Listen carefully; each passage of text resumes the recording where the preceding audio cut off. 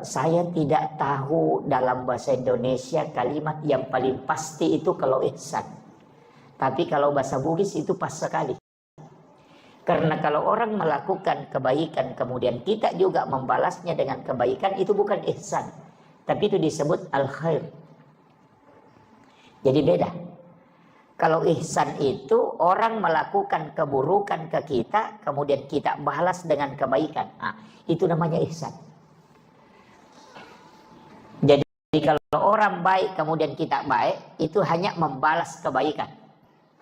Bukan berbuat baik namanya itu, tapi membalas kebaikan. Kadang-kadang kan ada orang begitu.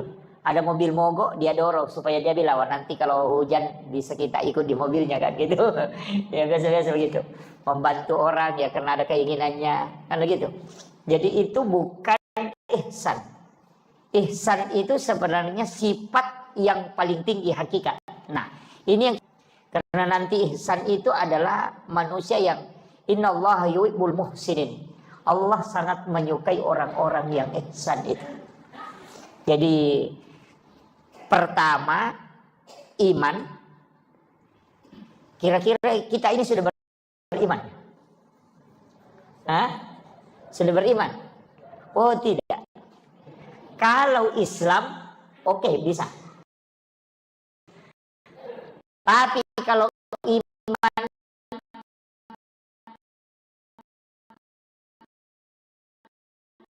itu ada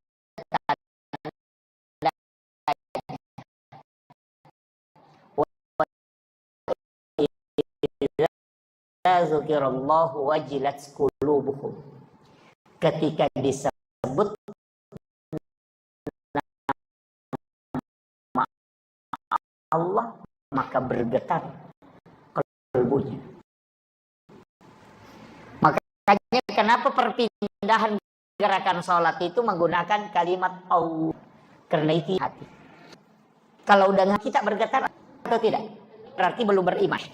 Sederhananya, saya tidak, bapak ibu ini pernah jadi anak muda, gadis. Waktunya ada gadis sukai, ketika apa ada, itu namanya wajilat qulubuhum, bergetar. Sebut Maryam, si Maryam, wah, langsung bilang gitu.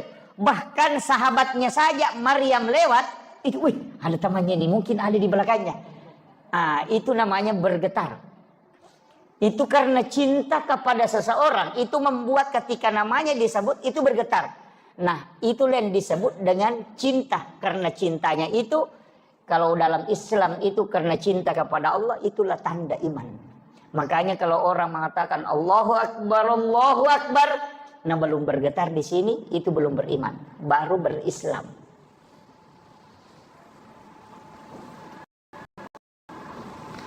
Ini ya.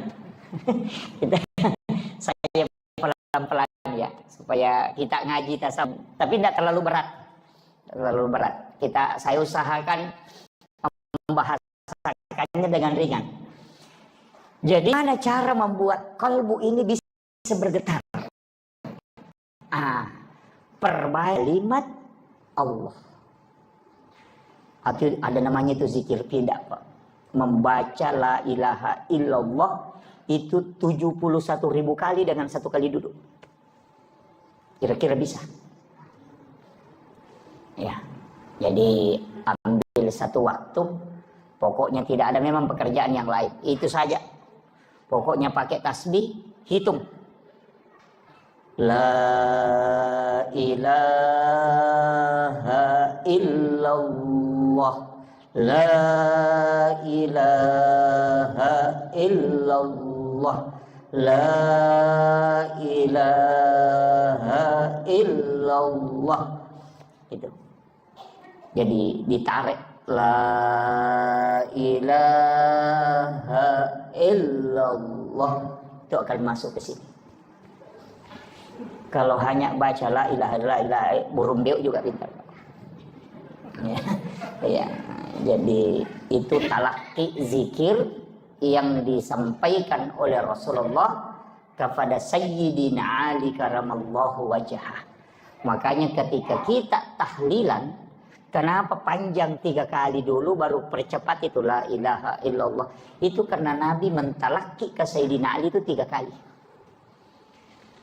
Jadi la ilaha illallah.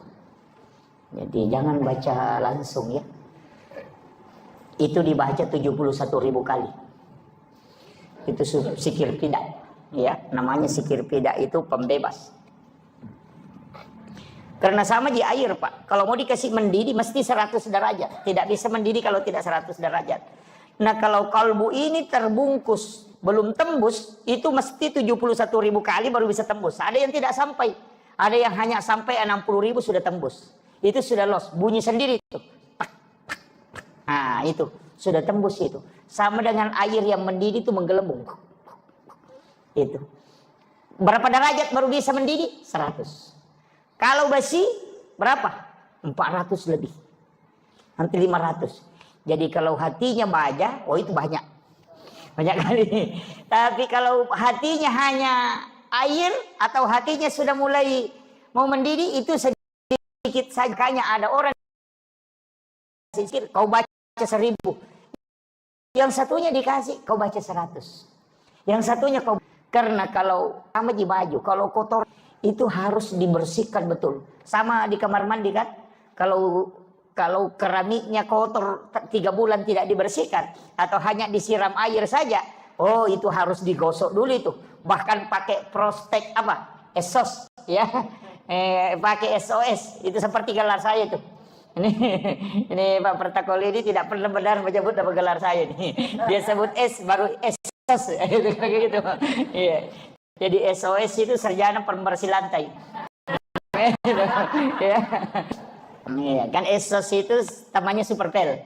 Jadi makanya itu untuk membersihkan itu harus pakai alat. Nah, alat yang paling bagus untuk membersihkan kalbu untuk kasih tembus itu 2 zikir. La ilaha illallah. Turunannya itu adalah Allah, kemudian turunannya lagi kemudian turunannya lagi jadi itu. Jadi kita baca la ilaha illallah ya. Tapi itu harus tenang. Tidak bisa kalau sambil menjual la ilaha illallah gitu. Makanya memang harus ambil sedikit waktu untuk kasih connect itu. Ya ini. Nanti koneksi sendiri tuh. Nah, kemudian ini orang Islam. Syaratnya Islam apa? Syahadat, sholat, puasa, zakat, dan haji bagi yang mampu. Saya pegang begini Pak. Kenapa ada ulama hikmah itu menyebutnya? Haji terakhir. Kalau orang tidak haji, ini belum jatuh. Kalau saya lepas dengan jari kelingking, ini haji. Kalau ini zakat, puasa, ini belum lepas ini. Tapi kalau zakat, ini belum lepas. Kemudian sholat, ini sudah mau jatuh. Makanya 2 hal tidak boleh lepas. Syahadat dengan sholat. Karena Islammu akan jatuh. Nah, makanya itu kalau pegang begini, kalau 3 ji lepas ini masih orang tidak haji, kemudian orang tidak puasa, tidak zakat, masih dibilang Islam. Tapi kalau syahadat dengan sholat lepas, pasti jatuh. Maka gugur keislaman. Makanya syahadat itu kuncinya dan sholat itu kuncinya. Ya. Jadi tapi memang dari rukun Islam ini kalau haji itu tidak masalah ya, hanya bagi yang mampu. Mampu itu bilang begini Pak, mampu itu mampu secara fisik dan mampu secara materi. Itu haji. Jangan sampai kita kumpul uang kemudian anak tidak dikasih kebutuhan karena mau naik haji. Oh jangan, berdosa kita itu. Jangan. Ada ibu-ibu itu kumpul uang, bahkan tidak kasih belanja ke, apalagi kalau suami, kumpul-kumpul uang mau naik haji. Itu Anda tidak mampu, tidak usah dipaksakan. Yang paling parah, ada umrah dicicil, tapi tidak ada jadi mamuju. Ada. Wah, berangkat dulu baru bayar, pulang baru bayar. Oh iya bagus, saya mau kasih tahu, kalau meninggal di sana siapa yang tanggung? Ini yang banyak tidak tahu Pak. Jangan. Justru berangkatnya itu berdosa. Membayar utang itu wajib, sedangkan melaksanakan umrah itu sunnah. Jadi kita mengorbankan kewajiban hanya menunaikan yang sunnah. Itu sama persis jual helm, jual motor beli helm. Itu persis sama. Atau jual HP untuk beli pulsa. Itu sama. Kan gitu. Jadi utang itu kan nanti menjadi kewajiban ketika mau dibayar. Kan gitu. Hanya menunaikan yang sunnah, kemudian berutang. Oh, itu fatal gitu. Nanti kalau meninggal di dalam kubur, Nabi bilang, saya sudah umrah. Malaikat bilang, belum lunas. Nah, ini mau apa? Ini nih. Makanya jangan, Bu. Ibu-ibu, tidak ada jadi kalau ibu-ibu ya. Banyak. Wah, ini ibu-ibu ini parah ini. Jangan, Bu, jangan berangkat.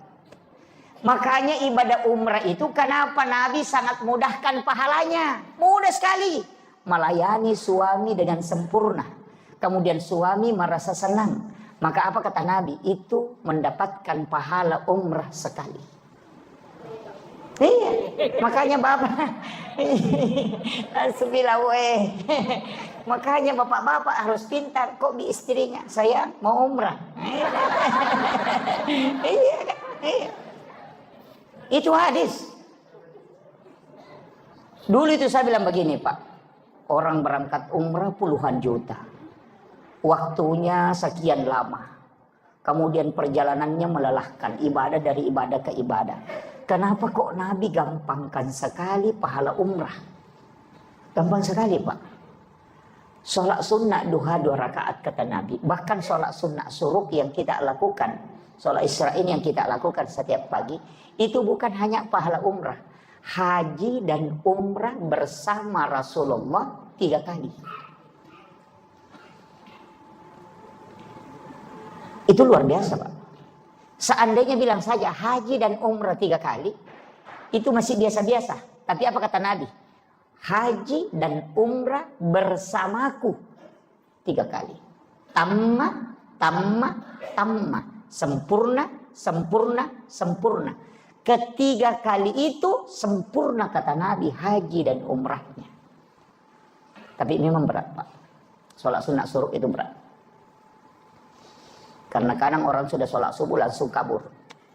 Ini, ada memang orang juga itu, Pak, sudah menghadap keluar sandalnya. Iya, sandalnya itu sudah dibalik memang begini. Nanti kamat orang baru lompat masuk. Assalamualaikum langsung lompat keluar. Itu anak pertamanya iblis itu. Jadi iblis itu punya 9 anak, ada 2 cucunya, 1 anak angkat. Iya. Saya hafal betul itu. Iya. Jadi anak pertamanya iblis itu ada di orang yang berjamaah.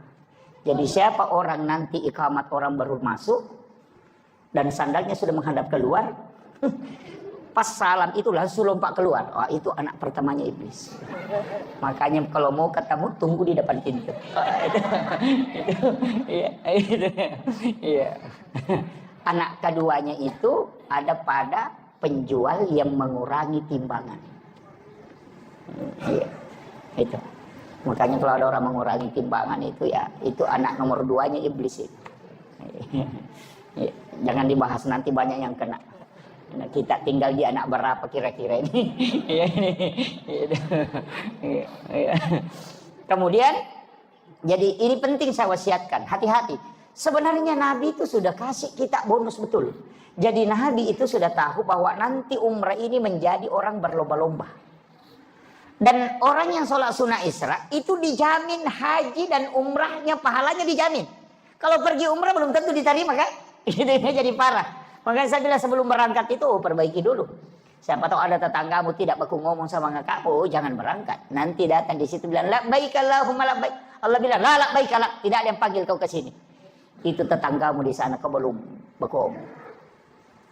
Ini penting saya nukan. Jadi pahala itu sangat mudah. Tapi pahalanya bukan syariat ya.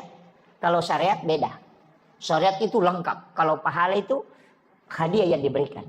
Jadi itu makanya kalau mau banyak pahalanya, sama kalau orang buka puasa.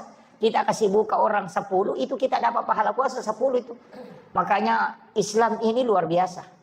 Sama dengan sholat yang kita lakukan, kalau sholat sunnah tawabin. Itu kan sama dengan 12 tahun sholat, itu luar biasa.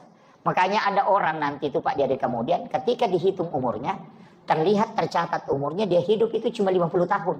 Tapi setelah dibuka kitab catatan amalnya, umurnya di situ tercatat 50.000 tahun lebih.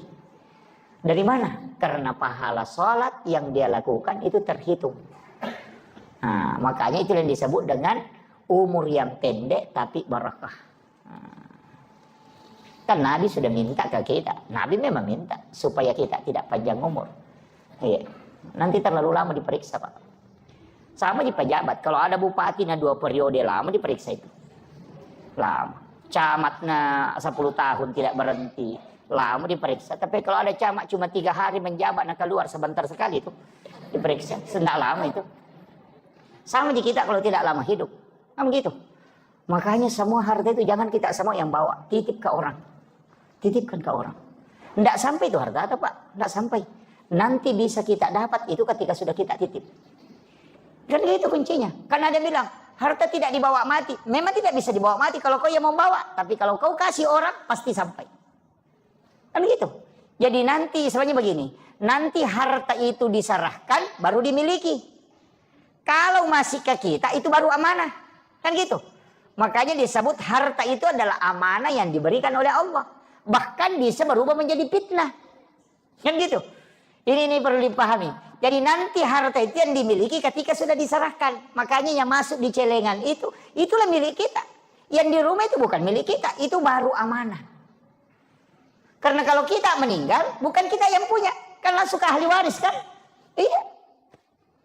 Jangankan uang, istri kita ngambil orang. Iya, suami juga begitu. Makanya tidak usah terlalu, kita tidak usah. Ya, Pak. Apalagi istri kan sebenarnya itu kan bukan hak milik Pak, itu cuma hak pakai. Iya, makanya disebut hakut tamlik itu. Iya, makanya wanita itu istri itu tidak bisa mentalak suaminya kecuali diwakilkan ke pengadilan. Suami 1 kali ngomong mengatakan saya talak kamu, itu jatuh talak. Tapi kalau istri biar cungkir balik, talak, tidak akan jatuh.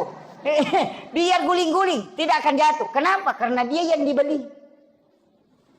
Kan gitu. Makanya Imam Syafi'i itu mengatakan kalau laki-laki mau menikah tidak usah minta izin ke istri pertama. Itu Syafi'i, bukan saya bila ya. Imam Syafi'i. Jangan saya disalahkan ini. Ini saya kasih tahu. Alasannya kenapa? Tapi saya tidak suruh menikah ya. Alasannya kenapa? Imam Syafi'i mengatakan tidak usah minta izin. Karena dia yang dibeli. Jangan bilang iya, kan hakun talik. Saya harus luruskan ini supaya kita paham. Ngaji fikih itu begitu. Begini, saya ingin tanya, ketika kita misalnya mau beli HP, kita bicara HP, mau beli HP, kita akan tawar, ini HP harganya berapa? Oh ini 4 juta, itulah mahar.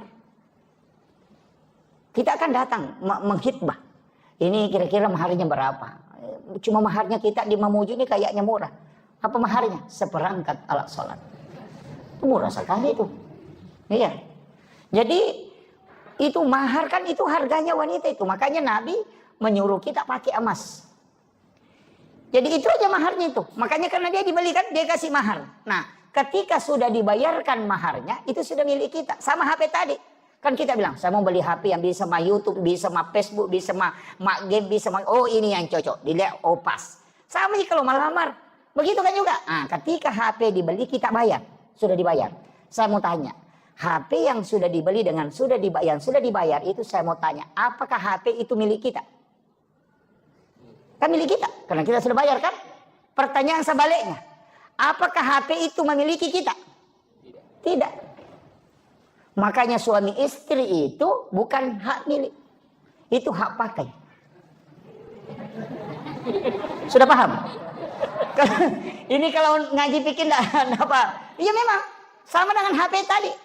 Karena dia yang dibeli, maka HP tidak memiliki kita. Tapi dia punya tanggung jawab, kewajiban ke kita untuk mengikuti perintah. Dari situlah kenapa istri mesti mengikuti perintah suami daripada perintah orang tuanya. Di situ. Karena dia sudah dibeli. Makanya jangan sembarang menyerahkan anak ke laki-laki yang tidak beres. Kan gitu. Karena memang dia membeli, kita serahkan sepenuhnya itu. Masa kita didik berapa puluh tahun? 25 tahun, 30 tahun kita didik. Mulai dari kecil. Baru kita serahkan ke orang yang tidak beres. Kan kita dengan harga seperangkat alat sholat. Ini jadi masalah. Itu bahayanya, Pak. Ini saya kasih catatan ini. Makanya ketika wanita, kembali ke HP. Nah, ketika HP ini saya mau tanya, bolehkah HP ini diambil orang ketika saya sudah membelinya?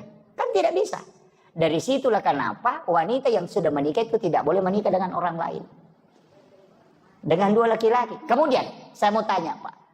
Kalau saya mau beli HP, haruskah saya minta izin sama HP tadi yang satu? Kan tidak. Nah, itulah alasannya Imam Syafi'i. Gitu. Hanya dia bilang kalau mau beli HP baru, tidak usah minta izin kena HP yang satu. Karena dia yang dibeli kan. Nah, itu alasannya. Jadi pikir itu begitu. Makanya disebut, makanya kalau bapak mau beli HP baru tidak apa-apa. Tapi tidak usahlah beli HP baru, casingnya saja yang diperbarui. Ya kan gitu. Iya. Makanya istri itu, Pak, kalau ngomel, istri ya, kalau ngomel, dia pergi saja. Karena memang semua pekerjaan itu kan dia kerjakan. Dia yang hamil, dia yang dihamili, dia melahirkan. Nah begitu. Kemudian dia menyusui anak, dia yang menjaga anaknya. Nah itu kalau tengah malam bangun anaknya menangis, itu bapaknya bangun, dia tidak urus anaknya itu. Pas dia kok di istrinya, menangis anak, padahal anaknya juga. Kan gitu. Sebenarnya itu kan tugas istri itu. Tugasnya itu hamil, melahirkan, menyusui, merawat anak, mendidik anak. Itu tugasnya. Memasak itu bukan tugas pokok. Mencuci itu bukan tugas pokok. Makanya Rasulullah itu mencuci pakaian sendiri. Jadi sebenarnya mencuci dengan memasak itu bukan tugas pokok istri. Itu kalau suami kerjakan itu lebih mulia. Ya. Iya. Itu lebih mulia, Pak. Makanya Nabi itu kan memasak. Nabi itu mencuci pakaiannya sendiri. Nabi itu menjahit bajunya sendiri pakaiannya. Memperbaiki sandalnya sendiri, memerah susu kami, itu pekerjaan. Bukan itu pekerjaannya. Istri itu taat ke suami, kemudian yang kedua dia dihamili, kemudian hamil, melahirkan, menyusui, mendidik anak. Itu tugasnya. Itu tambahan, itu mestinya tugas suami itu, Pak. Memasak, mencuci itu, mengeringkan baju itu. Iya, belanja di pasar itu tugas suami itu. Mencari nafkah tugas suami. Iya. Tapi diambil semua istri sekarang kan? Mencuci dia tuh. Itu betul. Itu katanya betul ini. Untung ada lantai 2, Pak, bertengkar seandainya di bawah ini. Iya. Itu kan diambil semua. Makanya kalau istri marah-marah, maklumi. Paling susah pekerjaannya. Iya. Nah bilang ini perempuan, coba laki-laki, Pak, mau kita tukar pekerjaan sama istri tak? Biar istri ke kebun. Kita mulai mencuci, merawat anak, mengeringkan baju, melipat, malondri. Pokoknya kerja semua. Memasak, saya yakin 2 hari baru dia bilang, ampuh, kebalik agak baik. Kan begitu. Iya, berat itu. Kalau bukan orang ikhlas kerjakan, itu tidak mungkin. Di bapak-bapak juga ini perhatikan betul istrinya. Kenapa? Kita itu waktunya belum menikah, minta betul kepada Allah. Ya Rabb, berikan jodoh yang terbaik. Kadang kalau sudah mulai pacaran itu apa dia bilang, ya Allah jadikan dia jodohku. Kalau bukan jadikan, pokoknya jadikan. Kan begitu. Iya. Jadi kadang itu dia minta. Tapi setelah menikah dia tidak perhatikan keluarganya. Kadang dia marahi. Itu titipan Allah, Pak. Hati-hati. Anak itu titipan Allah. Makanya disebut amanah. Bukan milik kita. Ini penting. Hati-hati. Saya itu anak sering saya kasih tahu. Bapak ini hanya diberi amanah. Dan begitu. Makanya jangan terlalu bersandar kepada suami, Bu. Jangan terlalu bersandar ke ini, tapi bersandar ke Allah. Insya Allah nanti akan dijaga kalbunya. Itu kuncinya. Kan ada yang bilang, waduh bagaimana nanti kalau mati suami? Nah bukan rezekimu di situ. Iya. Allah yang akan menjaga. Cuma kita harus taat. Makanya istri itu kalau sudah taat itu sudah di surga itu, Pak. Kan 3 jika kata Nabi. 4 ya. Pertama, menjaga puasa, sholat fardu. Yang kedua, puasa. Kemudian yang ketiga, syahwat. Kemudian yang keempat, taat kepada suami. Itu yang 4. Kalau ibu bisa lakukan itu, apa kata Nabi? Dia akan masuk surga melalui pintu mana saja yang dia mau pilih. Coba, semua pintu surga dibuka. Tinggal mau masuk. Itu pintu surga teriak, kau lewat sini, kau lewat sini. Siapa bagi siapa? Bagi istri yang bisa melakukan. Menjaga sholat fardu, menjaga puasa wajib. Kemudian syahwatnya dia jaga. Tapi apa kata Nabi? Malaikat Jibril akan turun nanti ketika Al-Quran sudah selesai. Itu Jibril kembali. Nabi menangis. Dia mengatakan, wahai Jibril, apakah engkau akan masih turun nanti? Karena ini sudah Al-Quran, sudah sempurna. Apakah engkau masih turun ke dunia? Kata Jibril, saya akan turun nanti Muhammad, tapi di akhir zaman. Apa yang dia membuat turun malaikat Jibril? Yang pertama adalah mencabut malunya wanita. Nah, makanya yang wanita itu yang titik-titik gini goyang-goyang itu yang bahaya itu. Iya, makanya hati-hati Pak Bu. Ketika wanita tidak bisa menjaga syahwatnya itu fatal. Kemudian ketaatan kepada suami. Makanya kalau ada janda itu tinggal 3 baru dia selamat. Kan tidak ada suaminya. Iya. Kan tinggal 3. Makanya janda itu cuma menjaga sholat, menjaga puasanya dengan syahwatnya. Kan tidak ada suami. Makanya janda itu bisa lebih cepat masuk surga daripada orang punya suami. Iya. Betul Pak. Makanya ini penting saya wasiatkan. Kita laki-laki itu susah sekali jaminan. Bahkan wanita kata Nabi, siapa yang punya anak 2 kemudian belum balik kemudian meninggal. Itu ibunya dijamin masuk surga. Karena anak itu selalu menunggunya di pintu surga. Tidak mau masuk kalau ibunya tidak datang. Iya. Jadi itu luar biasanya itu. Makanya 3 wanita itu hebat Pak Bu. Yang pertama adalah ibu. Karena ketika dia berdoa semua pintu langit dibuka. Yang kedua adalah istri. Karena 3 kali lebih cepat doanya mustajabah dibanding laki-laki. Coba lihat orang hebat Pak. Bagaimanapun hebatnya Soeharto. Tapi ketika Ibu Tien wafat, habis dia. Karena barakahnya di situ. Kemudian Habibie kan kita tahu orang hebat. Tapi kapan dia tidak bisa melakukan apa-apa? Ketika Ibu Ainun tidak ada. Kemudian yang ketiga SBY kan yang sekarang masih hidup.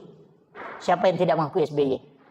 2 periode jadi presiden, Panglima TNI. Tapi kapan dia tidak bisa menentu kebijakannya ketika Ibu Ani sudah meninggal. Itu hebatnya wanita. Karena doanya itu 3 kali lebih cepat dibanding dengan laki-laki. Makanya kalau ada kebutuhan tak suruh istri berdoa. Iya, istrinya berdoa. Iya Bu. Kalau ada kebutuhan suruh dia berdoa. Karena doanya itu lebih cepat. Jangan kita laki-laki ini disuruh kerja. Yang berdoa mestinya itu minta rezeki itu perempuan. Iya, cepat itu. Karena 3 kali lebih cepat. Karena malaikat itu sudah menunggu doanya sebelum dia mengangkat tangannya. Dan malaikat itu bertasbih kepada wanita. Bayangkan kata Nabi, kau menyiapkan saja air putih untuk suamimu itu sama dengan pahala jihad. Itu hebatnya Pak. Ini perempuan kalau dia betul-betul paham tugasnya, itu masuk surga. Iya, itu kuncinya. Makanya kalau istri sudah berdoa dan tidak bisa diterima, tambah istri Pak, supaya banyak mendoakan. Itu. Iya. Iya. Langsung ibu-ibu di atas protes itu. Itu kuncinya sebenarnya. Kemudian yang ketiga adalah anak perempuan. Itu perempuan lagi.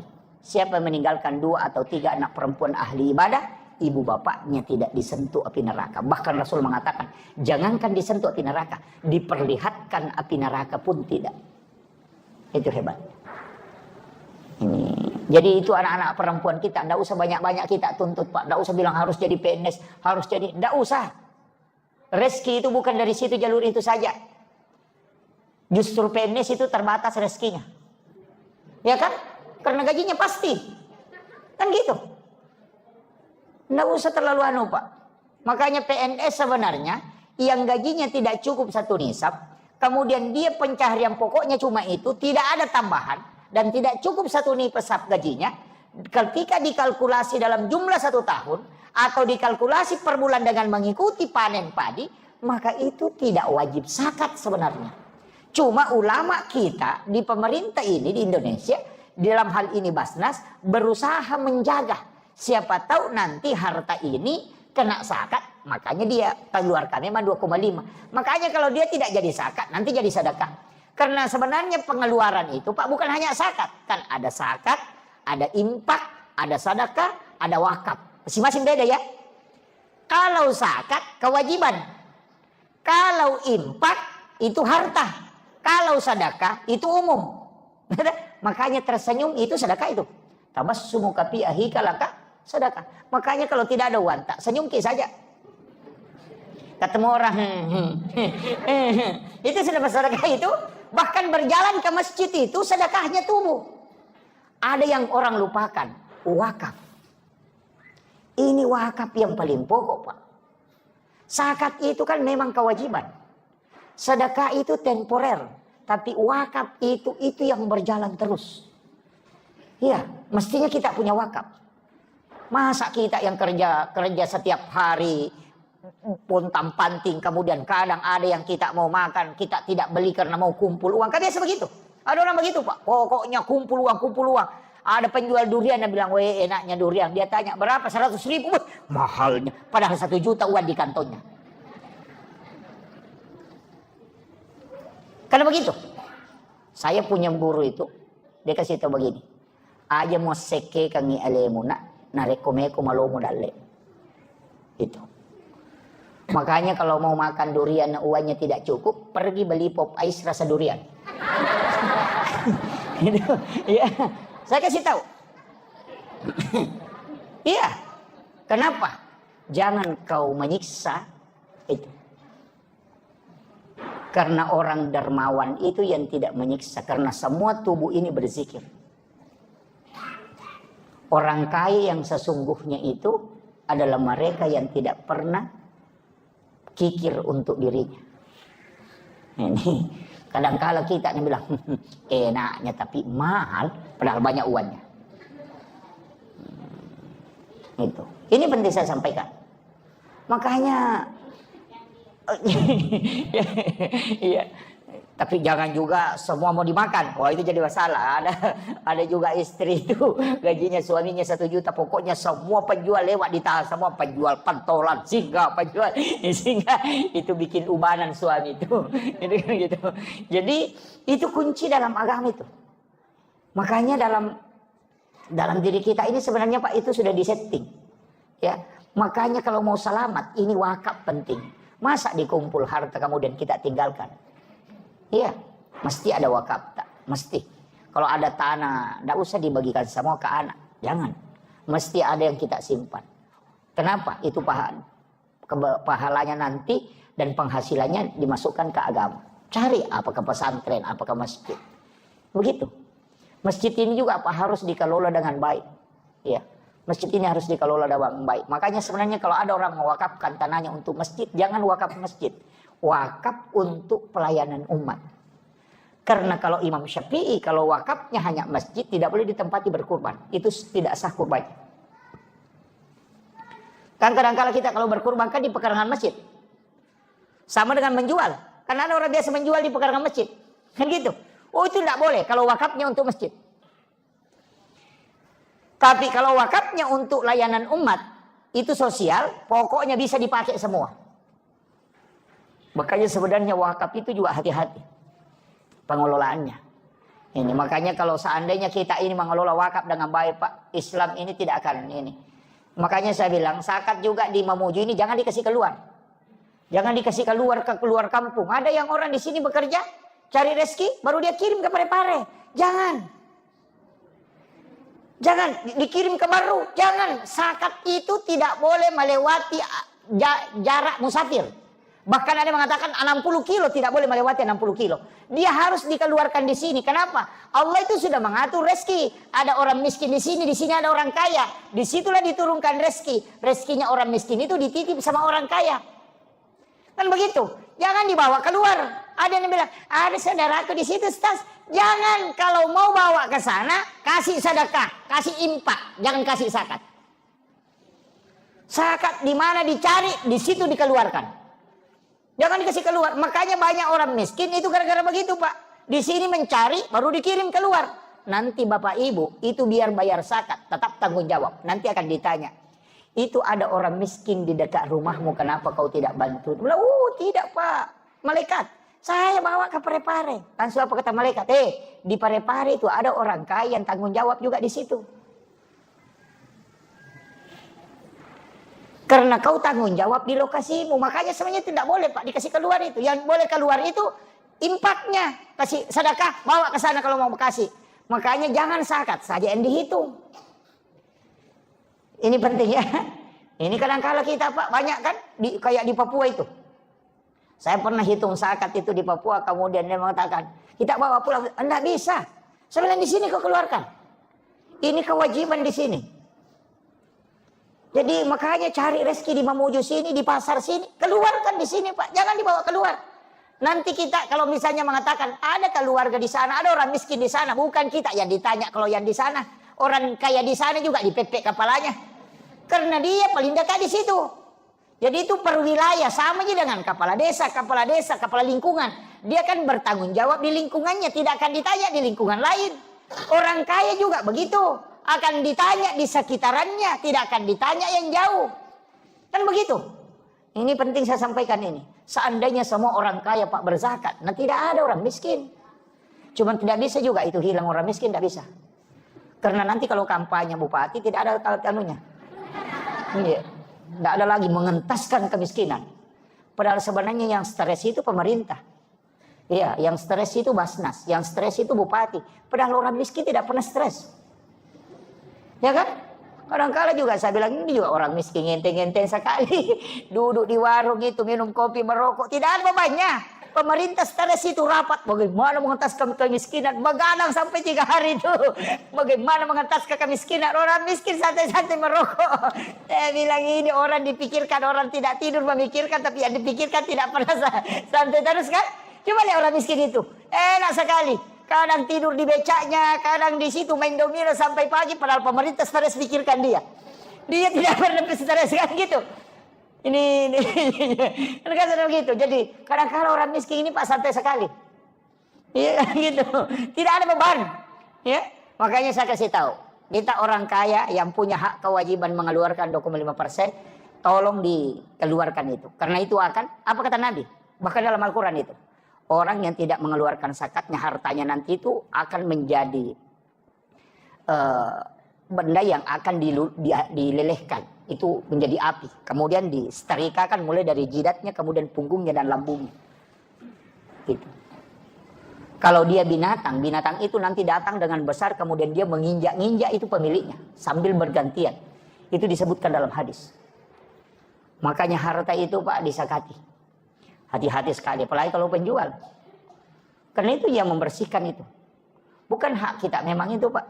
Makanya kalau ada orang bolak-balik di rumah sakit, nah tidak ditemukan penyakitnya, tidak tahu mau tahu tidur matanya. Penyakit seke itu. Tidak usah banyak tanyakan itu, ada masalah itu. Ada masalah Pak, karena begitu. Nanti keluar ketika ada masalah kan, kenapa mobilnya kecelakaan? Ya karena kalau celengan lewat dia tidak isi. Kan begitu, makanya sedekah itu tidak faul bala. Jadi memang juga ada beberapa pekerjaan itu Pak sebenarnya menunggu musibah. Kayak bengkel, itu menunggu musibah itu. Iya kan? Dokter menunggu musibah juga itu. Nah tidak ada gunanya itu dokter kalau tidak ada orang sakit. Kan begitu. Iya kan? Tidak ada gunanya, sama bengkel apa gunanya kalau tidak ada mobil rusak. Jadi kalau merusak mobil terjaga bilang, kenapa lagi nih mobil rusak? Oh bengkel mau ambil rezekinya. Tidak usah jalurnya begitu karena kau tidak keluarkan. Kalau kau keluarkan kan tidak diminta paksa. Makanya disebut as-sadaqah itu tak ada faul bala, menolak bala. Kan gitu. Jadi jangan nanti kena musibah baru kena dipaksa ya. Kau tidak keluarkan sini. Makanya sakit. Bolak-balik ke rumah sakit. Dibuka matanya. Tidak bisa. Tapi memang ada hadis juga itu Pak. Apa hadisnya? Rasulullah mengatakan. Orang yang mendapatkan sesuatu yang melebihi dari haknya. Maka Allah akan membukakan pintu supaya itu akan keluar. Tapi ketika ada orang dibayar tidak sesuai dengan haknya. Kurangi dari apa yang dia kerjakan semestinya. Maka Allah akan menutup jalurnya supaya rezekinya tidak keluar. Nah itu begitu. Saya kemarin ketemu dengan orang kaya minta, Pak Ustaz kasih Kak dulu aneh doa-doa. Nah, dari Singapura maka berobat ini. Saya bilang, wah mahal itu Pak kalau di Singapura. Dia bilang, satu kali pergi periksa di sana minimal 15 juta Pak Ustaz. Belum ada tiket pesawat. Dalam hatiku, wah kundu-kundu pasti dekat. Saya tanya, perbaiki dulu zakat. Bagaimana zakat? Dia bilang, wah anu Ustaz, karena bersedekah ji. Saya bilang, beda, sedekah itu sunnah, zakat itu wajib. Hitung dulu. Dia bilang, wah itu yang tidak aku tahu. Saya bilang, oh itu yang bawa ke Singapura. Dia bilang, itu tetangga aku kalau sakit perut sakit kepala, nah bodrex Cina minum, nah berhenti. Nah saya sudah 1 papan ku minum obat yang tas 1 juta, nah tidak mau berhenti. Saya bilang begitu memang. Lah 1 sekek itu. Ya, saya kasih tahu. Karena memang tidak keluar uangnya sekian banyak kalau hanya bodrex na beli. Jadi dikasih penyakit yang tidak mau sembuh-sembuh. Kecuali obat mahal. Kenapa? Karena itu uangnya mau dikasih keluar. Karena haknya orang memang bukan hak kita. Cuma Allah titip ke kita. Kan begitu. Nah makanya Pak serahkan. Nah apa kata Nabi? Kalau lebih kau serahkan, pasti Allah kembalikan. Begitu aja. Tidak usah khawatir. Jangan bilang, oh lebih ini sedekah. Aku tidak ada sedekah yang lebih. Tidak usah khawatir. Pasti kembali dengan cara apa saja. Iya. Ada juga doa itu. Subhana man halakani walam yansani minar rizki. Nah, Subhana man halakani walam yansani minar rizki. Sudah hafal? Subhana man halakani walam yansani minar rizki. Pak dongan ulakut tuh. Kalau orang baca itu Pak, bagi yang tidak punya anak bisa membantu, tidak ada lagi yang bisa bantu, bekerja lagi tidak mampu, tidak menentu pencahariannya, suruh baca itu 3 kali antara azan dan iqamah. 7 kali kalau sudah sholat maghrib, 7 kali kalau sudah sholat subuh. Yang penting ada rezeki di kampung itu. Orang sakit perut kalau dia tidak bawakan. Nah, biar tinggal di rumah itu dapat itu. Kalau memasak ini tetangganya dicium memasak ikan, mau baca itu subhana man halakan. Nah bawa itu nanti pasti nanya ki. Nah itu sudah hafal. Jangan dihafal. Bahaya itu. Itu biasanya dipakai petugas SARA ya, yang biasa kasihan tidak mampu lagi, tidak ada lagi, ini itu dibaca. Itulah yang sejarahnya itu ketika ada ular di bawah batu yang tidak bisa keluar, kemudian dibawakan makanan oleh burung dan semut yang kasih masuk ke dalam. Itu doanya itu. Subhana man halakani walam yansani minar rezeki. Jadi itu zikirnya ular. Nah, orang yang mengatakan ular kutu karena dia melilit di bawah batu tidak bisa keluar, tapi dibawakan makanan. Nah, itu. Jadi biar kita tinggal di mana pasti ada rezeki dibawakan. Itu sudah hafal. Nah, enggak hafal ya. Wah ini sudah ada pertanyaan ya. Oh iya, ini dulu baru kita. Iya.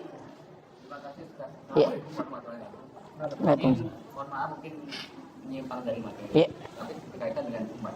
Terkait dengan fatwa MUI. Iya. Di mana kita lihat sekarang posisi Palestina. Iya. Iya. Sehingga ada fatwa itu menyatakan bahwa produk Israel dinyatakan haram. Iya, iya, betul. Apalagi sekarang menjelang orang Indonesia banyak yang sudah dari toko-toko modul penjelasan. Lanjut, ya Pak. Ya.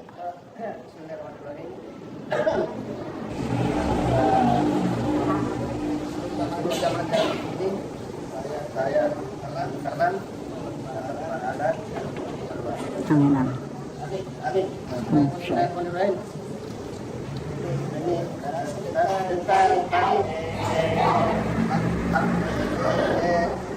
Zikir la ilaha illallah. Iya. Kalau bisa apakah ada tarik nafasnya?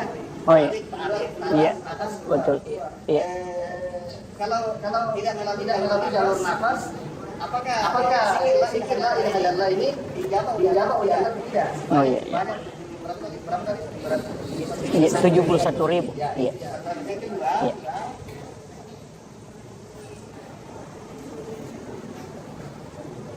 Kedua, tentang tasawuf.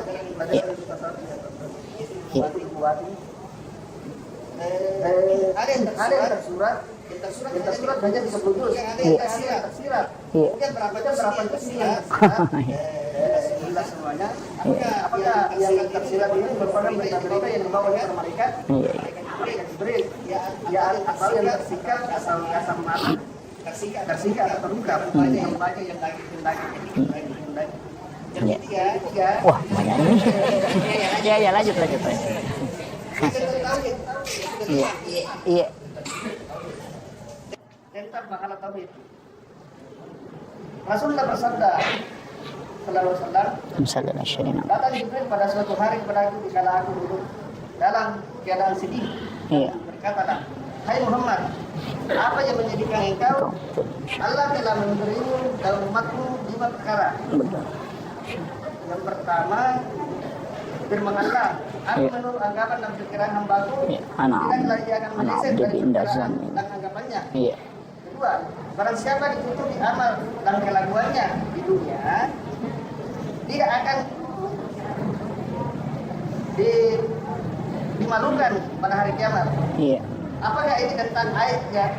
Ya, antara Iya. itu merupakan aib saudara kita, seperti kalau kita mengungkap aib Iya, saudara iya. kita, yaitu memakan bangkai saudara sendiri. Iya.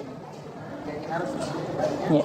ketiga, pintu taubat tidak akan tertutup bagi umatku selama belum bersekarat. Iya. Yang saya tanya Ustaz, bersekarat itu artinya apa? Iya. Keempat, barang siapa datang dengan dosa sebelum yang mana ada Allah, sebagai syarat. Iya. Kelima, bukan pertanyaan ini kelima. Iya. Kelima yang Tuhan akan melepaskan azab dari orang yang meninggal. Iya. Karena doanya orang-orang yang meninggal. Oh iya, betul. Iya. Betul. Itu hal. Pertama begini, Majelis Ulama Indonesia memfatwakan bahwa seluruh produk Yahudi ini diharamkan. Itu supaya kita tidak membeli. Sebenarnya begini, ada langkah yang mestinya efektif, Pak. Karena di Majelis Ulama Indonesia ini itu fatwanya benar, tapi tidak menjadi acuan karena tidak ada punishment. Jadi itu hanya perorangan yang bisa ini, tidak semua orang. Mestinya itu ini dikedudukannya ke pemerintah, seandainya bisa dia menjadi power. Kayak Darul Iftah. Apa yang hasil fatwa Iftah, itu menjadi pegangan pemerintah. Nah di Indonesia ini kan tidak bisa. Dan kita ini dibawakan belanja. Di bawah ini masyarakat belanja. Mestinya yang di stop itu produk yang masuk. Kan gitu. Biar bagaimana ditahan di bawah. Kalau masuk terus pasti lakukan. Jadi masalah. Dan yang selalu diharamkan itu es krim, air yang perusahaannya di situ. Tapi mobil kan dari Yahudi. Kan gitu. Mestinya kan itu diblok. Kenapa bukan mobil buatan dalam negeri ini yang dipakai? Jadi kadang kita dilarang membeli produk Yahudi, tapi mobil dikasih masuk. Menjadi masalah, Pak. Jadi ini sebenarnya memang fatwamu itu tidak merubah hukum di pemerintahan. Dia hanya sebagai istilahnya bukan punishment, tidak ada hukumannya bagi orang yang melanggar. Fatwa dipatwakan rokok haram, laku terus. Gitu. Jadi memang tidak, ini kan itu, makanya kita kembali ke kita. Ya paling tidak lebih bisa membantu ketika kita tidak membeli produknya. Kan gitu. Ini yang, tapi jadi masalah Pak, kalau orang Islam sudah beli, nah kita tidak beli, jadi masalah itu. Karena umat Islam juga dibikin bangkrut. Kan begitu. Makanya penjual di sini sudah beli produk Yahudi. Kalau kita tidak belanja, siapa yang rugi? Ya umat Islam juga. Mestinya kan yang ditutup yang di atas. Kalau ditutup di atas tidak ada yang beli, maka selamat ke bawah. Tapi kenapa produk ini masih kasih masuk, baru dilarang, dipatwakan haram dibeli? Berarti yang ingin dikasih ketemu ini hancur Islam juga kan?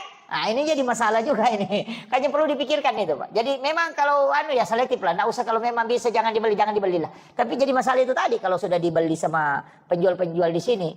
Kan begitu. Makanya Pak sebenarnya juga begini.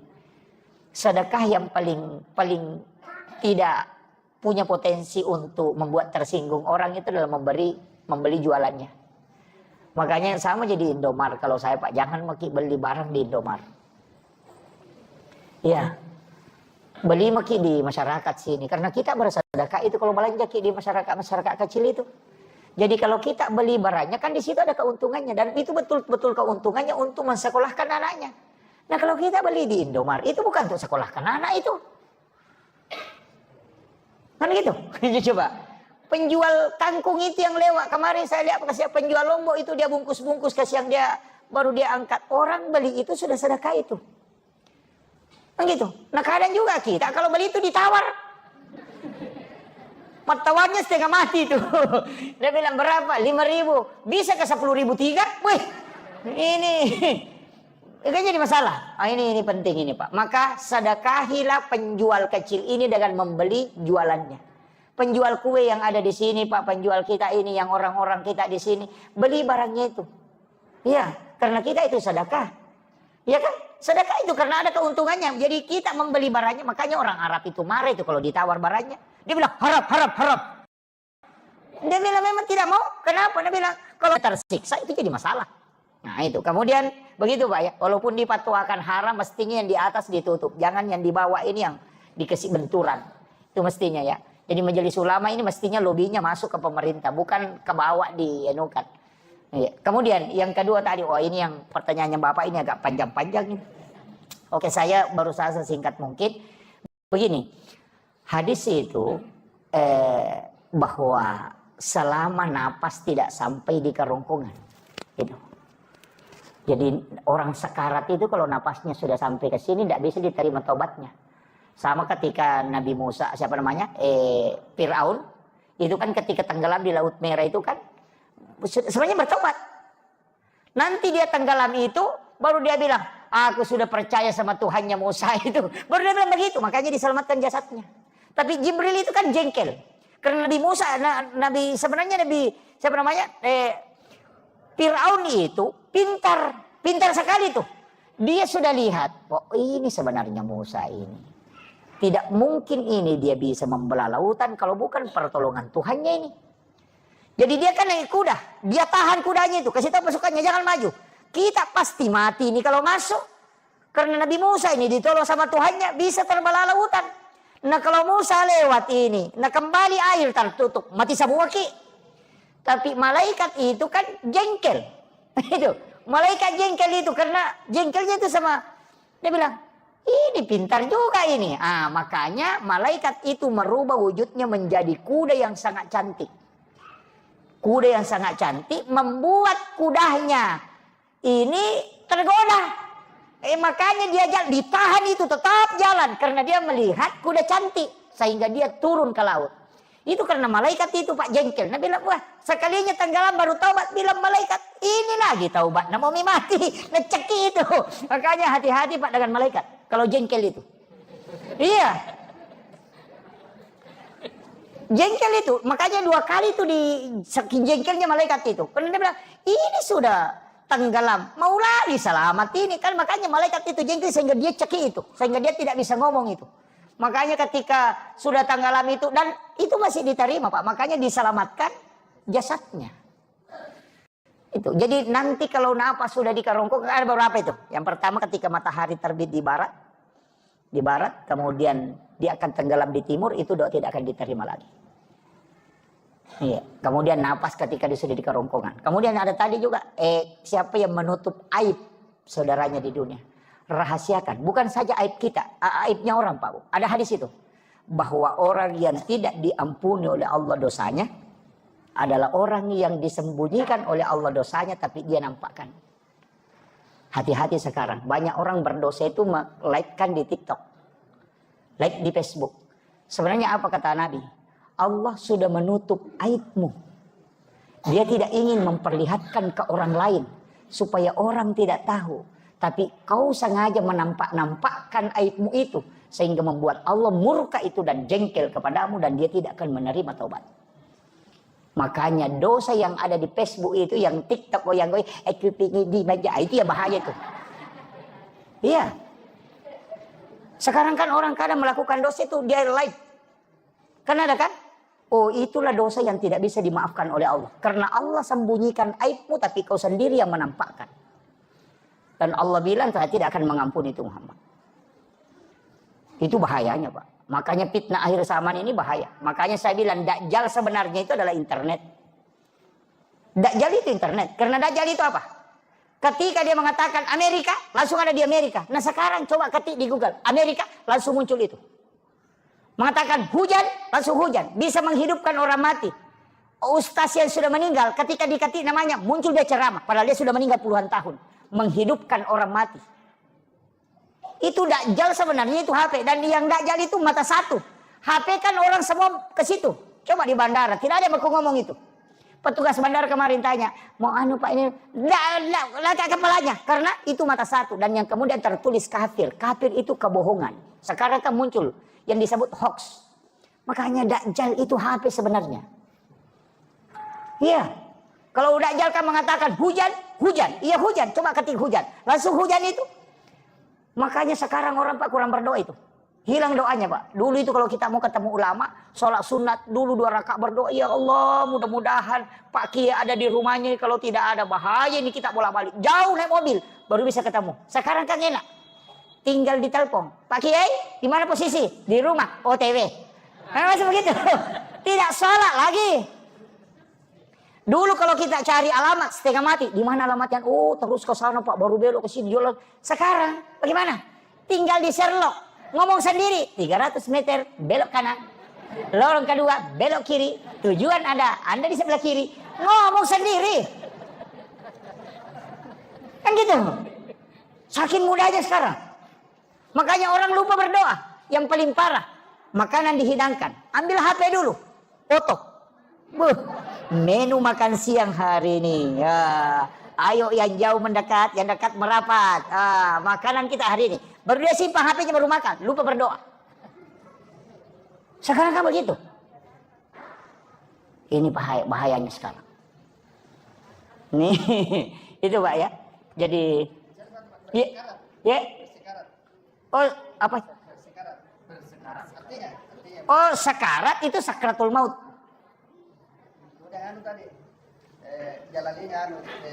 Oh ya, la ilaha illallah ini. Iya. Sebenarnya kan ada 2 versi itu Pak. Ada yang ngambil dari ujung kaki itu, tarik naik ke atas, itu sampai ke ubun-ubun. Baru ditarik turun ke sebelah kanan, kemudian dibawa ke kiri, di kiri baru dilepas. Itu, iya hati. Itu latifah namanya. Ada 7 latifah dia lewati itu. La ilaha, karena kan begini. Illa, kemudian illallah, kan la ilaha, haknya di sini. Hu, kan ada 2 latifah dia lewati lagi. Kemudian illallah, itu masuk sendiri. Iya, masuk dia. Bukan. Allah, iya sebenarnya itu lepas hu-nya. Yang ujungnya itu baru masuk. Tapi dia kan tidak begini Pak. Kalau di talaki itu kan begini. La ilaha illallah. Itu ha juga. Makanya hu di sini, hu juga di sini. Cuma itu dikasih masuk. Jadi sebenarnya nanti mudah-mudahan kalau di talaki lepas ini agak berat. Terus terang saya iya betul banyak. Ada yang ngambil dari pusar tanpa napas. Ada yang ngambil dengan napas. Napasnya ditarik kemudian dikasih masuk. Ada mengatakan kalau napas itu makhluk. Kalau tanpa napas itulah sebenarnya hakikatnya. Jadi itu. Beliau sebenarnya tahu tapi dia tanyakan. Saya kira ini yang penting. Tapi itu yang membuat Rasulullah. Itu yang membuat Rasulullah sebenarnya tadi hadis itu ketika Nabi bersedih kemudian datang Jibril itu. Itu pegangan kita betul, ya. Itu pegangan kita. Jadi berkahnya umat Islam itu luar biasa. Sebelum napas di kerongkongan masih diterima taubatnya, ya. Ketika orang itu sudah sakarat, itu sebenarnya Allah juga tidak akan turunkan azab, ya. Tidak akan turunkan azab ke umatnya Muhammad itu. Jadi makanya selama ada orang sholat Pak, insya Allah tidak turun azab. Yang turun itu adalah rahmat. Makanya karena kita sudah baca assalamu alaina wa ala ibadillahi sholihin. Makanya kalau ada orang sholat itu sudah ada yang mendoakan orang soleh di situ. Itu kunci. Saya tidak tahu dalam bahasa Indonesia kalimat yang paling pasti itu kalau ihsan. Tapi kalau bahasa Bugis itu pas sekali. Karena kalau orang melakukan kebaikan kemudian kita juga membalasnya dengan kebaikan, itu bukan ihsan. Tapi itu disebut al-khair. Jadi beda. Kalau ihsan itu orang melakukan keburukan ke kita, kemudian kita balas dengan kebaikan. Itu namanya ihsan. Jadi kalau orang baik kemudian kita baik, itu hanya membalas kebaikan. Bukan berbuat baik namanya itu, tapi membalas kebaikan. Kadang-kadang kan ada orang begitu. Ada mobil mogok, dia dorong supaya dia bilang, wah nanti kalau hujan bisa kita ikut di mobilnya kan gitu. Ya biasa-biasa begitu. Membantu orang ya karena ada keinginannya, kan begitu. Jadi itu bukan ihsan. Ihsan itu sebenarnya sifat yang paling tinggi hakikat. Nah, ini yang kita mau capai. Karena nanti ihsan itu adalah manusia yang innallaha yuhibbul muhsinin. Allah sangat menyukai orang-orang yang ihsan itu. Jadi pertama iman. Kira-kira kita ini sudah beriman? Hah? Sudah beriman? Oh tidak. Kalau Islam, oke, bisa. Tapi kalau iman itu ada tandanya. Wa idza dzukirallahu wajilat qulubuhum. Ketika disebut nama Allah maka bergetar kalbunya. Makanya kenapa perpindahan gerakan sholat itu menggunakan kalimat Allahu Akbar. Karena itu yang menggetarkan hati. Saya ingin tanya. Kalau dengarkan azan, kalbu kita bergetar atau tidak? Bergetar atau tidak? Kalau belum berarti belum beriman. itu sederhananya. Kalau tidak bisa dipahami, saya putar sedikit, putar haluan. Saya tidak lari ke iman. Bapak ibu ini pernah muda kan? Pernah jadi anak muda. Ibu-ibu pernah jadi gadis. Kalau waktunya kita anak muda, nah ada gadis yang sangat kita sukai, cintai. Ketika disebut namanya, apa ada di dalam sini bergerak? Itu namanya wajilat qulubuhum, bergetar. Sebut Maryam, si Maryam, wah, langsung bilang gitu. Bahkan sahabatnya saja Maryam lewat, itu, ada temannya ini, mungkin ada di belakangnya. Itu namanya bergetar. Itu karena cinta kepada seseorang, itu membuat ketika namanya disebut itu bergetar. Nah, itulah yang disebut dengan cinta. Karena cintanya itu, kalau dalam Islam itu karena cinta kepada Allah, itulah tanda iman. Makanya kalau orang mengatakan Allahu Akbar, Allahu Akbar, nah belum bergetar di sini, itu belum beriman, baru berislam.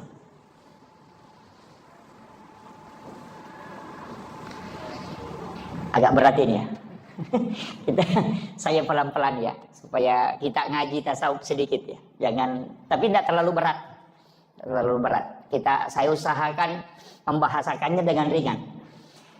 Jadi bagaimana cara membuat kalbu ini bisa bergetar? Perbanyak menyebut kalimat Allah. Atau ada namanya itu zikir tidak, Pak. Membaca la ilaha illallah itu 71.000 kali dengan 1 kali duduk. Kira-kira bisa? Ya.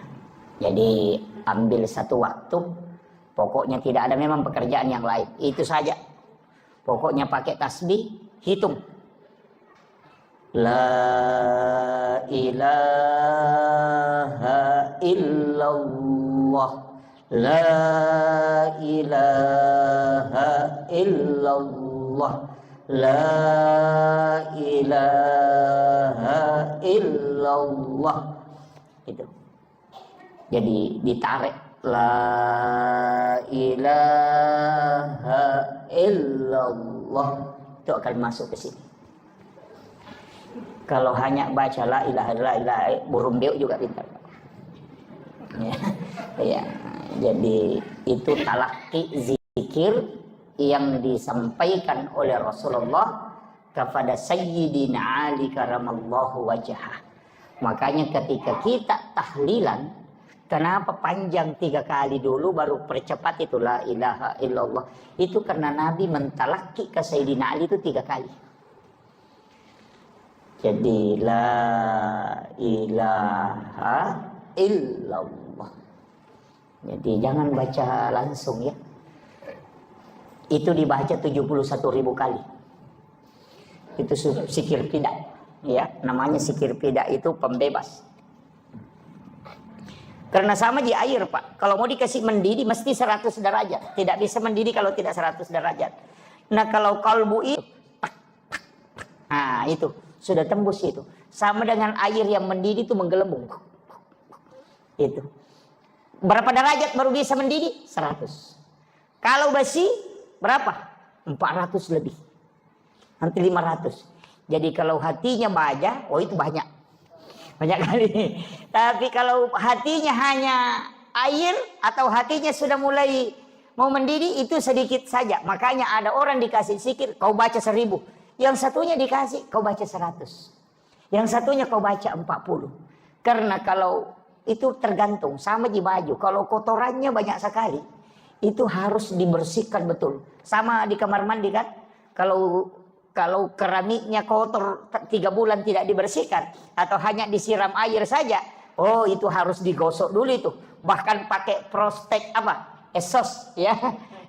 Pakai SOS. Itu seperti gelar saya itu. Ini Pak Pertakol ini tidak pernah benar menyebut nama gelar saya ini. Dia sebut S baru esos gitu. Iya. Jadi SOS itu sarjana pembersih lantai. Ya. Ya. Iya, kan esos itu namanya superpel. Jadi makanya itu untuk membersihkan itu harus pakai alat. Nah, alat yang paling bagus untuk membersihkan qalbu, untuk kasih tembus, itu 2 zikir. La ilaha illallah, turunannya itu adalah Allah, kemudian turunannya lagi hu, kemudian turunannya lagi ah. Jadi itu. Jadi kita baca la ilaha illallah ya. Tapi itu harus tenang. Tidak bisa kalau sambil menjual la ilaha illallah gitu. Makanya memang harus ambil sedikit waktu untuk kasih connect itu. Ya ini. Nanti koneksi sendiri itu. Nah, kemudian ini orang Islam. Syaratnya Islam apa? Syahadat, sholat, puasa, zakat, dan haji bagi yang mampu. Saya pegamai begini Pak. Kenapa ada ulama hikmah itu menyebutnya? Haji terakhir. Kalau orang tidak haji, ini belum jatuh. Kalau saya lepas dengan jari kelingking, ini haji. Kalau ini zakat, puasa, ini belum lepas ini. Tapi kalau zakat, ini belum lepas. Kemudian sholat, ini sudah mau jatuh. Makanya 2 hal tidak boleh lepas. Syahadat dengan sholat. Karena Islammu akan jatuh. Nah, makanya itu kalau pegang begini, kalau 3 ji lepas ini masih orang tidak haji, kemudian orang tidak puasa, tidak zakat, masih dibilang Islam. Tapi kalau syahadat dengan sholat lepas, pasti jatuh. Maka gugur keislaman. Makanya syahadat itu kuncinya dan sholat itu kuncinya. Ya. Jadi tapi memang dari rukun Islam ini, kalau haji itu tidak masalah, ya, hanya bagi yang mampu. Mampu itu bilang begini Pak, mampu itu mampu secara fisik dan mampu secara materi. Itu haji. Jangan sampai kita kumpul uang kemudian anak tidak dikasih kebutuhan karena mau naik haji. Oh jangan, berdosa kita itu.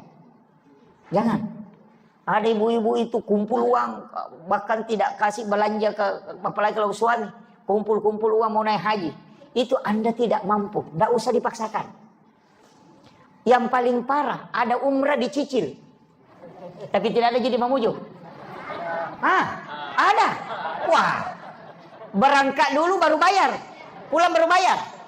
Oh iya bagus, saya mau kasih tahu, kalau meninggal di sana siapa yang tanggung? Ini yang banyak tidak tahu Pak. Jangan. Justru berangkatnya itu berdosa. Membayar utang itu wajib. Sedangkan melaksanakan umrah itu sunnah. Jadi kita mengorbankan kewajiban hanya menunaikan yang sunnah. Itu sama persis jual helm, jual motor beli helm. Itu persis sama. Atau jual HP untuk beli pulsa. Itu sama. Kan gitu. Jadi utang itu kan nanti menjadi kewajiban ketika mau dibayar. Kan gitu. Hanya menunaikan yang sunnah, kemudian berutang. Oh itu fatal gitu. Nanti kalau meninggal di dalam kubur, Nabi bilang, saya sudah umrah. Malaikat bilang, belum lunas. Nah ini, mau apa? Ini nih. Makanya jangan Bu. Ibu-ibu, tidak ada jadi kalau ibu-ibu ya. Banyak. Wah ini. Ibu-ibu ini parah ini. Jangan Bu, jangan berangkat. Makanya ibadah umrah itu kenapa Nabi sangat mudahkan pahalanya? Mudah sekali. Melayani suami dengan sempurna. Kemudian suami merasa senang. Maka apa kata Nabi? Itu mendapatkan pahala umrah sekali. Iya, makanya Bapak makanya bapak-bapak harus pintar. Kok bi istrinya, saya mau umrah. Iya, iya. Itu hadis. Dulu itu saya bilang begini Pak, orang berangkat umrah puluhan juta, waktunya sekian lama, kemudian perjalanannya melelahkan, ibadah dari ibadah ke ibadah. Kenapa kok Nabi gampangkan sekali pahala umrah? Gampang sekali Pak. Sholat sunnah duha 2 rakaat kata Nabi. Bahkan sholat sunnah suruk yang kita lakukan, sholat Isra'in yang kita lakukan setiap pagi, itu bukan hanya pahala umrah. Haji dan umrah bersama Rasulullah 3 kali. Itu luar biasa Pak. Seandainya bilang saja haji dan umrah 3 kali, itu masih biasa-biasa. Tapi apa kata Nabi? Haji dan umrah bersamaku 3 kali. Tamma, tamma, tamma. Sempurna, sempurna, sempurna. Ketiga kali itu sempurna kata Nabi haji dan umrahnya. Tapi memang berat Pak. Sholat sunat suruk itu berat. Karena kadang orang sudah sholat subuh langsung kabur. Ini, ada memang orang juga itu Pak sudah menghadap keluar sandalnya. Iya, sandalnya itu sudah dibalik memang begini. Nanti kamat orang baru lompat masuk. Assalamualaikum, assalamualaikum, langsung lompat keluar. Itu anak pertamanya iblis itu. Jadi iblis itu punya 9 anak, 9 anak, ada 2 cucunya, 1 anak angkat. Iya. Saya hafal betul itu. Iya. Jadi anak pertamanya iblis itu ada di orang yang berjamaah. Jadi siapa orang nanti iqamat orang baru masuk dan sandalnya sudah menghadap keluar, pas salam itu langsung lompat keluar. Oh, itu anak pertamanya iblis. Makanya kalau mau ketemu tunggu di depan pintu. Iya. Anak keduanya itu ada pada penjual yang mengurangi timbangan. Iya. Itu. Makanya kalau ada orang mengurangi timbangan itu ya, itu anak nomor 2-nya iblis itu. Iya. Jangan dibahas nanti banyak yang kena. Nah, kita tinggal di anak berapa kira-kira ini? Kemudian, jadi ini penting saya wasiatkan, hati-hati. Sebenarnya Nabi itu sudah kasih kita bonus betul. Jadi Nabi itu sudah tahu bahwa nanti umrah ini menjadi orang berlomba-lomba. Dan orang yang sholat sunnah Isra itu dijamin haji dan umrahnya pahalanya dijamin. Kalau pergi umrah belum tentu diterima kan? Ini jadi parah. Makanya saya bilang sebelum berangkat itu perbaiki dulu. Siapa tahu ada tetanggamu tidak baku ngomong sama kakakmu, jangan berangkat. Nanti datang di situ bilang labbaik Allahumma labbaik. Allah bilang la labbaik la, tidak ada yang panggil kau ke sini. Itu tetanggamu di sana kau belum baku ngomong. Ini penting saya nukan. Jadi pahala itu sangat mudah. Tapi pahalanya bukan syariat ya. Kalau syariat beda. Syariat itu lengkap. Kalau pahala itu hadiah yang diberikan. Jadi itu makanya kalau mau banyak pahalanya Pak. Sama kalau orang buka puasa. Kita kasih buka orang 10 itu kita dapat pahala puasa 10 itu. Makanya Islam ini luar biasa. Sama dengan sholat yang kita lakukan kalau sholat sunnah tawabin. Itu kan sama dengan 12 tahun sholat. Itu luar biasa. Makanya ada orang nanti itu Pak dia kemudian ketika dihitung umurnya. Terlihat tercatat umurnya dia hidup itu cuma 50 tahun. Tapi setelah dibuka kitab catatan amalnya. Umurnya di situ tercatat 50.000 tahun lebih. Dari mana? Karena pahala sholat yang dia lakukan itu terhitung. Nah, makanya itu yang disebut dengan umur yang pendek tapi barakah. Kan Nabi sudah minta ke kita. Nabi memang minta supaya kita tidak panjang umur. Iya. Nanti terlalu lama diperiksa Pak. Sama di pejabat. Kalau ada bupati 2 periode lama diperiksa itu. Lama. Camatnya 10 tahun tidak berhenti. lama diperiksa. Tapi kalau ada camat cuma 3 hari menjabat, nak keluar sebentar sekali itu diperiksa, tidak lama itu. Sama di kita kalau tidak lama hidup, kan begitu. Makanya semua harta itu jangan kita semua yang bawa, titip ke orang, titipkan ke orang. Tidak sampai itu harta, Pak, tidak sampai. Nanti bisa kita dapat itu ketika sudah kita titip. Dan itu kuncinya. Karena ada bilang, harta tidak dibawa mati. Memang tidak bisa dibawa mati kalau kau yang mau bawa. Tapi kalau kau kasih orang, pasti sampai. Kan gitu. Jadi nanti, sebenarnya begini. Nanti harta itu diserahkan, baru dimiliki. Kalau masih ke kita, itu baru amanah. Kan gitu. Makanya disebut harta itu adalah amanah yang diberikan oleh Allah. Bahkan bisa berubah menjadi fitnah. Kan gitu. Ini perlu dipahami. Jadi nanti harta itu yang dimiliki ketika sudah diserahkan. Makanya yang masuk di celengan itu, itulah milik kita. Yang di rumah itu bukan milik kita, itu baru amanah. Karena kalau kita meninggal, bukan kita yang punya. Kan langsung ke ahli waris kan? Iya. Jangankan uang, istri kita ngambil orang. Iya, suami juga begitu. Makanya tidak usah terlalu, kita tidak usah. Iya, Pak. Apalagi istri kan sebenarnya itu kan bukan hak milik, Pak. Itu cuma hak pakai. Iya, makanya disebut hakut tamlik itu. Iya. Makanya wanita itu, istri itu tidak bisa mentalak suaminya kecuali diwakilkan ke pengadilan. Suami satu kali ngomong mengatakan saya talak kamu, itu jatuh talak. Tapi kalau istri biar cungkir balik, talak, tidak akan jatuh. Biar guling-guling, tidak akan jatuh. Kenapa? Karena dia yang dibeli. Kan gitu. Makanya Imam Syafi'i itu mengatakan kalau laki-laki mau menikah tidak usah minta izin ke istri pertama. Itu Syafi'i, bukan saya bilang ya. Imam Syafi'i. Jangan saya disalahkan ini. Ini saya kasih tahu. Alasannya kenapa? Tapi saya tidak suruh menikah ya. Alasannya kenapa? Imam Syafi'i mengatakan tidak usah minta izin. Karena dia yang dibeli. Jangan bilang iya, kan hakun talik. Saya harus luruskan ini supaya kita paham. Ngaji fikih itu begitu. Begini, saya ingin tanya, ketika kita misalnya mau beli HP, kita bicara HP, mau beli HP, kita akan tawar, ini HP harganya berapa? Oh ini 4 juta, itulah mahar. Kita akan datang menghitbah, ini kira-kira maharnya berapa? Cuma maharnya kita di Mamuju ini kayaknya murah. Apa maharnya? Seperangkat alat sholat. Murah sekali itu. Iya. Jadi itu mahar kan itu harganya wanita itu. Makanya Nabi menyuruh kita pakai emas. Jadi itu aja maharnya itu. Makanya karena dia dibelikan dia kasih mahar. Nah, ketika sudah dibayarkan maharnya itu sudah milik kita. Sama HP tadi. Kan kita bilang, saya mau beli HP yang bisa sama YouTube, bisa sama Facebook, bisa sama game, bisa sama oh ini yang cocok. Dilihat oh pas. Sama kalau melamar. Begitu kan juga. Nah, ketika HP dibeli kita bayar. Sudah dibayar. Saya mau tanya, HP yang sudah dibeli dengan sudah dibayar itu saya mau tanya, apakah HP itu milik kita? Kan milik kita, karena kita sudah bayar kan? Pertanyaan sebaliknya, apakah HP itu memiliki kita? Tidak.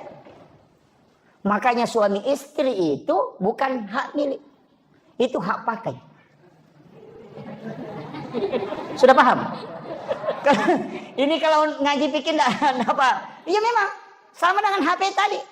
Karena dia yang dibeli, maka HP tidak memiliki kita. Tapi dia punya tanggung jawab, kewajiban ke kita untuk mengikuti perintah. Dari situlah kenapa istri mesti mengikuti perintah suami daripada perintah orang tuanya. Di situ. Karena dia sudah dibeli. Makanya jangan sembarang menyerahkan anak ke laki-laki yang tidak beres. Kan gitu. Karena memang dia membeli, kita serahkan sepenuhnya itu. Masa kita didik berapa puluh tahun?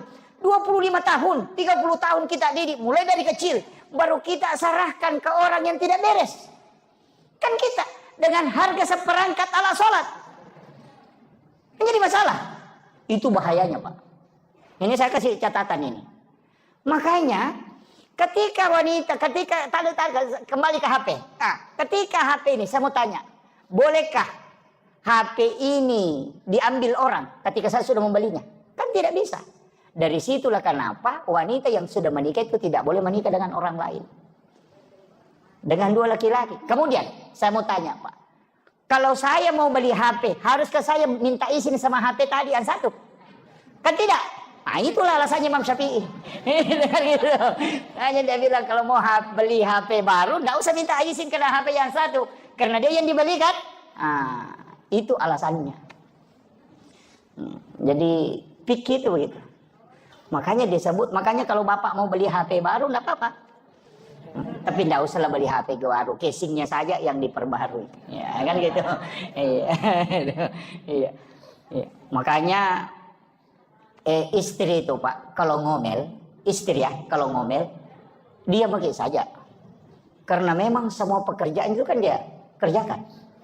Dia yang hamil, dia yang dihamili, dia melahirkan, nah begitu.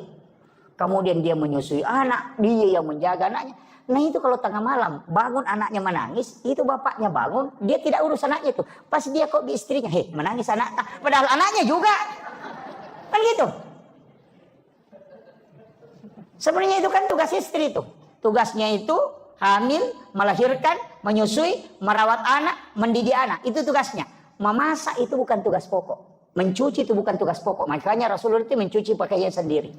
Jadi sebenarnya mencuci dengan memasak itu bukan tugas pokok istri. Itu kalau suami kerjakan itu lebih mulia. Ya.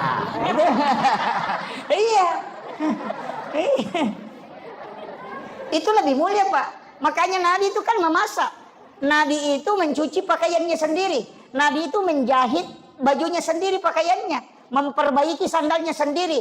Memerah susu kami. Itu pekerjaan. Bukan itu pekerjaannya. Istri itu taat ke suami. Kemudian yang kedua dia dihamili, kemudian hamil, melahirkan, menyusui, mendidik anak. Itu tugasnya. Itu tambahan, itu mestinya tugas suami itu Pak. Memasak, mencuci itu, mengeringkan baju itu. Iya, belanja di pasar, itu tugas suami itu. Mencari nafkah, tugas suami. Iya. Tapi diambil semua istri sekarang kan. Mencuci dia tuh. Itu betul, itu katanya betul ini. Untung ada lantai 2 Pak, bertengkar seandainya di bawah ini. Iya, itu kan diambil semua. Makanya kalau istri marah-marah, maklumi, paling susah pekerjaannya. Iya, nah bilang ini perempuan, coba laki-laki Pak, mau kita tukar pekerjaan sama istri tak? Biar istri ke kebun. Kita mulai mencuci, merawat anak, mengeringkan baju, melipat, melondri. Pokoknya kerja semua. Memasak, saya yakin 2 hari baru dia bilang, ampuh, kebalik agak baik. Dan begitu. Iya, berat itu. Kalau bukan orang ikhlas kerjakan, itu tidak mungkin. Jadi, bapak-bapak juga ini perhatikan betul istrinya. Kenapa? Kita itu waktunya belum menikah, minta betul kepada Allah. Ya Rabb, berikan jodoh yang terbaik. Kadang kalau sudah mulai pacaran itu apa dia bilang, ya Allah jadikan dia jodohku, kalau bukan jadikan, pokoknya jadikan. Kan begitu. Iya. Jadi kadang itu dia minta, tapi setelah menikah dia tidak perhatikan keluarganya. Kadang dia marahi. Itu titipan Allah Pak, hati-hati. Anak itu titipan Allah, makanya disebut amanah, bukan milik kita. Ini penting, hati-hati. Saya itu anak sering saya kasih tahu, bapak ini hanya diberi amanah. Dan begitu. Makanya jangan terlalu bersandar kepada suami, Bu. Jangan terlalu bersandar ke ini, tapi bersandar ke Allah. Insya Allah nanti akan dijaga kalbunya. Itu kuncinya.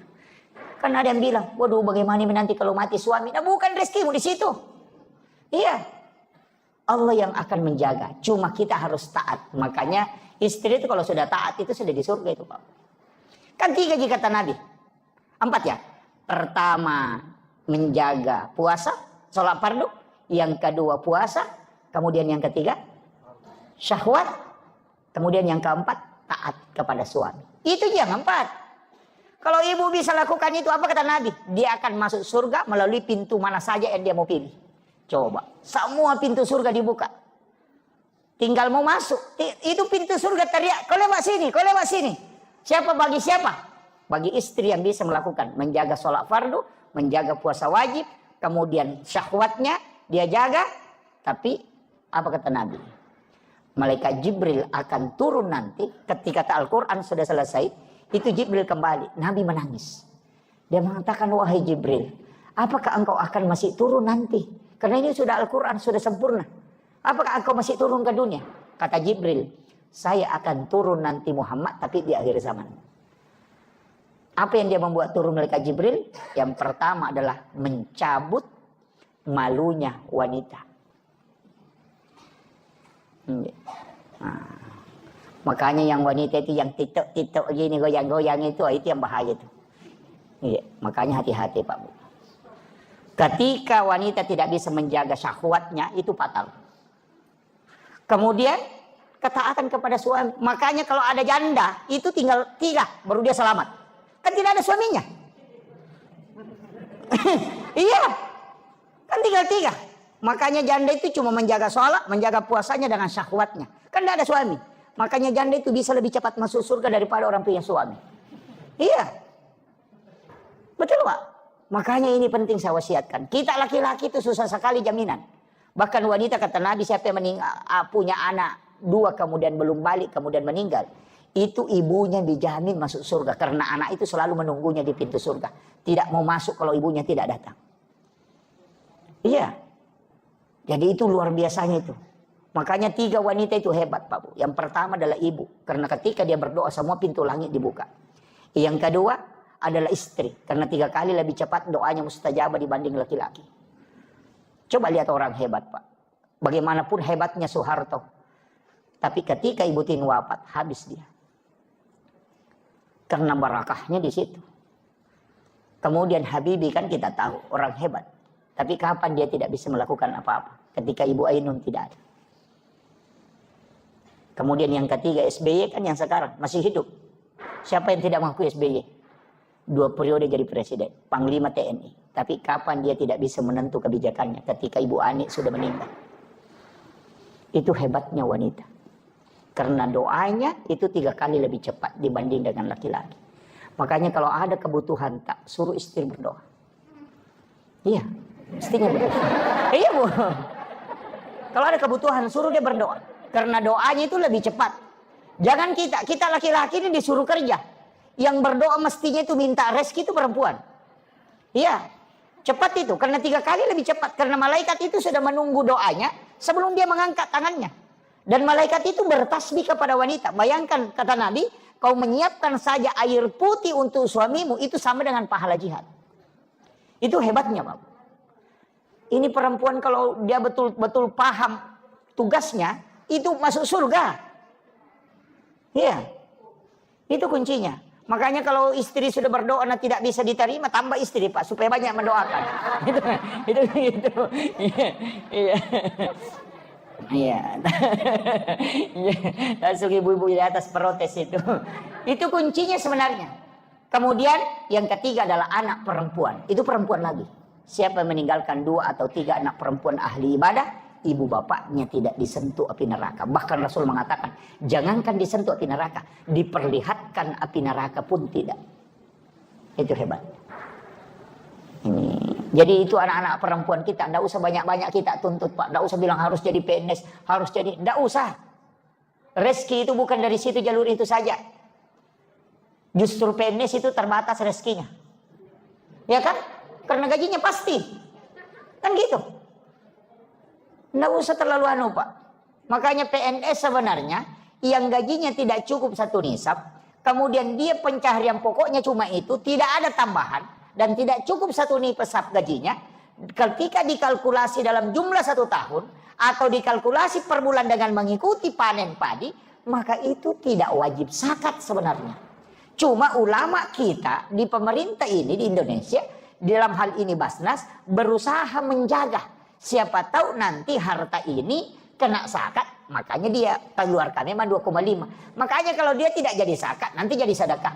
Karena sebenarnya pengeluaran itu Pak bukan hanya zakat. Kan ada zakat, ada infak, ada sedekah, ada wakaf. Masing-masing beda ya. Kalau zakat kewajiban. Kalau infak itu harta. Kalau sedekah itu umum. Makanya tersenyum itu sedekah itu. Tabassumu kafi ahika laka sedekah. Makanya kalau tidak ada uang tak senyum saja. Ketemu orang itu sudah bersedekah itu. Bahkan berjalan ke masjid itu sedekahnya tumbuh. Ada yang orang lupakan, wakaf. Ini wakaf yang paling pokok, Pak. Zakat itu kan memang kewajiban. Sedekah itu temporer. Tapi wakaf itu yang berjalan terus. Iya, mestinya kita punya wakaf. Masa kita yang kerja setiap hari, pontang panting, kemudian kadang ada yang kita mau makan, kita tidak beli karena mau kumpul uang. Kan biasa begitu. Ada orang begitu, Pak. Pokoknya kumpul uang, kumpul uang. Ada penjual durian yang bilang, weh enaknya durian. Dia tanya, berapa? 100.000. Mahalnya. Padahal 1 juta uang di kantongnya. Karena begitu. Saya punya guru itu, dia kasih tahu begini. Aja mau seke kangi alemuna, narekomeko malomo dalle. Itu.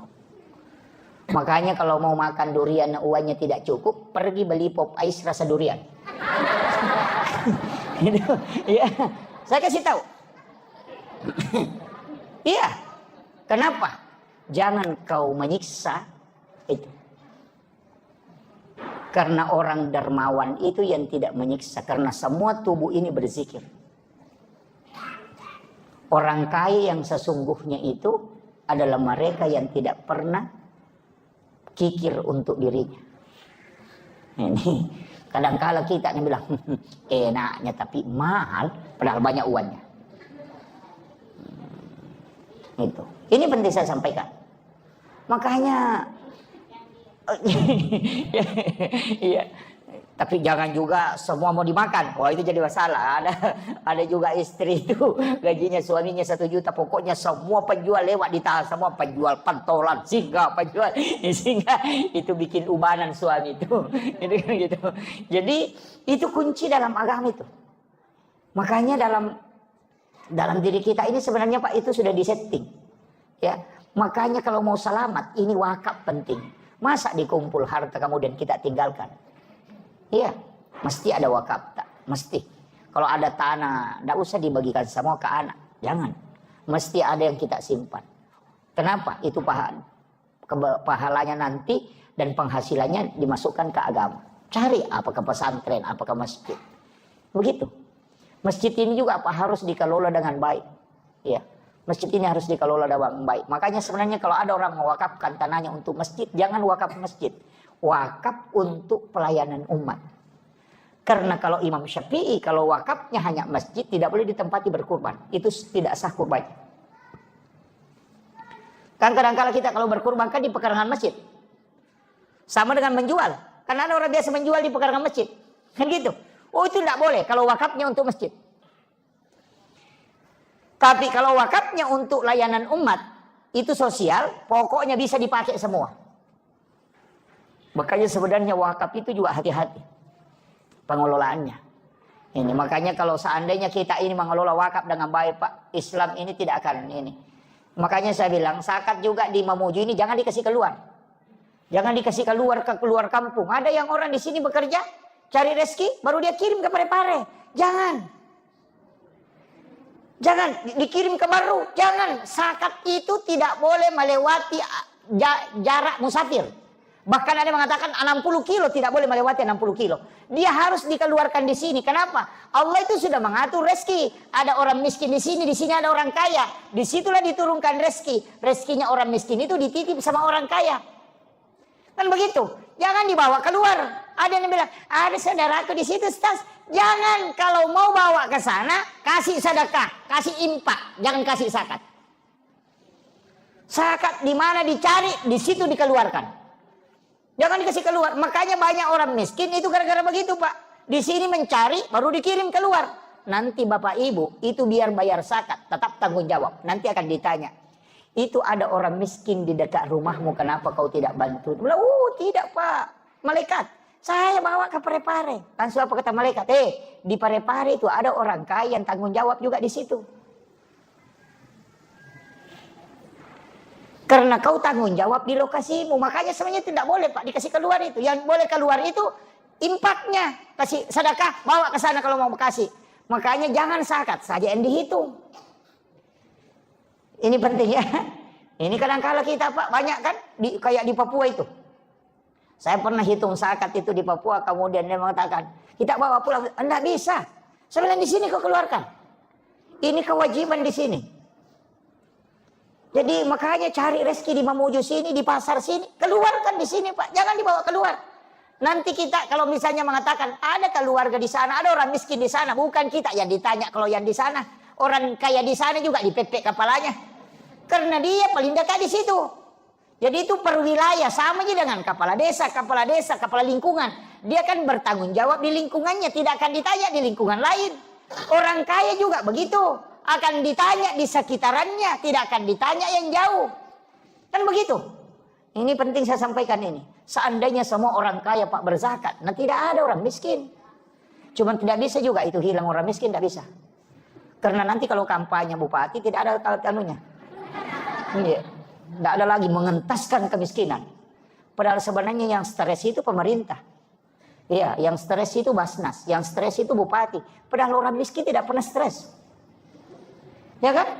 Kadang-kadang juga saya bilang ini juga orang miskin ngenteng-ngenteng sekali.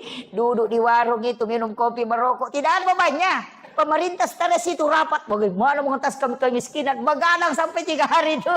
Bagaimana mengentaskan kemiskinan, orang miskin santai-santai merokok. Saya bilang ini orang dipikirkan, orang tidak tidur memikirkan, tapi yang dipikirkan tidak pernah santai terus kan. Coba lihat orang miskin itu, enak sekali. Kadang tidur di becaknya, kadang di situ main domino sampai pagi, padahal pemerintah stres pikirkan dia. Dia tidak pernah stres kan gitu. Ini kan begitu. Jadi kadang-kadang orang miskin ini Pak santai sekali. Iya gitu. Tidak ada beban. Ya. Makanya saya kasih tahu, kita orang kaya yang punya hak kewajiban mengeluarkan 25%, tolong dikeluarkan itu. Karena itu akan apa kata Nabi? Bahkan dalam Al-Qur'an itu. Orang yang tidak mengeluarkan zakatnya, hartanya nanti itu akan menjadi benda yang akan dilelehkan. Itu menjadi api. Kemudian disetrikakan mulai dari jidatnya, kemudian punggungnya dan lambungnya. Gitu. Kalau dia binatang, binatang itu nanti datang dengan besar, kemudian dia menginjak-injak itu pemiliknya. Sambil bergantian. Itu disebutkan dalam hadis. Makanya harta itu Pak disakati. Hati-hati sekali, apalagi kalau penjual. Karena itu yang membersihkan itu. Bukan hak kita, memang itu Pak. Makanya kalau ada orang bolak-balik di rumah sakit, nah tidak ditemukan penyakitnya, tidak tahu mau tahu tidur matanya. Penyakit seke itu. Tidak usah banyak tanyakan itu, ada masalah itu. Ada masalah Pak, karena begitu. Nanti keluar ketika ada masalah kan, kenapa mobilnya kecelakaan? Ya karena kalau celengan lewat dia tidak isi. Kan begitu, makanya sedekah itu tidak faul bala. Jadi memang juga ada beberapa pekerjaan itu Pak sebenarnya menunggu musibah. Kayak bengkel, itu menunggu musibah itu. Iya kan? Dokter menunggu musibah juga itu. Nah tidak ada gunanya itu dokter kalau tidak ada orang sakit. Kan begitu. Iya kan? Nggak ada gunanya, sama bengkel apa gunanya kalau tidak ada mobil rusak. Jadi kalau merusak mobil terjaga bilang kenapa lagi nih mobil rusak? Oh bengkel mau ambil rezekinya. Nggak usah jalurnya begitu karena kau tidak keluarkan. Kalau kau keluarkan kan tidak diminta paksa. Makanya disebut as-sadaqah itu tak ada faul bala, menolak bala. Kan gitu. Jadi jangan nanti kena musibah baru kena dipaksa ya. Kau tidak keluarkan sini. Makanya sakit. Bolak-balik ke rumah sakit. Dibuka matanya. Tidak bisa. Tapi memang ada hadis juga itu Pak. Apa hadisnya? Rasulullah mengatakan. Orang yang mendapatkan sesuatu yang melebihi dari haknya. Maka Allah akan membukakan pintu supaya itu akan keluar. Tapi ketika ada orang dibayar tidak sesuai dengan haknya. Kurangi dari apa yang dia kerjakan semestinya. Maka Allah akan menutup jalurnya supaya rezekinya tidak keluar. Nah itu begitu. Saya kemarin ketemu dengan orang kaya minta. Pak Ustaz kasih Kak dulu aneh doa-doa. Nah dari Singapura maka berobat ini. Saya bilang wah mahal itu Pak kalau di Singapura. Dia bilang satu kali pergi periksa di sana minimal 15 juta Pak Ustaz. Belum ada tiket pesawat. Dalam hatiku kundu-kundu pasti dekat. Saya tanya, perbaiki dulu zakat. Bagaimana zakat? Dia bilang, wah, Ustaz, karena bersedekah ji. Saya bilang, beda, sedekah itu sunnah, zakat itu wajib. Hitung dulu. Dia bilang, wah itu yang tidak aku tahu. Saya bilang, oh itu yang bawa ke Singapura. Dia bilang, itu tetangga aku kalau perlu sakit kepala, nah rezeki minum, nah berhenti. Nah saya sudah 1 papan ku minum obat yang tas 1 juta, nah tidak mau berhenti. Saya bilang begitu memang lah 1 seke itu. Ya, saya kasih tahu. Karena memang tidak keluar uangnya sekian banyak kalau hanya bodrek beli. Jadi dikasih penyakit yang tidak mau sembuh-sembuh. Kecuali obat mahal. Kenapa? Karena itu uangnya mau dikasih keluar. Karena haknya orang. Memang bukan hak kita. Cuma Allah titip ke kita. Kan begitu. Nah, makanya Pak serahkan. Nah, apa kata Nabi? Kalau lebih kau serahkan, pasti Allah kembalikan. Begitu aja. Tidak usah khawatir. Jangan bilang, oh lebih ini sedekah. Aku tidak ada sedekah yang lebih. Tidak usah khawatir. Pasti kembali dengan cara apa saja. Iya. Ada juga doa itu. Subhana man halakani walam yansani minar rizki. Nah, Subhana man halakani walam yansani minar rizki. Sudah hafal? Subhana man halakani walam yansani minar rizki. Pak dongan ulakut tuh. Kalau orang baca itu Pak, bagi yang tidak punya anak bisa membantu, tidak ada lagi yang bisa bantu, bekerja lagi tidak mampu, tidak menentu pencahariannya, suruh baca itu 3 kali antara azan dan iqamah. 7 kali kalau sudah sholat maghrib, 7 kali kalau sudah sholat subuh. Yang penting ada rezeki di kampung itu. Orang sakit perut kalau dia tidak bawakan. Nah, biar tinggal di rumah itu dapat itu. Kalau memasak ini tetangganya dicium memasak ikan, mau baca itu subhana man halakan. Nah bawa itu nanti pasti nanya ki. Nah itu sudah hafal. Jangan dihafal. Bahaya itu. Itu biasanya dipakai petugas SARA ya, yang biasa kasihan tidak mampu lagi, tidak ada lagi, ini itu dibaca. Itulah yang sejarahnya itu ketika ada ular di bawah batu yang tidak bisa keluar, kemudian dibawakan makanan oleh burung dan semut yang kasih masuk ke dalam. Itu doanya itu. Subhana man halakani walam yansani minar rezeki. Jadi itu zikirnya ular. Nah, orang yang mengatakan ular kutu karena dia melilit di bawah batu tidak bisa keluar, tapi dibawakan makanan. Nah, itu. Jadi biar kita tinggal di mana pasti ada rezeki dibawakan. Itu sudah hafal. Nah, enggak hafal ya. Wah ini sudah ada pertanyaan ya. Oh iya, ini dulu baru kita. Iya. Terima kasih Ustaz. Iya. Mohon maaf mungkin menyimpang dari materi. Iya. Tapi berkaitan dengan umat. Terkait dengan fatwa MUI. Iya. Di mana kita lihat sekarang posisi Palestina. Iya. Iya. Sehingga ada fatwa itu menyatakan bahwa produk Israel dinyatakan haram. Iya, betul. Apalagi sekarang penjelasan orang itu banyak. Yang terjadi di toko-toko kurban penjelasan dasar. Lanjut, ya Pak. Ya.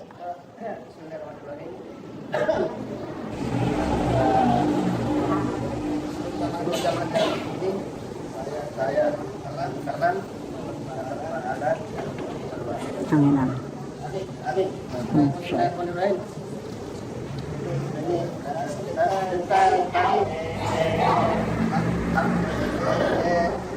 Zikir la ilaha illallah. Iya. Kalau bisa apakah ada tarik nafasnya? Oh iya. Iya. Atas Betul. Iya.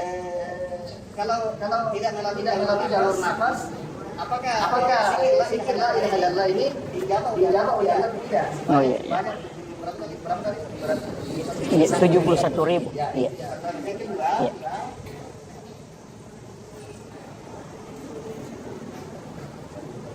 Kedua, tentang tasawuf. Ada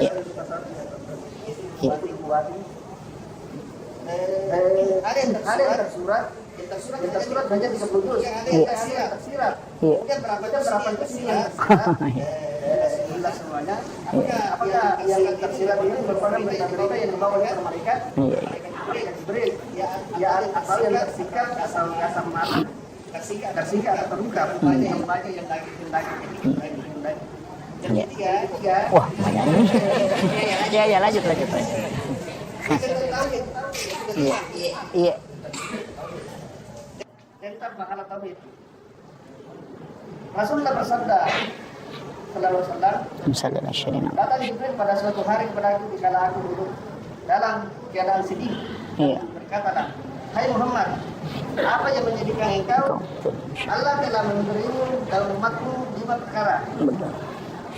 Yang pertama, firman Allah, aku menurut anggapan dan pikiran hambaku, tidaklah ia akan meleset dari pikiran dan anggapannya. Iya.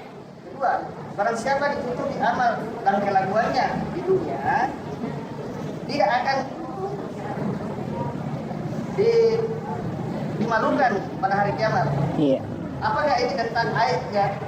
anggaran, Iya. maka itu merupakan aib saudara kita, seperti kalau kita mengungkap aib saudara Iya. kita, yaitu memakan bangkai saudara sendiri. Iya. Jadi harus Iya. ketiga, pintu tobat tidak akan tertutup bagi umatku selama belum bersekarat. Iya. Yang saya tanya Ustaz, bersekarat itu artinya apa? Iya. Keempat, barang siapa datang dengan dosa sebelum bersalah, yang itu sudah ada. Iya. Kelima, bukan pertanyaan ini kelima. Iya. Kelima yang Tuhan akan melepaskan azab dari orang yang meninggal. Iya. Karena banyak orang-orang yang meninggal. Oh iya betul. Iya. Betul. Itu hadis Pak. Iya. Pertama begini, Majelis Ulama Indonesia memfatwakan bahwa seluruh produk Yahudi ini diharamkan. Itu supaya kita tidak membeli. Sebenarnya begini, ada langkah yang mestinya efektif Pak, karena di Majelis Ulama Indonesia ini itu fatwanya benar, tapi tidak menjadi acuan karena tidak ada punishment. Jadi itu hanya perorangan yang bisa ini, tidak semua orang. Mestinya itu MUI ini di kedudukannya ke pemerintah, seandainya bisa dia menjadi power kayak Darul Iftah. Apa yang hasil fatwa Iftah itu menjadi pegangan pemerintah. Nah di Indonesia ini kan tidak bisa. Dan kita ini dibawakan belanja. Di bawah ini masyarakat belanja. Mestinya yang di stop itu produk yang masuk. Kan gitu. Biar bagaimana ditahan di bawah. Kalau masuk terus pasti lakukan. Jadi masalah. Dan yang selalu diharamkan itu es krim, air yang perusahaannya di situ. Tapi mobil kan dari Yahudi. Kan gitu. Mestinya kan itu diblok. Kenapa bukan mobil buatan dalam negeri ini yang dipakai? Jadi kadang kita dilarang membeli produk Yahudi, tapi mobil dikasih masuk. Jadi masalah Pak. Jadi ini sebenarnya memang fatwamu itu tidak merubah hukum di pemerintahan. Dia hanya sebagai istilahnya bukan punishment, tidak ada hukumannya bagi orang yang melanggar. Fatwa dipatwakan rokok haram, laku terus. Gitu. Jadi memang tidak MUI ini kan itu, makanya kita kembali ke kita. Ya paling tidak lebih bisa membantu ketika kita tidak membeli produknya. Kan gitu. Ini yang, tapi jadi masalah Pak. Kalau orang Islam sudah beli, nah kita tidak beli, jadi masalah itu. Karena umat Islam juga dibikin bangkrut. Kan begitu. Makanya penjual di sini sudah beli produk Yahudi. Kalau kita tidak belanja, siapa yang rugi? Ya umat Islam juga. Mestinya kan yang ditutup yang di atas. Kalau ditutup di atas tidak ada yang beli, maka selamat ke bawah. Tapi kenapa produk ini masih kasih masuk, baru dilarang dipatwakan haram dibeli? Berarti yang ingin dikasih ketemu ini hancur Islam juga kan? Nah ini jadi masalah juga ini. Kayaknya perlu dipikirkan itu Pak. Jadi memang kalau ya selektif lah. Nggak usah kalau memang bisa jangan dibeli lah. Tapi jadi masalah itu tadi kalau sudah dibeli sama penjual-penjual di sini. Kan begitu. Makanya Pak sebenarnya juga begini. Sedekah yang paling tidak punya potensi untuk membuat tersinggung orang itu adalah membeli jualannya. Makanya sama jadi Indomart kalau saya Pak. Jangan beli barang di Indomart. Ya, beli di masyarakat sini. Karena kita bersedekah itu kalau belanja di masyarakat kecil itu. Jadi kalau kita beli barangnya kan di situ ada keuntungannya. Dan itu betul-betul keuntungannya untuk mensekolahkan anaknya. Nah kalau kita beli di Indomart itu bukan untuk sekolahkan anak itu. Kan gitu. Coba.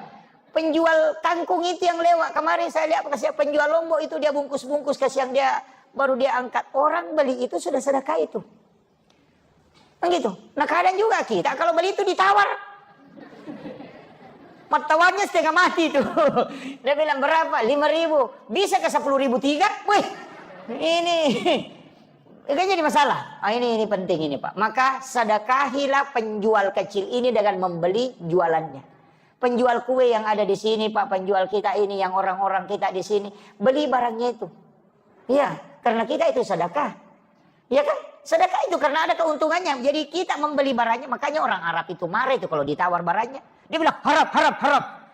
Dia bilang memang tidak mau. Kenapa? Dia bilang kalau ada sesuatu dibeli tersiksa itu jadi masalah. Nah itu. Kemudian begitu Pak ya. Walaupun dipatwakan haram mestinya yang di atas ditutup. Jangan yang di bawah ini yang dikasih benturan. Itu mestinya ya. Jadi majelis ulama ini mestinya lobinya masuk ke pemerintah. Bukan ke bawah dienukan. Ya. Kemudian yang kedua tadi, ini yang pertanyaannya Bapak ini agak panjang-panjang ini. Oke, saya berusaha sesingkat mungkin. Begini, hadis itu bahwa selama napas tidak sampai di kerongkongan, gitu. Jadi orang sekarat itu kalau napasnya sudah sampai ke sini tidak bisa diterima taubatnya. Sama ketika Nabi Musa, siapa namanya, Fir'aun, itu kan ketika tenggelam di Laut Merah itu kan sebenarnya bertobat. Nanti dia tenggelam itu baru dia bilang, aku sudah percaya sama Tuhannya Musa itu. Baru dia bilang begitu, makanya diselamatkan jasadnya. Tapi Jibril itu kan jengkel. Karena Nabi Musa, sebenarnya siapa namanya, Fir'aun itu pintar sekali tuh. Dia sudah lihat, oh ini sebenarnya Musa ini. Tidak mungkin ini dia bisa membelah lautan kalau bukan pertolongan Tuhannya ini. Jadi dia kan naik kuda, dia tahan kudanya itu, kasih tahu pasukannya jangan maju. Kita pasti mati ini kalau masuk. Karena Nabi Musa ini ditolong sama Tuhannya bisa terbelah lautan. Nah kalau Musa lewat ini, nah kembali air tertutup, mati semua ki. Tapi malaikat itu kan jengkel. Itu malaikat jengkel itu karena jengkelnya itu sama, dia bilang ini pintar juga ini. Makanya malaikat itu merubah wujudnya menjadi kuda yang sangat cantik.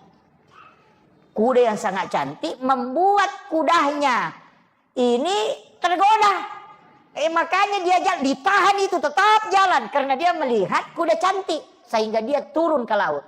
Itu karena malaikat itu Pak jengkel. Nah bilang, wah sekalinya tenggelam baru taubat. Bilang malaikat, ini lagi taubat. Nah mau mati, ngeceki itu.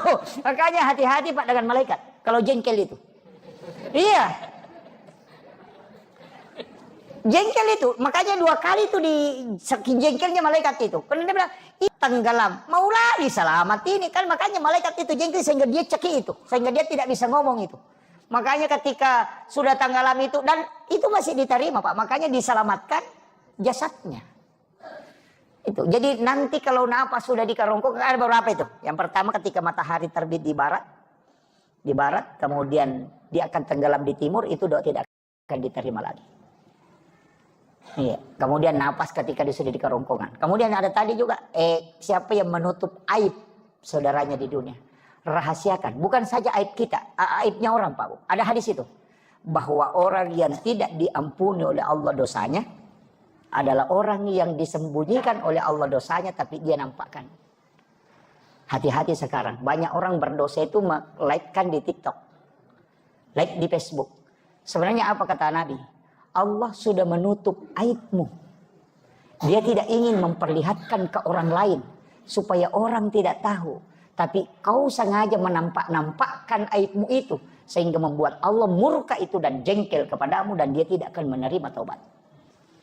Makanya dosa yang ada di Facebook itu, yang TikTok, yang di meja itu ya bahaya itu. Iya. Sekarang kan orang kadang melakukan dosa itu dia live. Kan ada kan? Oh itulah dosa yang tidak bisa dimaafkan oleh Allah. Karena Allah sembunyikan aib nampakkan. Dan Allah bilang saya tidak akan mengampuni itu Muhammad.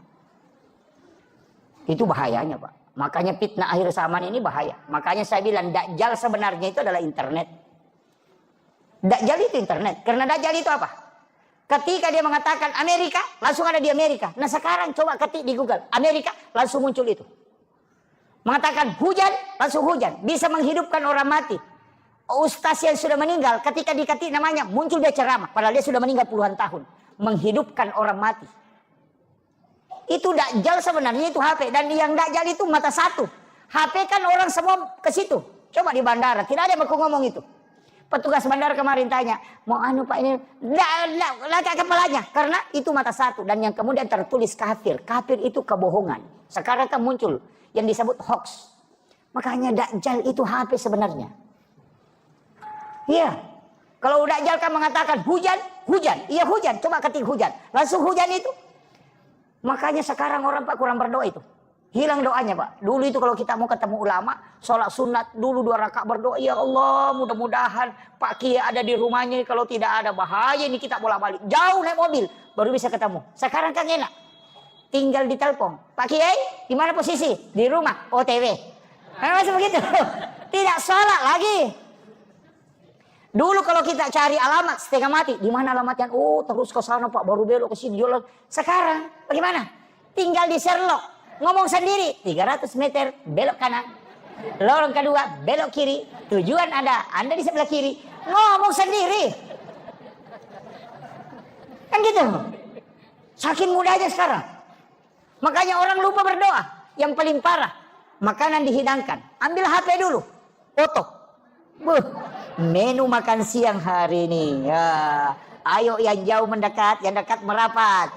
Makanan kita hari ini. Baru dia simpan HP-nya baru makan. Lupa berdoa. Sekarang kan begitu. Ini bahayanya sekarang. Nih, itu Pak ya. Jadi, ya. Oh, apa? Oh, sekarat itu sakratul maut.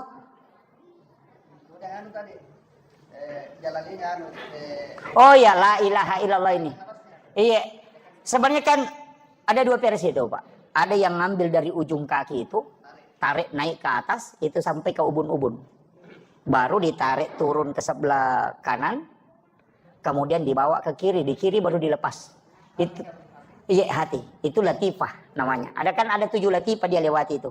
La ilaha, karena kan begini. Illa, kemudian illallah, kan la ilaha, haknya di sini. Hu, kan ada 2 latifah dia lewati lagi. Kemudian illallah, itu masuk sendiri. Iya, masuk dia. Bukan. Allah, iya sebenarnya itu lepas hu-nya. Yang ujungnya itu baru masuk. Tapi dia kan tidak begini Pak. Kalau di talaki itu kan begini. La ilaha illallah. Itu ha juga. Makanya hu di sini, hu juga di sini. Cuma itu dikasih masuk. Jadi sebenarnya nanti mudah-mudahan kalau di talaki lepas ini agak berat. Terus terang saya iya betul banyak. Ada yang ngambil dari pusar tanpa napas. Ada yang ngambil dengan napas. Napasnya ditarik kemudian dikasih masuk. Ada mengatakan kalau napas itu makhluk. Kalau tanpa napas itulah sebenarnya hakikatnya. Jadi itu. Beliau sebenarnya tahu tapi dia tanyakan. Saya kira ini yang penting. Tapi itu yang membuat Rasulullah. Itu yang membuat Rasulullah sebenarnya tadi hadis itu ketika Nabi bersedih kemudian datang Jibril itu pegangan kita betul, ya. Itu pegangan kita. Jadi berkahnya umat Islam itu luar biasa. Sebelum napas di kerongkongan masih diterima taubatnya, ya. Ketika orang itu sudah sakarat, itu sebenarnya Allah juga tidak akan turunkan azab, ya. Tidak akan turunkan azab ke umatnya Muhammad itu. Jadi makanya selama ada orang sholat Pak, insya Allah tidak turun azab. Yang turun itu adalah rahmat. Makanya karena kita sudah baca assalamu alaina wa ala ibadillahi sholihin. Makanya kalau ada orang sholat itu sudah ada yang mendoakan orang soleh di situ. Itu kunci. Saya tidak tahu dalam bahasa Indonesia kalimat yang paling pasti itu kalau ihsan. Tapi kalau bahasa Bugis itu pas sekali. Karena kalau orang melakukan kebaikan kemudian kita juga membalasnya dengan kebaikan itu bukan ihsan. Tapi itu disebut al-khair. Jadi beda. Kalau ihsan itu orang melakukan keburukan ke kita, kemudian kita balas dengan kebaikan. Itu namanya ihsan. Jadi kalau orang baik kemudian kita baik, itu hanya membalas kebaikan. Bukan berbuat baik namanya itu, tapi membalas kebaikan. Kadang-kadang kan ada orang begitu. Ada mobil mogok, dia dorong supaya dia bilang, nanti kalau hujan bisa kita ikut di mobilnya kan gitu. Ya biasa-biasa begitu. Membantu orang ya karena ada keinginannya, kan begitu. Jadi itu bukan ihsan. Ihsan itu sebenarnya sifat yang paling tinggi hakikat. Nah, ini yang kita mau capai. Karena nanti ihsan itu adalah manusia yang innallaha yuhibbul muhsinin. Allah sangat menyukai orang-orang yang ihsan itu. Jadi pertama iman. Kira-kira kita ini sudah beriman? Sudah beriman? Oh tidak. Kalau Islam oke, bisa. Tapi kalau iman itu ada tandanya. Wa idza dzukirallahu wajilat qulubuhum. Ketika disebut nama Allah maka bergetar kalbunya. Makanya kenapa perpindahan gerakan sholat itu menggunakan kalimat Allahu Akbar. Karena itu yang menggetarkan hati. Saya ingin tanya. Kalau dengarkan azan, kalbu kita bergetar atau tidak? Bergetar atau tidak? Kalau belum berarti belum beriman. itu sederhananya. Kalau tidak bisa dipahami, saya putar sedikit, putar haluan. Saya tidak lari ke iman. Bapak ibu ini pernah muda kan? Pernah jadi anak muda. Ibu-ibu pernah jadi gadis. Kalau waktunya kita anak muda, nah ada gadis yang sangat kita sukai, cintai. Ketika disebut namanya, apa ada di dalam sini bergerak? Itu namanya wajilat qulubuhum, bergetar. Sebut Maryam, si Maryam, wah, langsung bilang gitu. Bahkan sahabatnya saja Maryam lewat, itu, ada temannya ini, mungkin ada di belakangnya. Itu namanya bergetar. Itu karena cinta kepada seseorang, itu membuat ketika namanya disebut itu bergetar. Nah, itulah yang disebut dengan cinta. Karena cintanya itu, kalau dalam Islam itu karena cinta kepada Allah, itulah tanda iman. Makanya kalau orang mengatakan Allahu Akbar, nah belum bergetar di sini, itu belum beriman, baru berislam.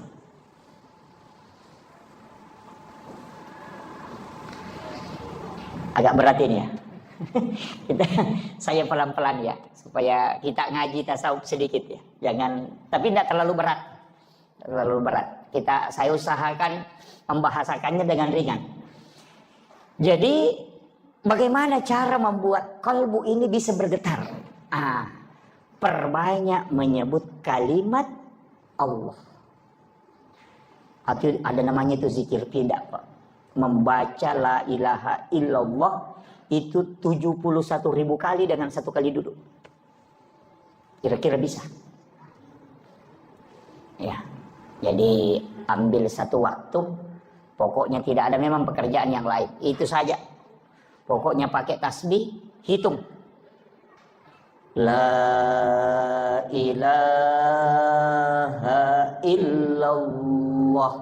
La ilaha illallah. La ilaha illallah. Itu. Jadi ditarik. La ilaha illallah. Itu akan masuk ke sini.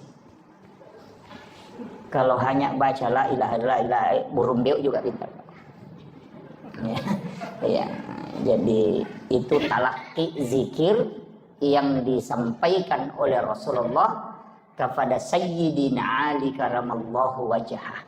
Makanya ketika kita tahlilan, kenapa panjang 3 kali dulu baru percepat itu la ilaha illallah? Itu karena Nabi mentalaki ke Sayyidina Ali itu 3 kali. Jadi la ilaha illallah. Jadi jangan baca langsung ya. Itu dibaca 71.000 kali. Itu zikir pidak ya, namanya zikir pidak itu pembebas. Karena sama di air, Pak. Kalau mau dikasih mendidih mesti 100 derajat. Tidak bisa mendidih kalau tidak 100 derajat. Nah, kalau kalbu ini terbungkus belum tembus, itu mesti 71.000 kali baru bisa tembus. Ada yang tidak sampai. Ada yang hanya sampai 60.000 sudah tembus. Itu sudah los, bunyi sendiri itu. Itu sudah tembus itu. Sama dengan air yang mendidih itu menggelembung. Itu. Berapa derajat baru bisa mendidih? 100. Kalau besi berapa? 400 lebih. Nanti 500. Jadi kalau hatinya baja, itu banyak. Banyak kali. Tapi kalau hatinya hanya air atau hatinya sudah mulai mau mendidih, itu sedikit saja. Makanya ada orang dikasih zikir, kau baca 1000. Yang satunya dikasih, kau baca 100. Yang satunya kau baca 40. Karena kalau itu tergantung, sama di baju. Kalau kotorannya banyak sekali, itu harus dibersihkan betul. Sama di kamar mandi kan. Kalau keramiknya kotor 3 bulan tidak dibersihkan, atau hanya disiram air saja, itu harus digosok dulu itu. Bahkan pakai prostek SOS ya, pakai SOS itu seperti gelar saya itu. Ini Pak Pertakoli ini tidak pernah benar menyebut nama gelar saya nih.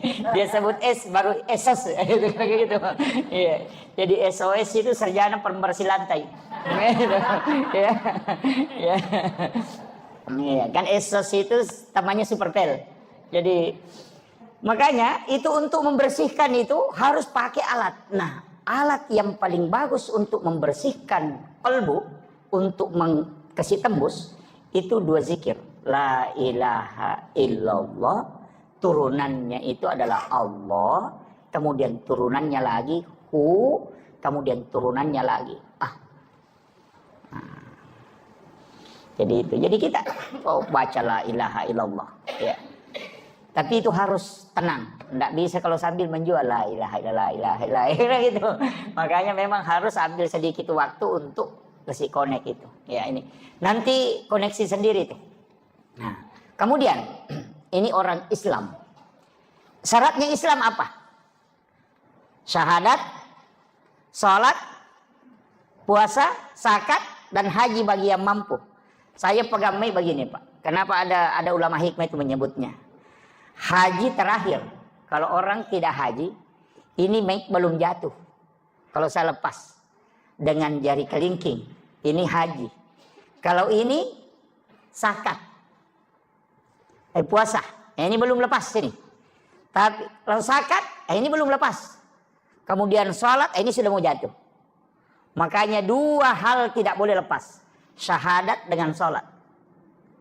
Karena Islammu akan jatuh. Nah, makanya itu kalau pegang begini, kalau 3 ji lepas ini masih orang tidak haji, kemudian orang tidak puasa, tidak zakat, masih dibilang Islam. Tapi kalau syahadat dengan sholat lepas, pasti jatuh. Maka gugur keislaman. Makanya syahadat itu kuncinya dan sholat itu kuncinya. Ya. Jadi, tapi memang dari rukun Islam ini, kalau haji itu tidak masalah, ya, hanya bagi yang mampu. Mampu itu bilang begini Pak, mampu itu mampu secara fisik dan mampu secara materi. Itu haji. Jangan sampai kita kumpul uang kemudian anak tidak dikasih kebutuhan karena mau naik haji. Oh jangan, berdosa kita itu. Jangan. Ada ibu-ibu itu kumpul uang bahkan tidak kasih belanja ke, apalagi kalau suami kumpul-kumpul uang mau naik haji. Itu Anda tidak mampu, tidak usah dipaksakan. Yang paling parah, ada umrah dicicil, tapi tidak ada jadi mamuju. Ada. Wah, berangkat dulu baru bayar, pulang baru bayar. Oh iya bagus, saya mau kasih tahu. Kalau meninggal di sana siapa yang tanggung? Nah, ini yang banyak tidak tahu Pak. Jangan. Justru berangkatnya itu berdosa. Membayar utang itu wajib. Sedangkan melaksanakan umrah itu sunnah. Jadi kita mengorbankan kewajiban hanya menunaikan yang sunnah. Itu sama persis jual helm, jual motor beli helm. Itu persis sama. Atau jual HP untuk beli pulsa. Itu sama. Kan gitu. Jadi utang itu kan nanti menjadi kewajiban ketika mau dibayar. Kan gitu. Hanya menunaikan yang sunnah, kemudian berutang. Wah itu fatal gitu. Nanti kalau meninggal di dalam kubur, Nabi bilang, saya sudah umrah. Malaikat bilang, belum lunas. Nah ini, mau apa? Ini nih. Makanya jangan Bu. Ibu-ibu, tidak ada jadi kalau ibu-ibu ya. Banyak. Wah ini, ibu-ibu ini parah ini. Jangan Bu, jangan berangkat. Makanya ibadah umrah itu kenapa Nabi sangat mudahkan pahalanya. Mudah sekali. Melayani suami dengan sempurna. Kemudian suami merasa senang. Maka apa kata Nabi? Itu mendapatkan pahala umrah sekali. Iya. Makanya Bapak. Makanya bapak-bapak harus pintar. Kok di istrinya? Saya mau umrah. Iya. Itu hadis. Dulu itu saya bilang begini Pak. Orang berangkat umrah puluhan juta. Waktunya sekian lama. Kemudian perjalanannya melelahkan, ibadah dari ibadah ke ibadah. Kenapa kok Nabi gampangkan sekali pahala umrah? Gampang sekali, Pak. Sholat sunnah duha 2 rakaat kata Nabi. Bahkan sholat sunnah suruk yang kita lakukan, sholat Isra'in yang kita lakukan setiap pagi, itu bukan hanya pahala umrah. Haji dan umrah bersama Rasulullah 3 kali. Itu luar biasa, Pak. Seandainya bilang saja haji dan umrah 3 kali, itu masih biasa-biasa. Tapi apa kata Nabi? Haji dan umrah bersamaku 3 kali. Tamma, tamma, tamma. Sempurna, sempurna, sempurna. Ketiga kali itu sempurna kata Nabi haji dan umrahnya. Tapi memang berat, Pak. Sholat sunat suruk itu berat. Karena kadang orang sudah sholat subuh langsung kabur. Nih, ada memang orang juga itu, Pak, sudah menghadap keluar sandalnya. Iya, sandalnya itu sudah dibalik memang begini. Nanti kamat orang baru lompat masuk. Assalamualaikum, assalamualaikum, langsung lompat keluar. Itu anak pertamanya iblis itu. Jadi iblis itu punya 9 anak. 9 anak, ada 2 cucunya, 1 anak angkat. Iya. Saya hafal betul itu. Iya. Jadi anak pertamanya iblis itu ada di orang yang berjamaah.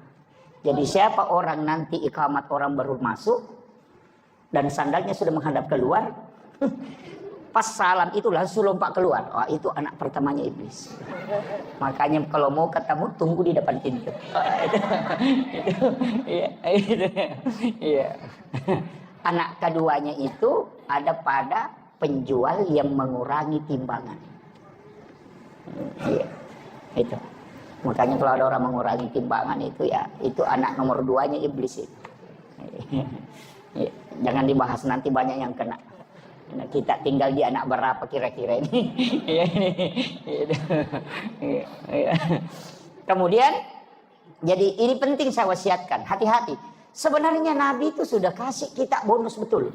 Jadi Nabi itu sudah tahu bahwa nanti umrah ini menjadi orang berlomba-lomba. Dan orang yang sholat sunnah Isra itu dijamin haji dan umrahnya pahalanya dijamin. Kalau pergi umrah belum tentu diterima kan? Ini jadi parah. Makanya saya bilang sebelum berangkat itu perbaiki dulu. Siapa tahu ada tetanggamu tidak baku ngomong sama kamu, jangan berangkat. Nanti datang di situ bilang labbaik Allahumma labbaik. Allah bilang la labbaik la, tidak ada yang panggil kau ke sini. Itu tetanggamu di sana kau belum baku ngomong. Ini penting saya nukan. Jadi pahala itu sangat mudah. Tapi pahalanya bukan syariat ya. Kalau syariat beda. Syariat itu lengkap. Kalau pahala itu hadiah yang diberikan. Jadi itu makanya kalau mau banyak pahalanya, Pak. Sama kalau orang buka puasa. Kita kasih buka orang 10, itu kita dapat pahala puasa 10 itu. Makanya Islam ini luar biasa. Sama dengan sholat yang kita lakukan kalau sholat sunnah tawabin. Itu kan sama dengan 12 tahun sholat. Itu luar biasa. Makanya ada orang nanti itu Pak dari kemudian ketika dihitung umurnya, tercatat umurnya dia hidup itu cuma 50 tahun. Tapi setelah dibuka kitab catatan amalnya, umurnya di situ tercatat 50.000 tahun lebih. Dari mana? Karena pahala sholat yang dia lakukan itu terhitung. Nah, makanya itu yang disebut dengan umur yang pendek tapi barakah. Kan Nabi sudah minta ke kita. Nabi memang minta supaya kita tidak panjang umur. Iya. Nanti terlalu lama diperiksa, Pak. Sama di pejabat. Kalau ada bupati 2 periode lama diperiksa itu. Lama. Camatnya 10 tahun tidak berhenti. Lama diperiksa. Tapi kalau ada camat cuma 3 hari menjabat keluar sebentar sekali itu diperiksa. Tidak lama itu. Sama di kita kalau tidak lama hidup. Kan begitu. Makanya semua harta itu jangan kita semua yang bawa. Titip ke orang. Titipkan ke orang. Tidak sampai itu harta apa Pak? Tidak sampai. Nanti bisa kita dapat itu ketika sudah kita titip. Dan itu kuncinya. Karena ada bilang, harta tidak dibawa mati. Memang tidak bisa dibawa mati kalau kau yang mau bawa. Tapi kalau kau kasih orang, pasti sampai. Kan gitu. Jadi nanti sebenarnya begini. Nanti harta itu diserahkan, baru dimiliki. Kalau masih ke kita, itu baru amanah. Kan gitu. Makanya disebut harta itu adalah amanah yang diberikan oleh Allah. Bahkan bisa berubah menjadi fitnah. Kan gitu. Ini perlu dipahami. Jadi nanti harta itu yang dimiliki ketika sudah diserahkan. Makanya yang masuk di celengan itu, itulah milik kita. Yang di rumah itu bukan milik kita, itu baru amanah. Karena kalau kita meninggal, bukan kita yang punya. Kan langsung ke ahli waris kan? Iya. Jangankan uang, istri kita ngambil orang. Iya, suami juga begitu. Makanya enggak usah terlalu, enggak usah. Ya, Pak. Apalagi istri kan sebenarnya itu kan bukan hak milik, Pak. Itu cuma hak pakai. Iya, makanya disebut hakut tamlik itu. Iya. Makanya wanita itu, istri itu tidak bisa mentalak suaminya kecuali diwakilkan ke pengadilan. Suami satu kali ngomong mengatakan saya talak kamu, itu jatuh talak. Tapi kalau istri biar cungkir balik, talak, tidak akan jatuh. Biar guling-guling, tidak akan jatuh. Kenapa? Karena dia yang dibeli. Kan gitu. Makanya Imam Syafi'i itu mengatakan kalau laki-laki mau menikah tidak usah minta izin ke istri pertama.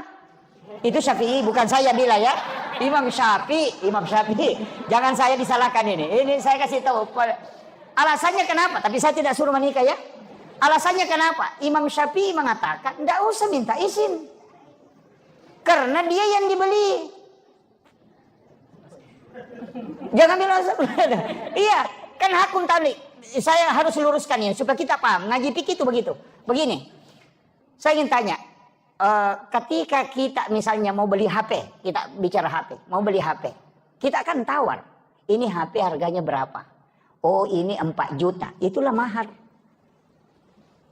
Kita akan datang menghitbah. Ini kira-kira maharnya berapa? Cuma maharnya kita di Mamuju ini kayaknya murah. Apa maharnya? Seperangkat alat sholat. Murah sekali itu. Iya. Jadi itu mahar kan itu harganya wanita itu. Makanya Nabi menyuruh kita pakai emas. Jadi itu aja maharnya itu. Makanya karena dia dibelikan dia kasih mahar. Nah, ketika sudah dibayarkan maharnya itu sudah milik kita. Sama HP tadi. Kan kita bilang saya mau beli HP yang bisa sama YouTube, bisa sama Facebook, bisa sama game, bisa sama oh ini yang cocok. Dilihat oh pas. Sama kalau melamar. Begitu kan juga. Nah, ketika HP dibeli kita bayar. Sudah dibayar. Saya mau tanya. HP yang sudah dibeli dengan sudah dibayar itu saya mau tanya, apakah HP itu milik kita? Kan milik kita, karena kita sudah bayar kan? Pertanyaan sebaliknya, apakah HP itu memiliki kita? Tidak. Makanya suami istri itu bukan hak milik, itu hak pakai. Sudah paham? Ini kalau ngaji pikir enggak apa? Iya memang sama dengan HP tadi.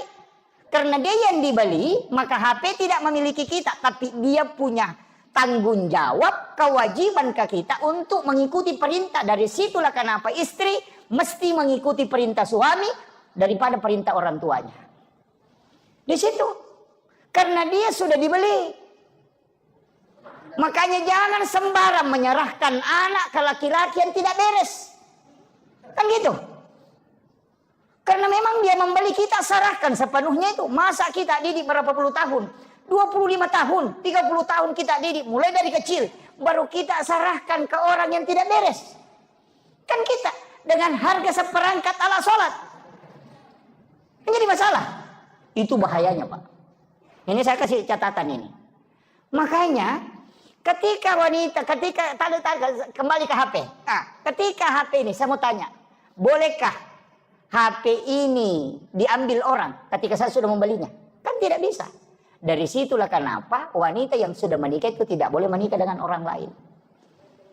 Dengan dua laki-laki. Kemudian saya mau tanya Pak. Kalau saya mau beli HP, haruskah saya minta izin sama HP tadi yang satu? Kan tidak. Nah itulah alasannya Imam Syafi'i. Gitu. Hanya dia bilang kalau mau beli HP baru, tidak usah minta izin ke HP yang satu. Karena dia yang dibeli kan. Nah, itu alasannya. Jadi pikir itu begitu. Makanya disebut, makanya kalau bapak mau beli HP baru enggak apa-apa. Tapi enggak usah beli HP baru, casingnya saja yang diperbarui. Ya kan gitu. Iya. Makanya istri itu Pak, kalau ngomel, istri ya, kalau ngomel dia pergi saja. Karena memang semua pekerjaan itu kan dia kerjakan. Dia yang hamil, dia yang dihamili, dia melahirkan. Nah begitu.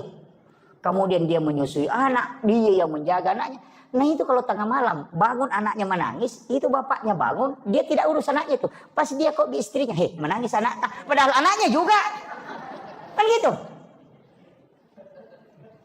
Sebenarnya itu kan tugas istri itu. Tugasnya itu hamil, melahirkan, menyusui, merawat anak, mendidik anak. Itu tugasnya. Memasak itu bukan tugas pokok. Mencuci itu bukan tugas pokok. Makanya Rasulullah itu mencuci pakaian sendiri. Jadi sebenarnya mencuci dengan memasak itu bukan tugas pokok istri. Itu kalau suami kerjakan itu lebih mulia. Ya. Iya.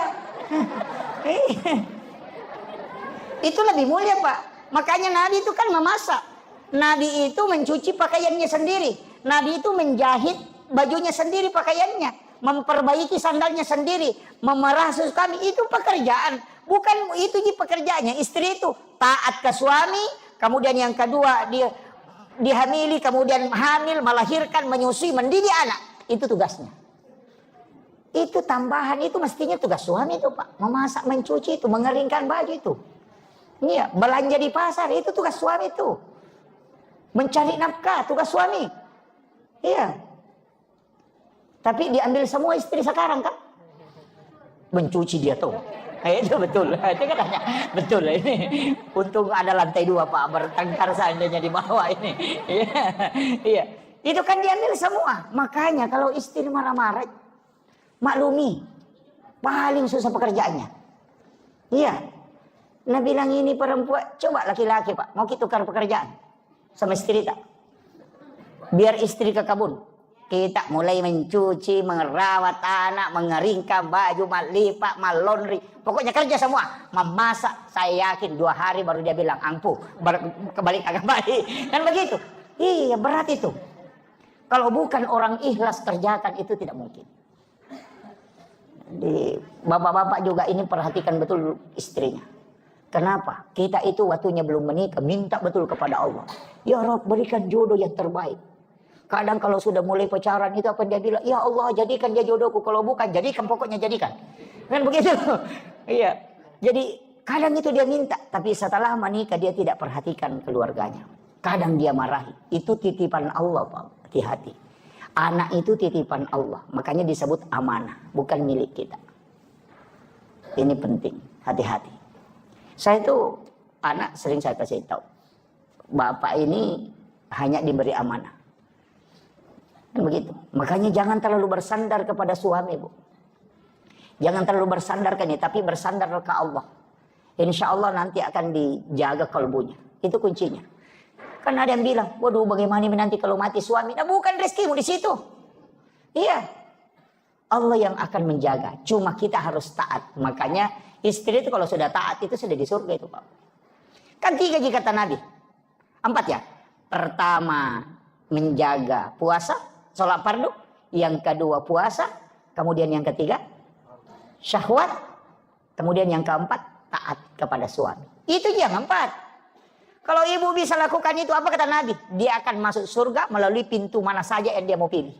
Coba, semua pintu surga dibuka. Tinggal mau masuk, itu pintu surga teriak, kau lewat sini, kau lewat sini. Siapa bagi siapa? Bagi istri yang bisa melakukan, menjaga sholat fardu, menjaga puasa wajib, kemudian syahwatnya dia jaga. Tapi apa kata Nabi? Malaikat Jibril akan turun nanti ketika Al-Quran sudah selesai. Itu Jibril kembali, Nabi menangis. Dia mengatakan, wahai Jibril, apakah engkau akan masih turun nanti? Karena ini sudah Al-Quran, sudah sempurna. Apakah engkau masih turun ke dunia? Kata Jibril, saya akan turun nanti Muhammad, tapi di akhir zaman. Apa yang dia membuat turun malaikat Jibril? Yang pertama adalah mencabut malunya wanita. Nah, makanya yang wanita itu yang titok-titok gini, goyang-goyang itu yang bahaya itu. Iya, makanya hati-hati Pak Bu. Ketika wanita tidak bisa menjaga syahwatnya, itu fatal. Kemudian ketaatan kepada suami. Makanya kalau ada janda, itu tinggal 3 baru dia selamat. Kan tidak ada suaminya. Iya, kan tinggal 3. Makanya janda itu cuma menjaga sholat, menjaga puasanya dengan syahwatnya. Kan tidak ada suami. Makanya janda itu bisa lebih cepat masuk surga daripada orang punya suami. Iya. Betul Pak? Makanya ini penting saya wasiatkan. Kita laki-laki itu susah sekali jaminan. Bahkan wanita kata Nabi, siapa yang punya anak 2 kemudian belum balik kemudian meninggal, itu ibunya dijamin masuk surga. Karena anak itu selalu menunggunya di pintu surga. Tidak mau masuk kalau ibunya tidak datang. Iya. Jadi itu luar biasanya itu. Makanya 3 wanita itu hebat Pak Bu. Yang pertama adalah ibu. Karena ketika dia berdoa semua pintu langit dibuka. Yang kedua adalah istri. Karena 3 kali lebih cepat doanya mustajabah dibanding laki-laki. Coba lihat orang hebat Pak. Bagaimanapun hebatnya Soeharto. Tapi ketika Ibu Tin wafat, habis dia. Karena barakahnya di situ. Kemudian Habibie kan kita tahu orang hebat. Tapi kapan dia tidak bisa melakukan apa-apa? Ketika Ibu Ainun tidak ada. Kemudian yang ketiga SBY kan yang sekarang masih hidup. Siapa yang tidak mengaku SBY? 2 periode jadi presiden, Panglima TNI. Tapi kapan dia tidak bisa menentu kebijakannya ketika Ibu Ani sudah meninggal? Itu hebatnya wanita. Karena doanya itu 3 kali lebih cepat dibanding dengan laki-laki. Makanya kalau ada kebutuhan tak suruh istri berdoa. Iya, istrinya berdoa. Iya Bu. Kalau ada kebutuhan suruh dia berdoa. Karena doanya itu lebih cepat. Jangan kita laki-laki ini disuruh kerja. Yang berdoa mestinya itu minta rezeki itu perempuan. Iya, cepat itu. Karena 3 kali lebih cepat. Karena malaikat itu sudah menunggu doanya sebelum dia mengangkat tangannya. Dan malaikat itu bertasbih kepada wanita. Bayangkan kata Nabi, kau menyiapkan saja air putih untuk suamimu, itu sama dengan pahala jihad. Itu hebatnya Pak. Ini perempuan kalau dia betul-betul paham tugasnya, itu masuk surga. Iya, itu kuncinya. Makanya kalau istri sudah berdoa dan tidak bisa diterima, tambah istri Pak, supaya banyak mendoakan. Itu. Iya. Iya. Langsung ibu-ibu di atas protes itu. Itu kuncinya sebenarnya. Kemudian yang ketiga adalah anak perempuan. Itu perempuan lagi. Siapa yang meninggalkan 2 atau 3 anak perempuan ahli ibadah, ibu bapaknya tidak disentuh api neraka. Bahkan Rasul mengatakan, jangankan disentuh api neraka, diperlihatkan api neraka pun tidak. Itu hebat. Ini. Jadi itu anak-anak perempuan kita, tidak usah banyak-banyak kita tuntut Pak. Tidak usah bilang harus jadi PNS, harus jadi, tidak usah. Rezeki itu bukan dari situ jalur itu saja. Justru PNS itu terbatas rezekinya. Ya kan? Karena gajinya pasti. Kan gitu. Tidak usah terlalu anu Pak. Makanya PNS sebenarnya yang gajinya tidak cukup 1 nisab, kemudian dia pencaharian pokoknya cuma itu, tidak ada tambahan, dan tidak cukup 1 nisab gajinya, ketika dikalkulasi dalam jumlah 1 tahun, atau dikalkulasi per bulan dengan mengikuti panen padi, maka itu tidak wajib zakat sebenarnya. Cuma ulama kita di pemerintah ini di Indonesia, dalam hal ini Basnas, berusaha menjaga. Siapa tahu nanti harta ini kena zakat, makanya dia keluarkan memang 2,5. Makanya kalau dia tidak jadi zakat, nanti jadi sedekah. Karena sebenarnya pengeluaran itu Pak bukan hanya zakat. Kan ada zakat, ada infak, ada sedekah, ada wakaf. Masing-masing beda ya. Kalau zakat kewajiban. Kalau infak itu harta. Kalau sedekah itu umum. Makanya tersenyum itu sedekah itu. Tabassumuka fi ahika laka sedekah. Makanya kalau tidak ada uang, tak senyum saja. Ketemu orang, itu sudah bersedekah itu. Bahkan berjalan ke masjid itu sedekahnya tumbuh. Ada yang orang lupakan, wakaf. Ini wakaf yang paling pokok Pak. Zakat itu kan memang kewajiban. Sedekah itu temporer. Tapi wakaf itu yang berjalan terus.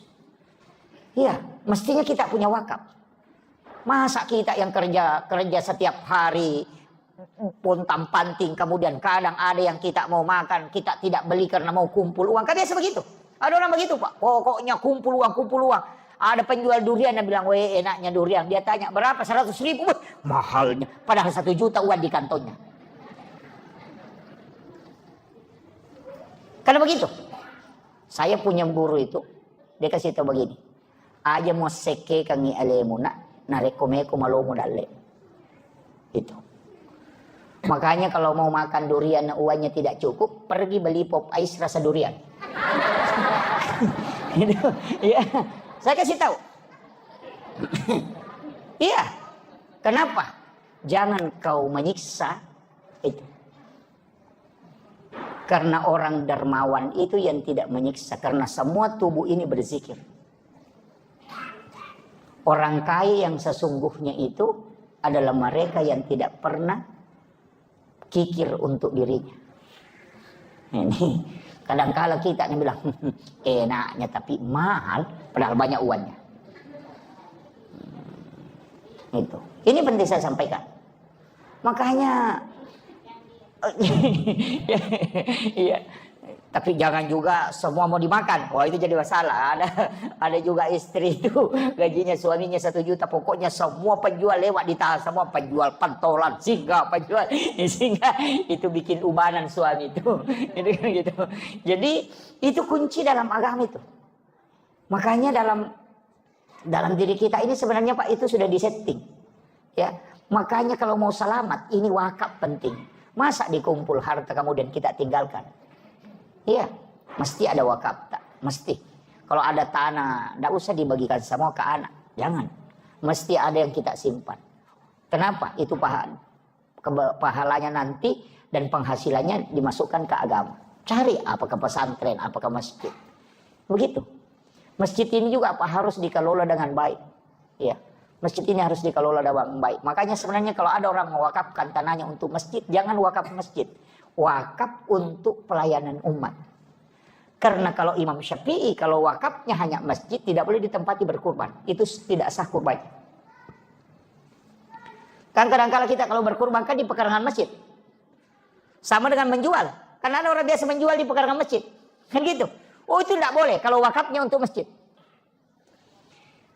Tapi kalau wakafnya untuk layanan umat, itu sosial, pokoknya bisa dipakai semua. Makanya sebenarnya wakaf itu juga hati-hati pengelolaannya.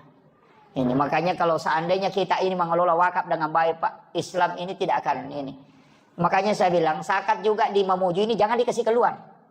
Jangan dikasih keluar ke keluar kampung. Ada yang orang di sini bekerja, cari rezeki, baru dia kirim ke Parepare. Jangan. Jangan dikirim ke Baru. Jangan. Zakat itu tidak boleh melewati jarak musafir. Bahkan ada yang mengatakan 60 kilo tidak boleh melewati 60 kilo. Dia harus dikeluarkan di sini. Kenapa? Allah itu sudah mengatur rezeki. Ada orang miskin di sini ada orang kaya. Disitulah diturunkan rezeki. Rezekinya orang miskin itu dititip sama orang kaya. Kan begitu. Jangan dibawa keluar. Ada yang bilang, ada saudaraku di situ, Ustaz. Jangan kalau mau bawa ke sana, kasih sedekah, kasih infak, jangan kasih zakat. Zakat di mana dicari, di situ dikeluarkan. Jangan dikasih keluar. Makanya banyak orang miskin itu gara-gara begitu Pak. Di sini mencari baru dikirim keluar. Nanti Bapak Ibu itu biar bayar zakat. Tetap tanggung jawab. Nanti akan ditanya. Itu ada orang miskin di dekat rumahmu. Kenapa kau tidak bantu? Bilang, tidak Pak. Malaikat. Saya bawa ke Parepare. Langsung apa kata malaikat? Di Parepare itu ada orang kaya yang tanggung jawab juga di situ. Karena kau tanggung jawab di lokasimu. Makanya sebenarnya tidak boleh Pak dikasih keluar itu. Yang boleh keluar itu impaknya. Kasih sedekah, bawa ke sana kalau mau kasih. Makanya jangan zakat saja yang dihitung. Ini penting ya. Ini kadang-kala kita Pak banyak kan. Kayak di Papua itu. Saya pernah hitung zakat itu di Papua. Kemudian dia mengatakan, kita bawa pulang. Tidak bisa. Saya bilang di sini kau keluarkan. Ini kewajiban di sini. Jadi makanya cari rezeki di Mamuju sini, di pasar sini. Keluarkan di sini Pak, jangan dibawa keluar. Nanti kita kalau misalnya mengatakan ada keluarga di sana, ada orang miskin di sana. Bukan kita yang ditanya kalau yang di sana. Orang kaya di sana juga dipepek kepalanya. Karena dia paling dekat di situ. Jadi itu per wilayah, sama aja dengan kepala desa, kepala lingkungan. Dia kan bertanggung jawab di lingkungannya, tidak akan ditanya di lingkungan lain. Orang kaya juga begitu. Akan ditanya di sekitarannya, tidak akan ditanya yang jauh. Kan begitu. Ini penting saya sampaikan ini. Seandainya semua orang kaya Pak berzakat, nah tidak ada orang miskin. Cuma tidak bisa juga itu hilang orang miskin, tidak bisa. Karena nanti kalau kampanye bupati tidak ada kanunya. Tidak ada lagi mengentaskan kemiskinan. Padahal sebenarnya yang stres itu pemerintah. Iya, yang stres itu Basnas, yang stres itu bupati. Padahal orang miskin tidak pernah stres. Ya kan? Kadang-kala juga saya bilang ini juga orang miskin ngenteng-ngenteng sekali. Duduk di warung itu minum kopi merokok, tidak ada bebannya. Pemerintah stres itu rapat bagaimana mengentaskan kemiskinan, begadang sampai 3 hari itu. Bagaimana mengentaskan kemiskinan, orang miskin santai-santai merokok. Saya bilang ini orang dipikirkan, orang tidak tidur memikirkan, tapi yang dipikirkan tidak pernah santai terus kan? Coba lihat orang miskin itu, enak sekali. Kadang tidur di becaknya, kadang di situ main domino sampai pagi, padahal pemerintah stres pikirkan dia. Dia tidak pernah stres kan gitu. Ini kan sudah begitu. Jadi kadang-kadang orang miskin ini Pak santai sekali. Iya gitu. Tidak ada beban. Ya. Makanya saya kasih tahu, kita orang kaya yang punya hak kewajiban mengeluarkan 25%, tolong dikeluarkan itu. Karena itu akan, apa kata Nabi? Bahkan dalam Al-Quran itu. Orang yang tidak mengeluarkan zakatnya, hartanya nanti itu akan menjadi benda yang akan dilelehkan. Itu menjadi api. Kemudian disetrikakan mulai dari jidatnya, kemudian punggungnya dan lambungnya. Gitu. Kalau dia binatang, binatang itu nanti datang dengan besar, kemudian dia menginjak-injak itu pemiliknya. Sambil bergantian. Itu disebutkan dalam hadis. Makanya harta itu Pak disakati. Hati-hati sekali, apalagi kalau penjual. Karena itu yang membersihkan itu. Bukan hak kita, memang itu Pak. Makanya kalau ada orang bolak-balik di rumah sakit, nah tidak ditemukan penyakitnya, tidak tahu mau tahu tidur matanya. Penyakit seke itu. Nggak usah banyak tanyakan itu. Ada masalah itu. Ada masalah Pak. Karena begitu. Nanti keluar ketika ada masalah kan. Kenapa mobilnya kecelakaan? Ya karena kalau celengan lewat dia tidak isi. Kan begitu, makanya sedekah itu tidak faul bala. Jadi memang juga ada beberapa pekerjaan itu Pak sebenarnya menunggu musibah. Kayak bengkel, itu menunggu musibah itu. Iya kan? Dokter menunggu musibah juga itu. Nah tidak ada gunanya itu dokter kalau tidak ada orang sakit. Kan begitu. Iya kan? Nggak ada gunanya, sama bengkel apa gunanya kalau tidak ada mobil rusak. Jadi kalau mau rusak mobil terjaga bilang kenapa lagi nih mobil rusak? Oh bengkel mau ambil rezekinya. Nggak usah jalurnya begitu karena kau tidak keluarkan. Kalau kau keluarkan kan tidak diminta paksa. Makanya disebut as-sadaqah itu tak ada faul bala, menolak bala. Kan gitu. Jadi jangan nanti kena musibah baru kena dipaksa ya. Kau tidak keluarkan sini. Makanya sakit. Bolak-balik ke rumah sakit. Dibuka matanya. Nggak bisa. Tapi memang ada hadis juga itu Pak. Apa hadisnya? Rasulullah mengatakan. Orang yang mendapatkan sesuatu yang melebihi dari haknya. Maka Allah akan membukakan pintu supaya itu akan keluar. Tapi ketika ada orang dibayar tidak sesuai dengan haknya. Kurangi dari apa yang dia kerjakan semestinya. Maka Allah akan menutup jalurnya supaya rezekinya tidak keluar. Nah itu begitu. Saya kemarin ketemu dengan orang kaya minta. Pak Ustaz kasih kak dulu aneh doa-doa. Nah dari Singapura maka berobat ini. Saya bilang wah mahal itu Pak kalau di Singapura. Dia bilang 1 kali pergi periksa di sana minimal 15 juta Pak Ustaz. Belum ada tiket pesawat. Dalam hatiku kundu-kundu pasti dekat. Saya tanya, perbaiki dulu zakat. Bagaimana zakat? Dia bilang, wah, Ustaz, karena bersedekah aja. Saya bilang, beda, sedekah itu sunnah, zakat itu wajib. Hitung dulu. Dia bilang, wah, itu yang tidak aku tahu. Saya bilang, oh, itu yang bawa ke Singapura. Dia bilang, itu tetangga aku kalau perlu sakit kepala, nah bodeks Cina minum, nah berhenti. Nah saya sudah 1 papan ku minum obat yang tas 1 juta, nah tidak mau berhenti. Saya bilang begitu memang lah 1 seke itu. Ya, saya kasih tahu. Karena memang tidak keluar uangnya sekian banyak kalau hanya bodrek sana beli. Jadi dikasih penyakit yang tidak mau sembuh-sembuh kecuali obat mahal. Kenapa? Karena itu uangnya mau dikasih keluar. Karena haknya orang memang bukan hak kita. Cuma Allah titip ke kita. Kan begitu. Nah, makanya Pak serahkan. Nah apa kata Nabi? Kalau lebih kau serahkan, pasti Allah kembalikan. Begitu aja. Nggak usah khawatir. Jangan bilang, oh lebih ini sedekah. Aku tidak ada sedekah yang lebih. Nggak usah khawatir. Pasti kembali dengan cara apa saja. Iya. Ada juga doa itu.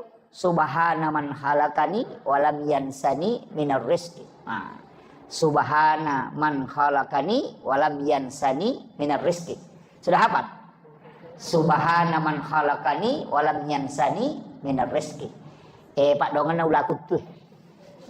Kalau orang baca itu Pak, bagi yang tidak punya anak bisa membantu, tidak ada lagi yang bisa bantu, bekerja lagi tidak mampu, tidak menentu pencahariannya, suruh baca itu 3 kali antara azan dan iqamah, 7 kali kalau sudah sholat maghrib, 7 kali kalau sudah sholat subuh. Yang penting ada rezeki di kampung itu. Orang sakit perut kalau dia tidak bawakan, biar tinggal di rumah itu dapat itu. Kalau mau masak ini tetangganya dicium memasak ikan, mau baca itu subhanallah man halakan walai. Nah bawa itu nanti pasti nanya ki. Itu sudah hafal? Jangan dihafal. Bahaya itu. Itu biasanya dipakai petugas SARA ya, yang biasa kasihan tidak mampu lagi, tidak ada lagi, ini itu dibaca. Itulah yang sejarahnya itu ketika ada ular di bawah batu yang tidak bisa keluar, kemudian dibawakan makanan oleh burung dan semut yang kesik masuk ke dalam. Itu doanya itu, subhana man halakani walam yansani minar rezeki. Jadi itu zikirnya ular. Nah, ulama yang mengatakan ular kutu karena dia melilit di bawah batu tidak bisa keluar, tapi dibawakan makanan. Nah, itu. Jadi biar kita tinggal di mana pasti ada rezeki dibawakan. Itu sudah hafal? Enggak hafal ya. Wah ini sudah ada pertanyaan ya? Oh iya, ini dulu baru kita. Iya. Terima kasih Ustaz. Iya. Mohon maaf mungkin menyimpang dari materi. Iya. Tapi berkaitan dengan umat. Terkait dengan fatwa MUI. Iya. Di mana kita lihat sekarang posisi Palestina. Iya. Iya. Sehingga ada fatwa MUI yang menyatakan bahwa produk Israel dinyatakan haram. Iya, betul. Apalagi sekarang penyelenggaraan orang semuanya tidak terjadi di toko-toko. Mohon penjelasan Ustaz. Lanjut, ya Pak. Ya.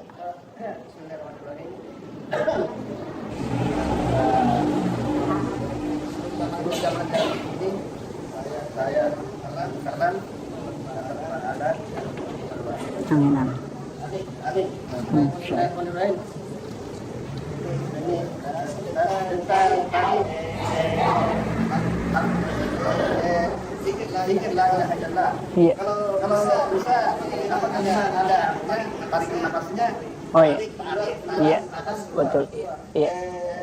Kalau tidak melalui jalur nafas, apakah zikir la ilaha illallah ini dijawab oleh Allah tidak? Oh iya. Banyak berapa kali? Iya, 71.000. Iya. Yang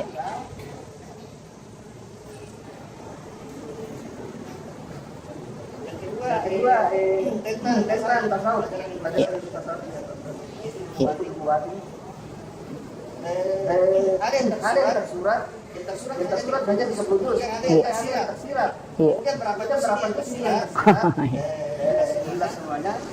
Apakah yang tersirat ini merupakan berita-berita yang dibawa oleh mereka? Iya. Jibril, ya asal yang tersikat asal kasam mata, tersikat atau terluka, yang banyak yang daging. Yang ketiga, Wah, banyak ini. Ya, lanjut. Iya. Iya.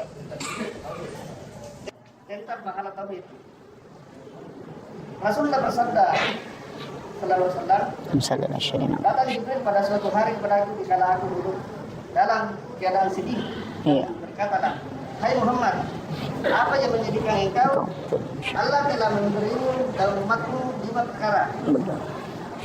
Yang pertama, firman Allah, aku menurut anggapan dan pikiran hambaku, tidaklah ia akan meleset dari pikiran dan anggapannya. Iya. Kedua, barang siapa ditutupi amal dan kelakuannya di dunia, tidak akan dimalukan pada hari kiamat. Iya. Apakah ini tentang aib ya antara Iya. itu merupakan aib saudara kita, seperti kalau kita mengungkap aib saudara Iya. kita, yaitu memakan bangkai saudara sendiri. Iya. Jadi harus Iya. Ketiga, pintu tobat tidak akan tertutup bagi umatku selama belum bersekarat. Iya. Yang saya tanya Ustaz, bersekarat itu artinya apa? Iya. Keempat, barang siapa datang dengan dosa yang mana Allah, itu sebagai syarat. Iya. Kelima, bukan pertanyaan ini kelima masuk ke dalam. Iya. Kelima yang Tuhan akan melepaskan azab dari orang yang meninggal. Iya. Karena banyak orang-orang yang meninggal. Oh iya betul. Iya. Betul. Itu hadis Pak. Iya. Pertama begini, Majelis Ulama Indonesia memfatwakan bahwa seluruh produk Yahudi ini diharamkan. Itu supaya kita tidak membeli. Sebenarnya begini, ada langkah yang mestinya efektif, Pak. Karena di Majelis Ulama Indonesia ini itu fatwanya benar, tapi tidak menjadi acuan karena tidak ada punishment. Jadi itu hanya perorangan yang bisa ini, tidak semua orang. Mestinya itu MUI ini di kedudukannya ke pemerintah, seandainya bisa dia menjadi power kayak Darul Iftah. Apa yang hasil fatwa Iftah itu menjadi pegangan pemerintah. Nah di Indonesia ini kan tidak bisa. Dan kita ini dibawakan belanja. Di bawah ini masyarakat belanja. Mestinya yang di stop itu produk yang masuk. Kan gitu. Biar bagaimana ditahan di bawah. Kalau masuk terus pasti lakukan. Jadi masalah. Dan yang selalu diharamkan itu es krim, air yang perusahaannya di situ. Tapi mobil kan dari Yahudi. Kan gitu. Mestinya kan itu diblok. Kenapa bukan mobil buatan dalam negeri ini yang dipakai? Jadi kadang kita dilarang membeli produk Yahudi, tapi mobil dikasih masuk. Menjadi masalah, Pak. Jadi ini sebenarnya memang fatwamu itu tidak merubah hukum di pemerintahan. Dia hanya sebagai istilahnya bukan punishment, tidak ada hukumannya bagi orang yang melanggar. Fatwa dipatwakan rokok haram, laku terus. Gitu. Jadi memang tidak, MUI ini kan itu, makanya kita kembali ke kita. Ia paling tidak lebih bisa membantu ketika kita tidak membeli produknya. Kan gitu. Ini yang, tapi jadi masalah Pak, kalau orang Islam sudah beli, nah kita tidak beli, jadi masalah itu. Karena umat Islam juga dibikin bangkrut. Kan begitu. Makanya penjual di sini sudah beli produk Yahudi. Kalau kita tidak belanja, siapa yang rugi? Ya umat Islam juga. Mestinya kan yang ditutup yang di atas. Kalau ditutup di atas tidak ada yang beli maka selamat ke bawah. Tapi kenapa produk ini masih kasih masuk baru dilarang dipatwakan haram dibeli? Berarti yang ingin dikasih ketemu ini hancur Islam juga kan? Nah ini jadi masalah juga ini. Kayaknya perlu dipikirkan itu Pak. Jadi memang kalau ya selektif lah. Nggak usah kalau memang bisa jangan dibeli lah. Tapi jadi masalah itu tadi kalau sudah dibeli sama penjual-penjual di sini kan begitu. Makanya Pak sebenarnya juga begini.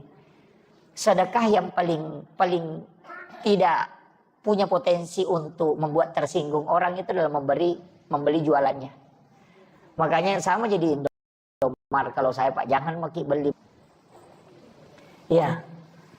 Beli maki di masyarakat sini karena kita bersedekah itu kalau belanja di masyarakat kecil itu. Jadi kalau kita beli barangnya kan di situ ada keuntungannya dan itu betul-betul keuntungannya untuk mensekolahkan anaknya. Nah kalau kita beli di Indomar itu bukan untuk sekolahkan anak itu. Kan gitu. Coba. Penjual kangkung itu yang lewat. Kemarin saya lihat penjual lombok itu dia bungkus-bungkus kasih yang dia baru dia angkat. Orang beli itu sudah sedekah itu. Kan gitu. Nah kadang juga kita kalau beli itu ditawar. Tawarnya setengah mati itu. Dia bilang berapa? 5.000. Bisa ke 10.000 tiga? Wih. Ini. Itu jadi masalah. Ini penting ini Pak. Maka sedekahilah penjual kecil ini dengan membeli jualannya. Penjual kue yang ada di sini Pak, penjual kita ini yang orang-orang kita di sini beli barangnya itu. Iya, karena kita itu sedekah. Iya kan? Sedekah itu karena ada keuntungannya. Jadi kita membeli barangnya, makanya orang Arab itu marah itu kalau ditawar barangnya. Dia bilang harap. Dia bilang memang tidak mau. Kenapa? Dia bilang kalau ada sesuatu dibeli tersiksa itu jadi masalah. Nah itu kemudian begitu Pak ya. Walaupun dipatwakan haram mestinya yang di atas ditutup. Jangan yang di bawah ini yang dikasih benturan. Itu mestinya ya. Jadi majelis ulama ini mestinya lobinya masuk ke pemerintah. Bukan ke bawah dienukan. Ya. Kemudian yang kedua tadi. Ini yang pertanyaannya Bapak ini agak panjang-panjang ini. Oke saya berusaha sesingkat mungkin. Begini. Hadis itu bahwa selama napas tidak sampai di kerongkongan. Gitu. Jadi orang sekarat itu kalau napasnya sudah sampai ke sini tidak bisa diterima taubatnya.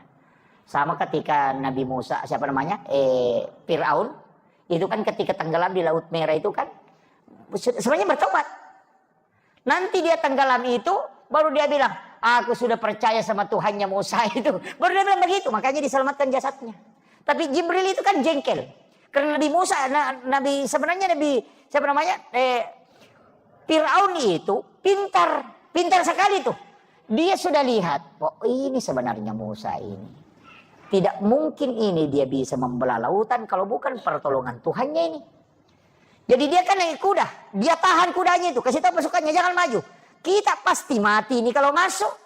Karena Nabi Musa ini ditolong sama Tuhannya bisa terbang lautan. Nah kalau Musa lewat ini, nah kembali air tertutup, mati semua ki.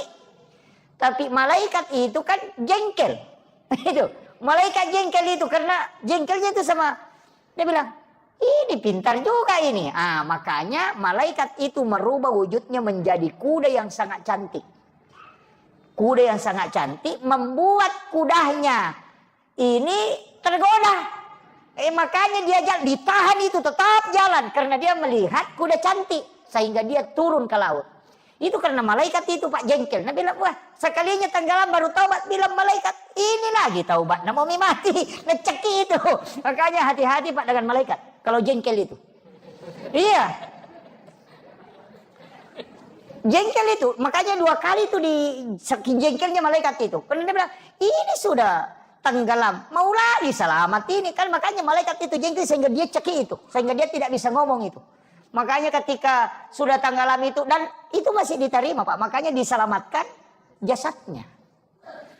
Itu. Jadi nanti kalau napas sudah di kerongkongan, ada beberapa itu. Yang pertama ketika matahari terbit di barat, kemudian dia akan tenggelam di timur, itu doa tidak akan diterima lagi. Iya. Kemudian napas ketika dia sudah di kerongkongan. Kemudian ada tadi juga, siapa yang menutup aib saudaranya di dunia?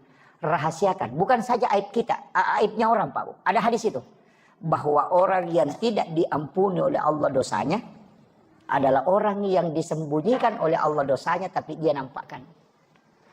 Hati-hati sekarang, banyak orang berdosa itu like-kan di TikTok, like di Facebook.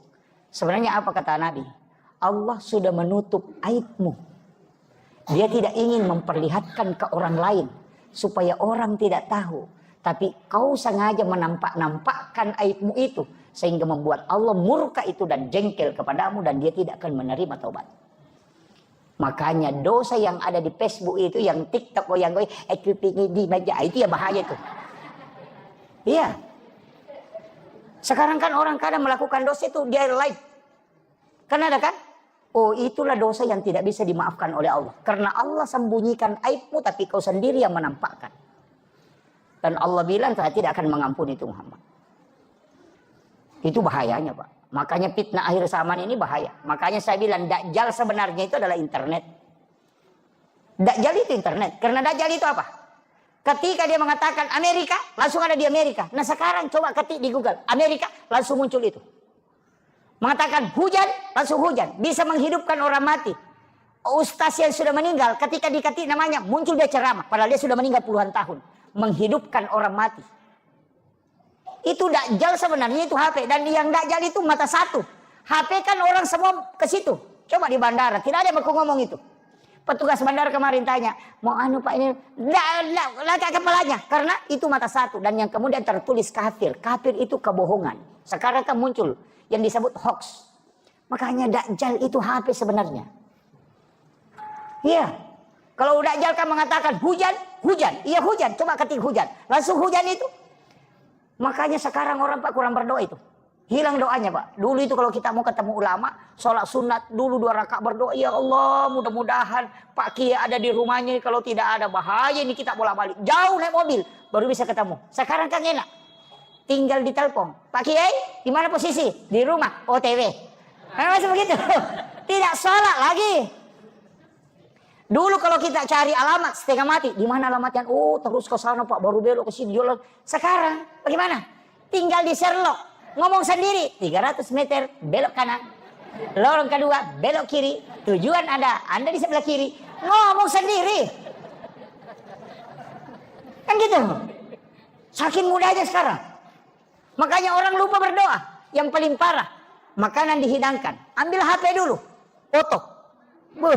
Menu makan siang hari ini. Ya, ayo yang jauh mendekat, yang dekat merapat. Makanan kita hari ini. Baru dia simpan HP-nya baru makan. Lupa berdoa. Sekarang kan begitu. Ini bahayanya sekarang. Nih, itu Pak ya. Jadi, ya. Oh, apa? Oh, sekarat itu sakratul maut. Udah anu tadi. jalan ini Oh ya, la ilaha illallah ini. Iya. Sebenarnya kan ada dua versi itu, Pak. Ada yang ngambil dari ujung kaki itu, tarik naik ke atas, itu sampai ke ubun-ubun. Baru ditarik turun ke sebelah kanan, kemudian dibawa ke kiri, di kiri baru dilepas. Itu iya hati, itu latifah namanya. Ada 7 latifah dia lewati itu. La ilaha, karena kan begini. Illa, kemudian illallah, kan la ilaha, haknya di sini. Hu, kan ada 2 latifah dia lewati lagi. Kemudian illallah, itu masuk sendiri. Iya, masuk dia. Bukan. Allah, iya sebenarnya itu lepas hu-nya. Yang ujungnya itu baru masuk. Tapi dia kan tidak begini, Pak. Kalau di talaki itu kan begini. La ilaha illallah. Itu ha juga. Makanya hu di sini, hu juga di sini. Cuma itu dikasih masuk. Jadi sebenarnya nanti mudah-mudahan kalau di talaki lepas ini agak berat. Terus terang saya iya betul banyak. Ada yang ngambil dari pusar tanpa napas. Ada yang ngambil dengan napas. Napasnya ditarik kemudian dikasih masuk. Ada mengatakan kalau napas itu makhluk. Kalau tanpa napas itulah sebenarnya hakikatnya. Jadi itu. Beliau sebenarnya tahu tapi dia tanyakan. Saya kira ini yang penting. Tapi itu yang membuat Rasulullah. Itu yang membuat Rasulullah sebenarnya tadi hadis itu ketika Nabi bersedih kemudian datang Jibril itu pegangan kita betul, ya. Itu pegangan kita. Jadi berkahnya umat Islam itu luar biasa. Sebelum napas di kerongkongan masih diterima taubatnya, ya. Ketika orang itu sudah sakarat, itu sebenarnya Allah juga tidak akan turunkan azab, ya. Tidak akan turunkan azab ke umatnya Muhammad itu. Jadi makanya selama ada orang sholat, Pak, insya Allah tidak turun azab. Yang turun itu adalah rahmat. Makanya karena kita sudah baca assalamu alaina wa ala ibadillahi sholihin. Makanya kalau ada orang sholat itu sudah ada yang mendoakan orang soleh di situ. Itu kunci. Saya tidak tahu dalam bahasa Indonesia kalimat yang paling pasti itu kalau ihsan. Tapi kalau bahasa Bugis itu pas sekali. Karena kalau orang melakukan kebaikan kemudian kita juga membalasnya dengan kebaikan, itu bukan ihsan. Tapi itu disebut al-khair. Jadi beda. Kalau ihsan itu orang melakukan keburukan ke kita, kemudian kita balas dengan kebaikan. Itu namanya ihsan. Jadi kalau orang baik kemudian kita baik, itu hanya membalas kebaikan. Bukan berbuat baik namanya itu, tapi membalas kebaikan. Kadang-kadang kan ada orang begitu. Ada mobil mogok, dia dorong supaya dia bilang, nanti kalau hujan bisa kita ikut di mobilnya kan gitu. Ya biasa-biasa begitu. Membantu orang ya karena ada keinginannya kan begitu. Jadi itu bukan ihsan. Ihsan itu sebenarnya sifat yang paling tinggi hakikat. Nah, ini yang kita mau capai. Karena nanti ihsan itu adalah manusia yang innallaha yuhibbul muhsinin. Allah sangat menyukai orang-orang yang ihsan itu. Jadi pertama iman.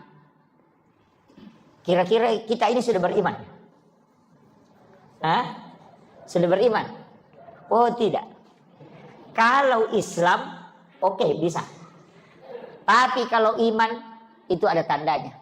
Wa idza dzukirallahu wajilat qulubuhum. Ketika disebut nama Allah maka bergetar kalbunya. Makanya kenapa perpindahan gerakan sholat itu menggunakan kalimat Allahu Akbar. Karena itu yang menggetarkan hati. Saya ingin tanya. Kalau dengarkan azan, kalbu kita bergetar atau tidak? Bergetar atau tidak? Kalau belum berarti belum beriman. itu sederhananya. Kalau tidak bisa dipahami, saya putar sedikit. Putar haluan. Saya tidak lari ke iman. Bapak ibu ini pernah muda kan? Pernah jadi anak muda. Ibu-ibu pernah jadi gadis. Kalau waktunya kita anak muda, nah ada gadis yang sangat kita sukai, cintai. Ketika disebut namanya, apa ada di dalam sini bergerak? Itu namanya wajilat qulubuhum, bergetar. Sebut Maryam, si Maryam, wah langsung bilang gitu.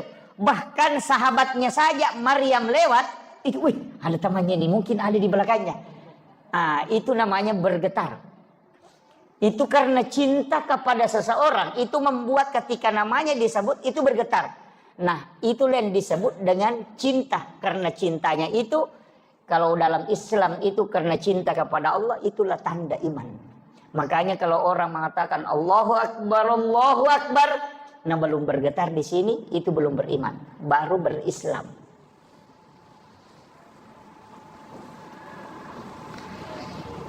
Agak berat ini ya.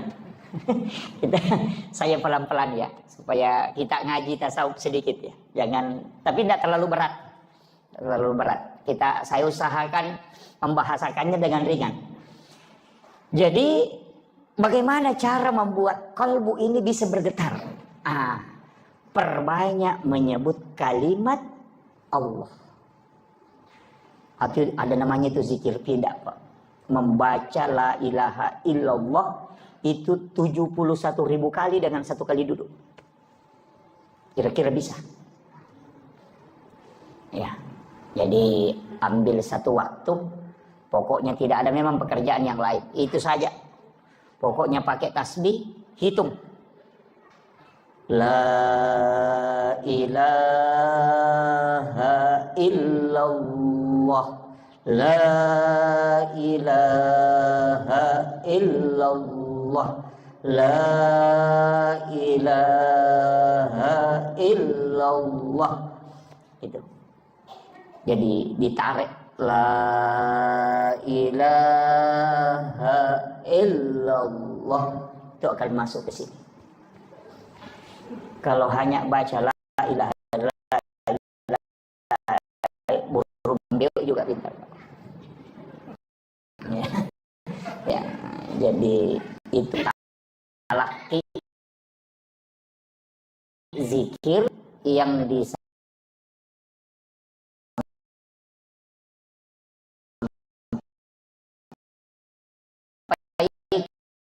oleh Rasulullah di na'alikah.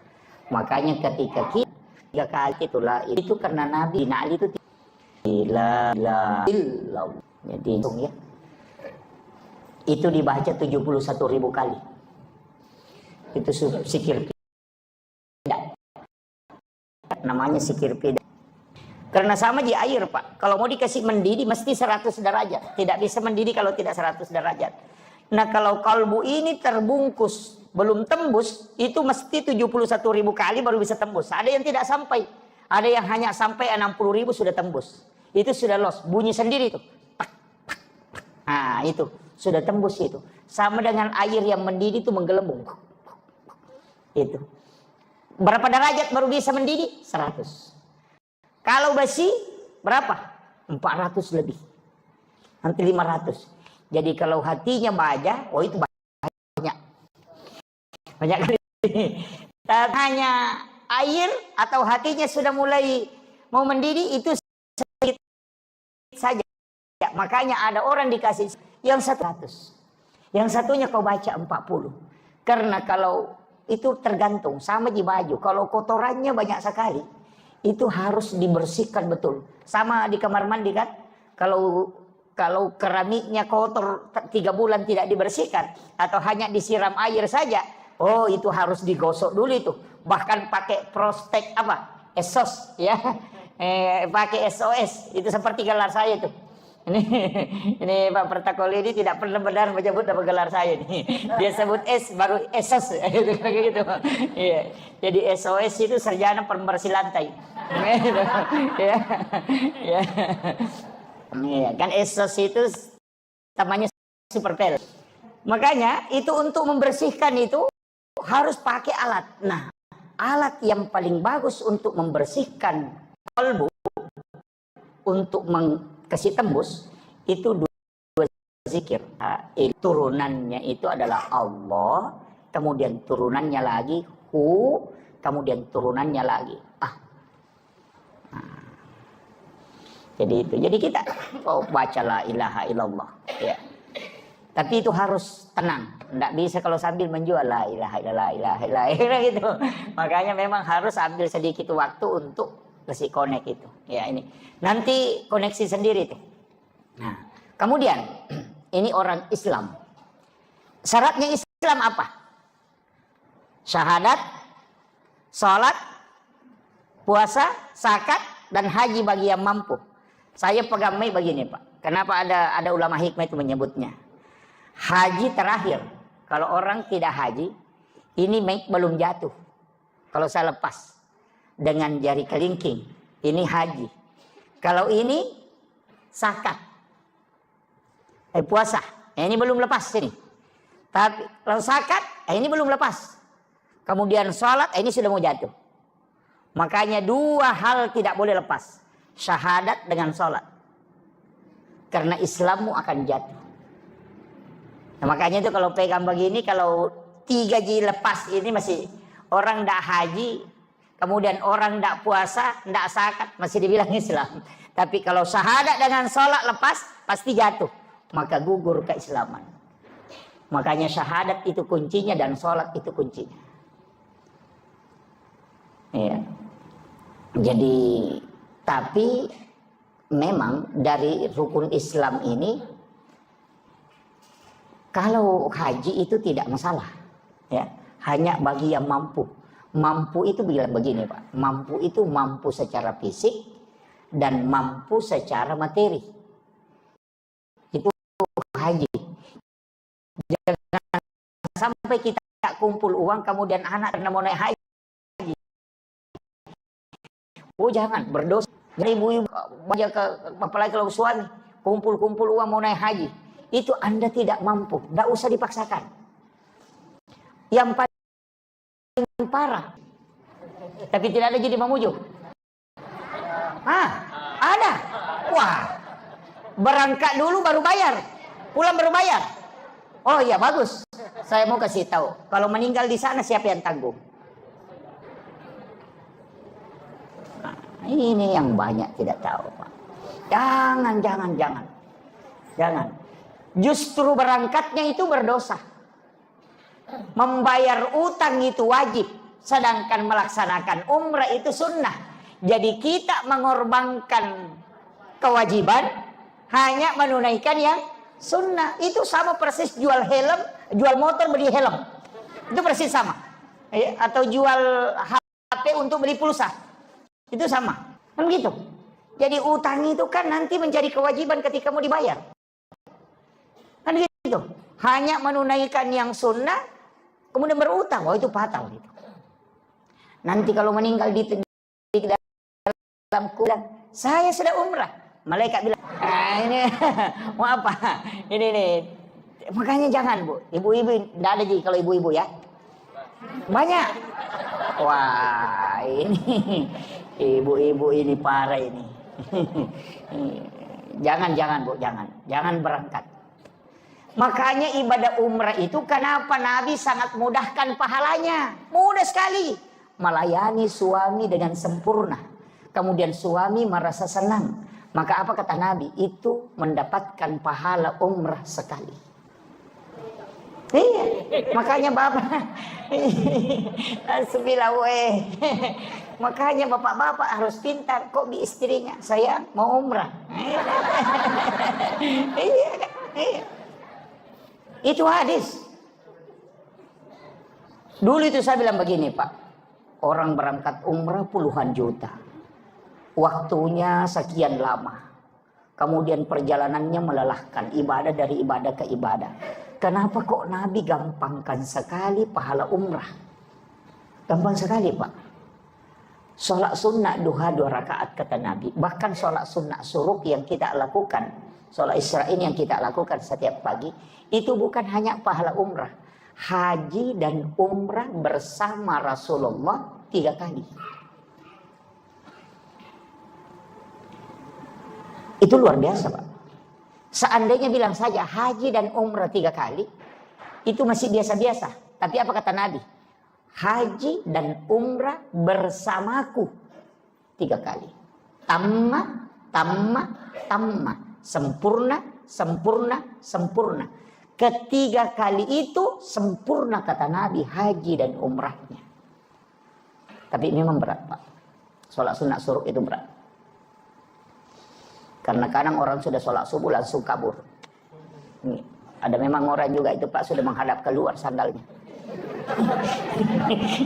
Iya, sandalnya itu sudah dibalik memang begini. Nanti kamat orang baru lompat masuk. Assalamualaikum, assalamualaikum, langsung lompat keluar. Itu anak pertamanya iblis itu. Jadi iblis itu punya 9 anak, 9 anak, ada 2 cucunya, 1 anak angkat. Iya. Saya hafal betul itu.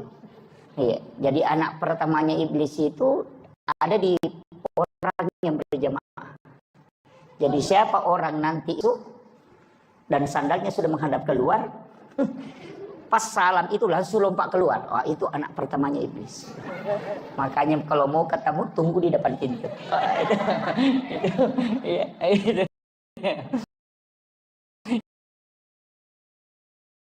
Itu.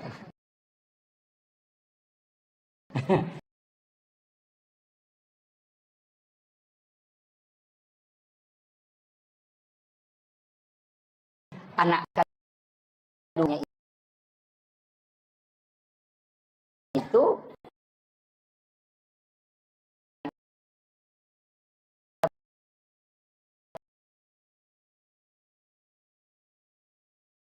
apa? Penjual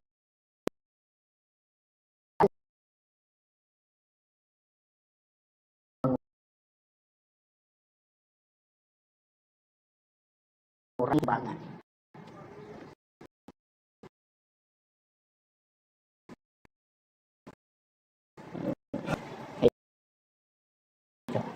Makanya kalau ada orang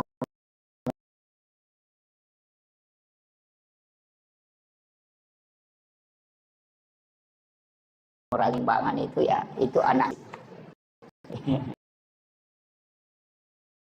Ya, jangan dibahas, banyak yang kena. Nah, kita tinggal di anak berapa kira-kira ini. Kemudian, jadi ini penting saya wasiatkan, hati-hati. Sebenarnya Nabi itu sudah kasih kita bonus betul. Jadi Nabi itu sudah tahu bahwa nanti umrah ini menjadi orang berlomba. Sunnah Isra itu dijamin haji dan dijamin. Kalau maka ini jadi parah. Makanya saya bilang sebelum berangkat itu perbaiki dulu.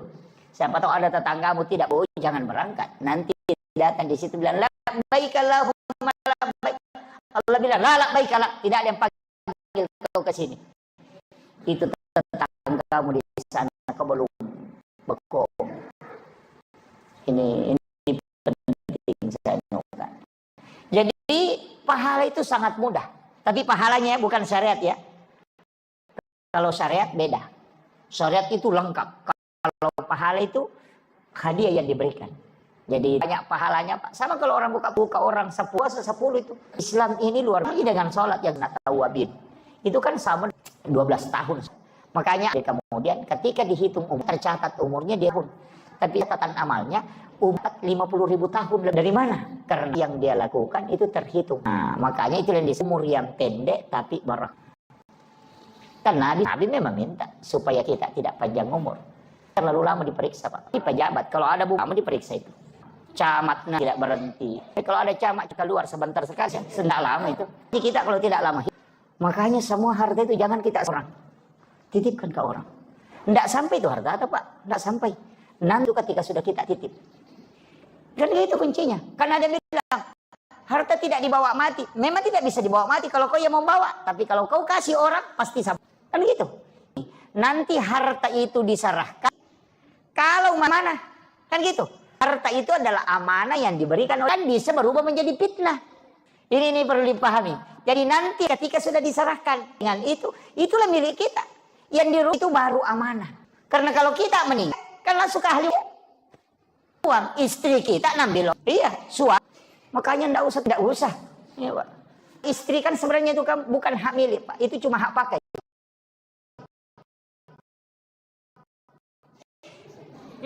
Iya, makanya disebut hakut tamlik itu. Iya, makanya wanita itu istri itu tidak bisa mentalak suaminya. Pengadilan. Suami satu kali ngomong kamu itu jatuh talak. Tapi kalau istri talak kau jatuh. Tidak akan jatuh. Kenapa? Mengatakan kalau sudah usah minta izin ke istri pertama. Bukan saya bilang ya. Imam Syafi'i. Jangan saya disalahkan. Allah suruh menikah ya. Alasannya kenapa? Imam Syafi'i mengatakan tidak usah minta izin. Karena dia yang dibeli. Jangan bilang iya, kan hakun tali. Saya harus luruskan ini supaya kita paham. Ngaji fikih itu begitu. Begini. Saya ingin tanya, ketika kita misalnya mau beli HP, kita bicara HP, mau beli HP. Kita akan tawar. Ini HP harganya berapa? Oh, ini 4 juta. Itulah mahar. Kita akan datang menghitbah. Ini kira-kira maharnya berapa? Cuma maharnya kita di Mamuju ini kayaknya murah. Apa maharnya? Seperangkat alat sholat. Murah sekali itu. Iya. Jadi itu mahar kan itu harganya wanita itu. Makanya Nabi menyuruh kita pakai emas. Jadi itu dia dibelikan, dia kasih nikah sudah dibayar milik kita. Sama HP tadi. Kan kita bilang, saya mau beli HP yang bisa sama YouTube, bisa sama Facebook, bisa sama game, bisa sama, oh ini yang cocok. Dilihat, oh pas. Sama sih kalau melamar. Begitu kan juga. Nah, ketika HP dibeli kita bayar. Sudah dibayar. Saya mau tanya. HP yang sudah dibeli dengan sudah dibayar itu saya mau tanya. Apakah HP itu milik kita? Kan milik kita. Karena kita sudah bayar kan? Pertanyaan sebaliknya. Apakah HP itu memiliki kita? Tidak. Makanya suami istri itu bukan hak milik. Itu hak pakai. Sudah paham? Ini kalau ngaji pikir apa? Iya memang. Sama dengan HP tadi. Karena dia yang dibeli, maka HP tidak memiliki kita. Tapi dia punya tanggung jawab, kewajiban ke kita untuk mengikuti perintah. Dari situlah kenapa istri mesti mengikuti perintah suami daripada perintah orang tuanya. Di situ. Karena dia sudah dibeli. Makanya jangan sembarang menyerahkan anak ke laki-laki yang tidak beres. Kan gitu. Karena memang dia membeli, kita serahkan sepenuhnya itu. Masa kita didik berapa puluh tahun? 25 tahun, 30 tahun kita didik. Mulai dari kecil. Baru kita serahkan ke orang yang tidak beres. Kan kita dengan harga seperangkat alat sholat. Ini jadi masalah. Itu bahayanya Pak. Ini saya kasih catatan ini. Makanya ketika wanita, kembali ke HP. Nah, ketika HP ini saya mau tanya. Bolehkah HP ini diambil orang ketika saya sudah membelinya? Kan tidak bisa. Dari situlah kenapa wanita yang sudah menikah itu tidak boleh menikah dengan orang lain. Dengan dua laki-laki. Kemudian saya mau tanya Pak. Kalau saya mau beli HP, haruskah saya minta izin sama HP tadi yang satu? Kan tidak. Nah itulah alasannya Imam Syafi'i. Gitu. Hanya dia bilang kalau mau beli HP baru, tidak usah minta izin ke HP yang satu. Karena dia yang dibeli kan. Nah, itu alasannya. Jadi pikir itu begitu. Makanya disebut, makanya kalau bapak mau beli HP baru, tidak apa-apa. Tapi tidak usah beli HP baru, casingnya saja yang diperbaharui, ya kan gitu. Iya. Kalau ngomel, dia pakai saja, karena memang semua pekerjaan itu kan dia kerjakan. Dia yang hamil, dia yang dihamili, dia melahirkan, nah begitu. Kemudian dia menyusui anak, dia yang menjaga anaknya. Nah itu kalau tengah malam bangun anaknya menangis, itu bapaknya bangun, dia tidak urus anaknya itu. Pas dia kok di istrinya, menangis anak, padahal anaknya juga. Kan gitu. Sebenarnya itu kan tugas istri itu. Tugasnya itu hamil, melahirkan, menyusui, merawat anak, mendidik anak. Itu tugasnya. Memasak itu bukan tugas pokok.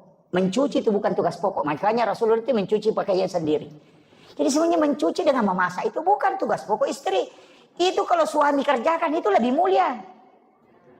Ya. Iya. Itu lebih mulia Pak. Makanya Nabi itu kan memasak. Nabi itu mencuci pakaiannya sendiri.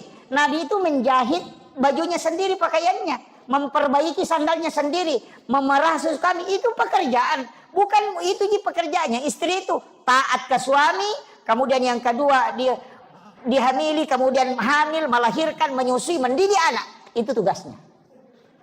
Itu tambahan, itu mestinya tugas suami itu Pak. Memasak, mencuci itu, mengeringkan baju itu. Iya, belanja di pasar, itu tugas suami itu. Mencari nafkah, tugas suami. Iya. Tapi diambil semua istri sekarang kan. Mencuci dia tuh. Itu betul. Itu katanya betul ini. Untung ada lantai 2 Pak, bertengkar seandainya di bawah ini. Iya. Iya. Itu kan diambil semua. Makanya kalau istri marah-marah, maklumi. Paling susah pekerjaannya. Iya. Nah bilang ini perempuan, coba laki-laki Pak, mau kita tukar pekerjaan sama istri tak? Biar istri ke kebun.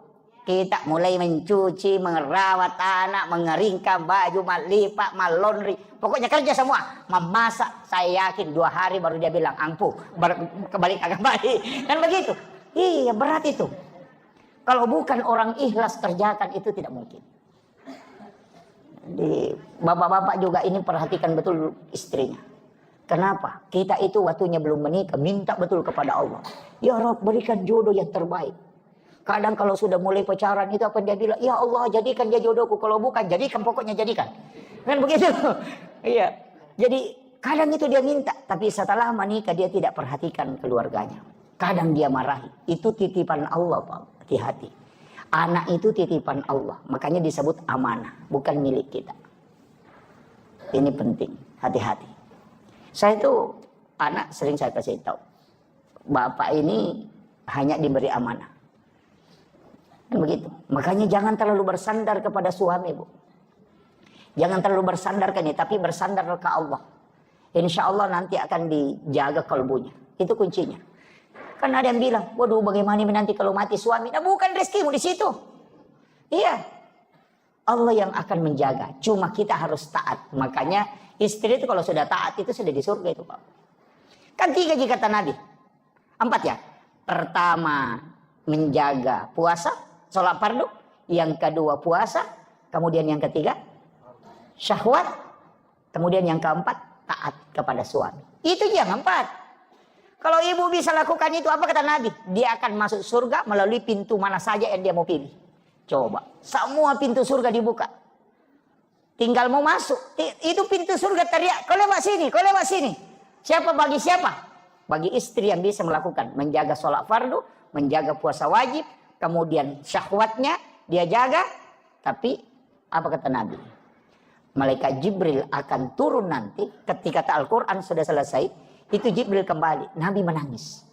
Dia mengatakan, wahai Jibril. Apakah engkau akan masih turun nanti?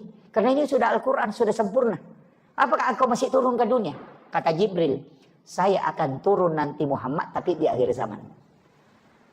Apa yang dia membuat turun malaikat Jibril? Yang pertama adalah mencabut malunya wanita. Nah, makanya yang wanita itu yang titok-titok gini, goyang-goyang itu yang bahaya itu. Iya, makanya hati-hati Pak Bu. Ketika wanita tidak bisa menjaga syahwatnya, itu fatal. Kemudian ketaatan kepada suami. Makanya kalau ada janda, itu tinggal 3 baru dia selamat. Kan tidak ada suaminya. Iya. Kan tinggal 3. Makanya janda itu cuma menjaga sholat, menjaga puasanya dengan syahwatnya. Kan tidak ada suami. Makanya janda itu bisa lebih cepat masuk surga daripada orang punya suami. Iya. Betul Pak. Makanya ini penting saya wasiatkan. Kita laki-laki itu susah sekali jaminan. Bahkan wanita kata Nabi, siapa yang punya anak 2 kemudian belum balik kemudian meninggal. Itu ibunya dijamin masuk surga. Karena anak itu selalu menunggunya di pintu surga. Tidak mau masuk kalau ibunya tidak datang. Iya. Jadi itu luar biasanya itu. Makanya 3 wanita itu hebat Pak Bu. Yang pertama adalah ibu. Karena ketika dia berdoa semua pintu langit dibuka. Yang kedua adalah istri. Karena 3 kali lebih cepat doanya mustajabah dibanding laki-laki. Coba lihat orang hebat Pak. Bagaimanapun hebatnya Soeharto. Tapi ketika Ibu Tien wafat habis dia. Karena barakahnya di situ. Kemudian Habibie kan kita tahu orang hebat. Tapi kapan dia tidak bisa melakukan apa-apa. ketika Ibu Ainun tidak ada. Kemudian yang ketiga SBY kan yang sekarang masih hidup. Siapa yang tidak mengakui SBY? 2 periode jadi presiden, Panglima TNI. Tapi kapan dia tidak bisa menentu kebijakannya ketika Ibu Ani sudah meninggal? Itu hebatnya wanita. Karena doanya itu 3 kali lebih cepat dibanding dengan laki-laki. Makanya kalau ada kebutuhan tak suruh istri berdoa. Iya, istrinya berdoa. Iya Bu. Kalau ada kebutuhan suruh dia berdoa. Karena doanya itu lebih cepat. Jangan kita laki-laki ini disuruh kerja. Yang berdoa mestinya itu minta rezeki itu perempuan. Iya, cepat itu. Karena 3 kali lebih cepat. Karena malaikat itu sudah menunggu doanya sebelum dia mengangkat tangannya. Dan malaikat itu bertasbih kepada wanita. Bayangkan kata Nabi, kau menyiapkan saja air putih untuk suamimu, itu sama dengan pahala jihad. Itu hebatnya Pak. Ini perempuan kalau dia betul-betul paham tugasnya, itu masuk surga. Iya. Itu kuncinya. Makanya kalau istri sudah berdoa dan tidak bisa diterima, tambah istri Pak, supaya banyak mendoakan. Itu. Iya. Iya. Langsung ibu-ibu di atas protes itu. Itu kuncinya sebenarnya. Kemudian yang ketiga adalah anak perempuan. Itu perempuan lagi. Siapa yang meninggalkan 2 atau 3 anak perempuan ahli ibadah, ibu bapaknya tidak disentuh api neraka. Bahkan Rasul mengatakan, jangankan disentuh api neraka, diperlihatkan api neraka pun tidak. Itu hebat. Ini. Jadi itu anak-anak perempuan kita, tidak usah banyak-banyak kita tuntut Pak. Tidak usah bilang harus jadi PNS, harus jadi, tidak usah. Rezeki itu bukan dari situ jalur itu saja. Justru PNS itu terbatas rezekinya. Ya kan? Karena gajinya pasti. Kan gitu. Tidak usah terlalu anu Pak. Makanya PNS sebenarnya yang gajinya tidak cukup 1 nisab, kemudian dia pencaharian pokoknya cuma itu, tidak ada tambahan, dan tidak cukup 1 nisab gajinya, ketika dikalkulasi dalam jumlah 1 tahun, atau dikalkulasi per bulan dengan mengikuti panen padi, maka itu tidak wajib zakat sebenarnya. Cuma ulama kita di pemerintah ini di Indonesia, dalam hal ini Basnas, berusaha menjaga. Siapa tahu nanti harta ini kena zakat, makanya dia keluarkan memang 2,5. Makanya kalau dia tidak jadi zakat, nanti jadi sedekah. Karena sebenarnya pengeluaran itu Pak bukan hanya zakat. Kan ada zakat, ada infak, ada sedekah, ada wakaf. Masing-masing beda ya. Kalau zakat kewajiban. Kalau infak itu harta. Kalau sedekah itu umum. Makanya tersenyum itu sedekah itu. Tabassumu kafi ahika laka sedekah. Makanya kalau tidak ada uang tak senyum ki saja. Ketemu orang itu sudah bersedekah itu. Bahkan berjalan ke masjid itu sedekahnya tubuh. Ada yang orang lupakan, wakaf. Ini wakaf yang paling pokok Pak.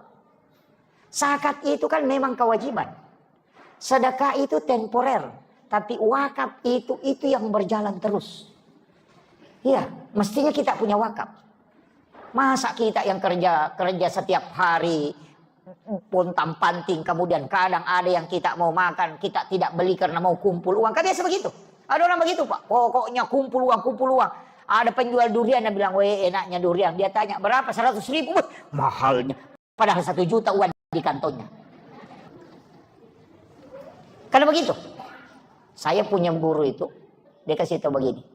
Aja mau seke kangi alemuna, narekomeko malomo dalle. Itu. Makanya kalau mau makan durian uangnya tidak cukup, pergi beli pop ice rasa durian.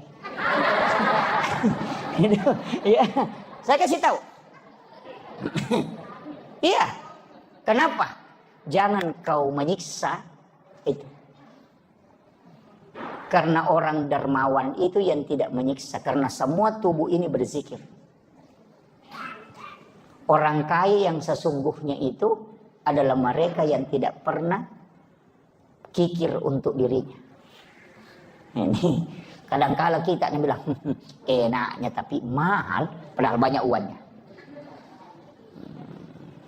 Itu. Ini penting saya sampaikan. Makanya iya. Tapi jangan juga semua mau dimakan. Wah, itu jadi masalah. Ada juga istri itu gajinya suaminya 1 juta, pokoknya semua penjual lewat ditahan, semua penjual pentolan, singa, penjual singa, itu bikin ubanan suami itu. Gitu. Jadi itu kunci dalam agama itu.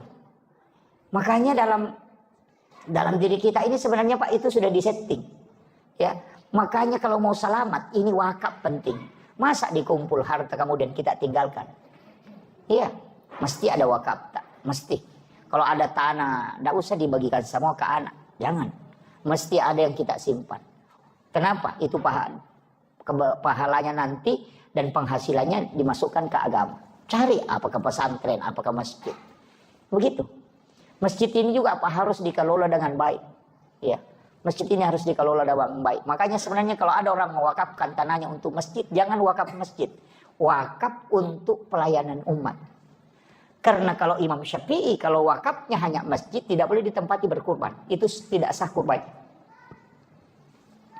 Kan kadang-kadang kita kalau berkurban kan di pekarangan masjid. Sama dengan menjual. Karena ada orang biasa menjual di pekarangan masjid. Kan gitu. Oh, itu tidak boleh kalau wakafnya untuk masjid.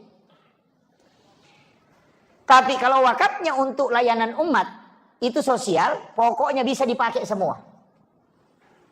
Makanya sebenarnya wakaf itu juga hati-hati pengelolaannya. Ini makanya kalau seandainya kita ini mengelola wakaf dengan baik Pak, Islam ini tidak akan ini. Makanya saya bilang zakat juga di Mamuju ini jangan dikasih keluar. Jangan dikasih keluar ke keluar kampung. Ada yang orang di sini bekerja, cari rezeki, baru dia kirim ke Parepare. Jangan.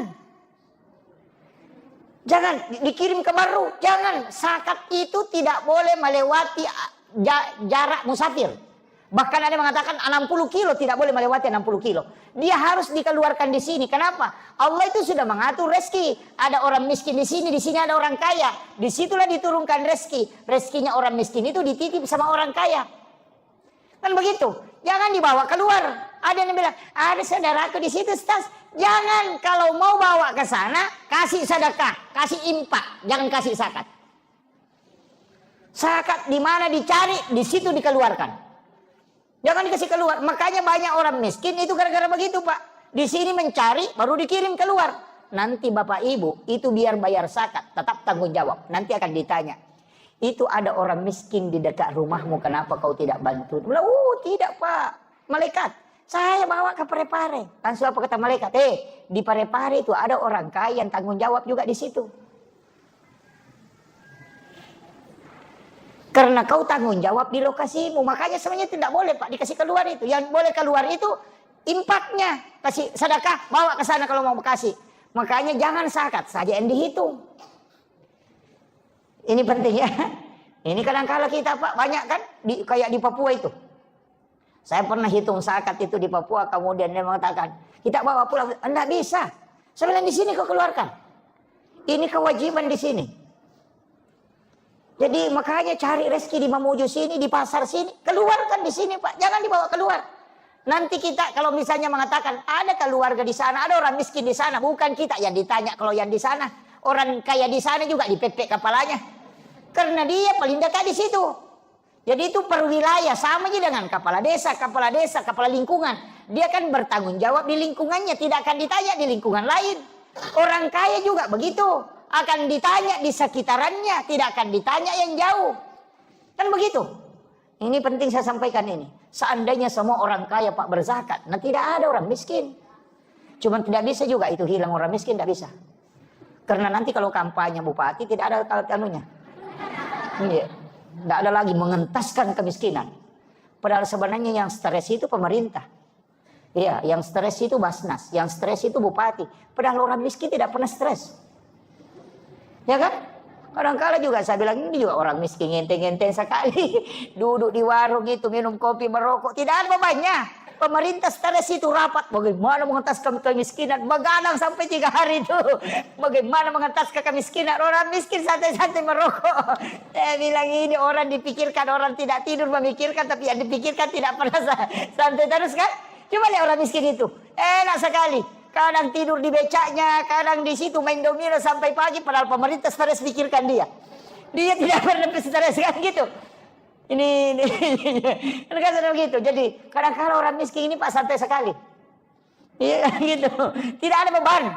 Ya. Makanya saya kasih tahu, kita orang kaya yang punya hak kewajiban mengeluarkan 25%, tolong dikeluarkan itu. Karena itu akan, apa kata Nabi? Bahkan dalam Al-Quran itu. Orang yang tidak mengeluarkan zakatnya, hartanya nanti itu akan menjadi benda yang akan dilelehkan. Itu menjadi api. Kemudian disetrikakan mulai dari jidatnya, kemudian punggungnya dan lambungnya. Gitu. Kalau dia binatang, binatang itu nanti datang dengan besar, kemudian dia menginjak-injak itu pemiliknya sambil bergantian. Itu disebutkan dalam hadis. Makanya harta itu Pak disakati. Hati-hati sekali, apalagi kalau penjual. Karena itu yang membersihkan itu. Bukan hak kita memang itu Pak. Makanya kalau ada orang bolak-balik di rumah sakit, tidak ditemukan penyakitnya, tidak tahu mau tahu tidur matanya. Penyakit seke itu. Nggak usah banyak tanyakan itu, ada masalah itu. Ada masalah Pak, karena begitu. Nanti keluar ketika ada masalah kan, kenapa mobilnya kecelakaan? Ya karena kalau celengan lewat dia tidak isi. Kan begitu, makanya sedekah itu tidak faul bala. Jadi memang juga ada beberapa pekerjaan itu Pak, sebenarnya menunggu musibah. Kayak bengkel, itu menunggu musibah itu. Iya kan? Dokter, menunggu musibah juga itu. Nah tidak ada gunanya itu dokter kalau tidak ada orang sakit. Kan begitu. Iya kan? Nggak ada gunanya, sama bengkel apa gunanya kalau tidak ada mobil rusak. Jadi kalau merusak mobil terjaga bilang kenapa lagi nih mobil rusak? Oh bengkel mau ambil rezekinya. Nggak usah jalurnya begitu karena kau tidak keluarkan. Kalau kau keluarkan kan tidak diminta paksa. Makanya disebut as-sadaqah itu tak ada faul bala, menolak bala. Kan gitu. Jadi jangan nanti kena musibah baru kena dipaksa ya. Kau tidak keluarkan sini. Makanya sakit, bolak-balik ke rumah sakit, dibuka matanya, nggak bisa. Tapi memang ada hadis juga itu Pak. Apa hadisnya? Rasulullah mengatakan, orang yang mendapatkan sesuatu yang melebihi dari haknya, maka Allah akan membukakan pintu supaya itu akan keluar. Tapi ketika ada orang dibayar tidak sesuai dengan haknya, kurangi dari apa yang dia kerjakan semestinya, maka Allah akan menutup jalurnya supaya rezekinya tidak keluar. Nah itu begitu. Saya kemarin ketemu dengan orang kaya, minta, Pak Ustaz kasih Kak dulu aneh doa-doa. Nah, dari Singapura maka berobat ini. Saya bilang, wah mahal itu Pak kalau di Singapura. Dia bilang, satu kali pergi periksa di sana minimal 15 juta Pak Ustaz. Belum ada tiket pesawat. Dalam hatiku, wah kundu-kundu pasti dekat. Saya tanya, perbaiki dulu zakat. Bagaimana zakat? Dia bilang, wah anu Ustaz, karena bersedekah aja. Saya bilang, beda, sedekah itu sunnah, zakat itu wajib. Hitung dulu. Dia bilang, wah itu yang tidak aku tahu. Saya bilang, oh itu yang bawa ke Singapura. Dia bilang, itu tetangga aku kalau sakit perut sakit kepala, nah bodrex Cina minum, nah berhenti. Nah saya sudah 1 papan ku minum obat yang tas 1 juta, nah tidak mau berhenti. Saya bilang begitu memang. Lah 1 seke itu. Ya, saya kasih tahu. Karena memang tidak keluar uangnya sekian banyak kalau hanya bodrex na beli. Jadi dikasih penyakit yang tidak mau sembuh-sembuh. Kecuali obat mahal. Kenapa? Karena itu uangnya mau dikasih keluar. Karena haknya orang. Memang bukan hak kita. Cuma Allah titip ke kita. Kan begitu. Nah makanya Pak serahkan. Nah apa kata Nabi? Kalau lebih kau serahkan, pasti Allah kembalikan. Begitu aja. Nggak usah khawatir. Jangan bilang, oh lebih ini sedekah. Aku tidak ada sedekah yang lebih. Nggak usah khawatir. Pasti kembali dengan cara apa saja. Iya. Ada juga doa itu. Subhana man halakani walam yansani minar rizki. Nah, Subhana man halakani walam yansani minar rizki. Sudah hafal? Subhana man halakani walam yansani minar rizki. Pak dongan ulakut tuh. Kalau orang baca itu Pak, bagi yang tidak punya anak bisa membantu, tidak ada lagi yang bisa bantu, bekerja lagi tidak mampu, tidak menentu pencahariannya, suruh baca itu 3 kali antara azan dan iqamah. 7 kali kalau sudah sholat maghrib, 7 kali kalau sudah sholat subuh. Yang penting ada rezeki di kampung itu. Orang sakit perut kalau dia tidak bawakan. Nah, biar tinggal di rumah itu dapat itu. Kalau memasak ini tetangganya dicium memasak ikan, mau baca itu subhana man halakan. Nah bawa itu nanti pasti nanya ki. Nah itu sudah hafal. Jangan dihafal, bahaya itu. Itu biasanya dipakai petugas SARA ya, yang biasa kasihan tidak mampu lagi, tidak ada lagi, ini itu dibaca. Itulah yang sejarahnya itu ketika ada ular di bawah batu yang tidak bisa keluar. Kemudian dibawakan makanan oleh burung dan semut yang kasih masuk ke dalam. Itu doanya itu. Subhana man khalaqani wa lam yansani minar rezeki. Jadi itu zikirnya ular. Nah, ulama yang mengatakan ular kutu karena dia melilit di bawah batu tidak bisa keluar. Tapi dibawakan makanan. Nah, itu. Jadi biar kita tinggal di mana pasti ada rezeki dibawakan. Itu. Itu sudah hafal. Nah, enggak hafal ya. Wah, ini sudah ada pertanyaan ya? Oh iya, ini dulu baru kita. Iya. Terima kasih Ustaz. Iya. Mohon maaf mungkin menyimpang dari materi. Iya. Tapi berkaitan dengan umat. Terkait dengan fatwa MUI. Iya. Di mana kita lihat sekarang posisi Palestina. Iya. Iya. Sehingga ada fatwa itu menyatakan bahwa produk Israel dinyatakan haram. Iya, iya, betul. Apalagi sekarang penyerangan orang Indonesia banyak. Yang terjadi di toko-toko Betul. penjelasan. Lanjut, ya Pak. Ya.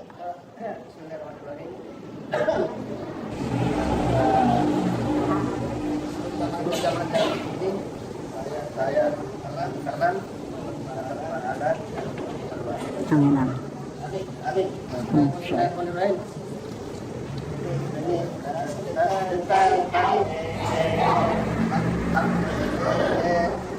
Zikir la ilaha illallah. Iya. Kalau bisa apakah memang ada tarik nafasnya? Oh iya. Iya. Atas Betul. Iya. Kalau tidak melalui jalur nafas, apakah zikir la ilaha illallah ini dijawab oleh Allah tidak? Oh iya. Banyak berapa kali? Iya, 71.000. Iya.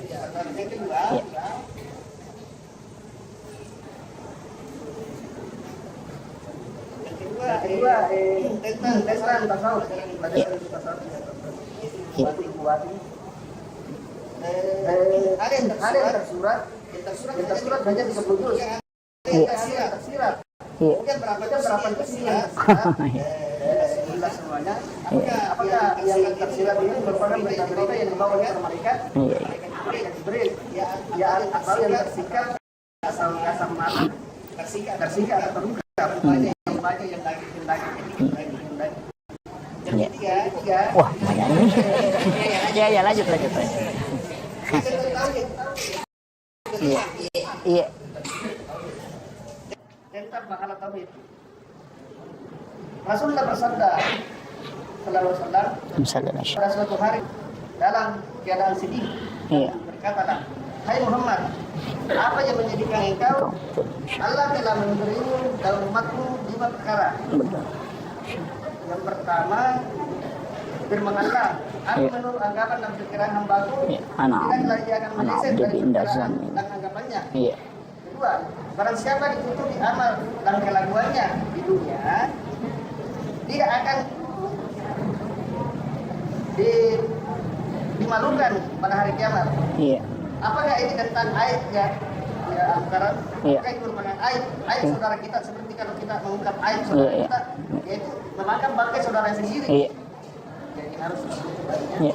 Ketiga, pintu taubat tidak akan tertutup bagi umatku selama belum bersekarat. Iya. Yang saya tanya Ustaz, bersekarat itu artinya apa? Iya. Keempat, barang siapa datang dengan dosa yang mana ada Allah. Iya.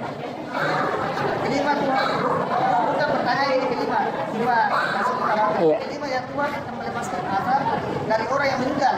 Iya. Karena doanya orang-orang yang meninggal. Oh iya, betul. Iya. Betul. Itu hadis, Pak. Iya. Pertama begini, Majelis Ulama Indonesia memfatwakan bahwa seluruh produk Yahudi ini diharamkan. Itu supaya kita tidak membeli. Sebenarnya begini, ada langkah yang mestinya efektif, Pak. Karena di Majelis Ulama Indonesia ini itu fatwanya benar, tapi tidak menjadi acuan karena tidak ada punishment. Jadi itu hanya perorangan yang bisa ini, tidak semua orang. Mestinya itu MUI ini dikedudukannya ke pemerintah, seandainya bisa dia menjadi power. Kayak Darul Iftah. Apa yang hasil fatwa Iftah, itu menjadi pegangan pemerintah. Nah di Indonesia ini kan tidak bisa. Dan kita ini dibawakan belanja. Di bawah ini masyarakat belanja. Mestinya yang di stop itu produk yang masuk. Kan gitu. Biar bagaimana ditahan di bawah. Kalau masuk terus pasti lakukan.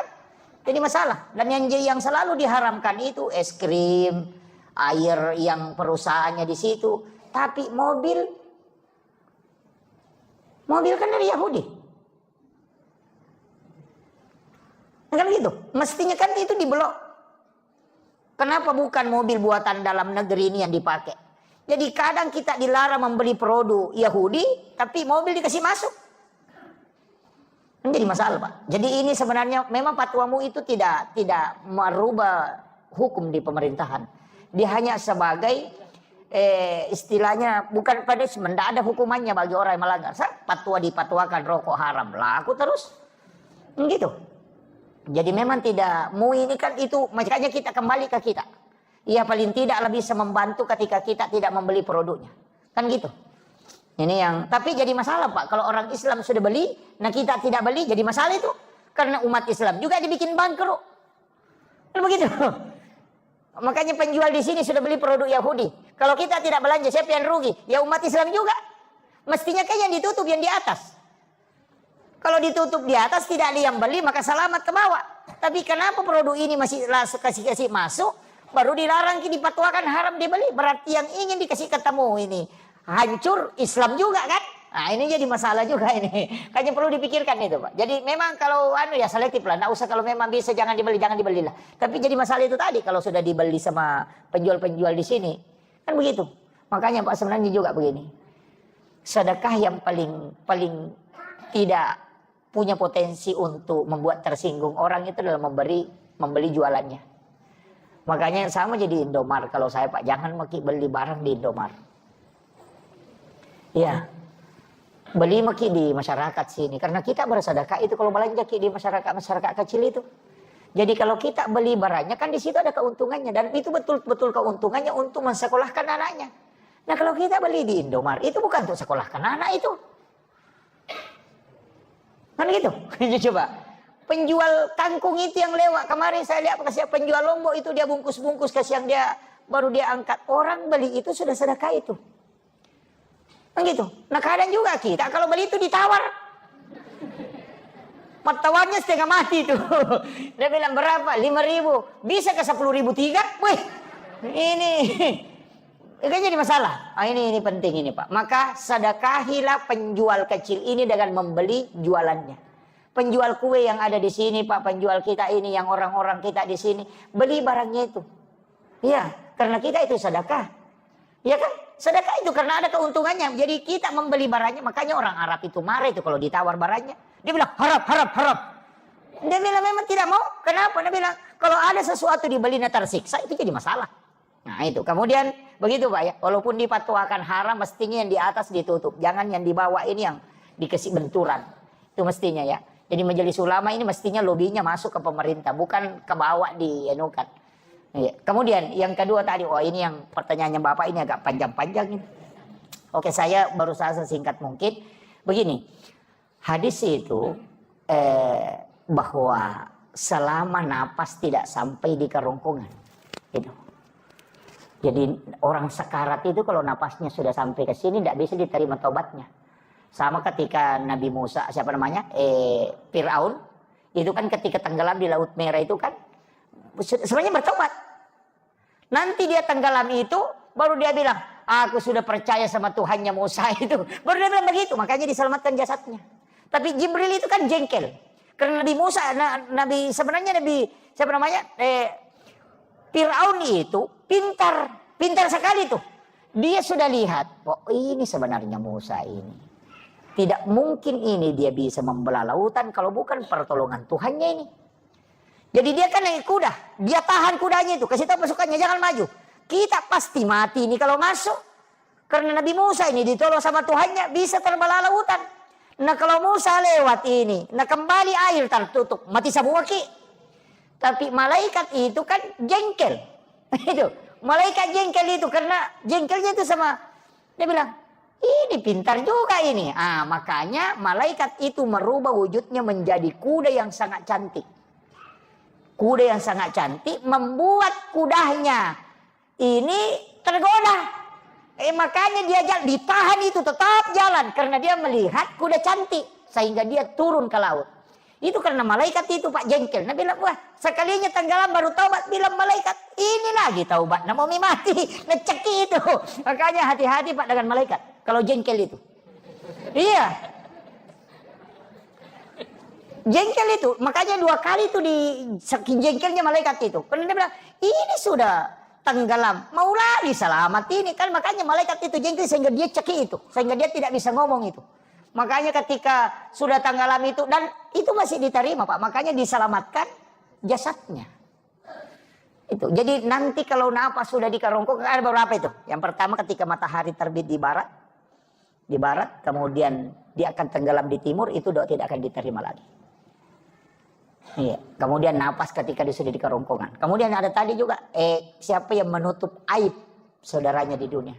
Rahasiakan, bukan saja aib kita, aibnya orang Pak. Ada hadis itu bahwa orang yang tidak diampuni oleh Allah dosanya adalah orang yang disembunyikan oleh Allah dosanya tapi dia nampakkan.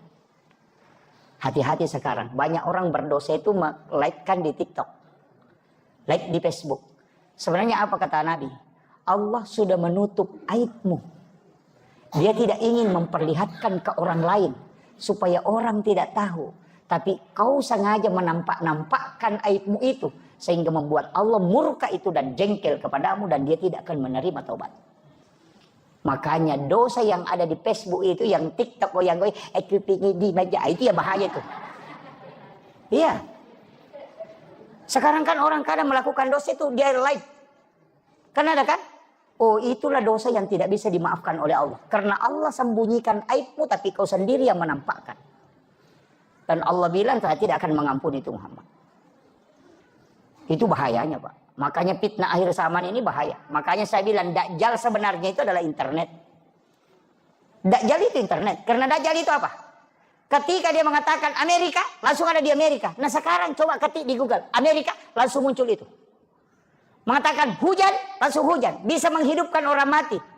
Ustaz yang sudah meninggal, ketika diketik namanya, muncul dia ceramah. Padahal dia sudah meninggal puluhan tahun. Menghidupkan orang mati. Itu Dajjal sebenarnya itu HP. Dan yang Dajjal itu mata satu. HP kan orang semua ke situ. Coba di bandara. Tidak ada yang mau ngomong itu. Petugas bandara kemarin tanya. Mau anu Pak ini. Laka kepalanya. Karena itu mata satu. Dan yang kemudian tertulis kafir. Kafir itu kebohongan. Sekarang kan muncul. Yang disebut hoax. Makanya Dajjal itu HP sebenarnya. Iya. Kalau Dajjal kan mengatakan hujan, hujan. Iya hujan, coba ketik hujan. Langsung hujan itu. Makanya sekarang orang Pak kurang berdoa itu. Hilang doanya Pak. Dulu itu kalau kita mau ketemu ulama, sholat sunat dulu 2 rakaat berdoa. Ya Allah mudah-mudahan Pak Kiai ada di rumahnya. Kalau tidak ada bahaya ini kita bolak-balik. Jauh naik mobil baru bisa ketemu. Sekarang kan enak. Tinggal ditelepon. Pak Kiai di mana posisi? Di rumah. OTW. Masih begitu. Tidak sholat lagi. Dulu kalau kita cari alamat setengah mati, di mana alamatnya? Oh, terus ke sana Pak, baru belok ke sini jalan. Sekarang bagaimana? Tinggal di Sherlock, ngomong sendiri. 300 meter belok kanan. Lorong kedua belok kiri. Tujuan Anda di sebelah kiri. Ngomong sendiri. Kan gitu. Saking mudahnya sekarang. Makanya orang lupa berdoa. Yang paling parah, makanan dihidangkan. Ambil HP dulu. Foto. Menu makan siang hari ini. Ya. Ayo yang jauh mendekat, yang dekat merapat. Makanan kita hari ini. Baru dia simpan HP-nya baru makan. Lupa berdoa. Sekarang kan begitu. Ini bahayanya sekarang. Nih, itu Pak ya. Jadi, ya. Oh, apa? Oh, sekarat itu sakratul maut. Oh ya, la ilaha illallah ini. Iya. Sebenarnya kan ada 2 versi itu Pak. Ada yang ngambil dari ujung kaki itu, tarik naik ke atas, itu sampai ke ubun-ubun. Baru ditarik turun ke sebelah kanan, kemudian dibawa ke kiri, di kiri baru dilepas. Itu, iya hati. Itu latifah namanya. Ada 7 latifah dia lewati itu. La ilaha, karena kan begini. Illa, kemudian illallah, kan la ilaha, haknya di sini.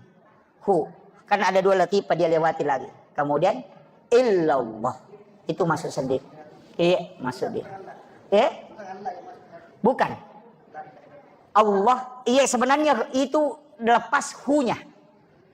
Yang ujungnya itu baru masuk. Tapi dia kan tidak begini Pak. Kalau di talaki itu kan begini. La ilaha illallah. Itu ha juga. Makanya hu di sini, hu juga di sini. Cuma itu dikasih masuk. Jadi sebenarnya nanti mudah-mudahan kalau di talaki lepas ini agak berat. Terus terang saya iya betul banyak. Ada yang ngambil dari pusar tanpa napas. Ada yang ngambil dengan napas. Napasnya ditarik kemudian dikasih masuk. Ada mengatakan kalau napas itu makhluk. Kalau tanpa napas itulah sebenarnya hakikatnya. Jadi itu. Beliau sebenarnya tahu tapi dia tanyakan. Saya kira ini yang penting. Tapi itu yang membuat Rasulullah. Itu yang membuat Rasulullah sebenarnya tadi hadis itu ketika Nabi bersedih kemudian datang Jibril itu pegangan kita betul, ya. Itu pegangan kita. Jadi berkahnya umat Islam itu luar biasa. Sebelum napas di kerongkongan masih diterima taubatnya, ya. Ketika orang itu sudah sakarat, itu sebenarnya Allah juga tidak akan turunkan azab, ya. Tidak akan turunkan azab ke umatnya Muhammad itu. Jadi makanya selama ada orang sholat Pak, insya Allah tidak turun azab. Yang turun itu adalah rahmat. Makanya karena kita sudah baca assalamu alaina wa ala ibadillahi sholihin. Makanya kalau ada orang sholat itu sudah ada yang mendoakan orang soleh di situ. Itu kunci. Saya tidak tahu dalam bahasa Indonesia kalimat yang paling pasti itu kalau ihsan. Tapi kalau bahasa Bugis itu pas sekali. Karena kalau orang melakukan kebaikan kemudian kita juga membalasnya dengan kebaikan itu bukan ihsan. Tapi itu disebut al-khair. Jadi beda. Kalau ihsan itu orang melakukan keburukan ke kita, kemudian kita balas dengan kebaikan. Itu namanya ihsan. Jadi kalau orang baik kemudian kita baik, itu hanya membalas kebaikan. Bukan berbuat baik namanya itu, tapi membalas kebaikan. Kadang-kadang kan ada orang begitu. Ada mobil mogok, dia dorong supaya dia bilang, nanti kalau hujan bisa kita ikut di mobilnya kan gitu. Ya biasa-biasa begitu. Membantu orang ya karena ada keinginannya, kan begitu. Jadi itu bukan ihsan. Ihsan itu sebenarnya sifat yang paling tinggi hakikat. Nah, ini yang kita mau capai. Karena nanti ihsan itu adalah manusia yang innallaha yuhibbul muhsinin. Allah sangat menyukai orang-orang yang ihsan itu. Jadi pertama iman. Kira-kira kita ini sudah beriman? Sudah beriman? Oh tidak. Kalau Islam oke, bisa. Tapi kalau iman itu ada tandanya. Wa idza dzukirallahu wajilat qulubuhum. Ketika disebut nama Allah maka bergetar kalbunya. Makanya kenapa perpindahan gerakan sholat itu menggunakan kalimat Allahu Akbar. Karena itu yang menggetarkan hati. Saya ingin tanya.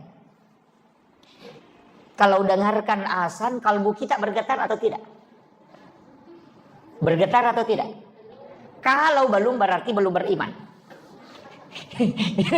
itu sederhananya. Kalau tidak bisa dipahami, saya putar sedikit. Putar haluang. Saya tidak lari ke iman. Bapak ibu ini pernah muda kan? Pernah jadi anak muda. Ibu-ibu pernah jadi gadis.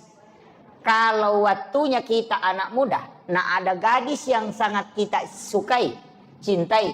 Ketika disebut namanya, apa ada di dalam sini bergerak? Itu namanya wajilat qulubuhum, bergetar. Sebut Maryam, si Maryam, langsung bilang gitu. Bahkan sahabatnya saja Maryam lewat. Itu, ada temannya nih, mungkin ada di belakangnya. Itu namanya bergetar. Itu karena cinta kepada seseorang, itu membuat ketika namanya disebut, itu bergetar. Nah, itulah yang disebut dengan cinta. Karena cintanya itu, kalau dalam Islam itu karena cinta kepada Allah, itulah tanda iman.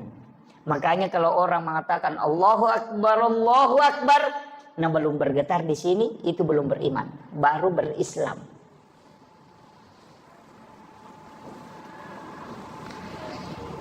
Agak berat ini ya.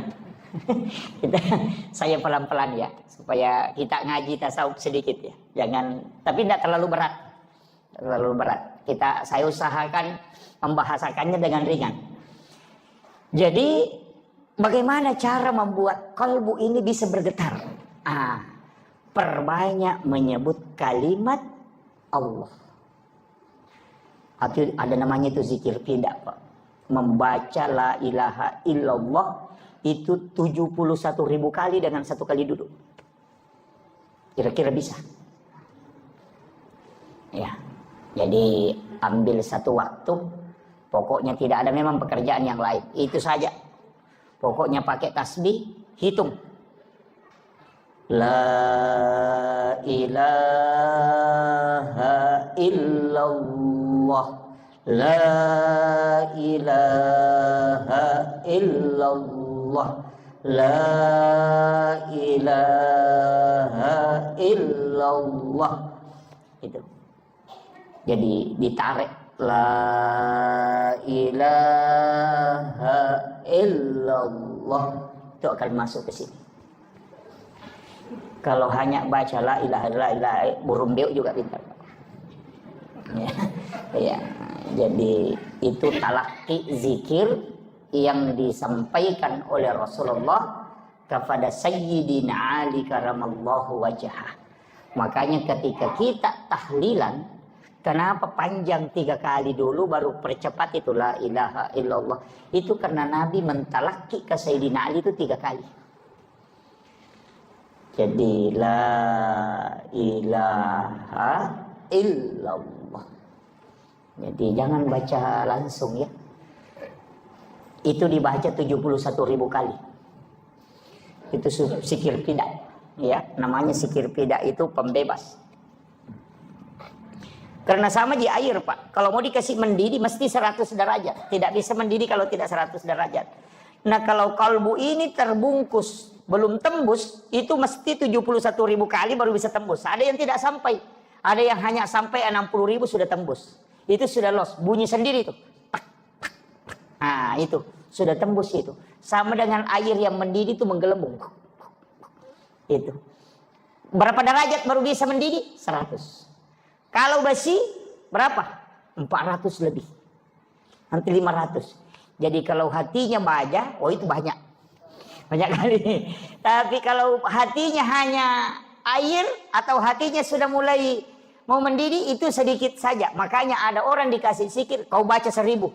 Yang satunya dikasih, kau baca 100. Yang satunya kau baca 40. Karena kalau itu tergantung, sama di baju. Kalau kotorannya banyak sekali, itu harus dibersihkan betul. Sama di kamar mandi kan. Kalau keramiknya kotor 3 bulan tidak dibersihkan, atau hanya disiram air saja, oh itu harus digosok dulu itu. Bahkan pakai prostek apa? Esos ya. Pakai SOS. Itu seperti gelar saya itu. Ini Pak Pertakoli ini tidak pernah benar menyebut nama gelar saya ini.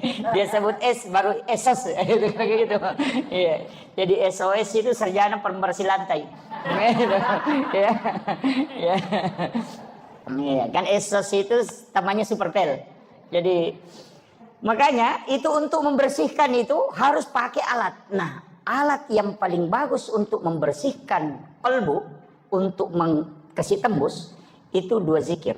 La ilaha illallah, turunannya itu adalah Allah, kemudian turunannya lagi hu, kemudian turunannya lagi Jadi itu. Jadi kita baca la ilaha illallah ya. Tapi itu harus tenang. Tidak bisa kalau sambil menjual la ilaha illallah gitu. Makanya memang harus ambil sedikit waktu untuk kasih connect itu. Ya ini. Nanti koneksi sendiri tuh. Nah, kemudian ini orang Islam. Syaratnya Islam apa? Syahadat, sholat, puasa, zakat, dan haji bagi yang mampu. Saya pegamai begini Pak. Kenapa ada ulama hikmah itu menyebutnya? Haji terakhir. Kalau orang tidak haji, ini mic belum jatuh. Kalau saya lepas dengan jari kelingking, ini haji. Kalau ini zakat, puasa, ini belum lepas ini. Tapi kalau zakat, ini belum lepas. Kemudian sholat, ini sudah mau jatuh. Makanya 2 hal tidak boleh lepas. syahadat dengan sholat. Karena Islammu akan jatuh. Nah, makanya itu kalau pegang begini, kalau 3 ji lepas ini masih orang ndak haji, kemudian orang ndak puasa, ndak zakat, masih dibilang Islam. Tapi kalau syahadat dengan sholat lepas, pasti jatuh. Maka gugur keislaman. Makanya syahadat itu kuncinya dan sholat itu kuncinya. Ya. Jadi, tapi memang dari rukun Islam ini, kalau haji itu tidak masalah, ya, hanya bagi yang mampu. Mampu itu bilang begini Pak, mampu itu mampu secara fisik dan mampu secara materi. Itu haji. Jangan sampai kita kumpul uang kemudian anak tidak dikasih kebutuhan karena mau naik haji. Oh jangan, berdosa kita itu. Jangan. Ada ibu-ibu itu kumpul uang, bahkan tidak kasih belanja ke, apalagi kalau suami, kumpul-kumpul uang mau naik haji. Itu Anda tidak mampu, tidak usah dipaksakan. Yang paling parah, ada umrah dicicil, tapi tidak ada jadi mamuju. Ada. Wah, berangkat dulu baru bayar, pulang baru bayar. Oh iya bagus, saya mau kasih tahu, kalau meninggal di sana siapa yang tanggung? Ini yang banyak tidak tahu, Pak. Jangan. Justru berangkatnya itu berdosa. Membayar utang itu wajib. Sedangkan melaksanakan umrah itu sunnah. Jadi kita mengorbankan kewajiban hanya menunaikan yang sunnah. Itu sama persis jual helm, jual motor beli helm. Itu persis sama. Atau jual HP untuk beli pulsa. Itu sama. Kan gitu. Jadi utang itu kan nanti menjadi kewajiban ketika mau dibayar. Kan gitu. Hanya menunaikan yang sunnah, kemudian berutang. Wah itu fatal gitu. Nanti kalau meninggal di dalam kubur bilang, saya sudah umrah. Malaikat bilang, belum lunas. Nah ini, mau apa? Makanya jangan Bu. Ibu-ibu, tidak ada kalau ibu-ibu ya. Banyak. Wah ini. Ibu-ibu ini parah ini. Jangan Bu, jangan berangkat. Makanya ibadah umrah itu kenapa Nabi sangat mudahkan pahalanya? Mudah sekali. Melayani suami dengan sempurna. Kemudian suami merasa senang. Maka apa kata Nabi? Itu mendapatkan pahala umrah sekali. Iya, makanya Bapak makanya bapak-bapak harus pintar kok di istrinya. Saya mau umrah. Iya. Itu hadis. Dulu itu saya bilang begini Pak. Orang berangkat umrah puluhan juta. Waktunya sekian lama. Kemudian perjalanannya melelahkan. Ibadah dari ibadah ke ibadah. Kenapa kok Nabi gampangkan sekali pahala umrah? Gampang sekali Pak. Sholat sunnah duha 2 rakaat kata Nabi. Bahkan sholat sunnah suruk yang kita lakukan. Sholat Isra'in yang kita lakukan setiap pagi. Itu bukan hanya pahala umrah. Haji dan umrah bersama Rasulullah 3 kali. Itu luar biasa Pak. Seandainya bilang saja haji dan umrah 3 kali, itu masih biasa-biasa. Tapi apa kata Nabi? Haji dan umrah bersamaku 3 kali. Tamma. Sempurna. Ketiga kali itu sempurna kata Nabi haji dan umrahnya. Tapi memang berat Pak. Sholat sunat suruk itu berat. Karena kadang orang sudah sholat subuh langsung kabur. Ini, ada memang orang juga itu Pak sudah menghadap keluar sandalnya. Iya, sandalnya itu sudah dibalik memang begini. Nanti kamat orang baru lompat masuk. Assalamualaikum langsung lompat keluar. Itu anak pertamanya iblis. Jadi iblis itu punya 9 anak. 9 anak, ada 2 cucunya, 1 anak angkat. Iya. Saya hafal betul itu. Iya. Jadi anak pertamanya iblis itu ada di orang yang berjamaah. Jadi siapa orang nanti ikamat orang baru masuk dan sandalnya sudah menghadap keluar, Pas salam itu langsung lompat keluar. Wah, itu anak pertamanya iblis. Makanya kalau mau ketemu tunggu di depan pintu. Iya. Anak keduanya itu ada pada penjual yang mengurangi timbangan. Iya. Itu. Makanya kalau ada orang mengurangi timbangan itu ya, itu anak nomor 2-nya iblis itu. Iya. Jangan dibahas, nanti banyak yang kena. Nah, kita tinggal di anak berapa kira-kira ini. Kemudian, jadi ini penting saya wasiatkan, hati-hati. Sebenarnya Nabi itu sudah kasih kita bonus betul. Jadi Nabi itu sudah tahu bahwa nanti umrah ini menjadi orang berlomba-lomba. Dan orang yang sholat sunnah Isra itu dijamin haji dan umrahnya pahalanya dijamin. Kalau pergi umrah belum tentu diterima kan? Ini jadi parah. Makanya saya bilang sebelum berangkat itu perbaiki dulu. Siapa tahu ada tetanggamu tidak baku ngomong sama kamu, jangan berangkat. Nanti datang di situ bilang labbaik Allahumma labbaik. Allah bilang la labbaik la, tidak ada yang panggil kau ke sini. Itu tetanggamu di sana kau belum baku ngomong. Ini penting saya nukan. Jadi pahala itu sangat mudah. Tapi pahalanya bukan syariat ya. Kalau syariat beda. Syariat itu lengkap. Kalau pahala itu hadiah yang diberikan. Jadi itu makanya kalau mau banyak pahalanya, sama kalau orang buka puasa, kita kasih buka orang 10, itu kita dapat pahala puasa 10 itu. Makanya Islam ini luar biasa. Sama dengan sholat yang kita lakukan kalau sholat sunnah tawabin. Itu kan sama dengan 12 tahun sholat, itu luar biasa. Makanya ada orang nanti itu Pak Diadi kemudian ketika dihitung umurnya, terlihat tercatat umurnya dia hidup itu cuma 50 tahun. Tapi setelah dibuka kitab catatan amalnya, umurnya di situ tercatat 50.000 tahun lebih. Dari mana? Karena pahala sholat yang dia lakukan itu terhitung. Nah, makanya itu yang disebut dengan umur yang pendek tapi barakah. Kan Nabi sudah minta ke kita. Nabi memang minta supaya kita tidak panjang umur. Iya. Nanti terlalu lama diperiksa Pak. Sama di pejabat. Kalau ada bupati 2 periode lama diperiksa itu. Lama. Camatnya 10 tahun tidak berhenti. Lama diperiksa. Tapi kalau ada camat cuma 3 hari menjabat nak keluar sebentar sekali itu diperiksa. Tidak lama itu. Sama di kita kalau tidak lama hidup. Kan begitu. Makanya semua harta itu jangan kita semua yang bawa. Titip ke orang. Titipkan ke orang. Tidak sampai itu harta atau Pak. Tidak sampai. Nanti bisa kita dapat itu ketika sudah kita titip. Dan itu kuncinya. Karena ada bilang, harta tidak dibawa mati. Memang tidak bisa dibawa mati kalau kau yang mau bawa. Tapi kalau kau kasih orang, pasti sampai. Kan gitu. Jadi nanti sebenarnya begini. Nanti harta itu diserahkan, baru dimiliki. Kalau masih ke kita, itu baru amanah. Kan gitu. Makanya disebut harta itu adalah amanah yang diberikan oleh Allah. Bahkan bisa berubah menjadi fitnah. Kan gitu. Ini perlu dipahami. Jadi nanti harta itu yang dimiliki ketika sudah diserahkan. Makanya yang masuk di celengan itu, itulah milik kita. Yang di rumah itu bukan milik kita, itu baru amanah. Karena kalau kita meninggal, bukan kita yang punya. Kan langsung ke ahli waris kan?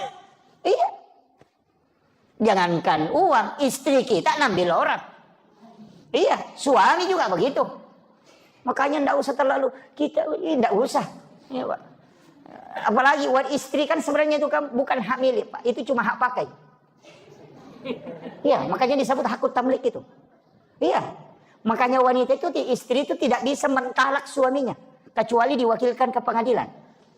Suami satu kali ngomong mengatakan saya talak kamu, itu jatuh talak. Tapi kalau istri biar cungkir balik, talak, tidak akan jatuh.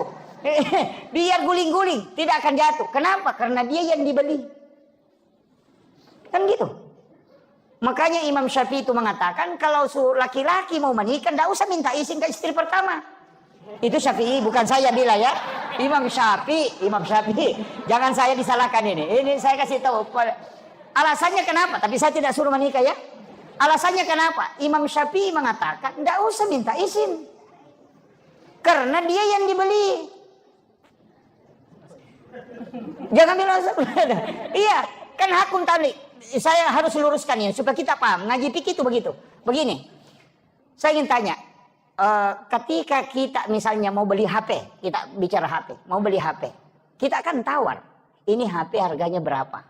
Oh ini 4 juta, itulah mahar. Kita akan datang menghitbah. Ini kira-kira maharnya berapa? Cuma maharnya kita di Mamuju ini kayaknya murah. Apa maharnya? Seperangkat alat sholat. Murah sekali itu. Iya. Jadi itu mahar kan itu harganya wanita itu. Makanya Nabi menyuruh kita pakai emas. Jadi itu aja maharnya itu. Makanya karena dia dibelikan dia kasih mahar. Nah, ketika sudah dibayarkan maharnya itu sudah milik kita. Sama HP tadi.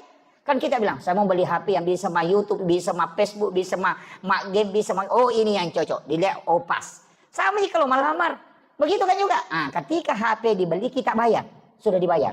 Saya mau tanya, HP yang sudah dibeli dengan sudah dibayar itu saya mau tanya, apakah HP itu milik kita? Kan milik kita, karena kita sudah bayar kan? Pertanyaan sebaliknya, apakah HP itu memiliki kita? Tidak.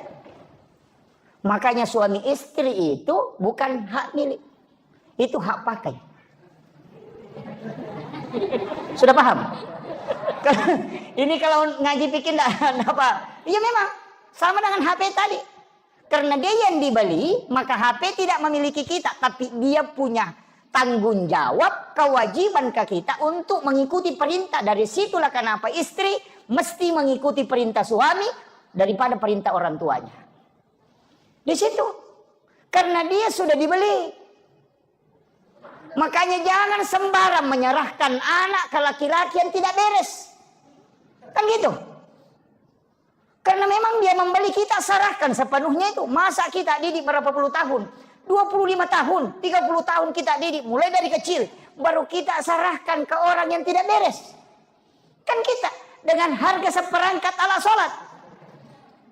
Ini jadi masalah. Itu bahayanya Pak. Ini saya kasih catatan ini. Makanya ketika wanita, kembali ke HP. Nah, ketika HP ini saya mau tanya. Bolehkah HP ini diambil orang ketika saya sudah membelinya? Kan tidak bisa. Dari situlah kenapa wanita yang sudah menikah itu tidak boleh menikah dengan orang lain. Dengan dua laki-laki. Kemudian saya mau tanya Pak. Kalau saya mau beli HP, haruskah saya minta izin sama HP tadi yang satu? Kan tidak. Nah itulah alasannya Imam Syafi'i. Gitu.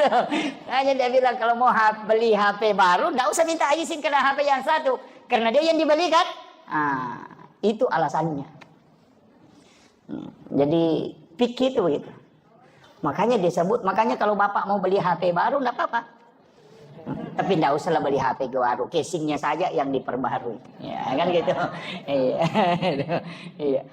Iya. Makanya istri itu Pak, kalau ngomel, istri ya, kalau ngomel dia pergi saja. Karena memang semua pekerjaan itu kan dia kerjakan. Dia yang hamil, dia yang dihamili, dia melahirkan. Nah begitu. Kemudian dia menyusui anak, dia yang menjaga anaknya. Nah itu kalau tengah malam bangun anaknya menangis, itu bapaknya bangun, dia tidak urus anaknya itu. Pas dia kok di istrinya, menangis anak, padahal anaknya juga. Kan gitu.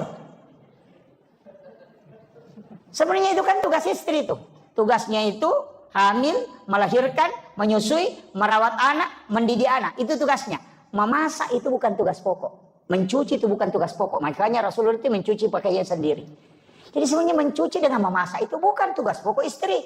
Itu kalau suami kerjakan itu lebih mulia. Ya. Iya. Itu lebih mulia Pak. Makanya Nabi itu kan memasak. Nabi itu mencuci pakaiannya sendiri. Nabi itu menjahit bajunya sendiri pakaiannya. Memperbaiki sandalnya sendiri. Memerah susu kami. Itu pekerjaan. Bukan itu pekerjaannya. Istri itu taat ke suami. Kemudian yang kedua dia dihamili. Kemudian hamil, melahirkan, menyusui, mendidik anak. Itu tugasnya. Itu tambahan. Itu mestinya tugas suami itu Pak. Memasak, mencuci itu. Mengeringkan baju itu. Iya, belanja di pasar itu tugas suami itu. Mencari nafkah tugas suami. Iya. Tapi diambil semua istri sekarang kan? Mencuci dia tuh. Itu betul. Itu katanya betul ini. Untung ada lantai 2 Pak, bertengkar seandainya di bawah ini. Iya. Iya. Itu kan diambil semua. Makanya kalau istri marah-marah, maklumi. Paling susah pekerjaannya. Iya. Nah bilang ini perempuan, coba laki-laki Pak, mau kita tukar pekerjaan. sama istri tak? Biar istri ke kebun. Kita mulai mencuci, merawat anak, mengeringkan baju, melipat, laundry. Pokoknya kerja semua. Memasak, saya yakin 2 hari baru dia bilang, ampuh, kembali agak baik. Kan begitu. Iya, berat itu. Kalau bukan orang ikhlas kerjakan itu tidak mungkin. Jadi bapak-bapak juga ini perhatikan betul istrinya. Kenapa? Kita itu waktunya belum menikah, minta betul kepada Allah. Ya Rabb, berikan jodoh yang terbaik. Kadang kalau sudah mulai pacaran itu apa dia bilang, ya Allah jadikan dia jodohku, kalau bukan jadikan, pokoknya jadikan. Kan begitu. Iya. Jadi kadang itu dia minta, tapi setelah menikah dia tidak perhatikan keluarganya. Kadang dia marahi. Itu titipan Allah, Pak. Hati-hati. Anak itu titipan Allah, makanya disebut amanah, bukan milik kita. Ini penting, hati-hati. Saya itu anak sering saya kasih tahu, bapak ini hanya diberi amanah. Dan begitu. Makanya jangan terlalu bersandar kepada suami, Bu. Jangan terlalu bersandar ke ini, tapi bersandar ke Allah. Insya Allah nanti akan dijaga kalbunya. Itu kuncinya. Kan ada yang bilang, waduh bagaimana nanti kalau mati suami? Nah bukan rezekimu di situ. Iya. Allah yang akan menjaga. Cuma kita harus taat. Makanya istri itu kalau sudah taat itu sudah di surga itu, Pak. Kan 3 jika kata Nabi. 4 ya. Pertama menjaga puasa, sholat fardu. Yang kedua puasa. Kemudian yang ketiga syahwat. Kemudian yang keempat taat kepada suami. Itu yang 4. Kalau ibu bisa lakukan itu, apa kata Nabi? Dia akan masuk surga melalui pintu mana saja yang dia mau pilih. Coba, semua pintu surga dibuka. Tinggal mau masuk. Itu pintu surga teriak, kau lewat sini, kau lewat sini. Siapa bagi siapa? Bagi istri yang bisa melakukan. Menjaga sholat fardu, menjaga puasa wajib. Kemudian syahwatnya dia jaga. Tapi, apa kata Nabi? Malaikat Jibril akan turun nanti ketika Al-Quran sudah selesai. Itu Jibril kembali. Nabi menangis. Dia mengatakan, wahai Jibril, apakah engkau akan masih turun nanti? Karena ini sudah Al-Quran, sudah sempurna. Apakah engkau masih turun ke dunia? Kata Jibril, saya akan turun nanti Muhammad, tapi di akhir zaman. Apa yang dia membuat turun malaikat Jibril? Yang pertama adalah mencabut malunya wanita. Nah. Makanya yang wanita itu yang titok-titok gini goyang-goyang itu yang bahaya itu. Iya, makanya hati-hati Pak Bu. Ketika wanita tidak bisa menjaga syahwatnya itu fatal. Kemudian ketaatan kepada suami. Makanya kalau ada janda itu tinggal 3 baru dia selamat. Kan tidak ada suaminya. Iya. Kan tinggal 3. Makanya janda itu cuma menjaga sholat, menjaga puasanya dengan syahwatnya. Kan tidak ada suami. Makanya janda itu bisa lebih cepat masuk surga daripada orang punya suami. Iya. Betul Pak. Makanya ini penting saya wasiatkan. Kita laki-laki itu susah sekali jaminan. Bahkan wanita kata Nabi siapa yang punya anak 2 kemudian belum balik kemudian meninggal. Itu ibunya dijamin masuk surga. Karena anak itu selalu menunggunya di pintu surga. Tidak mau masuk kalau ibunya tidak datang. Iya. Jadi itu luar biasanya itu. Makanya 3 wanita itu hebat Pak Bu. Yang pertama adalah ibu. Karena ketika dia berdoa semua pintu langit dibuka. Yang kedua adalah istri. Karena 3 kali lebih cepat doanya mustajabah dibanding laki-laki. Coba lihat orang hebat Pak. Bagaimanapun hebatnya Soeharto. Tapi ketika Ibu Tin wafat habis dia. Karena barakahnya di situ. Kemudian Habibie kan kita tahu orang hebat. Tapi kapan dia tidak bisa melakukan apa-apa? Ketika Ibu Ainun tidak ada. Kemudian yang ketiga SBY kan yang sekarang masih hidup. Siapa yang tidak mengakui SBY? 2 periode jadi presiden, Panglima TNI. Tapi kapan dia tidak bisa menentu kebijakannya ketika Ibu Ani sudah meninggal? Itu hebatnya wanita. Karena doanya itu 3 kali lebih cepat dibanding dengan laki-laki. Makanya kalau ada kebutuhan tak suruh istri berdoa. Iya, istrinya berdoa. Iya Bu. Kalau ada kebutuhan suruh dia berdoa. Karena doanya itu lebih cepat. Jangan kita laki-laki ini disuruh kerja. Yang berdoa mestinya itu minta rezeki itu perempuan. Iya, cepat itu. Karena 3 kali lebih cepat. Karena malaikat itu sudah menunggu doanya sebelum dia mengangkat tangannya. Dan malaikat itu bertasbih kepada wanita. Bayangkan kata Nabi, kau menyiapkan saja air putih untuk suamimu itu sama dengan pahala jihad. Itu hebatnya, Pak. Ini perempuan kalau dia betul-betul paham tugasnya, itu masuk surga. Iya. Itu kuncinya. Makanya kalau istri sudah berdoa dan tidak bisa diterima, tambah istri, Pak, supaya banyak mendoakan. Itu. Iya. Iya. Langsung ibu-ibu di atas protes itu. Itu kuncinya sebenarnya. Kemudian yang ketiga adalah anak perempuan. Itu perempuan lagi. Siapa yang meninggalkan 2 atau 3 anak perempuan ahli ibadah, ibu bapaknya tidak disentuh api neraka. Bahkan Rasul mengatakan, jangankan disentuh api neraka, diperlihatkan api neraka pun tidak. Itu hebat. Ini. Jadi itu anak-anak perempuan kita, tidak usah banyak-banyak kita tuntut, Pak. Tidak usah bilang harus jadi PNS, harus jadi, tidak usah. Rezeki itu bukan dari situ, jalur itu saja. Justru PNS itu terbatas rezekinya. Ya kan? Karena gajinya pasti. Kan gitu. Nggak usah terlalu anu, Pak. Makanya PNS sebenarnya yang gajinya tidak cukup 1 nisab, kemudian dia pencaharian pokoknya cuma itu, tidak ada tambahan, dan tidak cukup 1 nisab gajinya, ketika dikalkulasi dalam jumlah 1 tahun, atau dikalkulasi per bulan dengan mengikuti panen padi, maka itu tidak wajib zakat sebenarnya. Cuma ulama kita di pemerintah ini di Indonesia, dalam hal ini Basnas, berusaha menjaga. Siapa tahu nanti harta ini kena zakat, makanya dia keluarkan memang 2,5. Makanya kalau dia tidak jadi zakat, nanti jadi sedekah. Karena sebenarnya banyak zakat, kan ada zakat, wakaf, masing-masing beda ya. Kalau zakat kewajiban, kalau infak itu harta, kalau sedekah itu umum. Makanya tersenyum itu sedekah itu. Tabassumu kafi ahika laka sedekah. Makanya kalau tidak ada uang, tak senyum saja.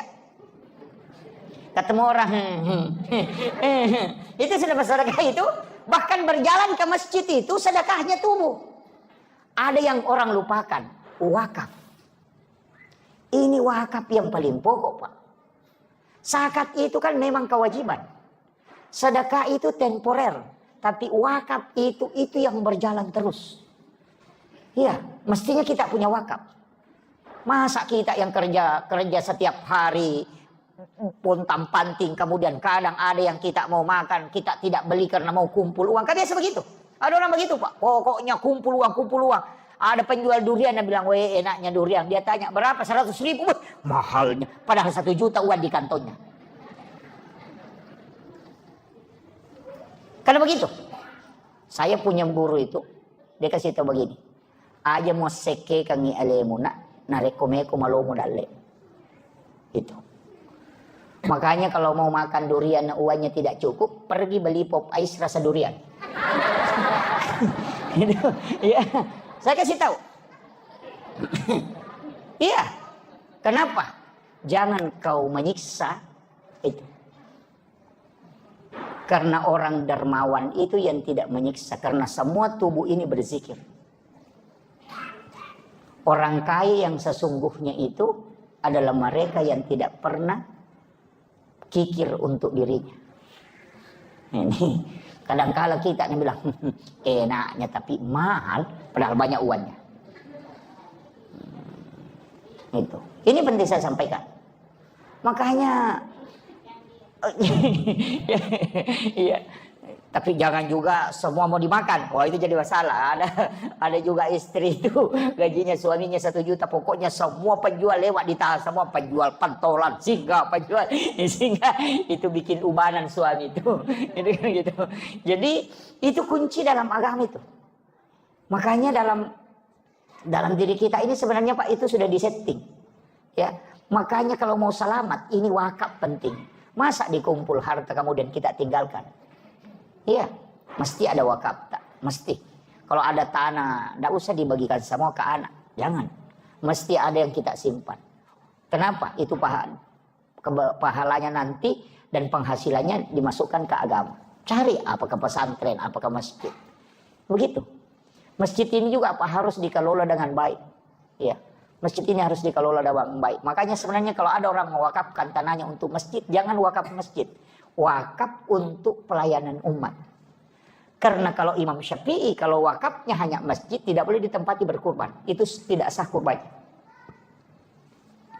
Kan kadang-kala kita kalau berkurban kan di pekarangan masjid. Sama dengan menjual. Karena ada orang biasa menjual di pekarangan masjid. Kan gitu. Oh, itu tidak boleh kalau wakafnya untuk masjid. Tapi kalau wakafnya untuk layanan umat, itu sosial, pokoknya bisa dipakai semua. Makanya sebenarnya wakaf itu juga hati-hati pengelolaannya. Ini makanya kalau seandainya kita ini mengelola wakaf dengan baik, Pak, Islam ini tidak akan ini. Makanya saya bilang zakat juga di Mamuju ini jangan dikasih keluar. Jangan dikasih keluar ke keluar kampung. Ada yang orang di sini bekerja, cari rezeki, baru dia kirim ke Parepare. Jangan. Jangan dikirim ke Baru. Jangan. Zakat itu tidak boleh melewati jarak musafir. Bahkan ada yang mengatakan 60 kilo tidak boleh melewati 60 kilo. Dia harus dikeluarkan di sini. Kenapa? Allah itu sudah mengatur rezeki. Ada orang miskin di sini ada orang kaya.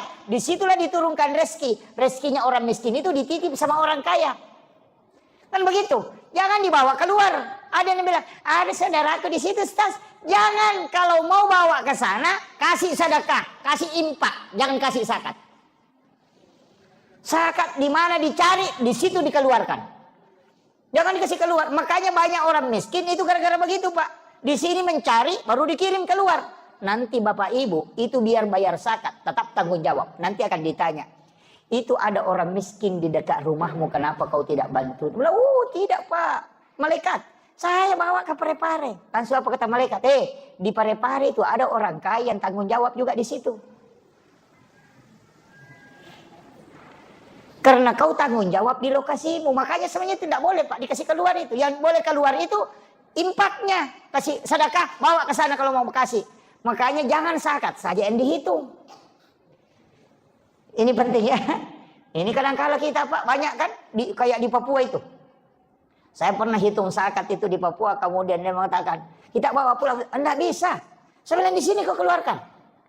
Ini kewajiban di sini. Jadi makanya cari rezeki di Mamuju sini, di pasar sini. Keluarkan di sini, Pak. Jangan dibawa keluar. Nanti kita kalau misalnya mengatakan ada keluarga di sana, ada orang miskin di sana. Bukan kita yang ditanya kalau yang di sana. Orang kaya di sana juga dipepek kepalanya. Karena dia paling dekat di situ. Jadi itu per wilayah. Sama aja dengan kepala desa, kepala lingkungan. Dia kan bertanggung jawab di lingkungannya. Tidak akan ditanya di lingkungan lain. Orang kaya juga begitu. Akan ditanya di sekitarannya, tidak akan ditanya yang jauh. Kan begitu. Ini penting saya sampaikan ini. Seandainya semua orang kaya, Pak, berzakat, nah tidak ada orang miskin. Cuman tidak bisa juga itu hilang orang miskin, tidak bisa. Karena nanti kalau kampanye bupati tidak ada anunya. Tidak ada lagi mengentaskan kemiskinan. Padahal sebenarnya yang stres itu pemerintah. Iya, yang stres itu Basnas, yang stres itu bupati. Padahal orang miskin tidak pernah stres. Ya kan? Kadang-kala juga saya bilang ini juga orang miskin ngenteng-ngenteng sekali. Duduk di warung itu minum kopi merokok. Tidak ada bebannya. Pemerintah stres itu rapat. Bagaimana mengentaskan kemiskinan? Begadang sampai 3 hari itu. Bagaimana mengentaskan kemiskinan? Orang miskin santai-santai merokok. Saya bilang ini orang dipikirkan. Orang tidak tidur memikirkan. Tapi yang dipikirkan tidak pernah santai terus kan? Coba lihat orang miskin itu. Enak sekali. Kadang tidur di becaknya, kadang di situ main domino sampai pagi. Padahal pemerintah stres pikirkan dia. Dia tidak pernah stres kan gitu. Ini kan gitu. Jadi kadang-kadang orang miskin ini, Pak, santai sekali. Iya gitu. Tidak ada beban. Ya, makanya saya kasih tahu. Kita orang kaya yang punya hak kewajiban mengeluarkan 25%, tolong dikeluarkan itu. Karena itu akan apa kata Nabi? Bahkan dalam Al-Quran itu. Orang yang tidak mengeluarkan zakatnya, hartanya nanti itu akan menjadi benda yang akan dilelehkan. Itu menjadi api. Kemudian disetrikakan mulai dari jidatnya, kemudian punggungnya dan lambungnya. Gitu. Kalau dia binatang, binatang itu nanti datang dengan besar, kemudian dia menginjak-injak itu pemiliknya. Sambil bergantian. Itu disebutkan dalam hadis. Makanya harta itu, Pak, disakati. Hati-hati sekali, apalagi kalau penjual. Karena itu yang membersihkan itu. Bukan hak kita memang itu, Pak. Makanya kalau ada orang bolak-balik pi rumah sakit, nah tidak ditemukan penyakitnya, tidak tahu mau tahu tidur matanya. Penyakit seke itu. Nggak usah banyak tanyakan itu, ada masalah itu. Ada masalah Pak. Karena begitu. Nanti keluar ketika ada masalah kan. Kenapa mobilnya kecelakaan? Ya karena kalau celengan lewat dia tidak isi. Kan begitu. Makanya sedekah itu tidak faul bala. Jadi memang juga ada beberapa pekerjaan itu Pak. Sebenarnya menunggu musibah. Kayak bengkel. Itu menunggu musibah itu. Iya kan? Dokter menunggu musibah juga itu. Nah tidak ada gunanya itu dokter kalau tidak ada orang sakit. Kan begitu. Iya kan? Nggak ada gunanya. Sama bengkel apa gunanya kalau tidak ada mobil rusak. Jadi kalau rusak mobil terjaga bilang kenapa lagi nih mobil rusak. Oh bengkel mau ambil rezekinya. Nggak usah jalurnya begitu karena kau tidak keluarkan. Kalau kau keluarkan kan tidak diminta paksa. Makanya disebut as-sadaqah itu tak ada faul bala, menolak bala. Kan gitu. Jadi jangan nanti kena musibah baru kena dipaksa ya. Kau tidak keluarkan sini. Makanya sakit. Bolak-balik ke rumah sakit. Dibuka matanya. Nggak bisa. Tapi memang ada hadis juga itu Pak. Apa hadisnya? Rasulullah mengatakan. Orang yang mendapatkan sesuatu yang melebihi dari haknya. Maka Allah akan membukakan pintu supaya itu akan keluar. Tapi ketika ada orang dibayar tidak sesuai dengan haknya. Kurangi dari apa yang dia kerjakan semestinya. Maka Allah akan menutup jalurnya supaya rezekinya tidak keluar. Nah itu begitu. Saya kemarin ketemu dengan orang kaya minta. Pak Ustaz kasih Kak dulu aneh doa-doa. Nah wah dari Singapura maka berobat ini. Saya bilang wah mahal itu Pak kalau di Singapura. Dia bilang satu kali pergi periksa di sana minimal 15 juta Pak Ustaz. Belum ada tiket pesawat. Dalam hatiku wah kundu-kundu pasti dekat. Saya tanya, perbaiki dulu zakat. Bagaimana zakat? Dia bilang, wah, anu Ustaz, karena bersedekah. Saya bilang, beda, sedekah itu sunnah, zakat itu wajib. Hitung dulu. Dia bilang, wah itu yang tidak aku tahu. Saya bilang, oh itu yang bawa ke Singapura. Dia bilang, itu tetangga aku. Kalau perut sakit kepala, nah bodrex Cina minum, nah berhenti. Nah saya sudah 1 papan ku minum. Obat yang tas 1 juta, nah tidak mau berhenti. Saya bilang, begitu memang. Lah 1 sikit itu. Ya, saya kasih tahu. Karena memang tidak keluar uangnya sekian banyak kalau hanya bodrex beli. Jadi dikasih penyakit yang tidak mau sembuh-sembuh kecuali obat mahal. Kenapa? Karena itu uangnya mau dikasih keluar. Karena haknya orang memang bukan hak kita. Cuma Allah titip ke kita. Kan begitu. Nah, makanya Pak serahkan. Nah apa kata Nabi? Kalau lebih kau serahkan pasti Allah kembalikan. Begitu aja. Tidak usah khawatir. Jangan bilang, oh lebih ini sedekah. Aku tidak ada sedekah yang lebih. Tidak usah khawatir. Pasti kembali dengan cara apa saja. Iya. Ada juga doa itu. Subhana man halakani walam yansani minar rizki. Nah, Subhana man halakani walam yansani minar rizki. Sudah hafal? Subhana man halakani walam yansani minar rizki. Pak dongan ulah tuh. Kalau orang baca itu Pak, bagi yang tidak punya anak, bisa membantu, tidak ada lagi yang bisa bantu, bekerja lagi tidak mampu, tidak menentu pencahariannya, suruh baca itu 3 kali antara azan dan iqamah. 7 kali kalau sudah sholat maghrib, 7 kali kalau sudah sholat subuh. Yang penting ada rezeki di kampung itu, orang sakit perut kalau dia tidak bawakan. Nah, biar tinggal di rumah itu dapat itu. Kalau memasak ini tetangganya dicium memasak ikan, mau baca itu subhanallah man halakan walai. Nah bawa itu nanti pasti nanya ki. Nah itu sudah hafal. Jangan dia hafal. Bahaya itu. Itu biasanya dipakai petugas SARA ya. Dia biasa kasihan tidak mampu lagi, tidak ada lagi ini itu dibaca. Itulah yang sejarahnya itu ketika ada ular di bawah batu yang tidak bisa keluar. Kemudian dibawakan makanan oleh burung dan semut yang kasih masuk ke dalam. Itu doanya itu. Subhana man halakani walam yansani minar rezeki. Jadi itu zikirnya ular. Nah, orang yang mengatakan ular kutu karena dia melilit di bawah batu tidak bisa keluar. Tapi dibawakan makanan. Nah, itu. Jadi biar kita tinggal di mana pasti ada rezeki dibawakan. Itu sudah hafal. Nah, enggak hafal ya. Wah ini sudah ada pertanyaan ya. Oh iya, ini dulu baru kita. Iya. Terima kasih Ustaz. Iya. Mohon maaf mungkin menyimpang dari materi. Iya. Tapi berkaitan dengan umat. Terkait dengan fatwa MUI. Iya. Di mana kita lihat sekarang posisi di Palestina. Iya. Iya. Sehingga ada fatwa MUI itu menyatakan bahwa produk Israel dinyatakan haram. Iya, iya, betul. Apalagi sekarang menjelang orang Indonesia banyak yang terjadi di toko-toko. Betul. Penjelasan Ustaz. Lanjut, ya Pak. Ya.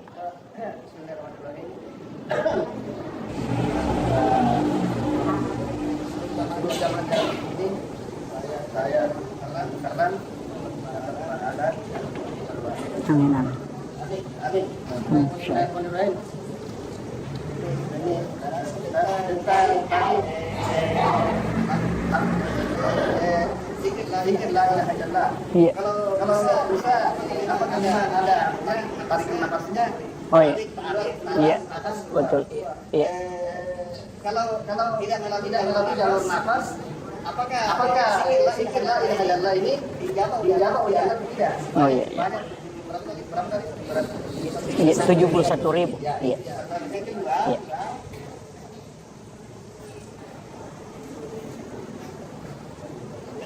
kedua tentang tasawuf. Iya. Iya. Ada yang tersurat hanya 30 juz. Iya. Tersirat. Iya. Kemudian berapa juz yang tersirat? Jelas semuanya. Apakah yang tersirat ini merupakan berita-berita yang dibawa oleh malaikat? Iya. Jibril, ya atau yang tersikat asal mana? Tersikat atau terluka? Yang baca yang daging. Iya. Ketiga, Wah, banyak ini. Ya, lanjut. Iya. Iya. tentang masalah tauhid. Rasulullah bersabda sallallahu alaihi wasallam, Misalnya datang Jibril pada suatu hari kepadaku dikala aku duduk dalam keadaan sedih. Iya. Berkatalah, hai Muhammad, apa yang menjadikan engkau? Allah telah memberimu dan umatmu 5 perkara. Betul. Yang pertama, firman Allah, aku Iya. menurut anggapan dan pikiran hambaku, Iya. Anak tidaklah ia akan meleset abdi dari indah pikiran zani. dan anggapannya. Iya. Kedua, barang siapa ditutupi amal dan kelakuannya di dunia, tidak akan dimalukan pada hari kiamat. Iya. Apakah ini tentang aib ya Al-Quran? Iya. Apakah itu merupakan aib saudara kita, seperti kalau kita mengungkap aib Iya, saudara iya. kita, yaitu memakan bangkai saudara sendiri. Iya. Jadi harus seperti itu baiknya. Iya. Ketiga, pintu taubat tidak akan tertutup bagi umatku selama belum bersekarat. Iya. Yang saya tanya Ustaz, bersekarat itu artinya apa? Iya. Keempat, barang siapa datang dengan dosa sebelumnya, yang mana ada Allah, itu sebagai syarat. Iya. Kelima, bukan pertanyaan ini kelima masuk ke dalam. Iya. Kelima yang Tuhan akan melepaskan azab dari orang yang meninggal. Iya. Karena doanya orang-orang yang meninggal. Oh iya betul. Iya. Betul. Itu hadis, Pak. Iya. Pertama begini, Majelis Ulama Indonesia memfatwakan bahwa seluruh produk Yahudi ini diharamkan. Itu supaya kita tidak membeli. Sebenarnya begini, ada langkah yang mestinya efektif, Pak. Karena di Majelis Ulama Indonesia ini itu fatwanya benar, tapi tidak menjadi acuan karena tidak ada punishment. Jadi itu hanya perorangan yang bisa ini, tidak semua orang. Mestinya itu MUI ini dikedudukannya ke pemerintah, seandainya bisa dia menjadi power kayak Darul Iftah. Apa yang hasil fatwa Iftah itu menjadi pegangan pemerintah. Nah di Indonesia ini kan tidak bisa. Dan kita ini dibawakan belanja. Di bawah ini masyarakat belanja. Mestinya yang di stop itu produk yang masuk. Kan gitu. Biar bagaimana ditahan di bawah. Kalau masuk terus pasti lakukan. Jadi masalah. Dan yang selalu diharamkan itu es krim, air yang perusahaannya di situ. Tapi mobil kan dari Yahudi. Kan gitu. Mestinya kan itu diblok. Kenapa bukan mobil buatan dalam negeri ini yang dipakai? Jadi kadang kita dilarang membeli produk Yahudi, tapi mobil dikasih masuk. Menjadi masalah, Pak. Jadi ini sebenarnya memang fatwamu itu tidak merubah hukum di pemerintahan. Dia hanya sebagai istilahnya bukan punishment, tidak ada hukumannya bagi orang yang melanggar. Fatwa dipatwakan rokok haram, laku terus. Gitu. Jadi memang tidak, MUI ini kan itu, makanya kita kembali ke kita. Ia paling tidak lebih bisa membantu ketika kita tidak membeli produknya. Kan gitu. Ini yang, tapi jadi masalah Pak, kalau orang Islam sudah beli, nah kita tidak beli, jadi masalah itu. Karena umat Islam juga dibikin bangkrut. Kan begitu. Makanya penjual di sini sudah beli produk Yahudi. Kalau kita tidak belanja, siapa yang rugi? Ya umat Islam juga. Mestinya kan yang ditutup yang di atas. Kalau ditutup di atas tidak ada yang beli, maka selamat ke bawah. Tapi kenapa produk ini masih kasih masuk, baru dilarang, dipatwakan haram dibeli? Berarti yang ingin dikasih ketemu ini hancur Islam juga kan? Nah ini jadi masalah juga ini. Kayaknya perlu dipikirkan itu Pak. Jadi memang kalau ya selektif lah. Nggak usah kalau memang bisa jangan dibeli lah. Tapi jadi masalah itu tadi kalau sudah dibeli sama penjual-penjual di sini. Kan begitu. Makanya Pak sebenarnya juga begini. Sedekah yang paling tidak punya potensi untuk membuat tersinggung orang itu adalah membeli jualannya. Makanya sama jadi Indomart. Kalau saya Pak jangan beli barang di Indomart. Ya. Beli maki di masyarakat sini karena kita bersedekah itu kalau belanja di masyarakat kecil itu. Jadi kalau kita beli barangnya kan di situ ada keuntungannya dan itu betul-betul keuntungannya untuk mensekolahkan anaknya. Nah kalau kita beli di Indomart itu bukan untuk sekolahkan anak itu. Kan gitu. Coba penjual kangkung itu yang lewat kemarin saya lihat kasih penjual lombok itu dia bungkus-bungkus kasih yang dia baru dia angkat orang beli itu sudah sedekah itu. Kan gitu. Nah kadang juga kita kalau beli itu ditawar. Tawarnya setengah mati tuh. Dia bilang berapa? 5.000. Bisa ke 10.000 tiga? Wih. Ini jadi masalah. Ini penting ini Pak. Maka sedekahilah penjual kecil ini dengan membeli jualannya. Penjual kue yang ada di sini Pak, penjual kita ini yang orang-orang kita di sini beli barangnya itu. Iya, karena kita itu sedekah. Ya kan? Sedekah itu karena ada keuntungannya. Jadi kita membeli barangnya. Makanya orang Arab itu marah itu kalau ditawar barangnya. Dia bilang haram. Dia bilang memang tidak mau. Kenapa? Dia bilang kalau ada sesuatu dibeli tersiksa itu jadi masalah. Nah itu. Kemudian begitu Pak ya. Walaupun dipatwakan haram mestinya yang di atas ditutup. Jangan yang di bawah ini yang dikasih benturan. Itu mestinya ya. Jadi majelis ulama ini mestinya lobinya masuk ke pemerintah. Bukan ke bawah dienukan. Ya. Kemudian yang kedua tadi, ini yang pertanyaannya Bapak ini agak panjang-panjang ini. Oke, saya berusaha sesingkat mungkin. Begini, hadis itu bahwa selama napas tidak sampai di kerongkongan. Gitu. Jadi orang sekarat itu kalau napasnya sudah sampai ke sini tidak bisa diterima tobatnya. Sama ketika Nabi Musa, Fir'aun, itu kan ketika tenggelam di Laut Merah itu kan sebenarnya bertobat. Nanti dia tenggelam itu baru dia bilang, aku sudah percaya sama Tuhannya Musa itu. Baru dia bilang begitu, makanya diselamatkan jasadnya. Tapi Jibril itu kan jengkel. Karena Nabi Musa, Fir'aun itu pintar sekali tuh. Dia sudah lihat, ini sebenarnya Musa ini. Tidak mungkin ini dia bisa membelah lautan kalau bukan pertolongan Tuhannya ini. Jadi dia kan naik kuda, dia tahan kudanya itu, kasih tahu pasukannya jangan maju. Kita pasti mati ini kalau masuk. Karena Nabi Musa ini ditolong sama Tuhannya bisa terbelah lautan. Nah kalau Musa lewat ini, nah kembali air tertutup, mati semua ki. Tapi malaikat itu kan jengkel. Itu malaikat jengkel itu karena jengkelnya itu sama dia bilang, ini pintar juga ini. Makanya malaikat itu merubah wujudnya menjadi kuda yang sangat cantik. Kuda yang sangat cantik membuat kudanya ini tergoda. Makanya dia ditahan itu tetap jalan karena dia melihat kuda cantik sehingga dia turun ke laut. Itu karena malaikat itu Pak jengkel. Nah bilang wah sekalinya tenggelam baru taubat. Bilang malaikat ini lagi taubat. Nah mau mati ngeceki itu. Makanya hati-hati Pak dengan malaikat kalau jengkel itu. Iya. Jengkel itu, makanya 2 kali itu di saking jengkelnya malaikat itu. Karena dia bilang, ini sudah tenggelam, mau lagi selamat ini kan. Makanya malaikat itu jengkel sehingga dia ceki itu, sehingga dia tidak bisa ngomong itu. Makanya ketika sudah tenggelam itu dan itu masih diterima Pak, makanya diselamatkan jasadnya. Itu. Jadi nanti kalau napas sudah di kerongkong ada beberapa itu. Yang pertama ketika matahari terbit di barat, kemudian dia akan tenggelam di timur, itu doa tidak akan diterima lagi.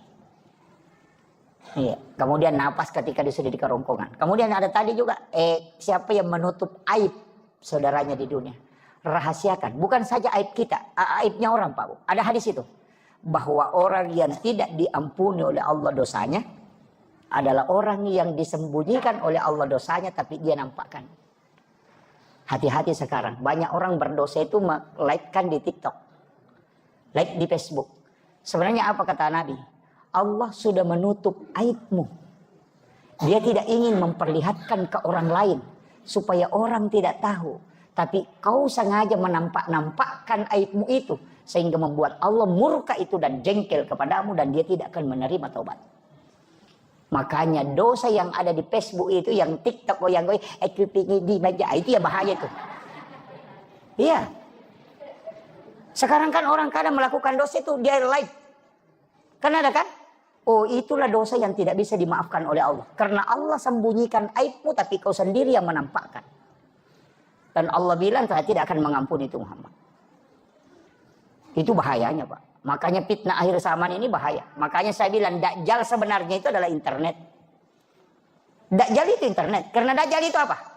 Ketika dia mengatakan Amerika, langsung ada di Amerika. Nah sekarang coba ketik di Google. Amerika, langsung muncul itu. Mengatakan hujan, langsung hujan. Bisa menghidupkan orang mati. Ustaz yang sudah meninggal, ketika diketik namanya, muncul dia ceramah. Padahal dia sudah meninggal puluhan tahun. Menghidupkan orang mati. Itu Dajjal sebenarnya itu HP. Dan yang Dajjal itu mata satu. HP kan orang semua ke situ. Coba di bandara. Tidak ada yang ngomong itu. Petugas bandara kemarin tanya. Mau anu Pak ini. Laka kepalanya. Karena itu mata satu. Dan yang kemudian tertulis kafir. Kafir itu kebohongan. Sekarang kan muncul. Yang disebut hoax. Makanya Dajjal itu HP sebenarnya. Iya. Kalau Dajjal kan mengatakan hujan. Hujan. Iya hujan. Coba ketik hujan. Langsung hujan itu. Makanya sekarang orang Pak kurang berdoa itu. Hilang doanya Pak. Dulu itu kalau kita mau ketemu ulama. Sholat sunat dulu 2 rakaat berdoa. Ya Allah mudah-mudahan Pak Kiai ada di rumahnya. Kalau tidak ada bahaya ini kita bolak-balik. Jauh naik mobil baru bisa ketemu. Sekarang kan enak. Tinggal di telepon. Pak Kiai di mana posisi? Di rumah. OTW. Masih begitu. Tidak sholat lagi. Dulu kalau kita cari alamat setengah mati, di mana alamatnya? Oh, terus ke sana Pak, baru belok ke sini jalan. Sekarang bagaimana? Tinggal di Sherlock, ngomong sendiri. 300 meter belok kanan. Lorong kedua belok kiri. Tujuan Anda di sebelah kiri. Ngomong sendiri. Kan gitu. Saking mudahnya sekarang. Makanya orang lupa berdoa. Yang paling parah, makanan dihidangkan. Ambil HP dulu, foto. Menu makan siang hari ini. Ya. Ayo yang jauh mendekat, yang dekat merapat. Makanan kita hari ini. Baru dia simpan HP-nya baru makan. Lupa berdoa. Sekarang kan begitu. Ini bahayanya sekarang. Nih, itu Pak ya. Jadi, ya. Oh, apa? Oh, sekarat itu sakratul maut.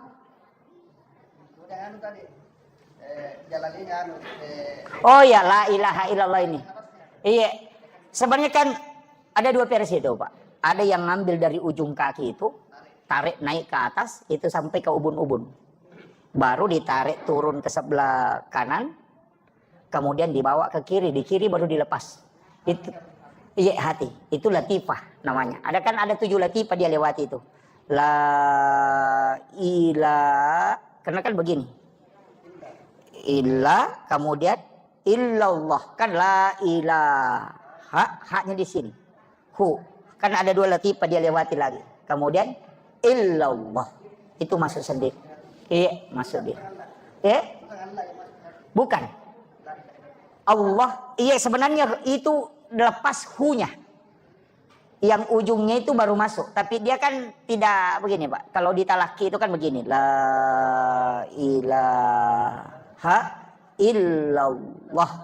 Itu ha juga. Makanya hu di sini, hu juga di sini. Cuma itu dikasih masuk. Jadi sebenarnya nanti mudah-mudahan kalau di talaki lepas sini agak. Terus terang saya. Iya betul banyak. Ada yang ngambil dari pusar tanpa napas. Ada yang ngambil dengan napas. Napasnya ditarik kemudian dikasih masuk. Ada mengatakan kalau napas itu makhluk. Kalau tanpa napas itulah sebenarnya hakikatnya. Jadi itu. Beliau sebenarnya tahu tapi dia tanyakan. Saya kira ini yang penting. Tapi itu yang membuat Rasulullah. Itu yang membuat Rasulullah sebenarnya tadi hadis itu. Itu ketika Nabi bersedih kemudian datang Jibril itu pegangan kita betul, ya. Itu pegangan kita. Jadi berkahnya umat Islam itu luar biasa. Sebelum napas di kerongkongan masih diterima taubatnya, ya. Ketika orang itu sudah sakarat, itu sebenarnya Allah juga tidak akan turunkan azab, ya. Tidak akan turunkan azab ke umatnya Muhammad itu. Jadi makanya selama ada orang sholat, Pak, insya Allah tidak turun azab. Yang turun itu adalah rahmat. Makanya karena kita sudah baca assalamu alaina wa ala ibadillahi sholihin. Makanya kalau ada orang sholat itu sudah ada yang mendoakan orang soleh di situ. Itu kunci. Saya tidak tahu dalam bahasa Indonesia kalimat yang paling pasti itu kalau ihsan. Tapi kalau bahasa Bugis itu pas sekali. Karena kalau orang melakukan kebaikan kemudian kita juga membalasnya dengan kebaikan, itu bukan ihsan, tapi itu disebut al-khair. Jadi beda. Kalau ihsan itu orang melakukan keburukan ke kita kemudian kita balas dengan kebaikan. Itu namanya ihsan. Jadi kalau orang baik kemudian kita baik, itu hanya membalas kebaikan. Bukan berbuat baik namanya itu, tapi membalas kebaikan. Kadang-kadang kan ada orang begitu. Ada mobil mogok, dia dorong supaya dia bilang, nanti kalau hujan bisa kita ikut di mobilnya kan gitu. Ya biasa-biasa begitu. Membantu orang ya karena ada keinginannya, kan begitu. Jadi itu bukan ihsan. Ihsan itu sebenarnya sifat yang paling tinggi hakikat. Nah, ini yang kita mau capai. Karena nanti ihsan itu adalah manusia yang innallaha yuhibbul muhsinin. Allah sangat menyukai orang-orang yang ihsan itu. Jadi pertama iman. Kira-kira kita ini sudah beriman? Sudah beriman? Oh tidak. Kalau Islam oke, bisa. Tapi kalau iman itu ada tandanya. Wa idza dzukirallahu wajilat qulubuhum. Ketika disebut nama Allah maka bergetar kalbunya. Makanya kenapa perpindahan gerakan sholat itu menggunakan kalimat Allahu Akbar. Karena itu yang menggetarkan hati. Saya ingin tanya. Kalau dengarkan azan, kalbu kita bergetar atau tidak? Bergetar atau tidak? Kalau belum berarti belum beriman. itu sederhananya. Kalau tidak bisa dipahami, saya putar sedikit, putar haluan. Saya tidak lari ke iman. Bapak ibu ini pernah muda kan? Pernah jadi anak muda. Ibu-ibu pernah jadi gadis. Kalau waktunya kita anak muda, nah ada gadis yang sangat kita sukai, cintai. Ketika disebut namanya, apa ada di dalam sini bergerak? Itu namanya wajilat qulubuhum, bergetar. Sebut Maryam, si Maryam, wah, langsung bilang gitu. Bahkan sahabatnya saja Maryam lewat, itu, ada temannya ini, mungkin ada di belakangnya. Itu namanya bergetar. Itu karena cinta kepada seseorang, itu membuat ketika namanya disebut itu bergetar. Nah, itulah yang disebut dengan cinta. Karena cintanya itu, kalau dalam Islam itu karena cinta kepada Allah, itulah tanda iman. Makanya kalau orang mengatakan Allahu Akbar, nah belum bergetar di sini, itu belum beriman, baru berislam.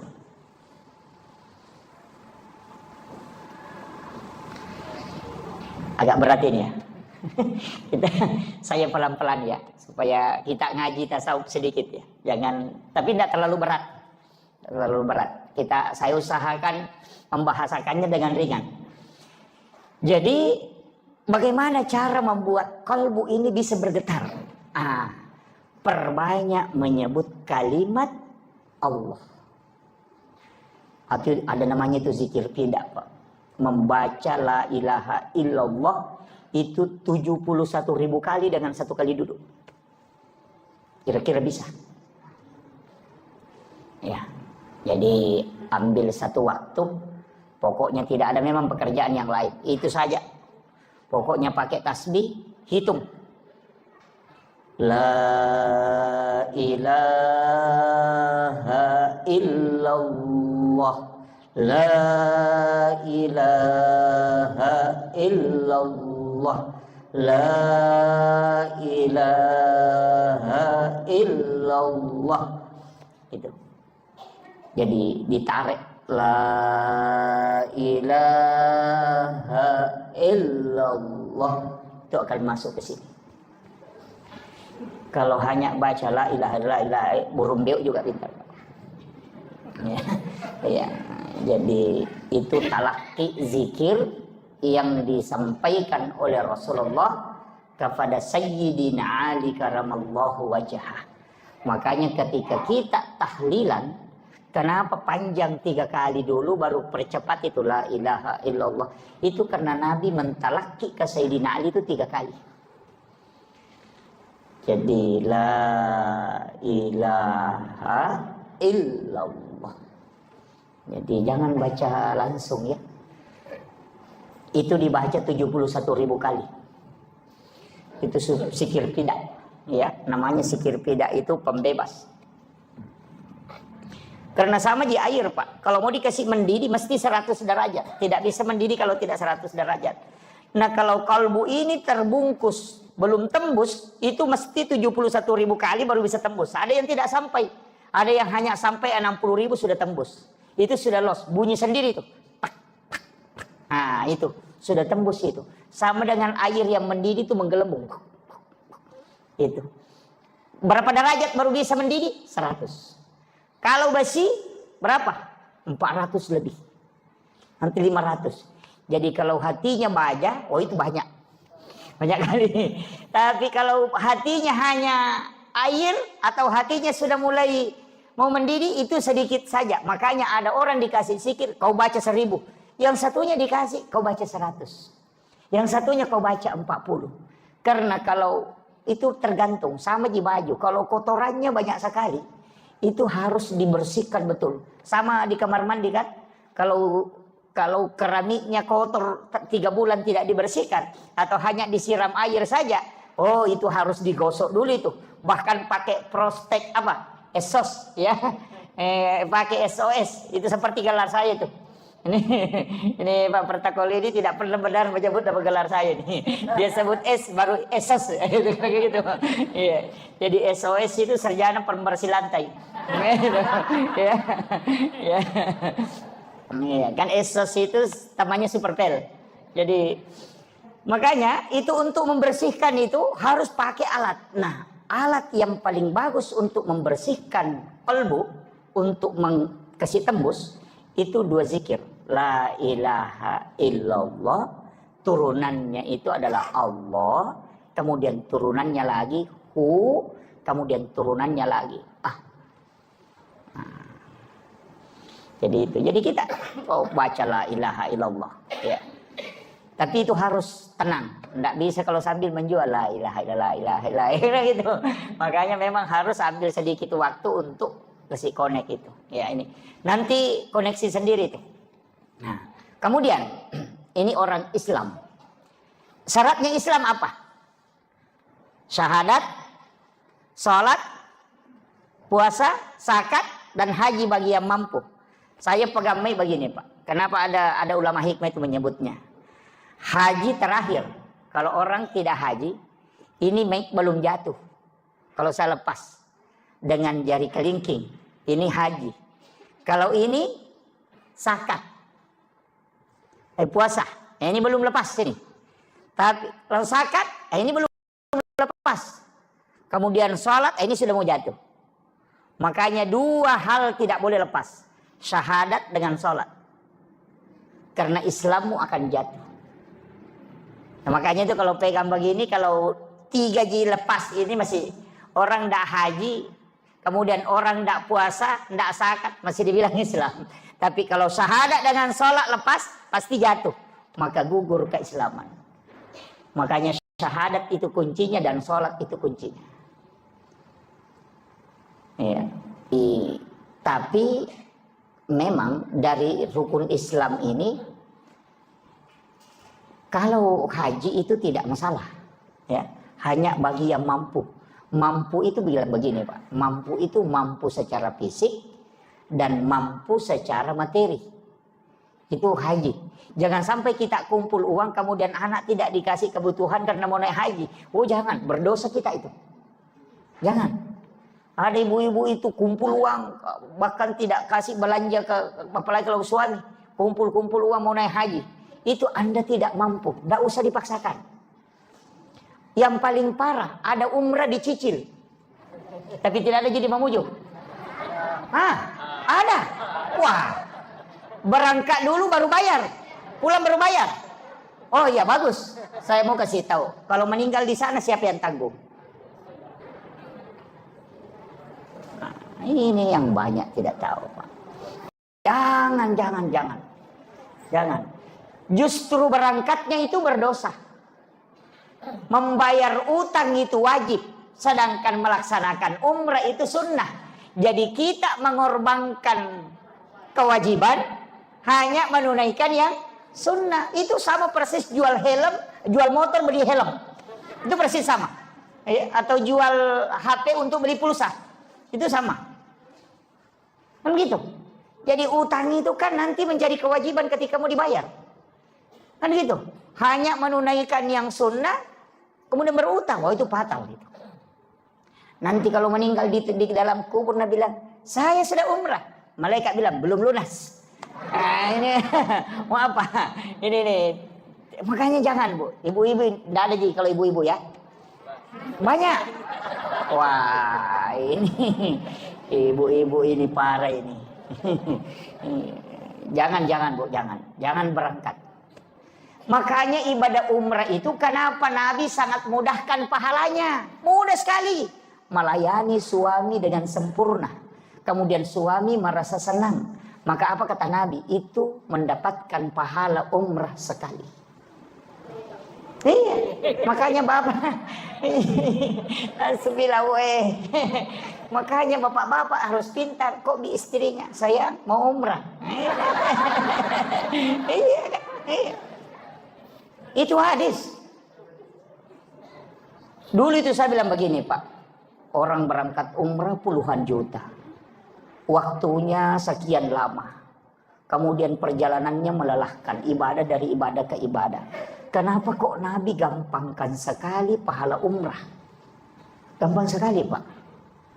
Sholat sunnah duha 2 rakaat kata Nabi. Bahkan sholat sunnah suruk yang kita lakukan, sholat Isra ini yang kita lakukan setiap pagi, itu bukan hanya pahala umrah. Haji dan umrah bersama Rasulullah 3 kali. Itu luar biasa Pak. Seandainya bilang saja haji dan umrah 3 kali, itu masih biasa-biasa. Tapi apa kata Nabi? Haji dan umrah bersamaku 3 kali. Tamma. Sempurna. Ketiga kali itu sempurna kata Nabi haji dan umrahnya. Tapi memang berat Pak. Sholat sunat suruk itu berat. Karena kadang orang sudah sholat subuh langsung kabur. Ini, ada memang orang juga itu Pak sudah menghadap keluar sandalnya. Iya, sandalnya itu sudah dibalik memang begini. Nanti kamat orang baru lompat masuk. Assalamualaikum langsung lompat keluar. Itu anak pertamanya iblis itu. Jadi iblis itu punya 9 anak, ada 2 cucunya, 1 anak angkat. Iya. Saya hafal betul itu. Iya. Jadi anak pertamanya iblis itu ada di orang yang berjamaah. Jadi siapa orang nanti iqamat orang baru masuk dan sandalnya sudah menghadap keluar, pas salam itu langsung lompat keluar. Wah, itu anak pertamanya iblis. Makanya kalau mau ketemu tunggu di depan pintu. Iya. Anak keduanya itu ada pada penjual yang mengurangi timbangan. Iya. Itu. Makanya kalau ada orang mengurangi timbangan itu ya, itu anak nomor 2-nya iblis itu. Iya. Jangan dibahas nanti banyak yang kena. Nah, kita tinggal di anak berapa kira-kira ini. Kemudian, jadi ini penting saya wasiatkan, hati-hati. Sebenarnya Nabi itu sudah kasih kita bonus betul. Jadi Nabi itu sudah tahu bahwa nanti umrah ini menjadi orang berlomba-lomba. Dan orang yang sholat sunnah Isra itu dijamin haji dan umrahnya pahalanya dijamin. Kalau pergi umrah belum tentu diterima kan? Ini jadi parah. Makanya saya bilang sebelum berangkat itu perbaiki dulu. Siapa tahu ada tetanggamu tidak baku ngomong sama kakakmu, jangan berangkat. Nanti datang di situ bilang labbaik Allahumma labbaik. Allah bilang la labbaik la, tidak ada yang panggil kau ke sini. Itu tetanggamu di sana kau belum baku ngomong. Ini penting saya nukan. Jadi pahala itu sangat mudah. Tapi pahalanya bukan syariat ya. Kalau syariat beda. Syariat itu lengkap. Kalau pahala itu hadiah yang diberikan. Jadi itu makanya kalau mau banyak pahalanya Pak. Sama kalau orang buka puasa. Kita kasih buka orang 10, itu kita dapat pahala puasa 10 itu. Makanya Islam ini luar biasa.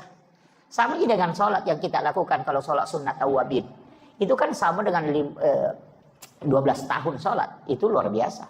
Makanya ada orang nanti itu Pak, dia kemudian ketika dihitung umurnya, terlihat tercatat umurnya dia hidup itu cuma 50 tahun. Tapi setelah dibuka kitab catatan amalnya, umurnya di situ tercatat 50.000 tahun lebih. Dari mana? Karena pahala sholat yang dia lakukan itu terhitung. Nah, makanya itu yang disebut dengan umur yang pendek tapi barakah. Kan Nabi sudah minta ke kita. Nabi memang minta supaya kita tidak panjang umur. Iya.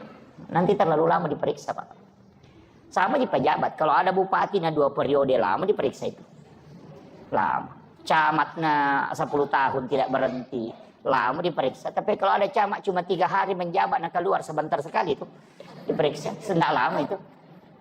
Sama di kita kalau tidak lama hidup. Nah begitu. Makanya semua harta itu jangan kita semua yang bawa. Titip ke orang. Titipkan ke orang. Tidak sampai itu harta apa Pak. Tidak sampai. Nanti bisa kita dapat itu ketika sudah kita titip. Dan itu kuncinya. Karena ada bilang harta tidak dibawa mati. Memang tidak bisa dibawa mati kalau kau yang mau bawa. Tapi kalau kau kasih orang pasti sampai. Kan gitu. Jadi nanti sebenarnya begini. Nanti harta itu diserahkan baru dimiliki. Kalau masih ke kita itu baru amanah. Kan gitu. Makanya disebut harta itu adalah amanah yang diberikan oleh Allah. Bahkan bisa berubah menjadi fitnah. Kan gitu. Ini perlu dipahami. Jadi nanti harta itu yang dimiliki ketika sudah diserahkan. Makanya yang masuk di celengan itu, itulah milik kita. Yang di rumah itu bukan milik kita. Itu baru amanah. Karena kalau kita meninggal, bukan kita yang punya. Kan langsung ke ahli waris kan? Iya. Jangankan uang, istri kita ngambil orang. Iya, suami juga begitu. Makanya tidak usah terlalu, tidak usah. Ya, Pak. Apalagi uang istri kan sebenarnya itu kan bukan hak milik Pak. Itu cuma hak pakai.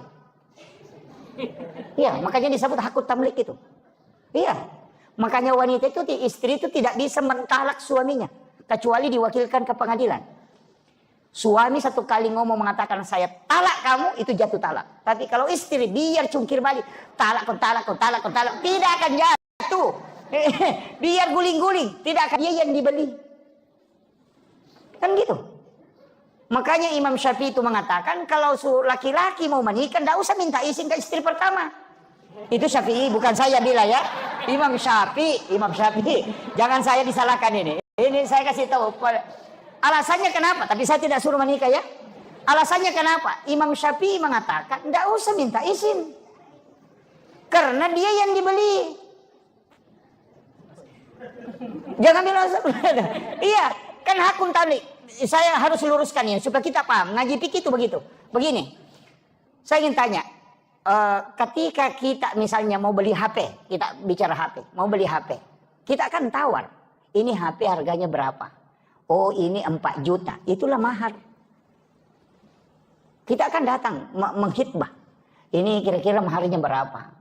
Cuma maharnya kita di Mamuju ini kayaknya murah. Apa maharnya? Seperangkat alat sholat. Murah sekali itu. Iya. Jadi itu mahar kan itu harganya wanita itu. Makanya Nabi menyuruh kita pakai emas. Jadi itu aja maharnya itu. Makanya karena dia dibelikan dia kasih mahar. Nah, ketika sudah dibayarkan maharnya itu sudah milik kita. Sama HP tadi. Kan kita bilang saya mau beli HP yang bisa sama YouTube, bisa sama Facebook, bisa sama game, bisa sama oh ini yang cocok. Dilihat oh pas. Sama sih kalau melamar. Begitu kan juga. Nah, ketika HP dibeli kita bayar. Sudah dibayar. Saya mau tanya, HP yang sudah dibeli dengan sudah dibayar itu saya mau tanya, apakah HP itu milik kita? Kan milik kita, karena kita sudah bayar kan? Pertanyaan sebaliknya, apakah HP itu memiliki kita? Tidak. Makanya suami istri itu bukan hak milik. Itu hak pakai. Sudah paham? Ini kalau ngaji pikir enggak apa. Iya memang sama dengan HP tadi. Karena dia yang dibeli, maka HP tidak memiliki kita, tapi dia punya tanggung jawab, kewajiban ke kita untuk mengikuti perintah. Dari situlah kenapa istri mesti mengikuti perintah suami daripada perintah orang tuanya. Di situ. Karena dia sudah dibeli. Makanya jangan sembarang menyerahkan anak ke laki-laki yang tidak beres. Kan gitu. Karena memang dia membeli, kita serahkan sepenuhnya itu. Masa kita didik berapa puluh tahun? 25 tahun, 30 tahun kita didik. Mulai dari kecil. Baru kita serahkan ke orang yang tidak beres. Kan kita dengan harga seperangkat alat sholat. Kan jadi masalah. Itu bahayanya Pak. Ini saya kasih catatan ini. Makanya ketika wanita, kembali ke HP. Nah, ketika HP ini saya mau tanya. Bolehkah HP ini diambil orang ketika saya sudah membelinya? Kan tidak bisa. Dari situlah kenapa wanita yang sudah menikah itu tidak boleh menikah dengan orang lain. Dengan dua laki-laki. Kemudian saya mau tanya Pak. Kalau saya mau beli HP, haruskah saya minta izin sama HP tadi yang satu? Kan tidak. Nah itulah alasannya Imam Syafi'i. Gitu. Hanya dia bilang kalau mau beli HP baru, tidak usah minta izin ke HP yang satu. Karena dia yang dibeli kan. Nah, itu alasannya. Jadi pikir itu begitu. Makanya disebut, makanya kalau bapak mau beli HP baru enggak apa-apa. Tapi enggak usah beli HP baru, casingnya saja yang diperbarui. Ya kan gitu. Iya. Iya. Makanya istri itu Pak, kalau ngomel, istri ya, kalau ngomel dia pergi saja. Karena memang semua pekerjaan itu kan dia kerjakan. Dia yang hamil, dia yang dihamili, dia melahirkan, nah begitu. Kemudian dia menyusui anak, dia yang menjaga anaknya. Nah itu kalau tengah malam bangun anaknya menangis, itu bapaknya bangun, dia tidak urus anaknya itu. Pas dia kok di istrinya, menangis anak, padahal anaknya juga, kan gitu. Sebenarnya itu kan tugas istri itu, tugasnya itu hamil, melahirkan, menyusui, merawat anak, mendidik anak, itu tugasnya. Memasak itu bukan tugas pokok. Mencuci itu bukan tugas pokok. Makanya Rasulullah itu mencuci pakaian sendiri. Jadi sebenarnya mencuci dengan memasak itu bukan tugas pokok istri. Itu kalau suami kerjakan itu lebih mulia. Ya. Iya. Itu lebih mulia Pak. Makanya Nabi itu kan memasak. Nabi itu mencuci pakaiannya sendiri. Nabi itu menjahit bajunya sendiri pakaiannya. Memperbaiki sandalnya sendiri, memerah susu kami, itu pekerjaan. Bukan itu di pekerjaannya. Istri itu taat ke suami, kemudian yang kedua dia dihamili, kemudian hamil, melahirkan, menyusui, mendidik anak. Itu tugasnya. Itu tambahan, itu mestinya tugas suami itu Pak. Memasak, mencuci itu, mengeringkan baju itu. Iya, belanja di pasar, itu tugas suami itu. Mencari nafkah, tugas suami. Iya. Tapi diambil semua istri sekarang kan? Mencuci dia tuh. Itu betul. Itu katanya betul ini. Untung ada lantai 2 Pak, bertengkar seandainya di bawah ini. Iya. Itu kan diambil semua. Makanya kalau istri marah-marah, maklumi. Paling susah pekerjaannya. Iya. Nah bilang ini perempuan, coba laki-laki Pak, mau kita tukar pekerjaan sama istri tak? Biar istri ke kebun. Kita mulai mencuci, merawat anak, mengeringkan baju, melipat, malondri. Pokoknya kerja semua. Memasak, saya yakin 2 hari baru dia bilang, ampuh, kebalik agak baik. Kan begitu. Iya, berat itu. Kalau bukan orang ikhlas kerjakan, itu tidak mungkin. Jadi, bapak-bapak juga ini perhatikan betul istrinya.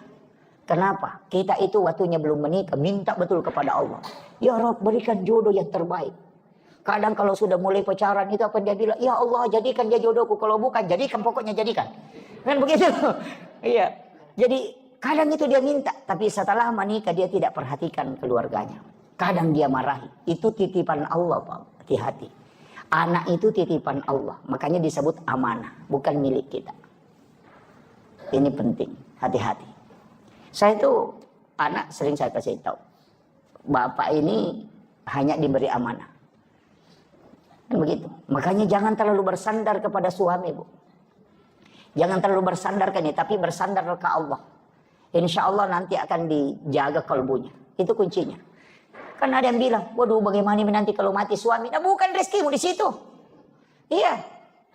Allah yang akan menjaga. Cuma kita harus taat. Makanya istri itu kalau sudah taat itu sudah di surga itu, Pak. Kan 3 kata Nabi. 4 ya. Pertama menjaga puasa, sholat fardu. Yang kedua puasa. Kemudian yang ketiga syahwat. Kemudian yang keempat taat kepada suami. Itu yang 4. Kalau ibu bisa lakukan itu, apa kata Nabi? Dia akan masuk surga melalui pintu mana saja yang dia mau pilih. Coba, semua pintu surga dibuka. Tinggal mau masuk. Itu pintu surga teriak, kau lewat sini, kau lewat sini. Siapa bagi siapa? Bagi istri yang bisa melakukan. Menjaga sholat fardu, menjaga puasa wajib. Kemudian syahwatnya dia jaga. Tapi, apa kata Nabi? Malaikat Jibril akan turun nanti ketika Al-Quran sudah selesai. Itu Jibril kembali. Nabi menangis. Dia mengatakan, wahai Jibril, apakah engkau akan masih turun nanti? Karena ini sudah Al-Quran, sudah sempurna. Apakah engkau masih turun ke dunia? Kata Jibril, saya akan turun nanti Muhammad, tapi di akhir zaman.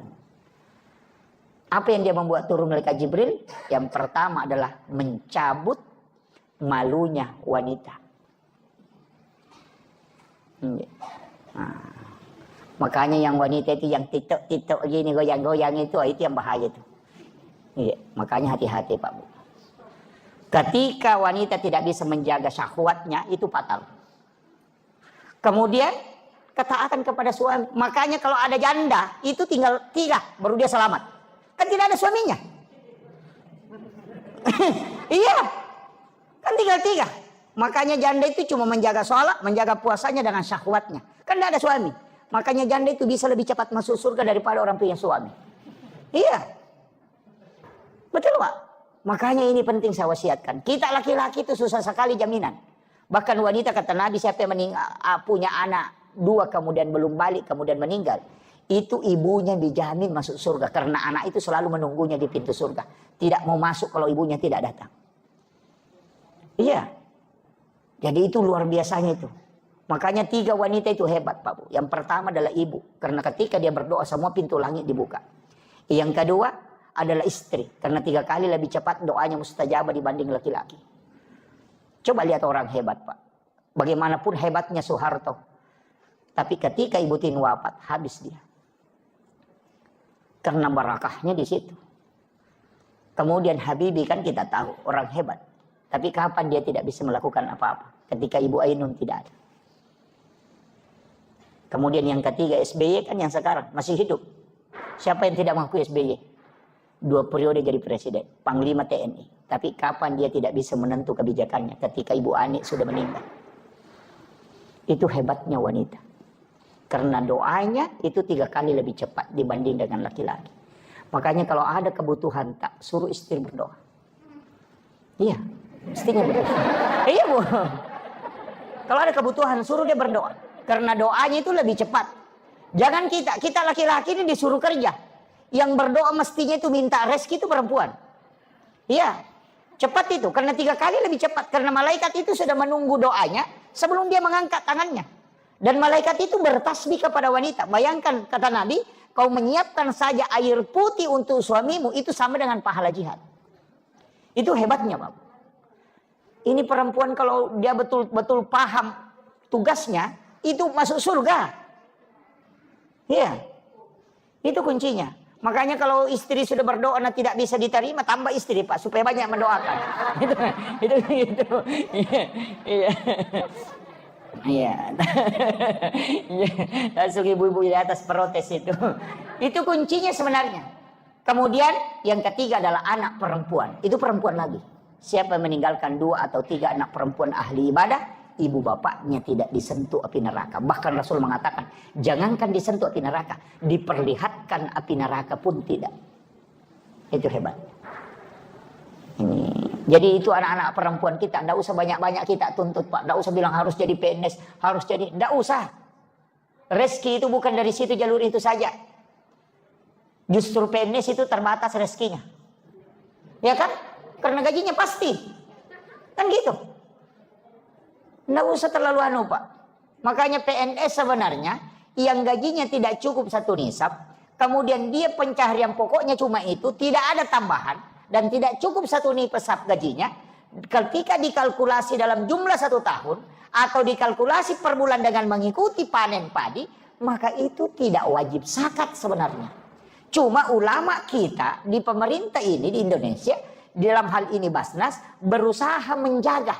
Siapa tahu nanti harta ini kena zakat, makanya dia keluarkan memang 2,5. Makanya kalau dia tidak jadi zakat, nanti jadi sedekah. Karena sebenarnya pengeluaran itu Pak bukan hanya zakat, kan ada zakat, ada infak, ada sedekah, ada wakaf.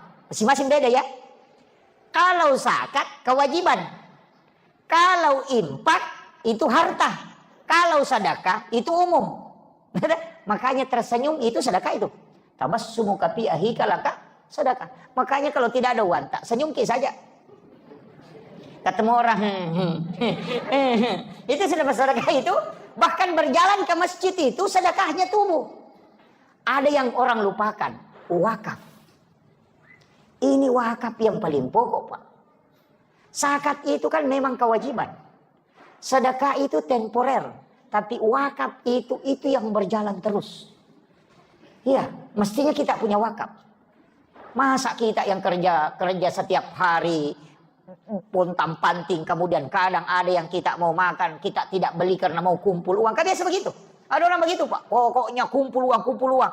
Ada penjual durian yang bilang, weh enaknya durian. Dia tanya, berapa? 100.000.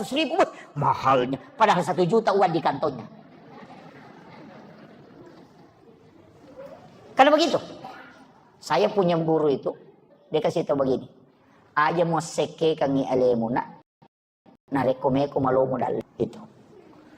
Makanya kalau mau makan durian uangnya tidak cukup, pergi beli pop ice rasa durian. Itu, ya. Saya kasih tahu. Iya. Kenapa? Jangan kau menyiksa itu. Karena orang dermawan itu yang tidak menyiksa. Karena semua tubuh ini berzikir.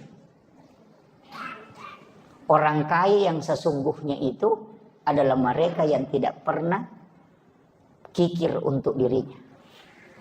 Ini kadang-kala kita yang bilang enaknya tapi mahal, padahal banyak uangnya. Itu. Ini penting saya sampaikan. Makanya iya. Tapi jangan juga semua mau dimakan. Wah itu jadi masalah. Ada juga istri itu gajinya suaminya 1 juta. Pokoknya semua penjual lewat ditahan. Semua penjual pentolan, singa, penjual singa. Itu bikin ubanan suami itu. Itu kan gitu. Jadi itu kunci dalam agama itu. Makanya dalam diri kita ini sebenarnya Pak itu sudah disetting. Ya. Makanya kalau mau selamat ini wakaf penting. Masa dikumpul harta kemudian kita tinggalkan? Iya, mesti ada wakaf, tak? Mesti. Kalau ada tanah, tidak usah dibagikan semua ke anak, jangan. Mesti ada yang kita simpan. Kenapa? Itu pahalanya nanti dan penghasilannya dimasukkan ke agama. Cari apa ke pesantren, apa ke masjid. Begitu. Masjid ini juga apa harus dikelola dengan baik. Iya. Masjid ini harus dikelola dengan baik. Makanya sebenarnya kalau ada orang mewakafkan tanahnya untuk masjid, jangan wakaf masjid. Wakaf untuk pelayanan umat. Karena kalau Imam Syafi'i, kalau wakafnya hanya masjid, tidak boleh ditempati berkurban. Itu tidak sah kurban. Kan kadang-kadang kita kalau berkurban kan di pekarangan masjid. Sama dengan menjual. Karena ada orang biasa menjual di pekarangan masjid. Kan gitu. Oh itu tidak boleh kalau wakafnya untuk masjid. Tapi kalau wakafnya untuk layanan umat, itu sosial, pokoknya bisa dipakai semua. Makanya sebenarnya wakaf itu juga hati-hati pengelolaannya. Ini makanya kalau seandainya kita ini mengelola wakaf dengan baik Pak, Islam ini tidak akan ini. Makanya saya bilang zakat juga di Mamuju ini jangan dikasih keluar. Jangan dikasih keluar ke keluar kampung. Ada yang orang di sini bekerja, cari rezeki, baru dia kirim ke Parepare. Jangan. Jangan dikirim ke Baru. Jangan. Zakat itu tidak boleh melewati jarak musafir. Bahkan ada yang mengatakan 60 kilo tidak boleh melewati 60 kilo. Dia harus dikeluarkan di sini. Kenapa? Allah itu sudah mengatur rezeki. Ada orang miskin di sini ada orang kaya. Disitulah diturunkan rezeki. Rezekinya orang miskin itu dititip sama orang kaya. Kan begitu. Jangan dibawa keluar. Ada yang bilang, ada saudaraku di situ, Ustaz. Jangan, kalau mau bawa ke sana, kasih sedekah, kasih infak, jangan kasih zakat. Zakat di mana dicari, di situ dikeluarkan. Jangan dikasih keluar. Makanya banyak orang miskin itu gara-gara begitu, Pak. Di sini mencari, baru dikirim keluar. Nanti Bapak Ibu, itu biar bayar zakat, tetap tanggung jawab. Nanti akan ditanya. Itu ada orang miskin di dekat rumahmu, kenapa kau tidak bantu? Bilang, tidak Pak, malaikat. Saya bawa ke Parepare. Langsung apa kata malaikat? Di Parepare itu ada orang kaya yang tanggung jawab juga di situ. Karena kau tanggung jawab di lokasimu. Makanya sebenarnya tidak boleh Pak dikasih keluar itu. Yang boleh keluar itu impaknya. Kasih sedekah, bawa ke sana kalau mau kasih. Makanya jangan zakat saja yang dihitung. Ini penting ya. Ini kadang-kala kita Pak banyak kan. Kayak di Papua itu. Saya pernah hitung zakat itu di Papua. Kemudian dia mengatakan, kita bawa pulang. Enggak bisa. Saya bilang di sini kau keluarkan. Ini kewajiban di sini. Jadi makanya cari rezeki di Mamuju sini, di pasar sini. Keluarkan di sini Pak, jangan dibawa keluar. Nanti kita kalau misalnya mengatakan ada keluarga di sana, ada orang miskin di sana. Bukan kita yang ditanya kalau yang di sana. Orang kaya di sana juga dipepek kepalanya. Karena dia paling dekat di situ. Jadi itu per wilayah, sama aja dengan kepala desa, kepala lingkungan. Dia kan bertanggung jawab di lingkungannya, tidak akan ditanya di lingkungan lain. Orang kaya juga begitu. Akan ditanya di sekitarannya, tidak akan ditanya yang jauh. Kan begitu. Ini penting saya sampaikan ini. Seandainya semua orang kaya Pak berzakat, nah tidak ada orang miskin. Cuman tidak bisa juga itu hilang orang miskin, tidak bisa. Karena nanti kalau kampanye bupati tidak ada kanunya. Iya. Tidak ada lagi mengentaskan kemiskinan. Padahal sebenarnya yang stres itu pemerintah. Iya, yang stres itu Basnas, yang stres itu bupati. Padahal orang miskin tidak pernah stres. Ya kan? Kadang-kadang juga saya bilang ini juga orang miskin ngenteng-ngenteng sekali. Duduk di warung itu minum kopi merokok. Tidak ada bebannya. Pemerintah stres itu rapat. Bagaimana mengentaskan kemiskinan. Begadang sampai 3 hari itu. Bagaimana mengentaskan kemiskinan. Orang miskin santai-santai merokok. Saya bilang ini orang dipikirkan. Orang tidak tidur memikirkan. Tapi yang dipikirkan tidak pernah santai terus kan. Coba lihat orang miskin itu. Enak sekali. Kadang tidur di becaknya, kadang di situ main domino sampai pagi. Padahal pemerintah stres pikirkan dia. Dia tidak pernah stres kan gitu. Ini kan begitu. Jadi kadang-kadang orang miskin ini Pak santai sekali. Iya gitu. Tidak ada beban. Ya, makanya saya kasih tahu. Kita orang kaya yang punya hak kewajiban mengeluarkan 25%, tolong dikeluarkan itu. Karena itu akan apa kata Nabi? Bahkan dalam Al-Quran itu. Orang yang tidak mengeluarkan zakatnya, hartanya nanti itu akan menjadi benda yang akan dilelehkan. Itu menjadi api. Kemudian disetrikakan mulai dari jidatnya, kemudian punggungnya dan lambungnya. Gitu. Kalau dia binatang, binatang itu nanti datang dengan besar, kemudian dia menginjak-injak itu pemiliknya. Sambil bergantian. Itu disebutkan dalam hadis. Makanya harta itu Pak disakati.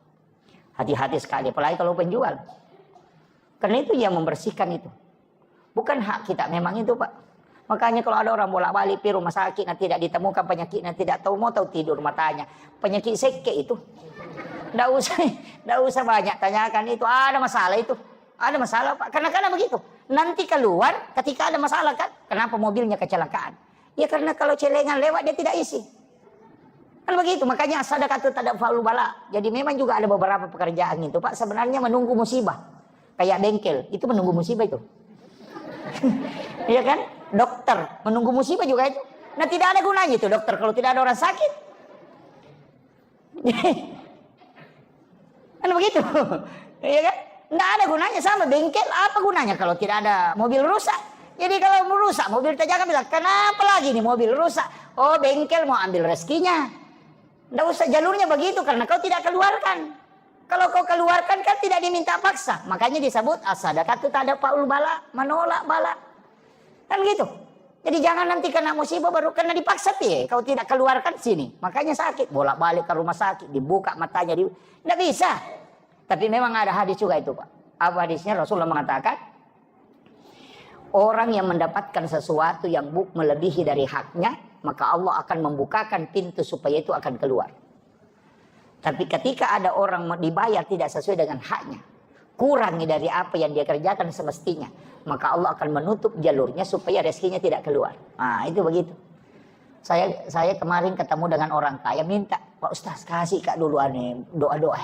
Nah, wah, dari Singapura maka berobat ini. Saya bilang, wah mahal itu Pak kalau di Singapura. Dia bilang, satu kali pergi periksa di sana minimal 15 juta Pak Ustaz. Belum ada tiket pesawat. Dalam hatiku, wah, kundu-kundu pasti dekat. Saya tanya, perbaiki dulu zakat. Bagaimana zakat? Dia bilang, wah, Ustaz, karena bersedekah. Saya bilang, beda, sedekah itu sunnah, zakat itu wajib. Hitung dulu. Dia bilang, wah itu yang tidak aku tahu. Saya bilang, oh itu yang bawa ke Singapura. Dia bilang, itu tetangga aku. Kalau perlu sakit kepala, namun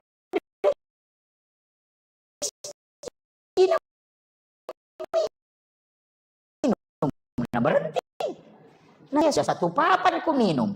Obat yang tas 1 juta. Nah, tidak mau berhenti. Saya bilang begitu memang. Keluar uangnya sekian banyak. Jadi dia tidak mau sembuh-sembuh. Kenapa? Karena itu karena haknya orang. Memang cuma Allah titip. Kan begitu. Nah, apa kata Nabi? Kalau lebih kau serahkan, pasti Allah kembalikan. Begitu aja. Tidak usah khawatir. Jangan bilang, oh lebih ini sedekah. Aku tidak ada sedekah yang lebih.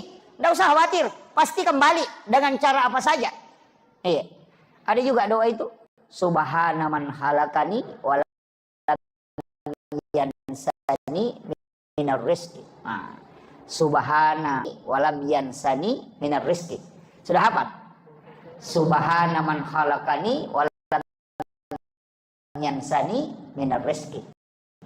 Pak dongan ulakut tuh. Kalau orang baca itu Pak, bagi yang tidak punya anak bisa membantu, tidak ada lagi yang bisa bantu, bekerja lagi tidak mampu, tidak menentu pencahariannya, suruh baca itu 3 kali antara asar dan iqamah, 7 kali kalau sudah sholat maghrib, 7 kali kalau sudah sholat subuh. Yang penting ada rezeki di kampung itu. Orang sakit perut kalau dia tidak bawakan,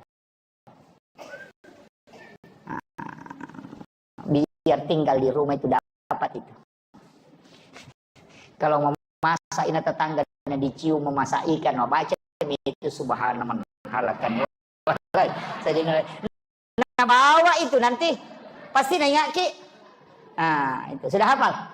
Jangan bawa itu biasanya dipakai petugas SAR, tidak mampu lagi, tidak ada lagi, ini itu dibaca.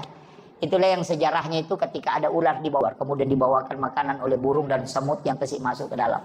Itu doanya itu. Subhana man halakani walam yansani minar rizki. Jadi itu zikirnya ular. Nah, orang yang mengatakan ulakut tuh karena itu tidak bisa keluar. Tapi dibawakan makanan. Nah, itu. Jadi biar kita tinggal di mana pasti ada rezeki dibawakan. Itu sudah hafal? Enggak hafal ya. Wah ini sudah ada pertanyaan ya? Oh iya, ini dulu baru kita. Iya. Iya. Mohon maaf mungkin menyimpang dari materi. Iya. Tapi berkaitan dengan umat. Terkait dengan fatwa MUI.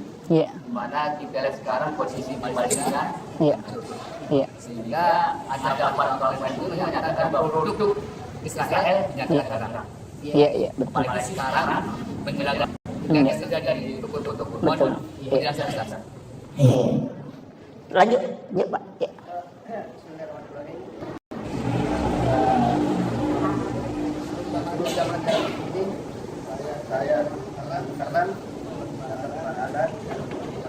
Amin, amin.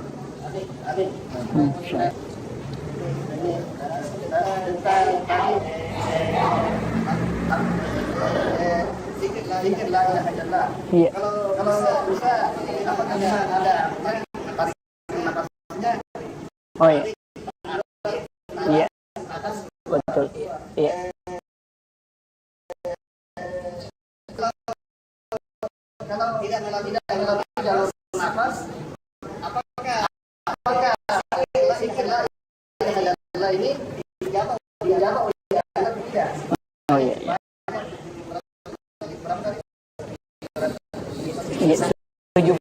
21.000. Iya.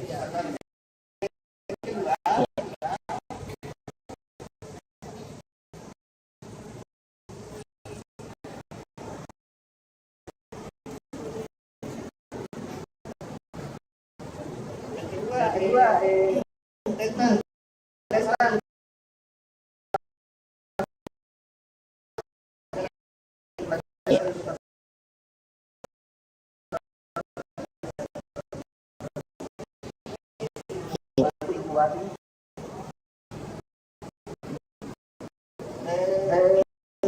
ada surat hanya 30 dus. Mungkin berapa kesi yang jelas semuanya. Apakah yang tersirat ini merupakan berita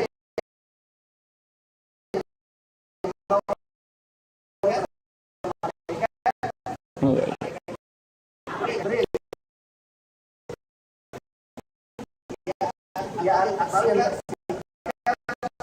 asal mata tersingkat atau bukan banyak yang lagi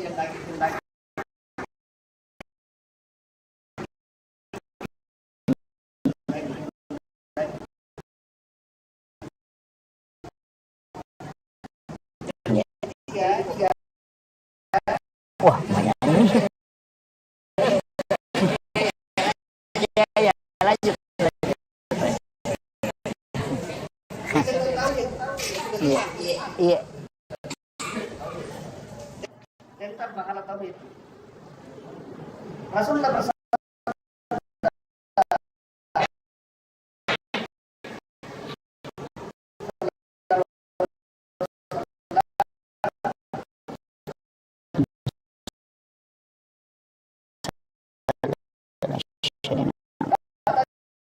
pada suatu hari kepada segala dalam keadaan sedih berkatalah, hai Muhammad, apa yang menjadikan engkau Allah telah memberimu dalam umatmu 5 perkara. Yang pertama, firman Allah,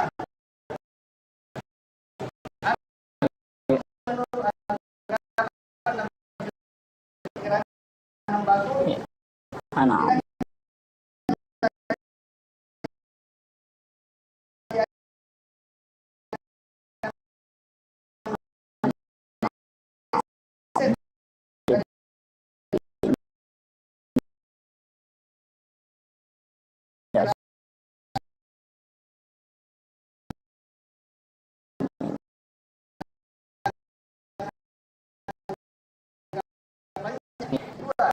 barang siapa dan kelakuannya ya, dia akan dimalukan pada hari kiamat. Iya. Apakah ini tentang aib ya? Iya. Apakah itu merupakan aib saudara kita sebelum kita mengungkap aib Iya. kita saudara sendiri? Iya. Jadi harus Iya. ketiga, pintu tobat tidak akan tertutup bagi umatku selama belum bersekarang. Iya. Bersekarang itu artinya apa? Iya. Yang keempat, barang siapa akan dengan dosa Iya. kelima, bukan pertanyaan ini kelima Iya. kelima yang kuat melepaskan azab dari orang karena banyak Oh iya, betul. Iya. Betul. Itu hadis, Pak. Pertama begini, Majelis Ulama Indonesia memfatwakan bahwa seluruh produk Yahudi ini diharamkan. Itu supaya kita tidak membeli. Sebenarnya begini, ada langkah yang mestinya efektif, Pak, karena di Majelis Ulama Indonesia ini itu itu fatwanya benar, tapi tidak menjadi acuan karena tidak ada punishment. Jadi itu hanya perorangan yang bisa ini, tidak semua orang. Mestinya itu ini di kedudukannya ke pemerintah, seandainya bisa dia menjadi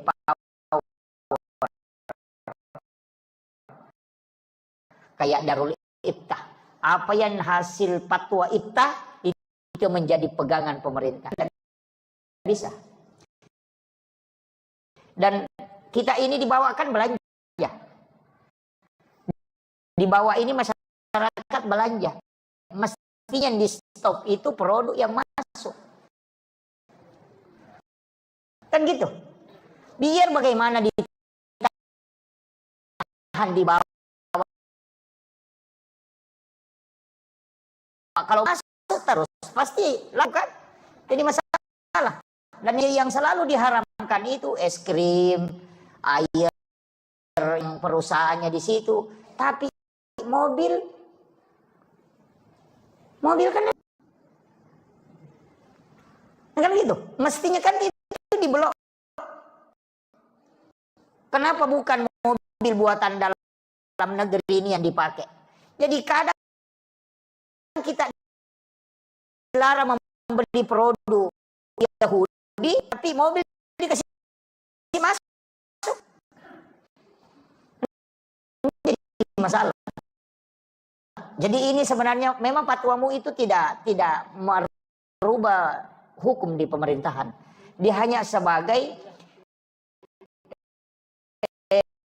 istilahnya bukan, tidak ada hukumannya bagi orang yang melanggar. Fatwa dipatwakan rokok haram, laku terus, gitu. Jadi memang tidak, mu ini kan itu, makanya kita kembali ke kita. Ya paling tidak lebih bisa membantu ketika kita tidak membeli produknya, kan gitu. Ini yang, tapi jadi masalah Pak, kalau orang Islam sudah beli, nah kita tidak beli, jadi masalah itu. Karena umat Islam juga dibikin bangkrut. Kan begitu. Makanya penjual di sini sudah beli produk Yahudi. Kalau kita tidak beli, umat Islam juga, mestinya kan yang ditutup yang di atas. Kalau ditutup di atas tidak ada yang beli, maka selamat tawa. Tapi kenapa produk ini masih kasih masuk, baru dilarang dipatwakan haram dibeli? Berarti yang ingin dikasih ketemu ini hancur Islam juga kan? Nah ini jadi masalah juga ini. Kayaknya perlu dipikirkan itu Pak. Jadi memang kalau ya selektif lah, nggak usah, kalau memang bisa jangan dibelilah. Tapi jadi masalah itu tadi, kalau sudah dibeli sama penjual-penjual di sini, kan begitu. Makanya Pak sebenarnya juga begini. Sedekah yang paling tidak punya potensi untuk membuat tersinggung orang itu adalah membeli jualannya. Makanya sama jadi Indomart kalau saya Pak, jangan beli barang di Indomart.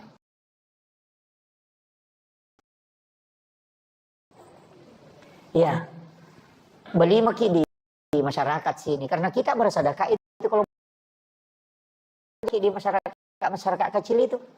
Jadi kalau kita beli barangnya kan di situ ada keuntungannya, dan itu betul-betul keuntungannya untuk mensekolahkan anaknya. Nah kalau kita beli di Indomaret itu bukan untuk sekolahkan anak itu, kan gitu. Coba penjual kangkung itu yang lewat kemarin saya lihat, penjual lombok itu dia bungkus-bungkus kasih yang dia baru dia angkat, orang beli itu sudah sedekah itu. Kan gitu. Nah kadang juga itu ditawar.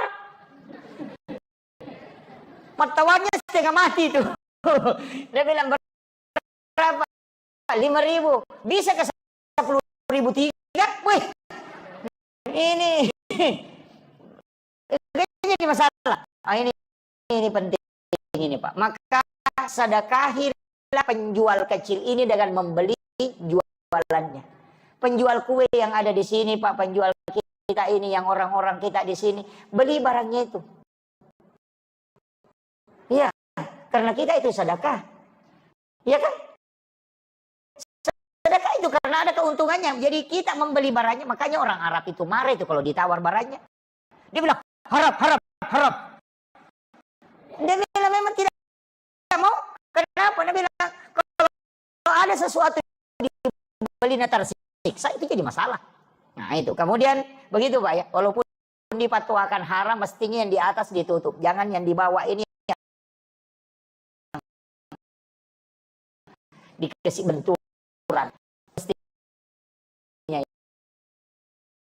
Jadi majelis ulama ini mestinya lobbynya masuk ke pemerintah, bukan ke bawah di. Ya. Kemudian yang kedua tadi, ini yang pertanyaannya Bapak ini agak panjang ini. Oke,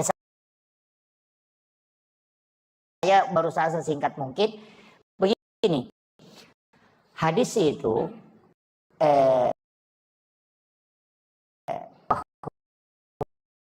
bahwa selama napas tidak sampai di kerongkongan,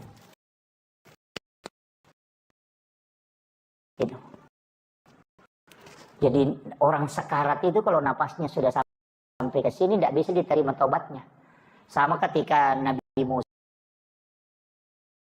namanya Fir'aun itu kan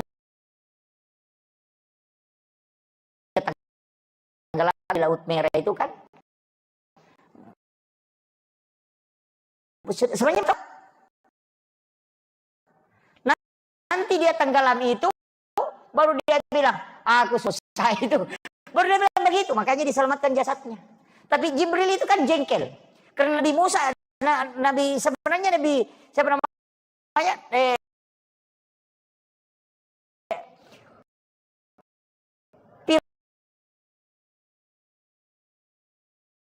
itu pintar sekali itu.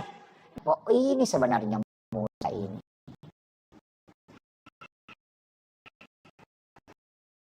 Tidak mungkin ini dia bisa membelah tolongan Tuhannya.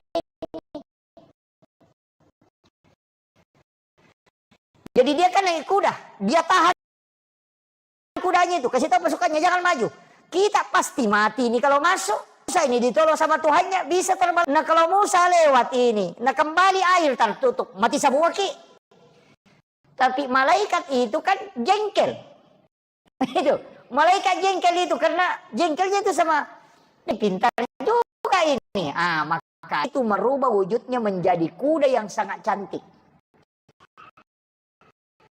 Kuda yang sangat, kudanya ini tergoda.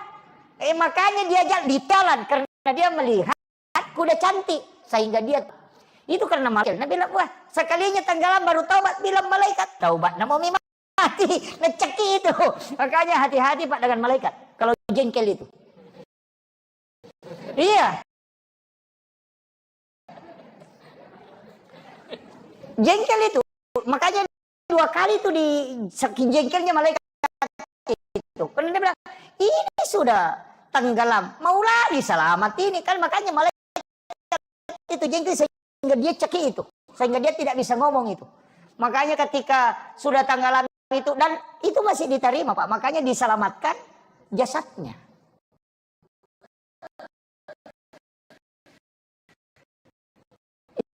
Jadi nanti kalau napas sudah di kerongkongan ada beberapa itu. Yang pertama ketika matahari terbit di barat, kemudian dia akan tenggelam di timur, itu tidak akan diterima. Iya. Kemudian napas ketika dia sudah di kerongkongan. Kemudian ada tadi apa yang menutup aib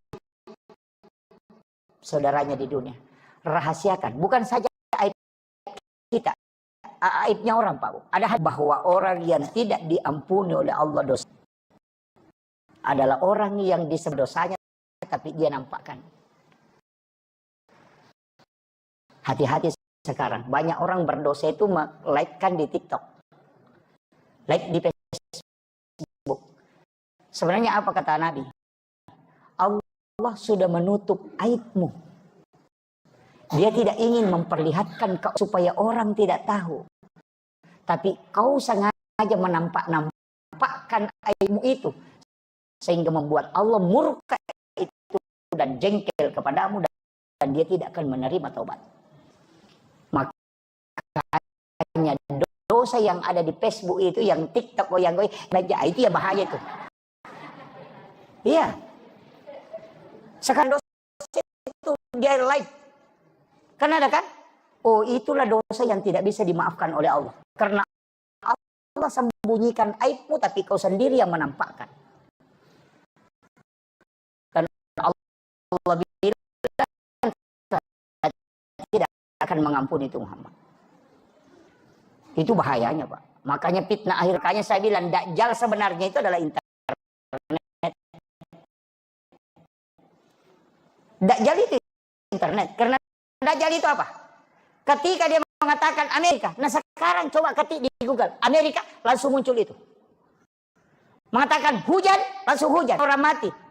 Ustaz yang sudah meninggal. Ketika diketik namanya muncul dia ceramah. Padahal dia sudah meninggal puluhan tahun. Mati.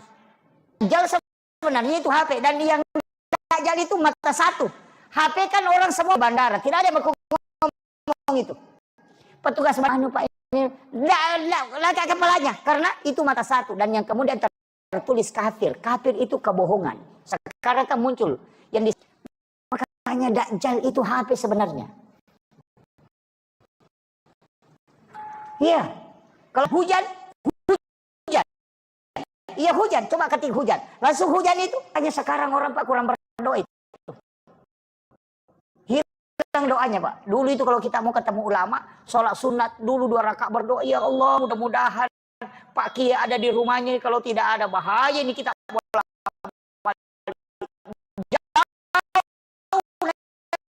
mobil baru bisa ketemu. Sekarang kan enak. Tinggal ditelepon. Pak Kiai, di mana posisi? Di rumah. Masih begitu. Tidak sholat lagi. Dulu kalau kita cari alamat setengah mati. Di mana? Oh terus ke sana Pak, baru belok ke sini jualan. Sekarang bagaimana? Tinggal di Sherlock, ngomong 100 meter, lorong kedua, belok kiri, tujuan ada, ngomong sendiri. Saking mudahnya sekarang. Makanya orang lupa parah. Makanya HP dulu, foto. Hari ini ya, ayo yang jauh mendekat, yang dekat merapat. Makanan kita hari ini berisi belakang, lupa berdoa. Karena begitu.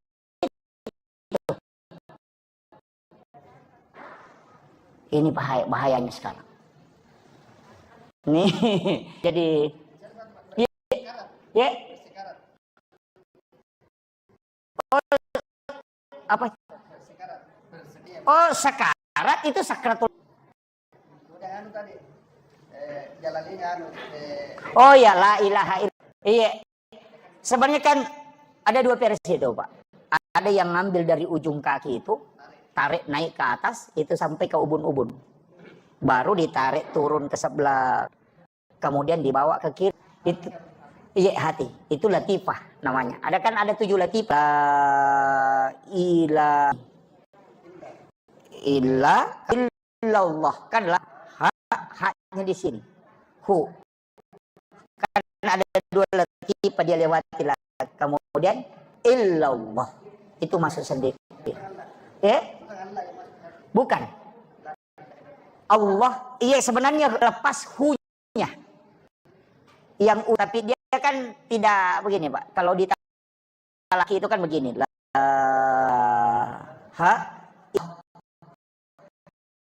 Itu juga, makanya hu juga di sini. Cuma itu dikasih masuk. Jadi sebenarnya nanti mudah-mudahan sini agak berat. Iya betul banyak. Ada yang ngambil dari pusar tanpa napas. Ada yang ngambil dengan napas. Napasnya ditarik kemudian dikasih masuk. Ada mengatakan peluk. Kalau tanpa napas itulah sebenarnya hakikat. Beliau sebenarnya tahu tapi dia tanyakan.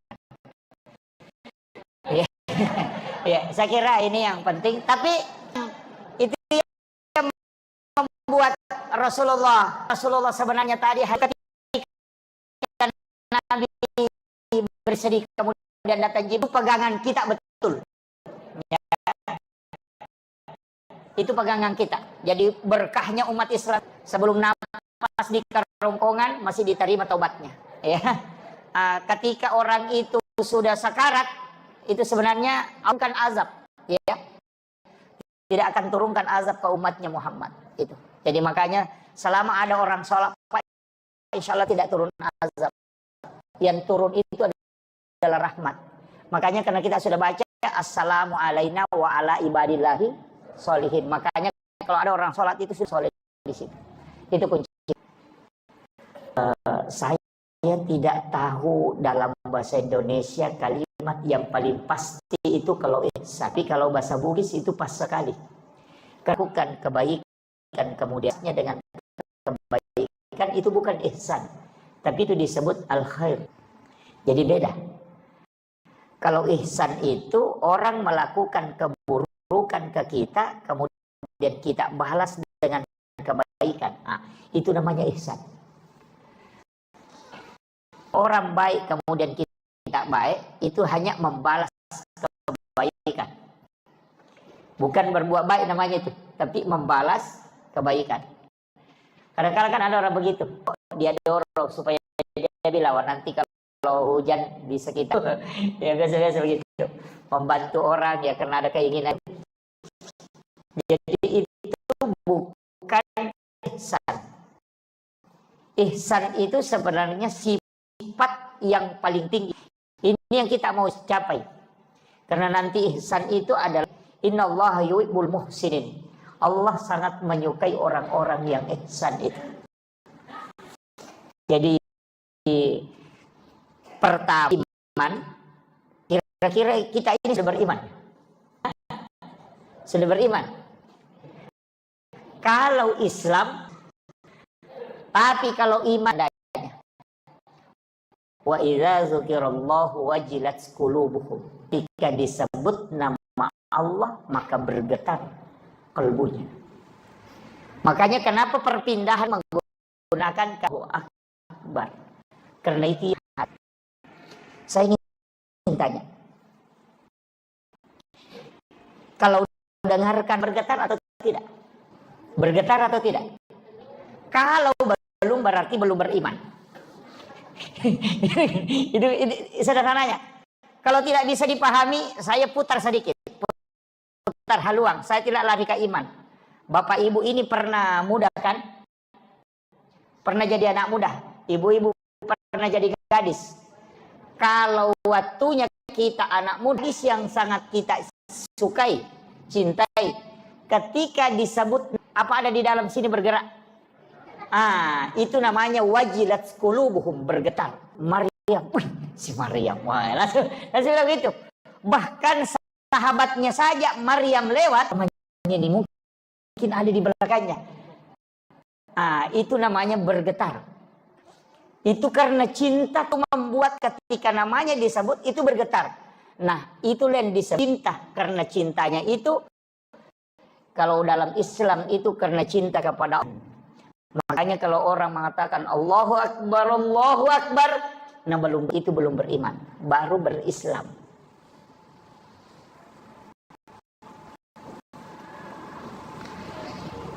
Agak berat ini ya. Saya pelan-pelan ya, supaya kita ngaji tasawuf sedikit ya. Jangan, tapi tidak terlalu berat. Terlalu berat. Saya usahakannya dengan ringan. Jadi bagaimana cara membuat kalbu ini bisa bergetar?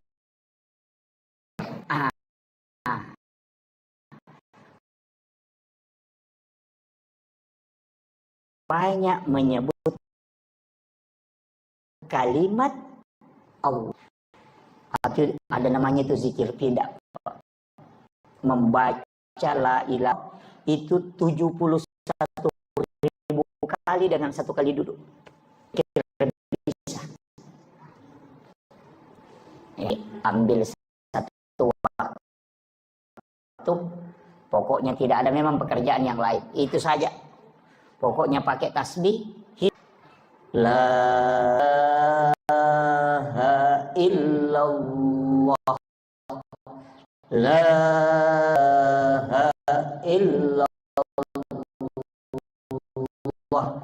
La ilaha illallah. Itu. Jadi ditarik. La ilaha illallah masuk ke sini. Kalau hanya baca la ilaha illallah, ya, jadi itu talaki zikir yang disampaikan oleh Rasul pada Sayyidina Ali karena maka kenapa panjang tidak cepat itu la ilaha illallah itu karena Nabi mentalaki ke Sayyidina Ali itu 3 kali. Ilaha illallah. Jadi jangan baca langsung ya. 71.000 kali. Sikir tidak, hanya sikir tidak itu pembebas. Sama di air Pak, kalau mau dikasih mendidih mesti 100 derajat. Tidak bisa mendidih kalau tidak 100 derajat. Nah kalau kalus belum tembus itu mesti 71.000 kali baru bisa tembus. Ada yang hanya sampai 60.000 sudah tembus. Itu sudah lolos, bunyi sendiri itu. Nah, itu sudah tembus itu. Saat itu menggelembung. Berapa derajat baru bisa mendidih? 100. Kalau besi 400 lebih. Nanti 500. Kalau hatinya baja, oh itu banyak. Banyak kali. Tapi kalau hatinya air atau hatinya sudah mulai mau mendidih itu sedikit saja. Makanya kau baca 1000. Yang satunya dikasih kau baca 100. Yang satunya kau baca 40. Karena gantung sama jiwanya banyak sekali. Itu harus dibersihkan betul. Sama di kamar kalau keramiknya kotor 3 bulan tidak dibersihkan atau hanya disiram air saja, oh itu harus digosok dulu itu. Stek apa? SOS ya. Pakai SOS itu seperti gelar saya itu. Ini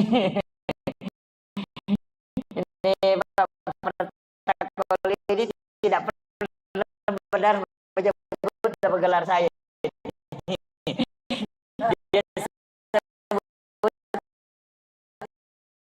S baru SOS gitu.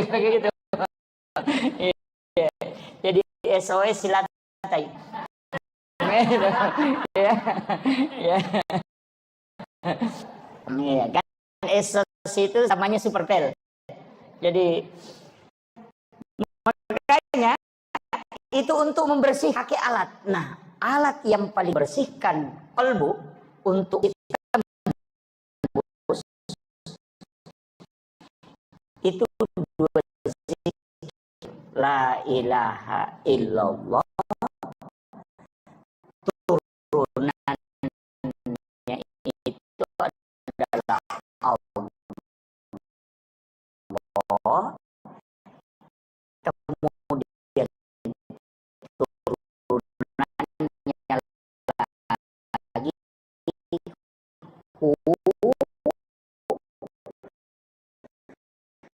kemudian turunannya lagi.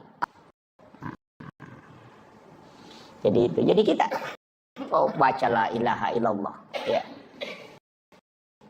Tapi itu harus tenang. Enggak bisa kalau sambil menjual la ilaha illallah, la ilaha illallah gitu. Makanya memang itu waktu untuk connect itu. Ya ini. Nanti koneksi sendiri tuh. Nah. Kemudian ini orang Islam. Yang Islam apa? Syahadat sholat, puasa, zakat, dan haji bagi saya pegang begini, Pak. Kenapa ada ulama hikmah itu menyebutnya haji terakhir. Kalau orang tidak haji, ini belum jatuh. Kalau saya lepas dengan jari kelingking, ini haji. Kalau ini zakat.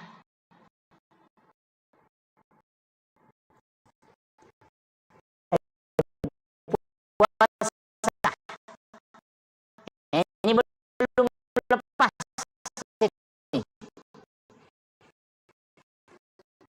Tapi kalau zakat, ini belum lepas. Kemudian sholat, ini sudah mau jatuh. Makanya dua hal tidak boleh lepas. Syahadat dengan sholat. Karena Islammu akan jatuh. Pegang begini, kalau 3G lepas ini masih. Kemudian orang tidak puasa, tidak zakat, masih dibilang Islam. Tapi kalau syahadat dengan lepas, pasti jatuh, gugur keislaman. Makanya syahadat itu kuncinya dan sholat. Ya. Jadi, tapi memang dan ini kalau haji itu tidak masalah, ya, hanya bagi yang mampu. Mampu itu begini, Pak. Mampu itu mampu secara fisik dan materi. Itu haji.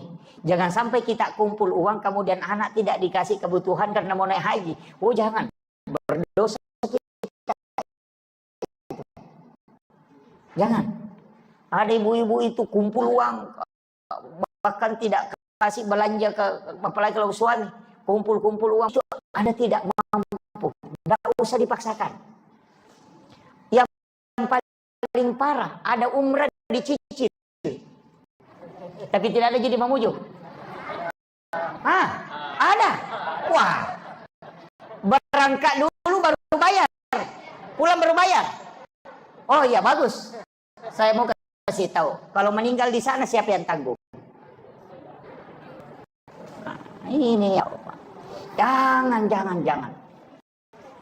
Jangan. Justru berangkatnya itu berdosa.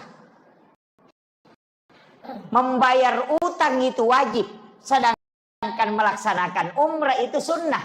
Jadi kita kewajiban hanya menunaikan yang sunnah. Itu sama persis jual helm, jual motor beli helm. Itu persis sama. Atau jual HP untuk beli rumah. Kan begitu. Jadi utang itu kan nanti menjadi kewajiban ketika mau dibayar. Kan begitu. Hanya menunaikan yang sunnah, kemudian berutang. Oh itu fatal gitu.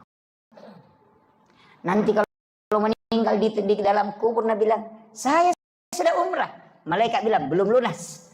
Nah, ini mau apa? Ini. Makanya jangan, Bu. Ibu-ibu tidak ada jadi kalau ibu-ibu ya. Banyak. Wah, ini ibu-ibu ini parah ini. Jangan, Bu, jangan berangkat. Makanya ibadah umrah itu kenapa Nabi sangat mudahkan pahalanya? Mudah sekali. Melayani suami dengan sempurna. Kemudian suami merasa senang. Maka apa kata Nabi? Dapatkan pahala umrah sekali. Makanya Bapak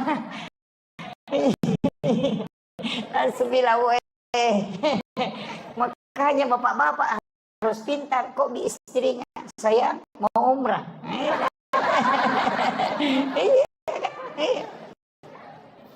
Itu hadis. Dulu itu saya bilang begini Pak, orang berangkat umrah puluhan juta, waktunya sekian lama. Kemudian perjalanannya melelahkan, ibadah dari ibadah ke ibadah. Kenapa kok Nabi gampangkan sekali pahala umrah? Gampang sekali, Pak. Sholat sunnah duha 2 rakaat kata Nabi. Bahkan sholat sunnah suruk yang kita lakukan setiap pagi, itu bukan hanya pahala umrah. Haji dan umrah bersama Rasulullah 3 kali.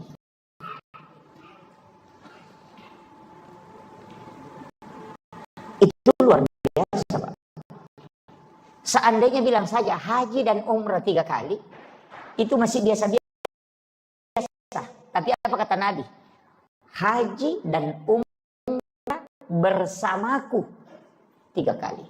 Tamma. Sempurna. Ketiga kali itu sempurna kata Nabi haji dan umrahnya. Tapi ini memang berat.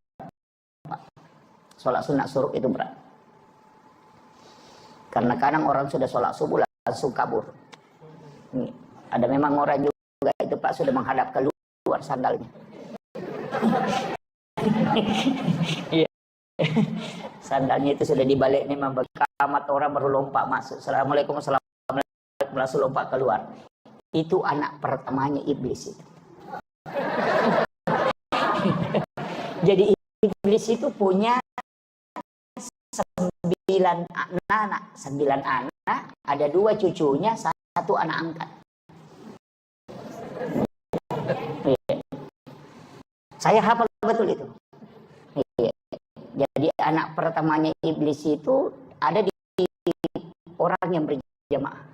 Jadi iqamat orang baru masuk dan sandalnya sudah menghadap keluar, alam itu langsung lompat keluar. Oh, itu anak pertamanya iblis. Makanya kalau mau ketemu tunggu di depan pintu.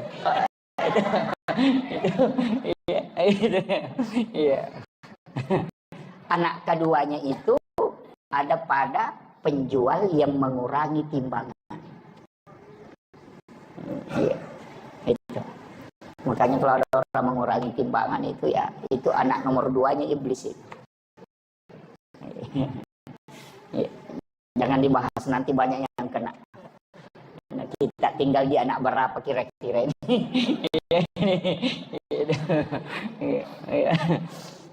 Jadi ini penting saya wasiatkan, hati-hati. Sebenarnya Nabi itu sudah kasih kita bonus betul. Jadi Nabi itu sudah tahu bahwa nanti umrah ini menjadi orang berlomba-lomba. Dan orang yang sholat sunnah Isra itu dijamin haji dan umrahnya pahalanya dijamin. Kalau pergi umrah belum tentu diterima kan? Itu jadi parah. Makanya saya bilang sebelum berangkat itu perbaiki dulu. Siapa tahu ada tetangga tidak baku ngomong sama kakakmu, jangan berangkat. Nanti datang di situ bilang labbaik Allahumma labbaik. Allah bilang la labbaik la. Tidak ada yang panggil kau ke sini. Itu tetanggamu di sana kau belum baku ngomong. Ini penting saya nukan. Jadi tapi pahalanya bukan syariat ya. Kalau syariat beda. Syariat itu lengkap. Kalau pahala itu hadiah yang diberikan. Jadi itu makanya kalau mau banyak pahalanya Pak, sama kalau orang buka puasa, kita kasih buka orang 10 itu kita dapat pahala puasa 10 itu. Makanya Islam ini luar biasa. Dengan sholat yang kita lakukan kalau sholat sunnah tawabin, itu kan sama dengan 12 tahun sholat, itu luar biasa. Makanya ada orang nanti itu Pak dari kemudian ketika dihitung umurnya, terlihat tercatat umurnya dia hidup itu cuma 50 tahun. Tapi setelah dibuka kitab catatan amalnya, umurnya di situ tercatat 50.000 tahun lebih. Dari mana? Karena pahala sholat yang dia lakukan itu terhitung. Nah, makanya itu yang disebut dengan tapi barakah. Kan Nabi sudah minta ke kita. Nabi memang minta supaya kita tidak panjang umur. Iya. Nanti terlalu lama diperiksa Pak. Sama di pejabat. Kalau ada bupati 2 periode lama diperiksa itu. Lama. Camatnya 10 tahun tidak berhenti. Lama diperiksa. Tapi kalau ada camat cuma 3 hari menjabat pejabat nak keluar sebentar sekali itu. Tidak lama hidup. Kan begitu. Makanya semua harta itu jangan kita semua yang bawa. Titip ke orang. Titipkan ke orang. Tidak sampai itu harta. Pak, tidak sampai. Nanti bisa kita dapat itu ketika sudah kita titip. Dan itu kuncinya. Karena dia bilang, harta tidak dibawa mati. Memang tidak bisa dibawa mati kalau kau yang mau bawa. Tapi kalau kau kasih orang, pasti sampai. Kan begitu. Jadi nanti sebenarnya begini. Nanti harta itu diserahkan, baru dimiliki. Kalau masih ke kita, itu baru amanah. Kan gitu. Makanya disebut harta itu adalah amanah yang diberikan oleh Allah. Bahkan bisa berubah menjadi fitnah. Kan gitu. Ini perlu dipahami. Jadi nanti harta itu yang dimiliki ketika sudah diserahkan. Makanya yang masuk di celengan itulah milik kita. Yang di rumah itu bukan milik kita. Itu baru amanah. Karena kalian kita yang punya. Kan langsung ke ahli waris kan. Iya. Jangankan uang, istri kita ngambil orang. Iya, suami juga begitu. Makanya enggak usah terlalu kita enggak usah. Ya, Pak. Apalagi buat istri kan sebenarnya itu kan bukan hak milik. Itu cuma hak pakai. Iya, makanya disebut hakut tamlik itu. Iya. Makanya wanita itu istri itu tidak bisa mentalak suaminya. Kecuali diwakilkan ke pengadilan. Kali ngomong mengatakan saya talak kamu, itu jatuh talak. Tapi kalau istri biar cungkir balik, talak, tidak akan jatuh. Biar guling-guling, tidak akan jatuh. Kenapa? Karena dia yang dibeli. Kan gitu. Makanya Imam Syafi'i itu mengatakan kalau mau menikah tidak usah minta izin ke istri. Itu Syafi'i, bukan saya bilang ya. Imam Syafi'i. Jangan saya disalahkan ini. Ini saya kasih tahu. Alasannya kenapa? Tapi saya tidak suruh menikah ya. Alasannya kenapa? Imam Syafi'i mengatakan tidak usah minta izin. Karena dia yang dibeli. Jangan bilang iya, kan hakun tadi. Saya harus luruskan ya supaya kita paham. Ngaji fikih itu begitu. Begini. Saya ingin tanya, ketika kita misalnya mau beli HP, kita bicara HP, mau beli HP, kita akan tawar, ini HP harganya berapa? Oh, ini 4 juta, itulah mahar. Kita akan datang menghitbah, ini kira-kira maharnya berapa? Cuma maharnya kita di Mamuju ini kayaknya murah. Apa maharnya? Seperangkat alat sholat. Murah sekali itu. Iya. Jadi itu mahar kan itu harganya wanita itu. Makanya Nabi menyuruh kita pakai. Jadi itu aja maharnya itu. Makanya karena dia dibeli kan dia kasih mahar. Nah, ketika sudah dibayarkan maharnya itu sudah milik kita. Sama HP tadi. Kan kita bilang, saya mau beli HP yang bisa main YouTube, bisa sama Facebook, bisa sama game, bisa sama pas. Sama kalau melamar. Begitu kan juga. Nah, ketika HP dibeli kita bayar. Sudah dibayar. Saya mau tanya. HP yang sudah dibeli dengan sudah dibayar itu saya mau tanya. Apakah HP itu milik kita? Kan milik kita. Karena kita sudah bayar kan? Pertanyaan sebaliknya. Apakah HP itu memiliki kita? Tidak. Makanya suami istri itu bukan hak milik. Itu hak pakai. Sudah paham?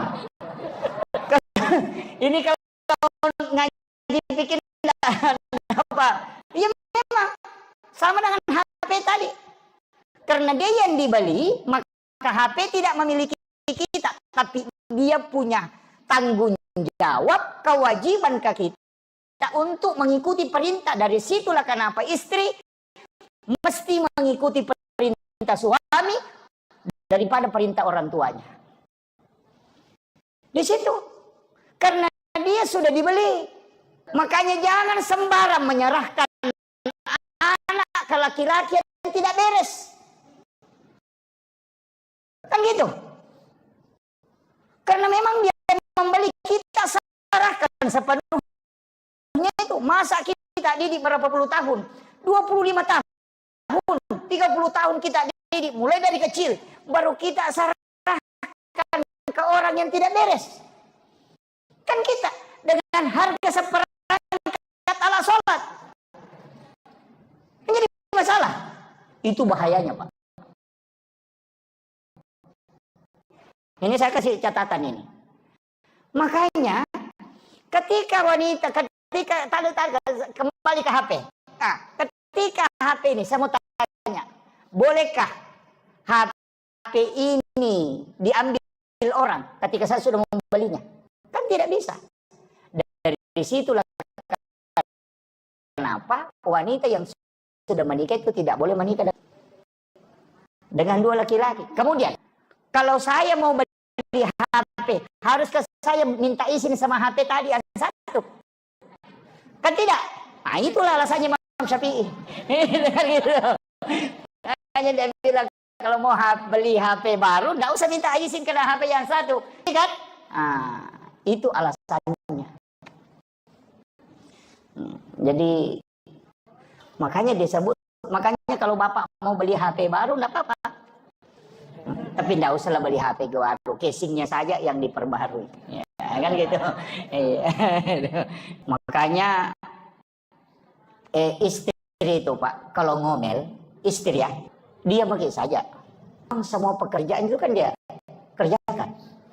Dia yang hamil, dia yang dihamili, dia melahirkan. Nah, begitu. Kemudian dia menyusui anak, dia yang menjaga anaknya. Nah itu kalau tengah malam bangun anaknya menangis, itu bapaknya bangun, dia tidak urus anaknya itu.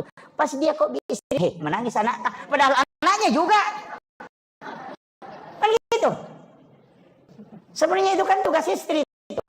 Tugasnya itu hamil, melahirkan, menyusui, merawat anak, mendidik anak. Itu tugasnya. Memasak itu bukan tugas pokok. Mencuci itu bukan tugas pokok. Makanya Rasulullah itu mencuci pakaian sendiri. Jadi sebenarnya mencuci dengan memasak itu bukan tugas pokok istri. Itu kalau suami kerjakan itu lebih mulia. Iya. Itu lebih mulia, Pak. Makanya Nabi itu kan memasak.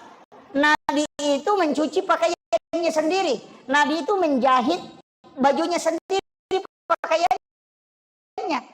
Memperbaiki sandalnya sendiri, merasukan, itu pekerjaan. Bukan itu di pekerjaannya. Istri itu taat ke suami, kemudian yang kedua dia dihamili, kemudian hamil, melahirkan, menyusui, mendidik anak. Itu tugasnya. Itu tambahan, itu mestinya tugas suami itu Pak. Memasak, mencuci itu, mengering. Iya, belanja di pasar itu tugas suami itu.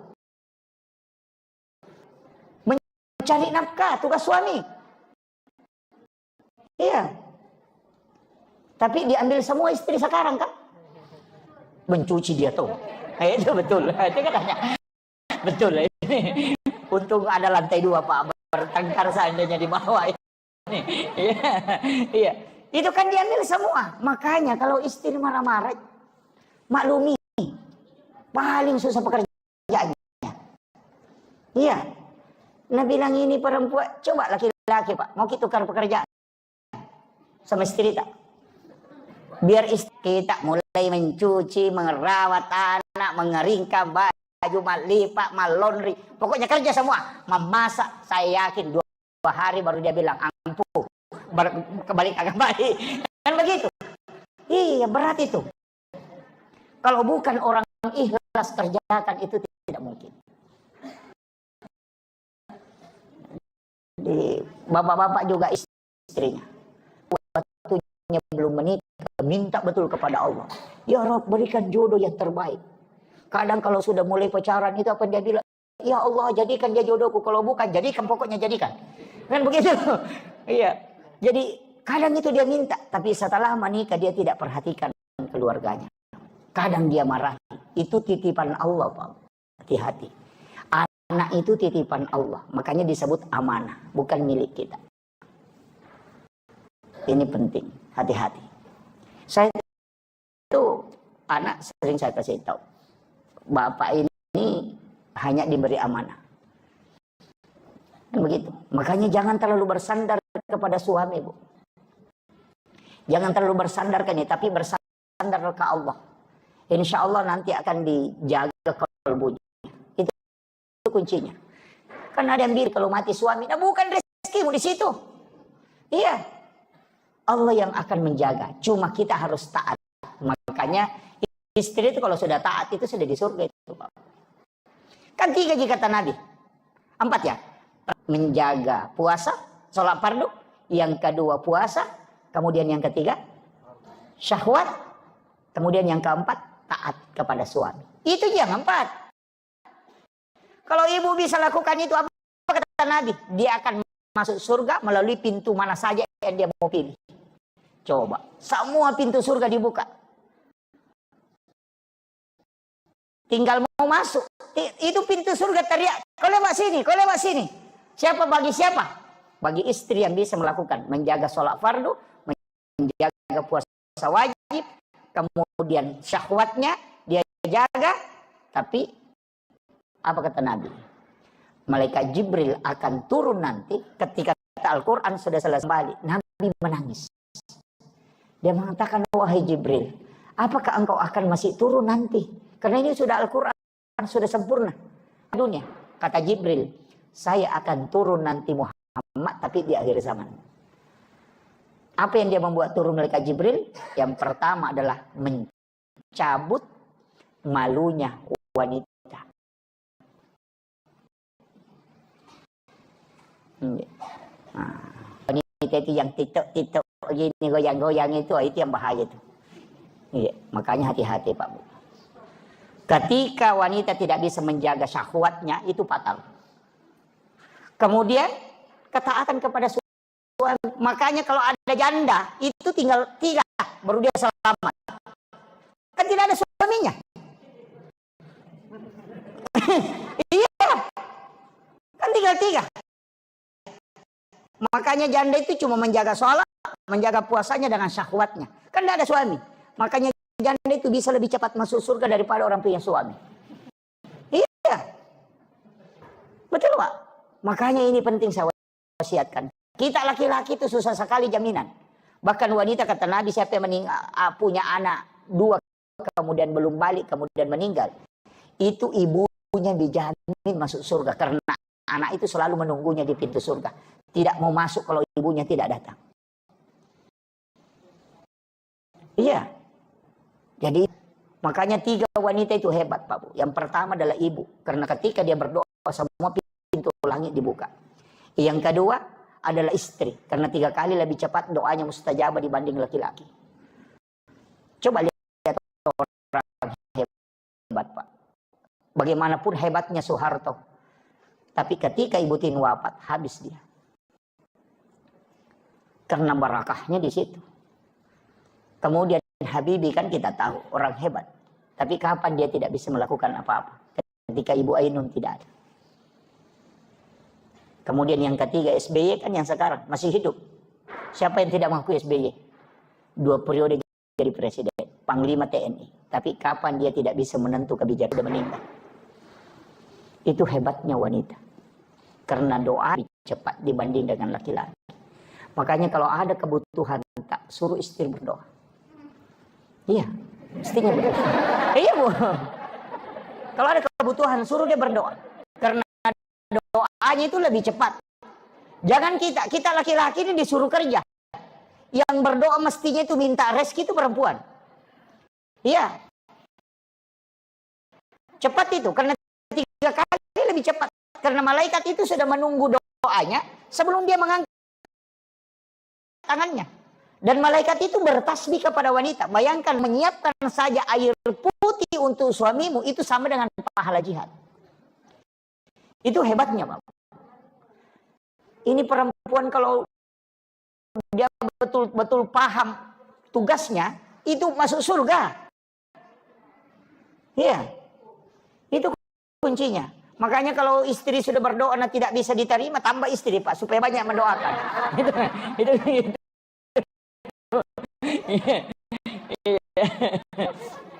Iya.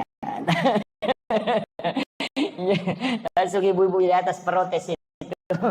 Itu kuncinya sebenarnya. Kemudian yang ketiga adalah anak perempuan. Itu perempuan lagi. Siapa yang meninggalkan 2 atau 3 anak perempuan ahli ibadah, ibu bapaknya tidak. Bahkan Rasul mengatakan, jangankan disentuh, lihatkan api neraka pun tidak. Itu hebat. Itu anak-anak perempuan kita tuntut Pak. Tidak usah bilang harus jadi. Tidak usah. Rezeki itu bukan dari situ, jalur itu saja. Justru PNS itu terbatas rezekinya. Ya kan? Karena gajinya pasti. Kan gitu. Tidak usah terlalu anu Pak.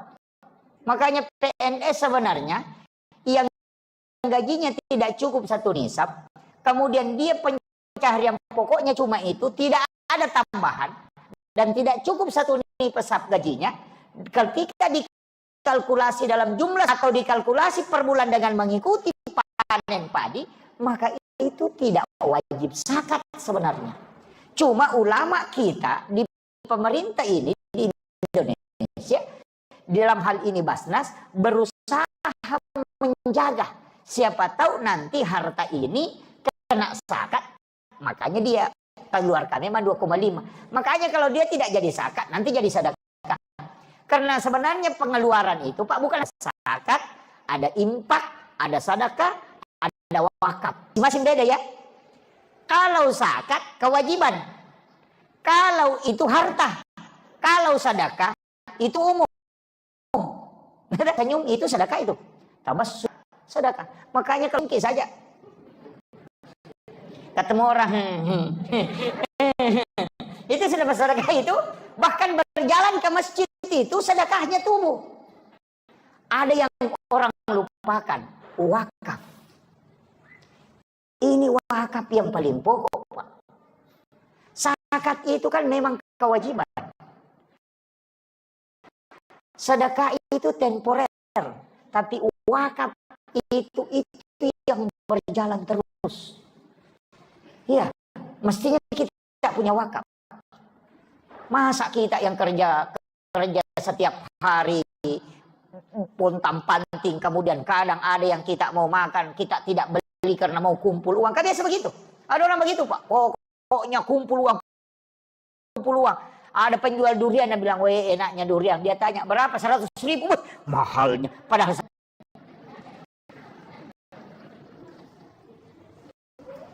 karena begitu. Saya punya guru itu, dia kasih tahu begini. Aja mau seke kangi alemu na rekomeko malomo dalle. Itu. Makanya kalau mau makan durian uangnya tidak cukup, pergi beli durian. Iya, saya kasih tahu. Iya. Kenapa? Jangan kau menyiksa itu. Karena orang dermawan itu yang tidak menyiksa, karena semua tubuh ini berzikir. Orang kaya yang sesungguhnya itu adalah mereka yang tidak pernah kikir untuk ini. Kadang-kala kita nih bilang enaknya tapi mahal, padahal banyak uangnya. Itu. Ini penting saya sampaikan. Makanya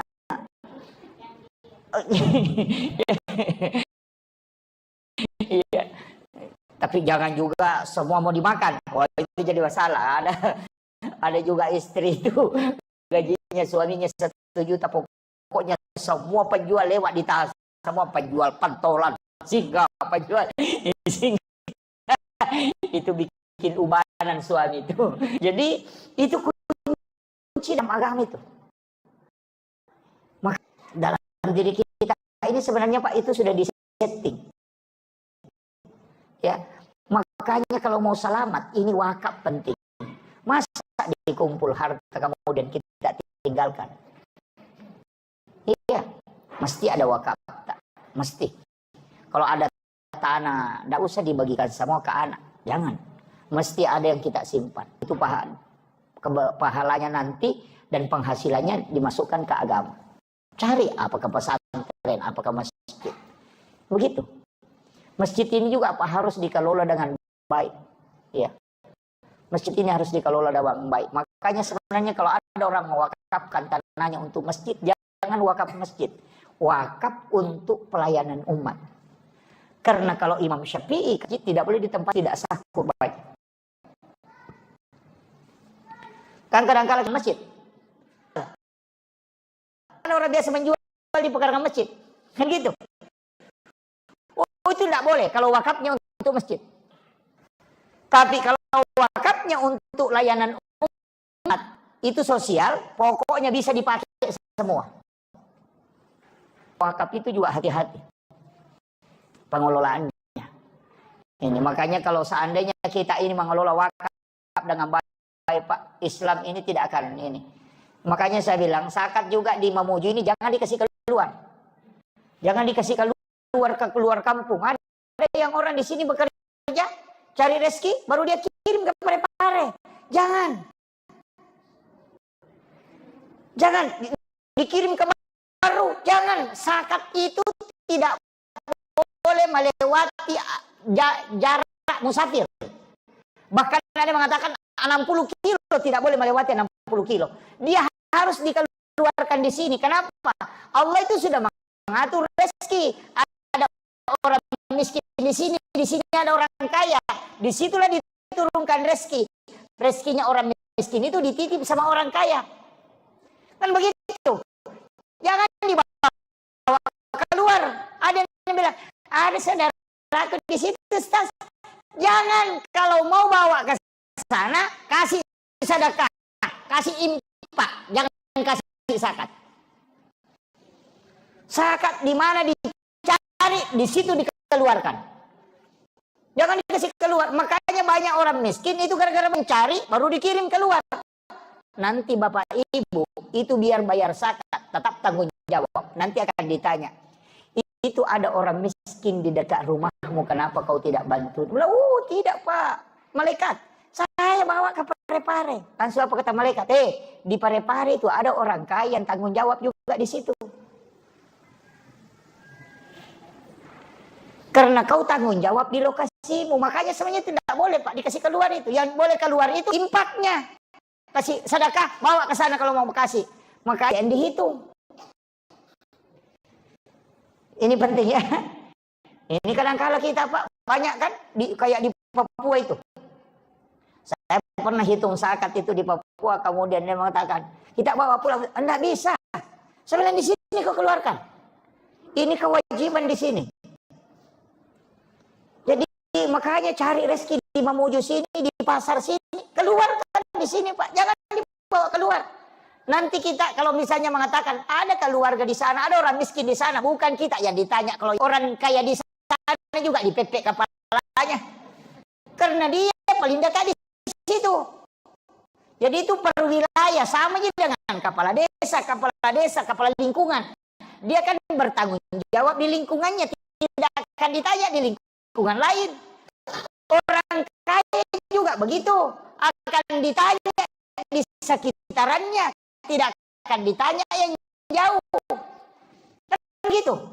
Ini penting saya sampaikan ini. Seandainya semua orang kaya Pak berzakat, nah tidak ada orang miskin. Cuman tidak bisa juga itu hilang orang miskin, tidak bisa. Karena nanti kalau kampanye bupati tidak ada kanunya. Tidak ada lagi mengentaskan kemiskinan. Padahal sebenarnya yang stres itu pemerintah. Iya, yang stres itu Basnas. Yang stres itu bupati. Padahal orang miskin tidak pernah stres. Kadang-kadang juga saya bilang ini juga orang miskin ngenteng-ngenteng sekali. Duduk di warung itu minum kopi merokok.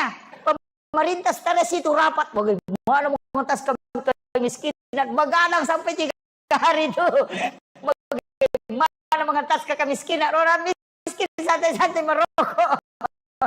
Saya bilang ini orang dipikirkan, orang tidak tidur memikirkan, tapi yang kan tidak pernah santai terus kan?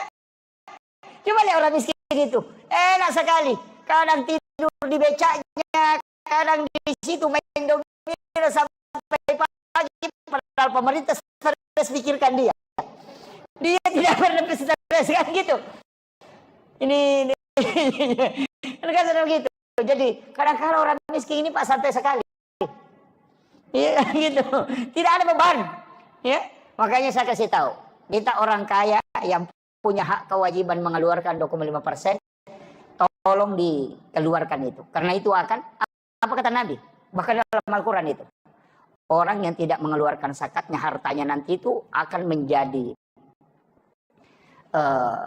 benda yang akan dilelehkan. Itu menjadi api. Kemudian disetrikakan mulai dari jidatnya, kemudian punggungnya dan lambungnya. Gitu. Kalau dia binatang besar, kemudian dia menginjak-injak, itu pemiliknya sambil bergantian. Itu disebutkan dalam hadis. Makanya harta itu Pak disakati. Hati-hati sekali, apalagi kalau penjual. Karena itu yang membersihkan itu. Bukan hak kita memang itu Pak. Makanya kalau ada orang bolak-balik di rumah sakit, nanti tidak ditemukan penyakit, nanti tidak tahu mau tahu tidur matanya. Penyakit seke itu. Nggak usah banyak tanyakan itu. Ada masalah itu. Ada masalah Pak. Karena begitu. Nanti keluar ketika ada masalah kan. Kenapa mobilnya kecelakaan? Ya karena kalau celengan lewat dia tidak isi. Kan begitu. Makanya sedekah itu tidak faul bala. Jadi memang juga ada beberapa pekerjaan itu Pak. Sebenarnya menunggu musibah.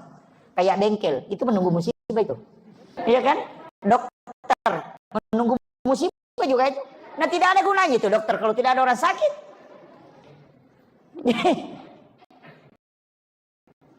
Kan begitu. Iya kan? Nggak ada gunanya sama bengkel. Apa gunanya kalau tidak ada mobil rusak? Jadi kalau rusak mobil jangan bilang kenapa lagi nih mobil rusak? Oh bengkel mau ambil rezekinya. Jalurnya begitu karena kau tidak keluarkan. Kalau kau keluarkan kan tidak diminta paksa. Makanya disebut as-sadaqah itu tanda faul bala, menolak bala. Kan gitu. Jadi jangan nanti kena musibah baru kena dipaksa ya. Kau tidak keluarkan sini. Makanya sakit. Bolak-balik ke rumah sakit. Dibuka matanya. Tidak bisa. Tapi memang ada hadis juga itu Pak. Apa hadisnya? Rasulullah mengatakan. Orang yang mendapatkan sesuatu yang melebihi dari haknya. Maka Allah akan membukakan pintu supaya itu akan keluar. Tapi ketika ada orang dibayar tidak sesuai dengan haknya, kurangi dari apa yang dia kerjakan semestinya, maka Allah akan menutup jalurnya supaya rezekinya tidak keluar. Nah itu begitu. Saya kemarin ketemu dengan orang kaya minta, Pak Ustaz kasih Kak dulu aneh doa-doa.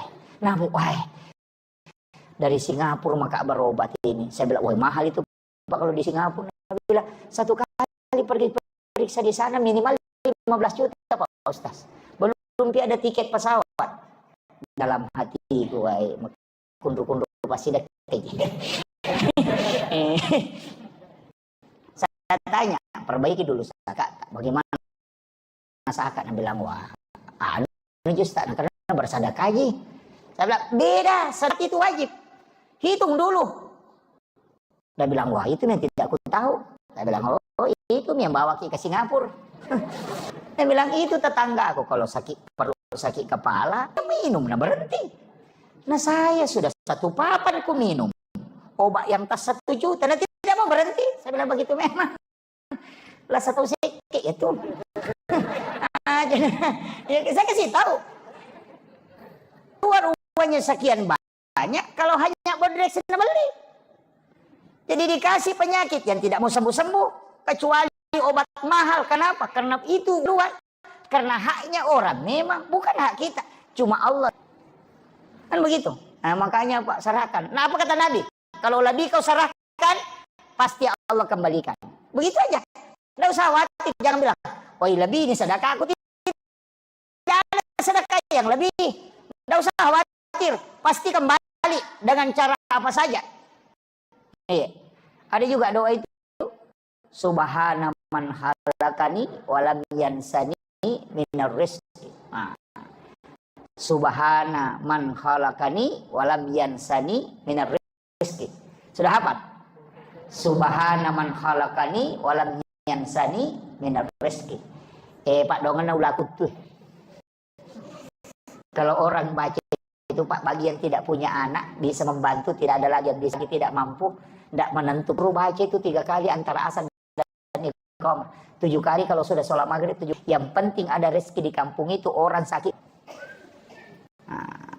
biar tinggal di rumah itu dapat itu.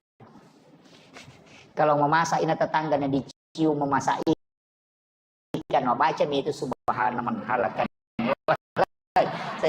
Nah bawa itu nanti pasti nanya Ki. Itu sudah hafal? Jangan dia hafal. Bahaya itu. Itu biasa cara ya. Biasa kesian tidak mampu lagi, tidak ada lagi, ini itu dibaca. Itulah yang sejarahnya itu ketika ada ular di bawah batu yang tidak bisa keluar, kemudian dibawakan makanan oleh burung dan semut yang kasih masuk ke dalam. Itu doanya itu, subhana man halakani walam yansani minar rezeki. Jadi itu zikirnya ular. Nah, orang yang mengatakan ular kutu karena dia melilit di bawah batu tidak bisa keluar, tapi dibawakan makanan. Nah, itu. Jadi biar kita tinggal di mana pasti ada rezeki dibawakan itu. Itu. Nah, enggak hafal ya. Wah, ini sudah ada pertanyaan ya. Oh iya, ini dulu baru kita. Ya. Ya. Mohon maaf mungkin menyimpang dari materi. Ya. Tapi berkaitan dengan umat. Terkait dengan fatwa Ya. di mana kita lihat sekarang posisi Malaysia. Ya. Ya. Sehingga ada fatwa itu menyatakan bahwa produk Israel dinyatakan menyerahkan orang banyak. Betul. Ya. Lanjut. Ya. Pak, ya.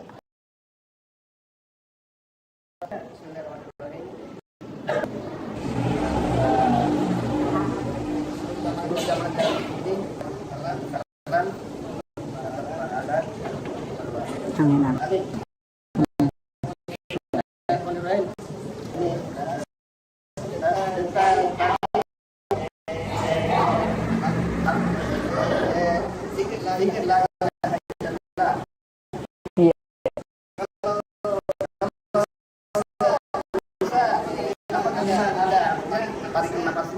Oh iya. Iya. Betul. Iya. Kalau tidak melalui jalur nafas, apakah zikir la ilaha illallah ini dijawab oleh Allah tidak? Oh iya. Iya. 71.000. Iya. Iya.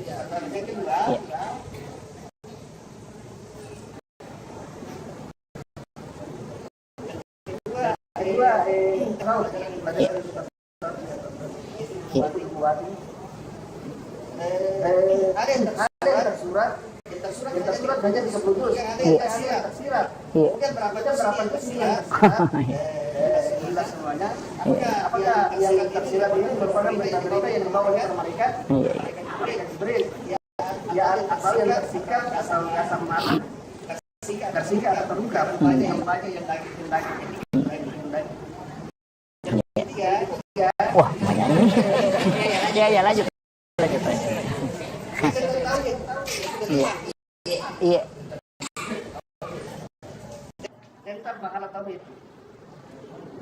Rasulullah bersabda sallallahu alaihi wasallam, datang Jibril pada suatu hari kepada aku dikala aku duduk dalam keadaan sedih. Iya. Berkatalah, hai Muhammad, apa yang menjadikan engkau? Allah telah menuntut umatku 5 perkara. Betul. Yang pertama, firman Allah, aku menurut anggapan dan pikiran hambaku, Jadi indah suami. dan anggapannya, Iya. untuk amal dan kelakuannya tidak akan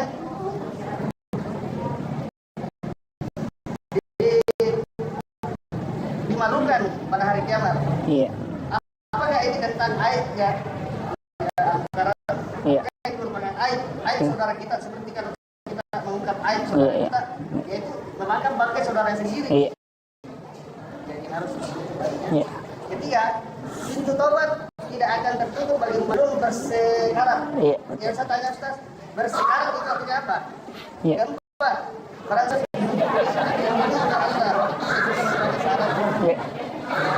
kelima, bukan pertanyaan ini kelima masuk ke dalam. Kelima yang Tuhan akan melepaskan azab dari orang yang meninggal karena doanya orang-orang yang meninggal. Oh iya betul. Betul. Itu hadis Pak. Pertama begini, Majelis Ulama Indonesia memfatwakan bahwa seluruh produk Yahudi ini diharamkan. Itu supaya kita tidak membeli.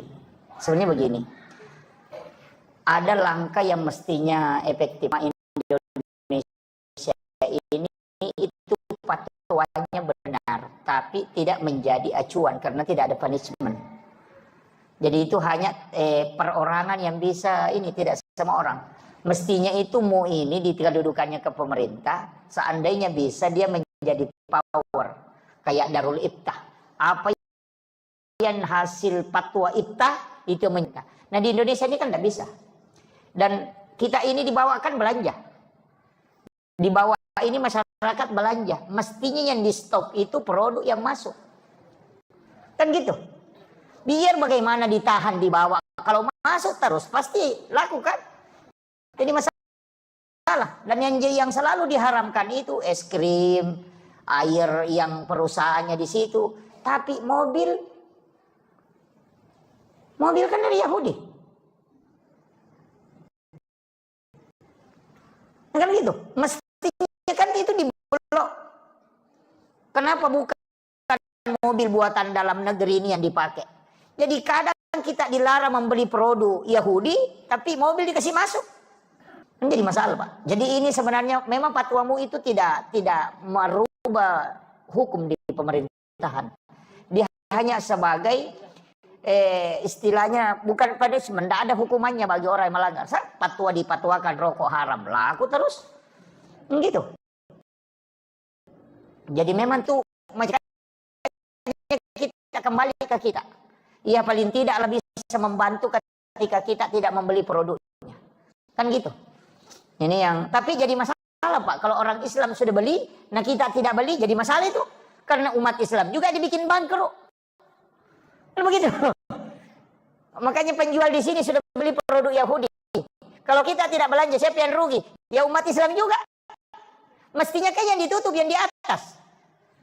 Kalau ditutup di atas tidak ke bawah.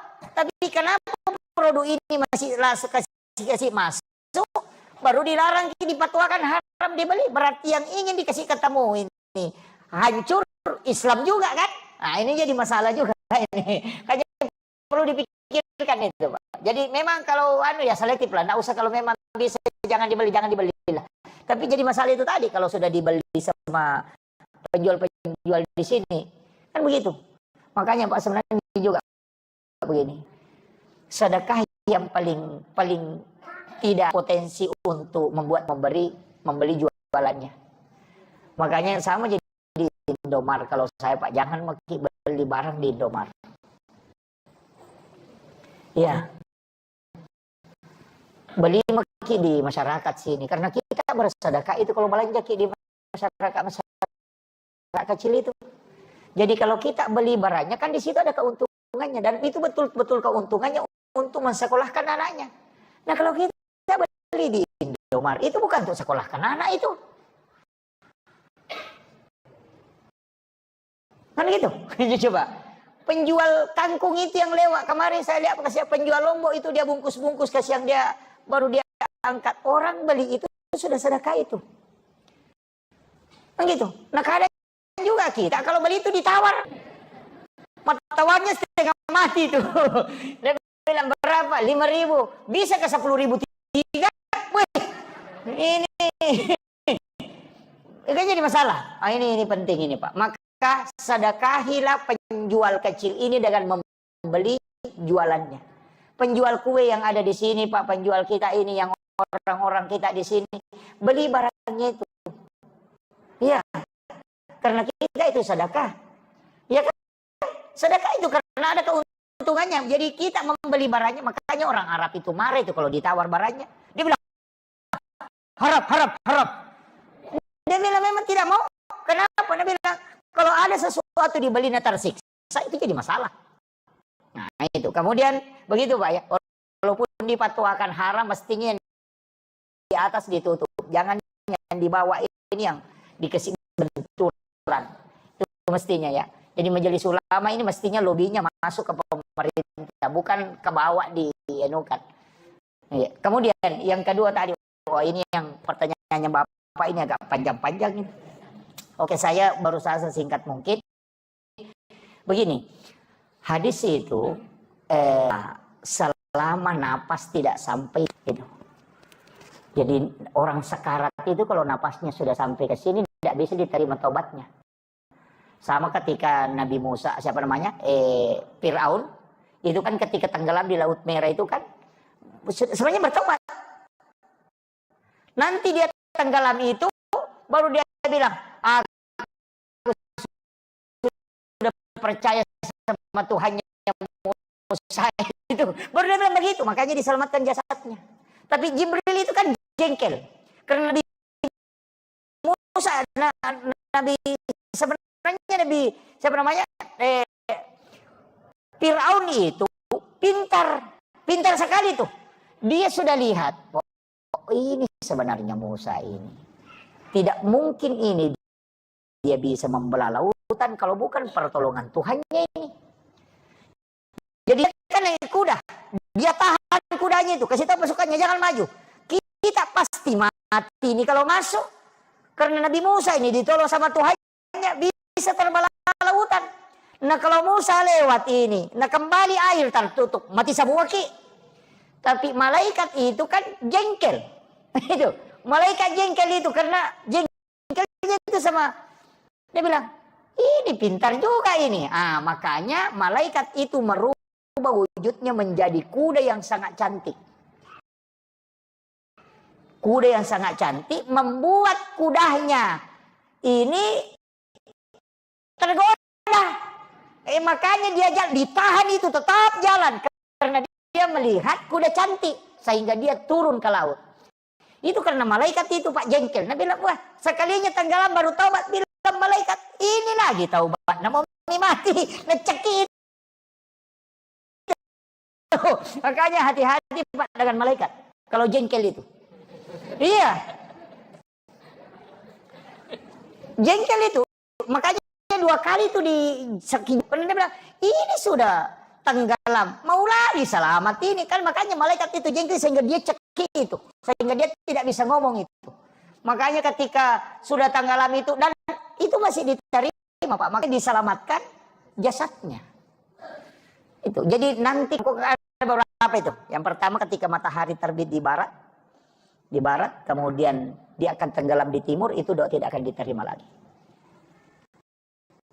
Iya. Kemudian napas ketika sudah di kerongkongan. Kemudian ada tadi juga siapa yang menutup aib saudaranya di dunia. Rahasiakan, bukan saja aib kita, aibnya orang Pak. Ada hadis itu.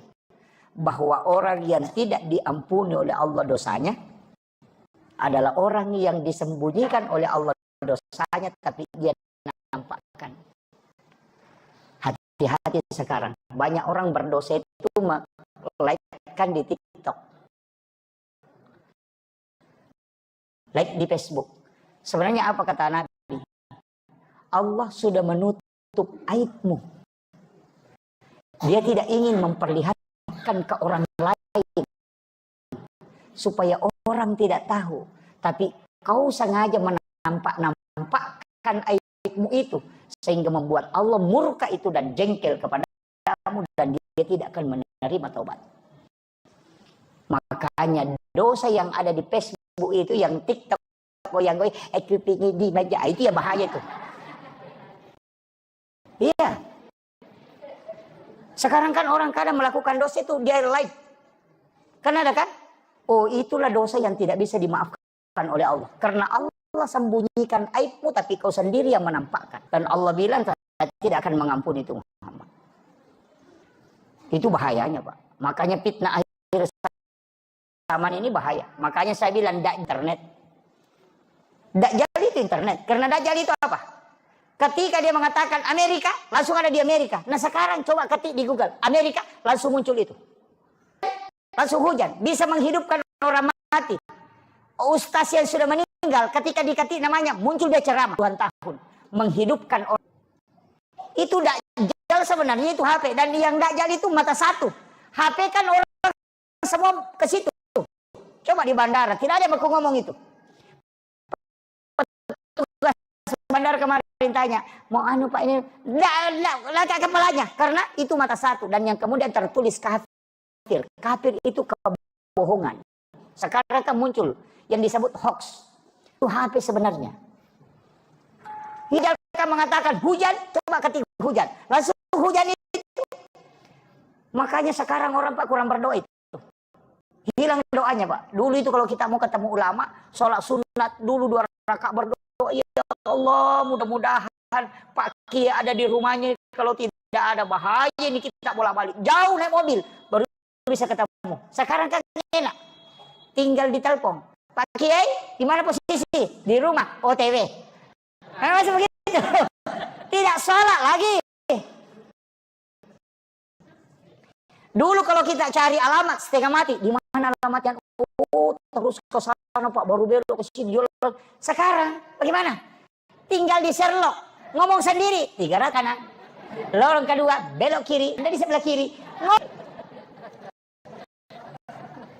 Kan gitu. Saking mudahnya sekarang. Makanya orang lupa berdoa. Yang paling parah, makanan dihidangkan. Ambil HP dulu. Foto. Menu makan siang hari ini. Ya.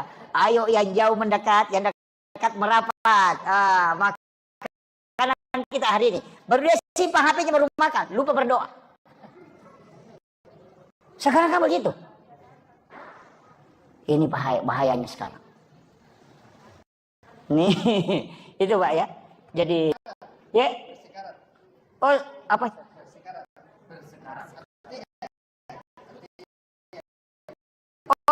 Oh, sekarat itu sakaratul maut.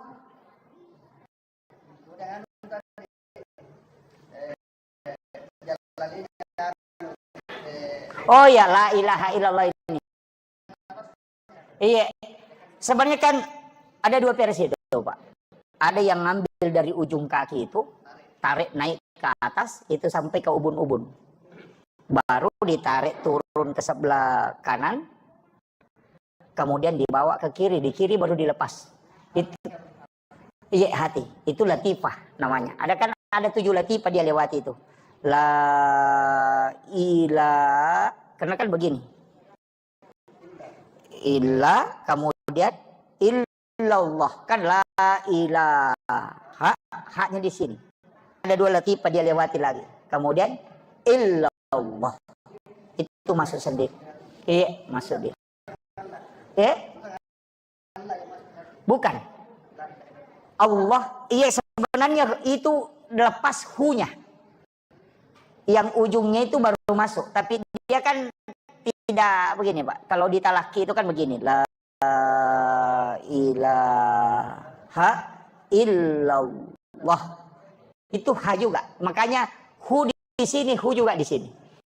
Cuma itu dikasih masuk. Jadi sebenarnya nanti talaki lepas ini agak berat. Terus terang saya iya betul banyak. Ada yang ngambil dari pusar tanpa napas. Ada yang ngambil dengan napas. Napasnya ditarik kemudian dikasih masuk. Ada yang mengatakan kalau napas itu makhluk. Kalau tanpa napas itulah sebenarnya hakikatnya. Jadi itu. Beliau sebenarnya tahu tapi dia tanyakan. Saya kira ini yang penting. Tapi itu yang Rasulullah. Itu yang membuat Rasulullah sebenarnya tadi hadis itu ketika Nabi bersedih kemudian datang Jibril itu pegangan kita betul ya, itu pegangan kita. Jadi berkahnya umat Islam itu luar biasa.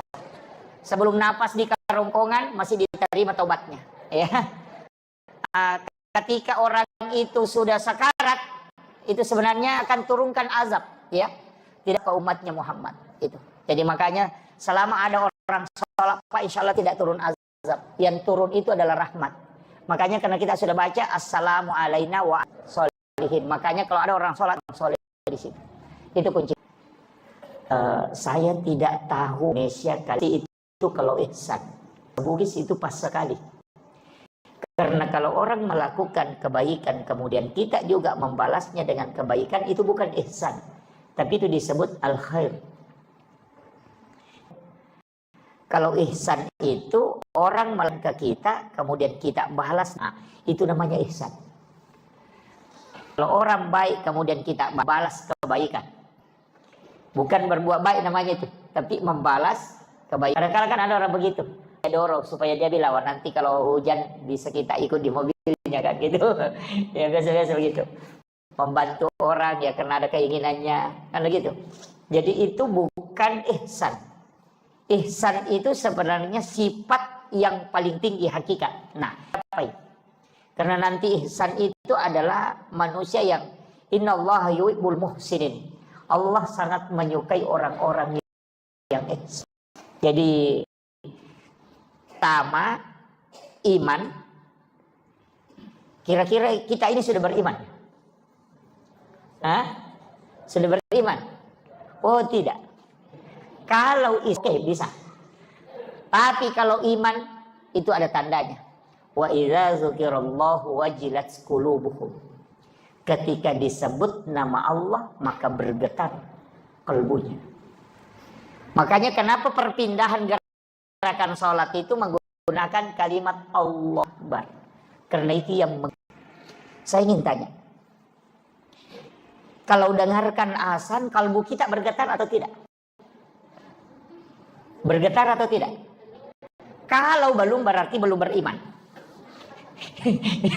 itu sederhananya. Saya putar sedikit, putar haluan. Saya tidak lari ke iman. Bapak ibu ini pernah muda kan? Pernah jadi anak muda. Ibu-ibu pernah jadi gadis.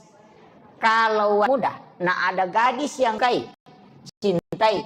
Ketika disebut namanya, apa ada di dalam sini bergerak? Itu namanya wajilat qulubuhum, bergetar. Sebut Maryam, si Maryam. Wah, langsung begitu. Bahkan sahabatnya saja Maryam lewat, itu, ada temannya nih, mungkin ada di belakangnya. Itu namanya bergetar. Itu karena cinta kepada seseorang, itu membuat ketika namanya disebut, itu bergetar. Nah, itulah yang disebut dengan cintanya itu. Kalau dalam Islam itu karena cinta kepada Allah, itulah tanda iman. Makanya kalau orang mengatakan Allahu Akbar, nah belum bergetar di sini, itu belum beriman. Baru berislam.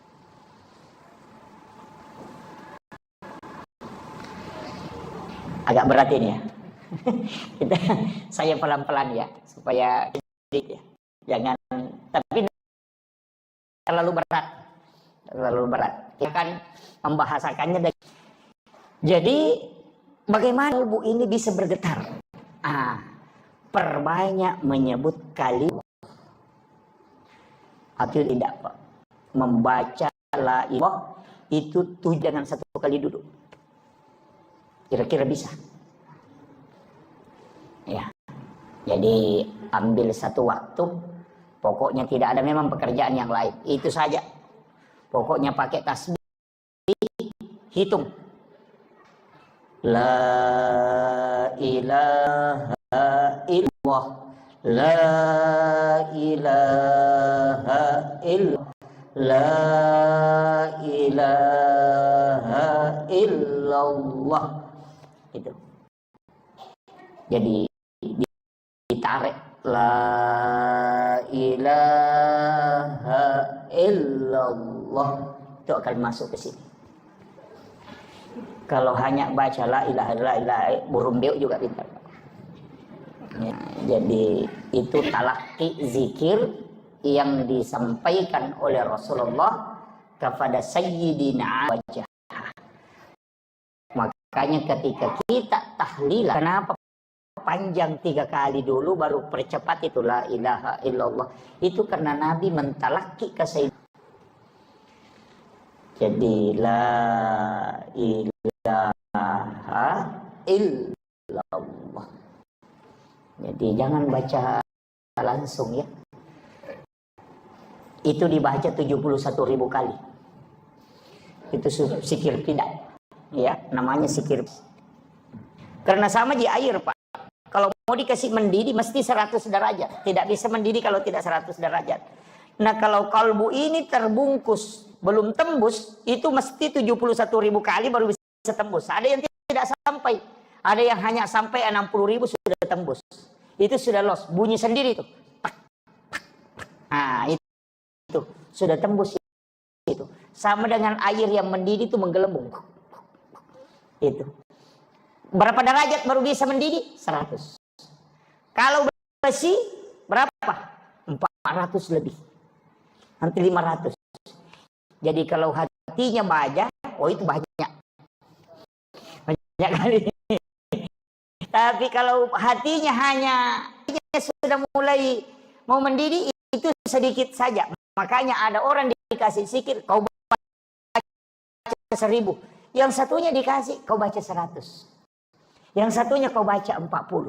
Karena kalau itu tergantung, sama di baju. Kalau kotorannya banyak sekali, itu harus dibersihkan betul. Sama di kamar mandi kan, kalau keramiknya kotor 3 bulan tidak dibersihkan, atau hanya disiram air saja, oh itu harus digosok dulu itu. Bahkan pakai prostek apa? Esos ya. Pakai SOS. Itu seperti gelar saya itu. Ini Pak Pertakoli ini tidak pernah benar. Dia sebut S baru SOS gitu. Iya.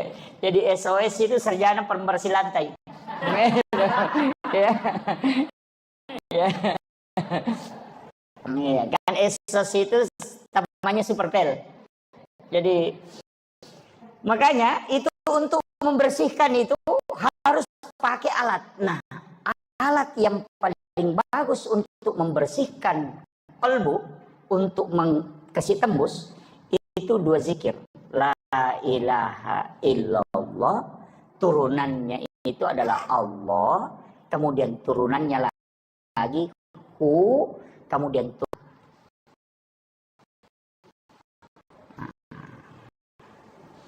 jadi itu. Jadi kita baca la ilaha illallah ya.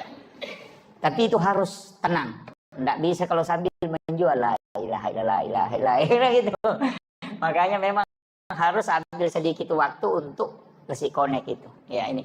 Nanti nah, kemudian ini orang Islam. Syaratnya Islam apa? Syahadat, sholat, puasa, zakat, dan haji bagi yang mampu. Saya pegamai begini, Pak. Kenapa ada ulama hikmah itu menyebutnya? Haji terakhir. Kalau orang tidak haji, ini mic belum jatuh. Kalau saya lepas dengan jari kelingking, ini haji. Kalau ini zakat, puasa, ini belum lepas ini. Tapi kalau zakat, ini belum lepas. Kemudian sholat, ini sudah mau jatuh. Makanya 2 hal tidak boleh lepas. Syahadat dengan sholat. Jatuh. Nah, makanya itu kalau pegang begini, kalau 3 ji lepas ini masih orang tidak haji, kemudian orang tidak puasa, tidak zakat, masih dibilang Islam. Tapi kalau syahadat dengan sholat lepas, pasti jatuh. Maka gugur. Makanya syahadat itu kuncinya dan sholat itu kuncinya. Ya. Jadi tapi memang dari rukun Islam ini kalau haji itu tidak masalah ya, hanya bagi yang mampu. Mampu itu bilang begini Pak, mampu itu mampu secara fisik dan mampu secara materi. Itu haji. Jangan sampai kita kumpul uang kemudian anak tidak dikasih kebutuhan karena mau naik haji. Oh jangan, berdosa kita itu. Jangan. Ada ibu-ibu itu kumpul uang, bahkan tidak kasih belanja ke, apalagi kalau suami. Kumpul uang mau naik haji. Itu Anda tidak mampu, tidak usah dipaksakan. Yang paling parah, ada umrah dicicil. tapi tidak ada jadi memujuk. Ada. Wah. Berangkat dulu baru bayar. Pulang baru bayar. Oh iya bagus. Saya mau kasih tahu. Kalau meninggal di sana siapa yang tanggung? Nah, ini yang banyak tidak tahu, Pak. Jangan. Justru berangkatnya itu berdosa. Membayar utang itu wajib. Sedangkan itu sunnah. Jadi kita mengorbankan kewajiban hanya menunaikan yang sunnah. Itu sama persis jual helm, jual motor beli helm. Itu persis sama. Atau jual HP untuk beli pulsa. Itu sama. Kan begitu. Jadi utang itu kan nanti menjadi kewajiban ketika mau dibayar. Kan gitu. Hanya menunaikan yang sunnah kemudian berutang. Oh itu Pak. Nanti kalau meninggal di dalam kubur Nabi bilang, "Saya sudah utang." Ini mau apa? Ini nih. Makanya jangan, Bu. Ibu-ibu enggak ada jadi kalau ibu-ibu ya. Banyak. Wah, ini ibu-ibu ini parah ini. Jangan Bu, jangan berangkat. Makanya ibadah umrah itu kenapa Nabi sangat mudahkan pas sekali melayani suami dengan sempurna. Kemudian suami merasa senang. Maka apa kata Nabi? Itu mendapatkan pahala umrah sekali. Makanya Bapak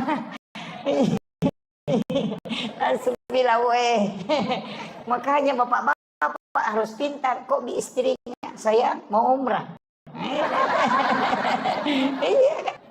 Itu hadis. Dulu itu saya bilang begini Pak, orang Tuhan juta waktunya, kemudian perjalanannya melelahkan, ibadah dari ibadah ke ibadah. Kenapa kok Nabi gampangkan sekali pahala umrah? Gampang sekali Pak. Sholat sunnah duha 2 rakaat kata Nabi. Bahkan sholat sunnah suruk yang kita lakukan, sholat Isra'in yang kita lakukan setiap pagi, itu bukan hanya haji dan umrah bersama Rasulullah 3 kali.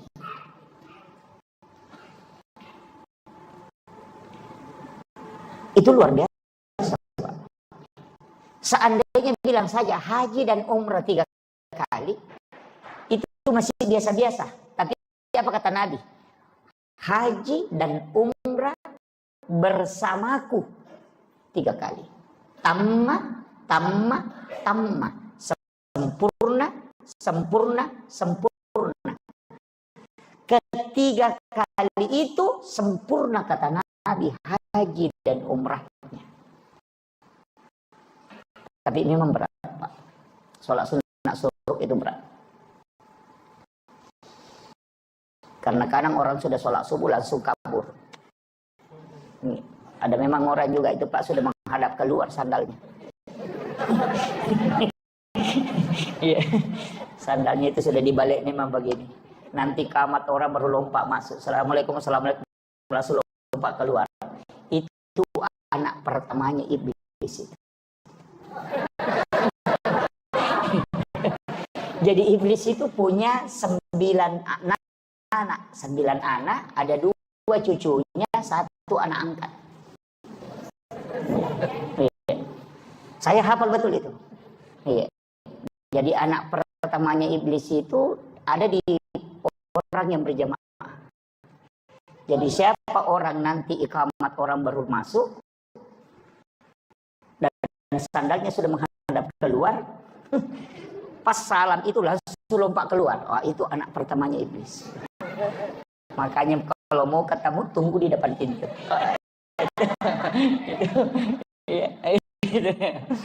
Iya. Anak keduanya itu ada pada penjual yang mengurangi timbangan. Itu. Makanya kalau ada orang mengurangi timbangan itu ya, itu anak nomor 2-nya iblis. Jangan dibahas, nanti banyak yang kena. Kita tinggal di anak berapa kira-kira ini. Kemudian, jadi ini penting saya wasiatkan, hati-hati. Sebenarnya Nabi itu sudah kasih kita bonus betul. Jadi Nabi itu sudah tahu bahwa nanti umrah ini menjadi orang berlomba-lomba. Dan orang yang sholat sunnah Isra itu dijamin haji dan umrahnya, pahalanya dijamin. Kalau pergi umrah belum tentu diterima kan? Itu jadi parah. Makanya saya bilang sebelum berangkat itu perbaiki dulu. Siapa tahu ada tetanggamu tidak baku ngomong sama kakakmu, jangan berangkat. Nanti datang di situ bilang labbaik Allahumma labbaik. Allah bilang la labbaik, tidak ada yang panggil kau ke sini. Itu tetanggamu di sana kau belum baku. Ini penting saya nukan. Jadi pahala itu sangat mudah. Tapi pahalanya bukan syariat ya. Kalau syariat beda. Syariat itu lengkap. Kalau pahala itu hadiah yang diberikan. Jadi itu makanya kalau mau banyak pahalanya Pak. Sama kalau orang buka puasa. Kita kasih buka orang 10 itu kita dapat pahala puasa 10. Makanya Islam ini luar biasa. Sama dengan sholat yang kita lakukan. Kalau sholat sunnah tawabin. Itu kan sama dengan 12 tahun sholat. Itu luar biasa. Makanya ada orang nanti kan dihitung umurnya. Terlihat tercatat umurnya dia hidup itu cuma 50 tahun. Tapi setelah dibuka kitab catatan amalnya, umurnya di situ tercatat 50.000. Dari mana? Karena apa yang dia lakukan itu terhitung. Nah, makanya itu yang disebut dengan umur yang pendek tapi barakah. Kan Nabi sudah minta ke kita. Nabi memang minta supaya kita tidak panjang umur. Iya. Nanti terlalu lama diperiksa Pak. Sama di pejabat. Kalau ada bupati na 2 periode lama diperiksa itu. Lama. Camatnya 10 tahun tidak berhenti. Lama diperiksa. Tapi kalau ada camat cuma 3 hari menjabat nak keluar sebentar sekali itu diperiksa. Tidak lama itu. Sama di kita kalau tidak lama hidup. Kan begitu. Makanya semua harta itu jangan kita semua yang bawa. Titip ke orang. Titipkan ke orang. Tidak ada Pak. Tidak sampai. Nanti bisa kita dapat itu ketika sudah kita titip.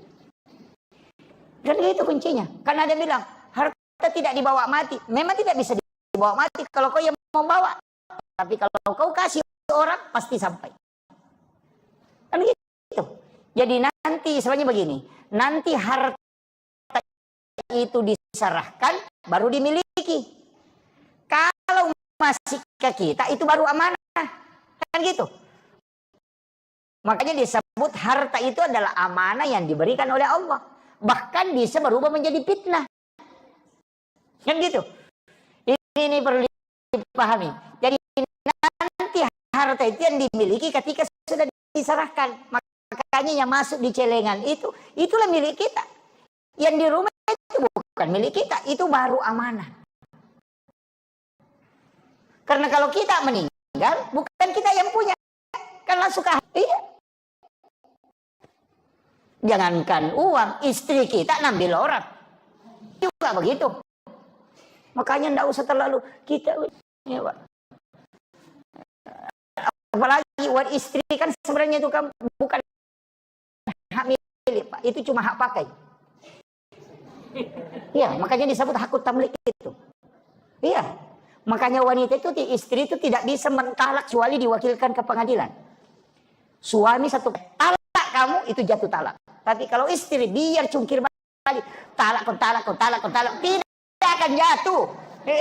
Biar guling-guling, tidak akan jatuh. Kenapa? Karena dia yang dibeli.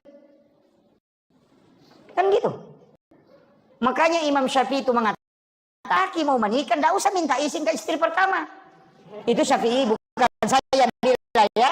Imam Syafi'i. Jangan saya disalahkan ini. Ini saya kasih tahu. Alasannya kenapa? Tapi saya tidak suruh menikah ya. Alasannya kenapa? Imam Syafi'i mengatakan, tidak usah minta izin.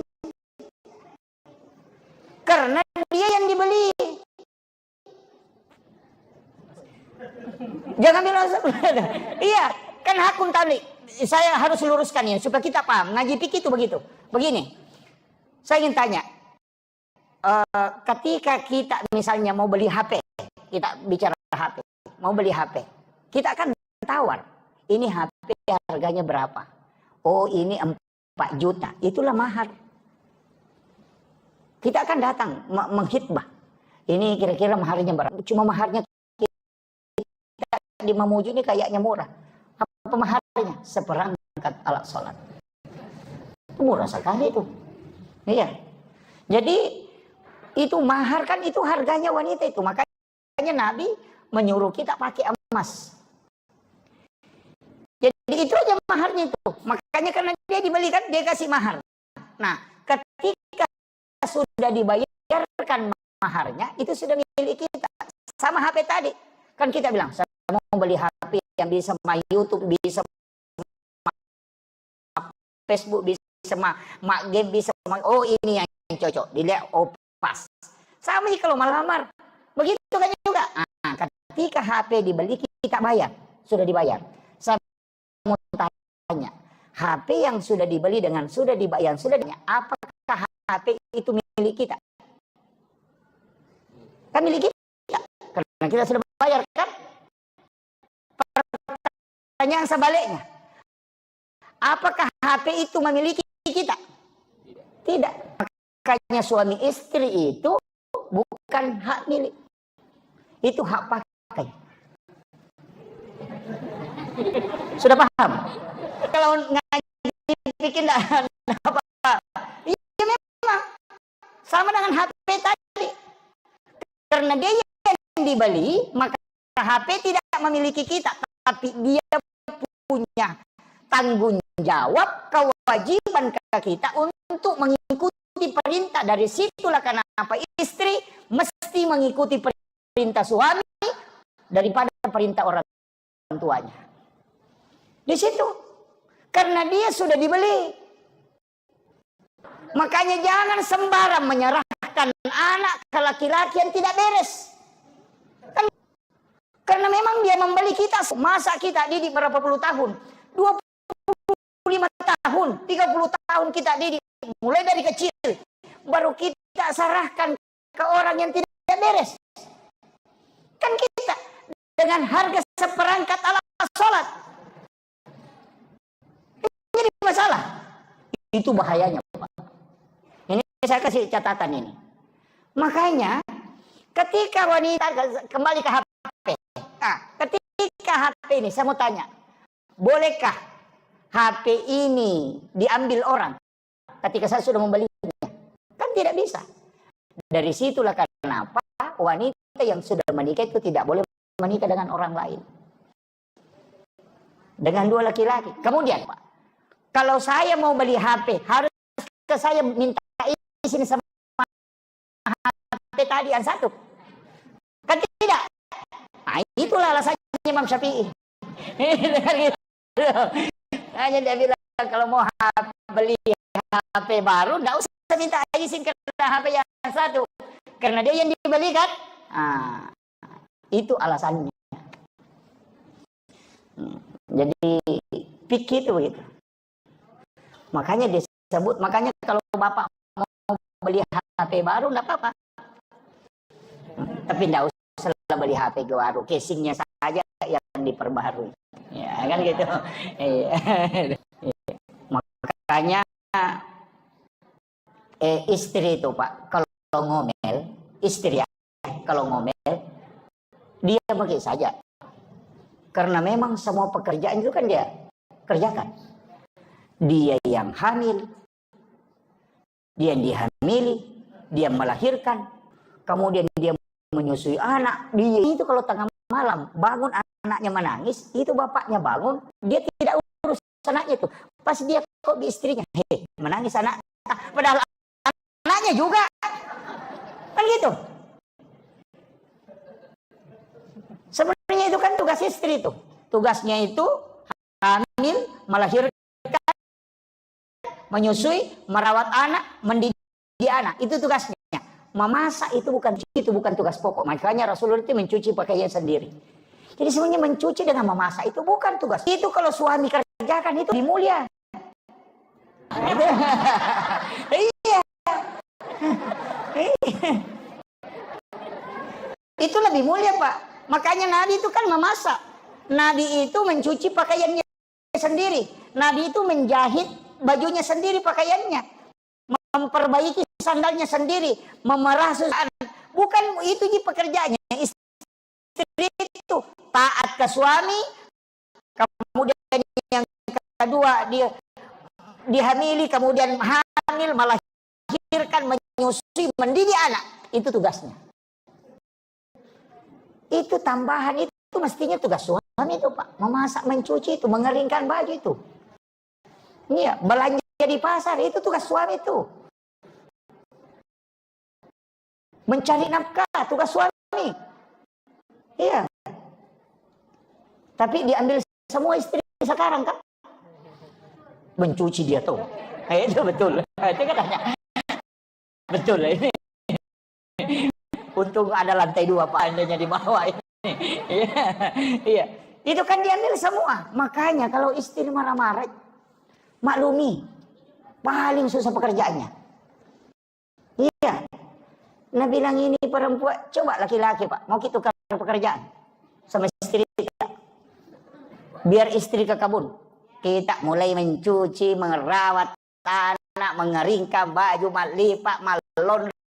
Pokoknya kerja semua. Memasak, saya yakin 2 hari baru dia bilang, ampuh, kembali agak baik. Kan begitu. Iya, berat itu. Kalau bukan orang ikhlas kerjakan itu tidak mungkin. Di bapak-bapak juga ini perhatikan betul istrinya. Kenapa? Kita itu waktunya belum menikah, minta betul kepada Allah. Ya Rabb, berikan jodoh yang terbaik. Kadang kalau sudah mulai pacaran itu apa dia bilang, ya Allah jadikan dia jodohku, kalau bukan jadikan, pokoknya jadikan. Kan begitu? Iya. Jadi kadang itu dia minta, tapi setelah menikah dia tidak perhatikan keluarganya. Kadang dia marahi. Itu titipan Allah, Pak. Hati-hati. Anak Allah. Makanya disebut amanah, bukan milik kita. Ini penting, hati-hati. Saya kasih tahu, bapak ini hanya diberi amanah. Dan begitu. Makanya jangan terlalu bersandar kepada suami. Jangan terlalu bersandar ke ini, tapi bersandar ke Allah. Insya Allah nanti akan dijaga kalbunya. Itu kuncinya. Kan ada yang bilang, waduh bagaimana nanti kalau mati suami? Nah bukan rezeki di situ. Iya. Allah yang akan menjaga. Cuma kitanya, istri itu kalau sudah taat itu sudah di surga itu, Pak. Kan 3 jika 4 ya. Pertama, menjaga puasa, sholat fardu. Yang kedua puasa. Kemudian yang ketiga, syahwat. Kemudian yang keempat, taat kepada suami. Itu yang 4. Kalau ibu bisa lakukan itu, apa kata Nabi? Dia akan masuk surga melalui pintu mana saja yang dia mau pilih. Coba, semua. Tinggal itu pintu surga teriak, kau lewat sini, kau lewat sini. Siapa bagi siapa? Bagi istri yang bisa melakukan. Menjaga sholat fardu, menjaga puasa wajib, kemudian syah dia jaga. Tapi, apa kata Nabi? Malaikat Jibril akan turun nanti ketika Al-Quran sudah selesai. Itu Jibril kembali. Nabi menangis. Dia mengatakan, wahai Jibril, apakah engkau akan masih turun nanti? Karena ini sudah Al-Quran, sudah sempurna. Turun ke dunia. Kata Jibril, saya akan turun nanti Muhammad, tapi di akhir zaman. Apa yang dia membuat turun malaikat Jibril? Yang pertama adalah mencabut malunya wanita. Nah, wanita itu yang titik-titik gini itu. Iya, makanya hati-hati Pak Bu. Ketika wanita tidak bisa menjaga syahwatnya, itu fatal. Kemudian taatan kepada suami janda, itu tinggal 3 baru dia selamat. Kan tidak ada suaminya. Iya, kan tinggal 3. Makanya janda itu cuma menjaga sholat, menjaga puasanya dengan syahwatnya. Kan tidak ada suami. Makanya janda itu bisa lebih cepat masuk surga daripada orang punya suami. Iya. Betul Pak. Makanya ini penting saya wasiatkan. Kita laki-laki itu susah sekali jaminan. Bahkan wanita kata Nabi, siapa yang punya anak 2 kemudian belum balik kemudian meninggal, itu ibunya dijamin masuk surga karena anak itu selalu menunggunya di pintu surga. Tidak mau masuk kalau ibunya tidak datang. Iya. Jadi itu luar biasanya itu. Makanya 3 wanita itu hebat, Pak Bu. Yang pertama adalah ibu. Karena ketika dia berdoa semua pintu langit dibuka. Yang kedua adalah lebih cepat doanya mustajabah dibanding laki-laki. Coba lihat bagaimanapun hebatnya Soeharto. Tapi ketika Ibu Tin wafat, habis dia. Karena barakahnya di situ. Kemudian Habibie kan kita tahu orang hebat. Tapi kapan dia tidak bisa melakukan apa-apa? Ketika Ibu Ainun tidak ada. Kemudian yang ketiga SBY kan yang sekarang masih hidup. Siapa yang tidak mengakui SBY? 2 periode jadi presiden, Panglima TNI. Tapi kapan dia tidak bisa menentu kebijakannya ketika Ibu Ani sudah meninggal? Itu hebatnya wanita. Karena doanya itu 3 kali lebih cepat dibanding dengan laki-laki. Makanya kalau ada kebutuhan tak suruh istri berdoa. Iya, istrinya berdoa. Iya Bu. Kalau ada kebutuhan suruh dia berdoa. Itu lebih cepat. Jangan kita laki-laki ini disuruh kerja. Yang berdoa mestinya itu minta rezeki itu perempuan. Iya, cepat itu. Karena 3 kali lebih cepat. Karena malaikat itu sudah menunggu doanya sebelum dia mengangkat tangannya. Dan malaikat itu bertasbih kepada wanita. Bayangkan, katakan saja air putih untuk suamimu itu sama dengan pahala jihad. Itu hebatnya, Pak. Ini perempuan kalau dia betul-betul paham tugasnya, itu masuk surga. Iya. Itu kuncinya. Makanya kalau istri sudah berdoa dan tidak bisa diterima, tambah istri, Pak, supaya banyak yang mendoakan. Itu. Iya. Iya. Langsung ibu-ibu di atas protes itu. Itu kuncinya sebenarnya. Kemudian yang ketiga adalah anak perempuan. Itu perempuan lagi. Siapa yang meninggalkan 2 atau 3 anak perempuan ahli, paknya tidak disentuh api neraka. Bahkan Rasul mengatakan, jangankan disentuh api neraka, diperlihatkan api neraka pun tidak. Itu hebat. Ini. Jadi itu anak-anak perempuan kita, tidak usah banyak-banyak kita tuntut, Pak. Tidak usah bilang harus jadi PNS, harus jadi, tidak usah. Rezeki itu bukan dari situ jalur itu saja. Justru PNS itu terbatas rezekinya. Ya kan? Karena gajinya pasti. Kan gitu. Nggak usah terlalu anu, Pak. Makanya PNS sebenarnya yang gajinya tidak cukup 1 nisab, kemudian dia pencaharian pokok ada tambahan, dan tidak cukup 1 nisab gajinya, ketika dikalkulasi dalam jumlah 1 tahun, atau dikalkulasi per bulan dengan mengikuti panen padi, maka itu tidak wajib zakat. Cuma ulama kita di pemerintah ini di Indonesia, dalam hal ini Basnas, berusaha menjaga. Siapa tahu nanti ini kena zakat, makanya dia keluarkan memang 2,5. Makanya kalau dia tidak jadi zakat, nanti jadi sedekah. Karena sebenarnya pengeluaran itu, Pak, bukan hanya zakat. Kan ada zakat, ada infak, ada sedekah, ada wakaf. Masih beda ya? Kewajiban.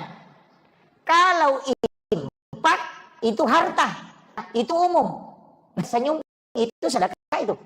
Tabassumu kafi ahika laka sedekah. Makanya kalau tidak ada uang, tak senyum saja.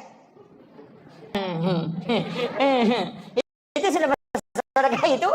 Bahkan berjalan ke masjid itu sedekahnya tubuh.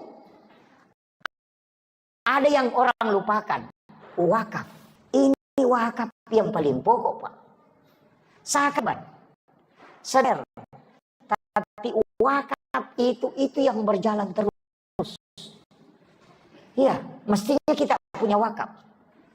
Masa kita yang kerja setiap hari pontang-panting, kemudian kadang ada yang kita mau makan, kita tidak beli karena mau kumpul uang. Kan biasa begitu. Ada orang begitu, Pak. Pokoknya kumpul uang. Ada penjual durian yang bilang, enaknya durian. Dia tanya, berapa? 100.000. Padahal 1 juta uang di kantongnya.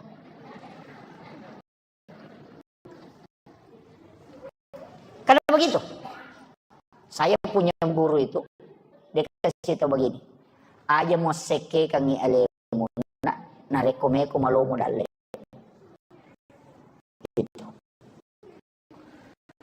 Makanya kalau mau makan durian uangnya tidak cukup, pergi beli pop ice rasa durian. Saya kasih tahu. Iya. Kenapa? Jangan kau menyiksa itu. Karena orang dermawan itu yang tidak menyiksa. Karena semua tubuh ini berzikir. Orang kaya yang sesungguhnya itu adalah pernah kikir untuk dirinya. Ini kadang-kala kita nih bilang enaknya tapi mahal, padahal banyak uangnya. Itu. Ini penting saya sampaikan. Makanya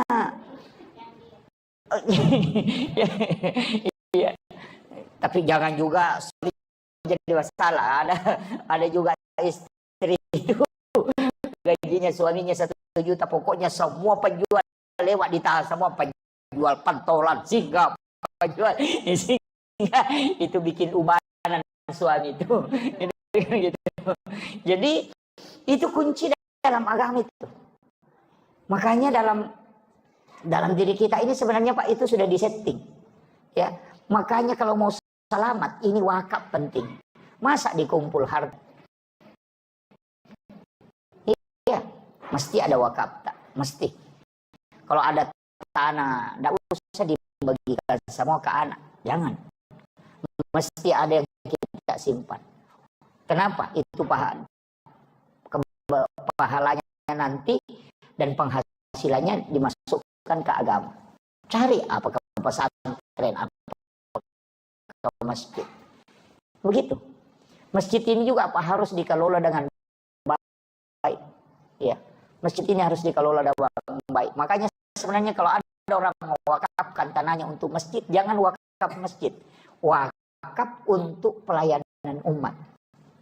Karena kalau Imam Syafi'i kalau wakafnya hanya masjid tidak boleh ditempati berkurban. Itu tidak sah kurban.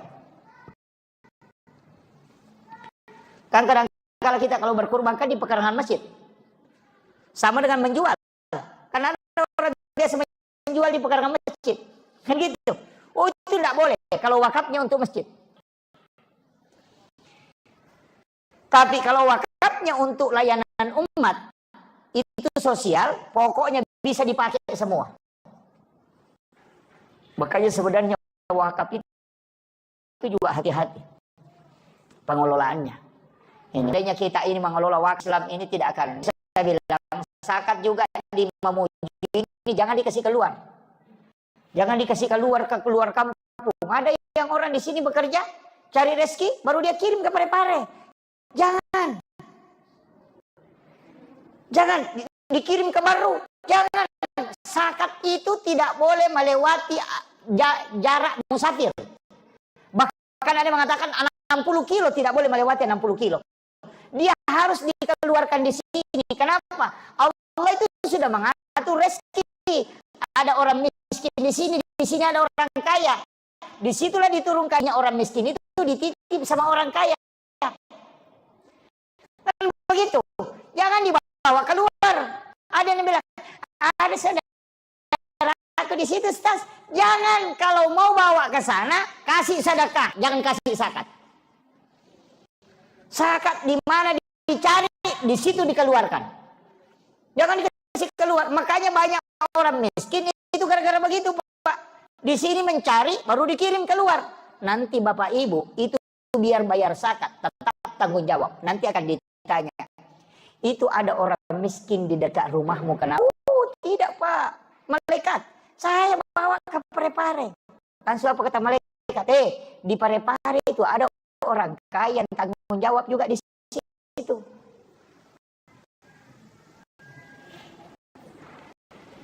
Karena kau tanggung jawab di lokasi rezekimu. Makanya sebenarnya tidak boleh Pak dikasih keluar itu. Yang boleh keluar itu impaknya.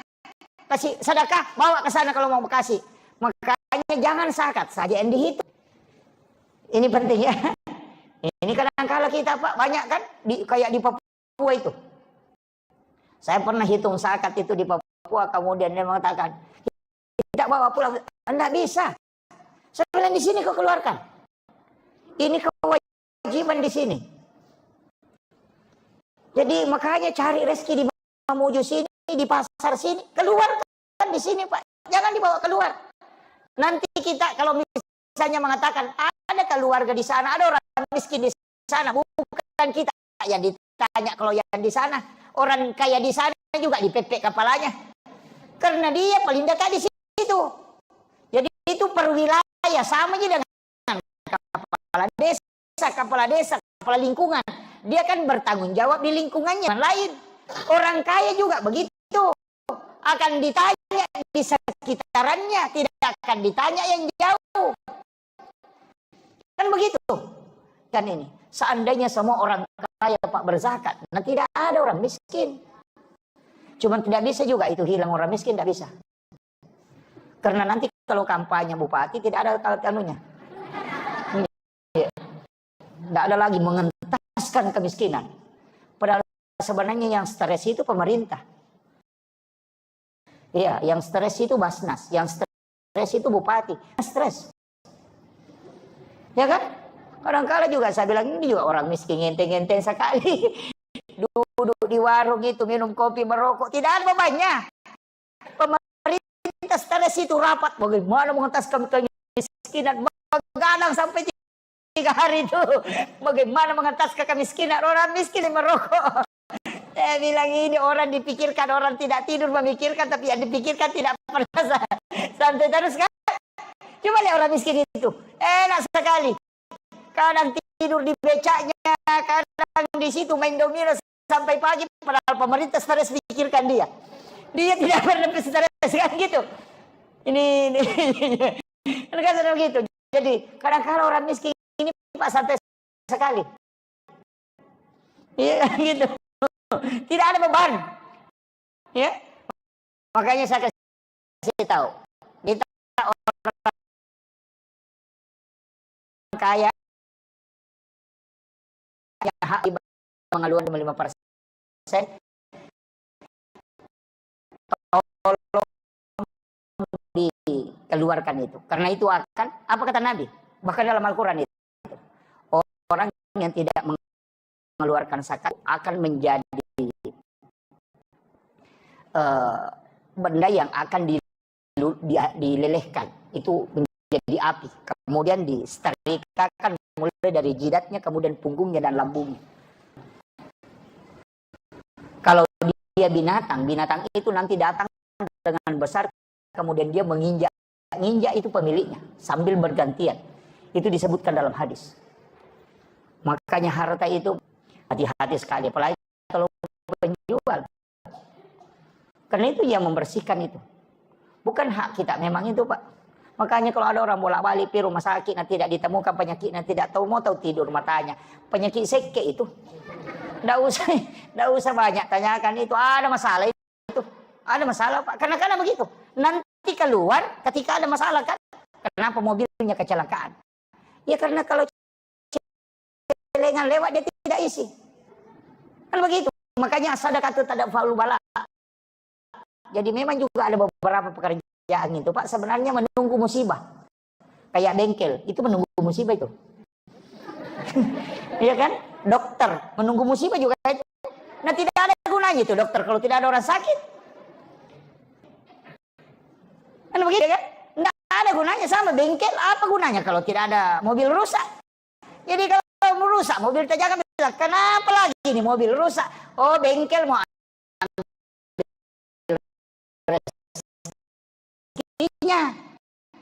tidak usah jalurnya begitu karena kau tidak keluarkan.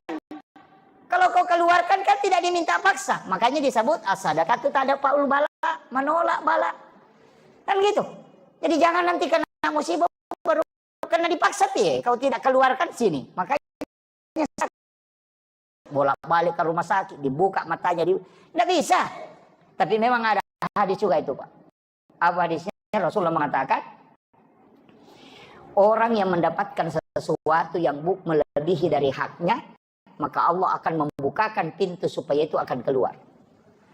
Tapi ketika ada orang dibayar tidak sesuai dengan haknya, kurangi dari apa yang dia kerjakan semestinya, maka Allah akan menutup jalurnya supaya rezekinya tidak keluar. Nah, itu begitu. Saya kemarin ketemu dengan orang kaya, minta, Pak Ustaz kasih Kak dulu doa-doa. Nah, dari Singapura maka berobat ini. Saya bilang, wah mahal itu Pak kalau di Singapura. Dia bilang, satu kali pergi periksa di sana minimal 15 juta Pak Ustaz.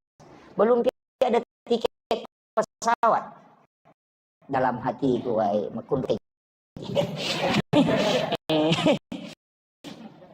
saya tanya, perbaiki dulu zakat. Bagaimana zakat? Nabi bilang, wah, Ustaz. Karena saya bilang, beda, sedekah itu sunnah, zakat itu wajib. Hitung dulu.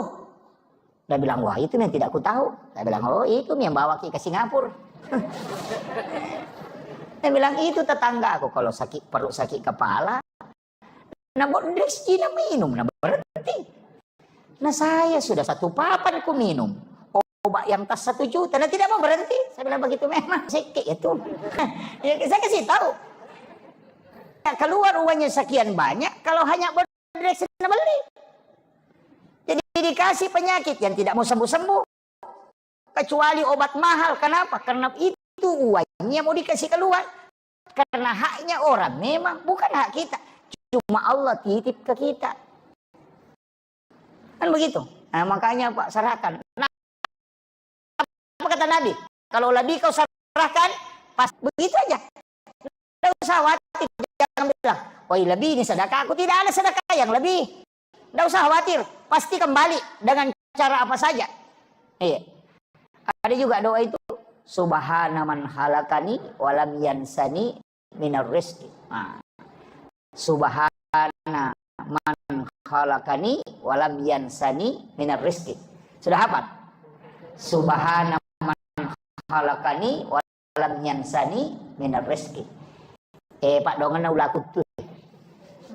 Kalau orang baca itu Pak, bagi yang tidak punya anak bisa membantu, tidak ada lagi yang bisa bantu, bekerja lagi tidak mampu, tidak menentu pencahariannya, suruh baca itu 3 kali antara azan dan iqamah, 7 kali kalau sudah sholat maghrib, 7 kali kalau sudah sholat subuh. Yang penting ada rezeki di kampung itu. Orang sakit perut kalau dia tidak bawa makan. Nah, di rumah itu dapat itu. Kalau mau masak ini tetangganya dicium memasak ikan, mau baca itu subhana man halakan. Nah bawa itu nanti pasti nanya Ki. Nah itu sudah hafal. Jangan dihafal. Bahaya itu. Itu biasanya dipakai petugas SARA yang biasa kasihan tidak mampu lagi, tidak ada lagi, ini itu dibaca. Itulah yang sejarahnya itu ketika ada ular dibawa batu yang tidak bisa keluar, kemudian dibawakan makanan oleh burung dan semut yang masuk ke dalam. Itu doanya itu, subhana man halakani walam yansani minar rezeki. Jadi itu zikirnya ular. Nah, orang yang mengatakan ular kutuk karena dia melilit di bawah batu tidak bisa keluar, tapi dibawakan makanan. Nah, itu. Jadi biar kita tinggal di mana pasti ada rezeki dibawakan. Itu sudah hafal. Nah, wah ini sudah ada pertanyaan ya? Oh iya, kita ya. Iya. Mohon maaf mungkin menyimpang dari materi. Iya. Tapi berkaitan dengan umat. Terkait dengan fatwa MUI. Iya. Di mana kita lihat sekarang posisi di Madinah. Iya. Iya. Sehingga ada fatwa itu menyatakan bahwa produk Israel nyata-nyata. Iya. Iya, betul. Apalagi sekarang penyelenggaraan orang semuanya dari toko-toko Betul. tidak rasa. Lanjut, ya Pak. Ya.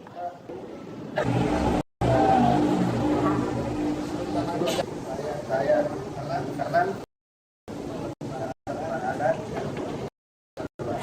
Amin.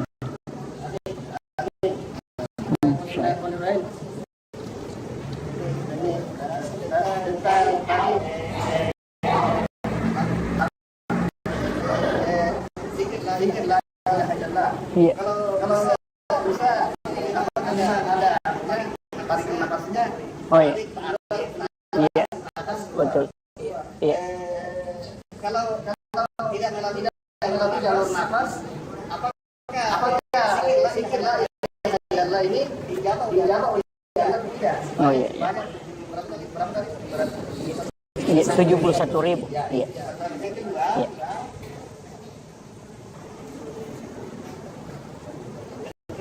Kedua, tentang tasawuf. Iya. Iya. Ada yang tersurat, ada yang tersirat. Iya. Kemudian berapa kesinian semuanya. Apakah yang tersirat ini merupakan berita-berita yang dibawa oleh malaikat? Jibril, ya asal yang tersikat, asal mati, tersikat atau terluka. Banyak yang daging.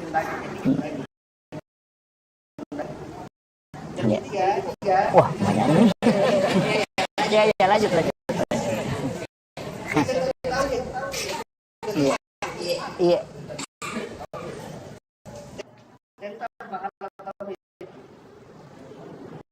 Rasulullah bersabda, sallallahu alaihi wasallam, datang Jibril pada suatu hari kepadaku dikala aku duduk dalam keadaan sedih. Iya. Berkatalah, hai Muhammad, apa yang menjadikan engkau? Allah telah memberimu dan umatmu 5 perkara. Betul. Pertama, Iya. menurut anggapan dan pikiran Anak. tidaklah ia akan meleset darinya. Iya. Kedua, barang siapa ditutupi amal dan kelakuannya di dunia, tidak akan dimalukan pada hari kiamat. Iya. Apakah ini tentang aib ya Al-Quran? Iya. Apakah itu merupakan aib saudara kita seperti kalau kita mengungkap aib saudara Iya. kita, yaitu memakan bangkai saudara sendiri. Iya. Jadi harus Iya. ketiga, pintu taubat tidak tutup selama belum bersekarat. Iya. Tanya Ustaz, bersekarat itu artinya apa? Iya. Keempat, barang siapa datang dengan dosa Iya. kelima, bukan pertanyaan ini kelima masuk dalam Iya. kelima yang keluar dari orang yang meninggal. Iya. Karena doanya orang-orang yang meninggal. Oh iya, betul. Iya. Betul. Itu hadis, Pak. Iya. Pertama begini. Majelis Ulama Indonesia memfatwakan bahwa seluruh produk Yahudi ini diharamkan. Itu supaya kita tidak membeli. Sebenarnya begini. Ada langkah yang mestinya efektif, Pak. Karena di Majelis Ulama Indonesia ini itu fatwanya benar, tapi tidak menjadi acuan karena tidak ada punishment. Jadi itu hanya perorangan yang bisa ini, tidak semua orang. Mestinya itu MUI ini di kedudukannya ke pemerintah, seandainya bisa dia menjadi power kayak Darul Iftah. Apa yang hasil fatwa Iftah itu jadi pegangan pemerintah. Nah di Indonesia ini kan tidak bisa. Dan kita ini dibawakan belanja. Di bawah ini masyarakat belanja. Mestinya yang di stop itu produk yang masuk.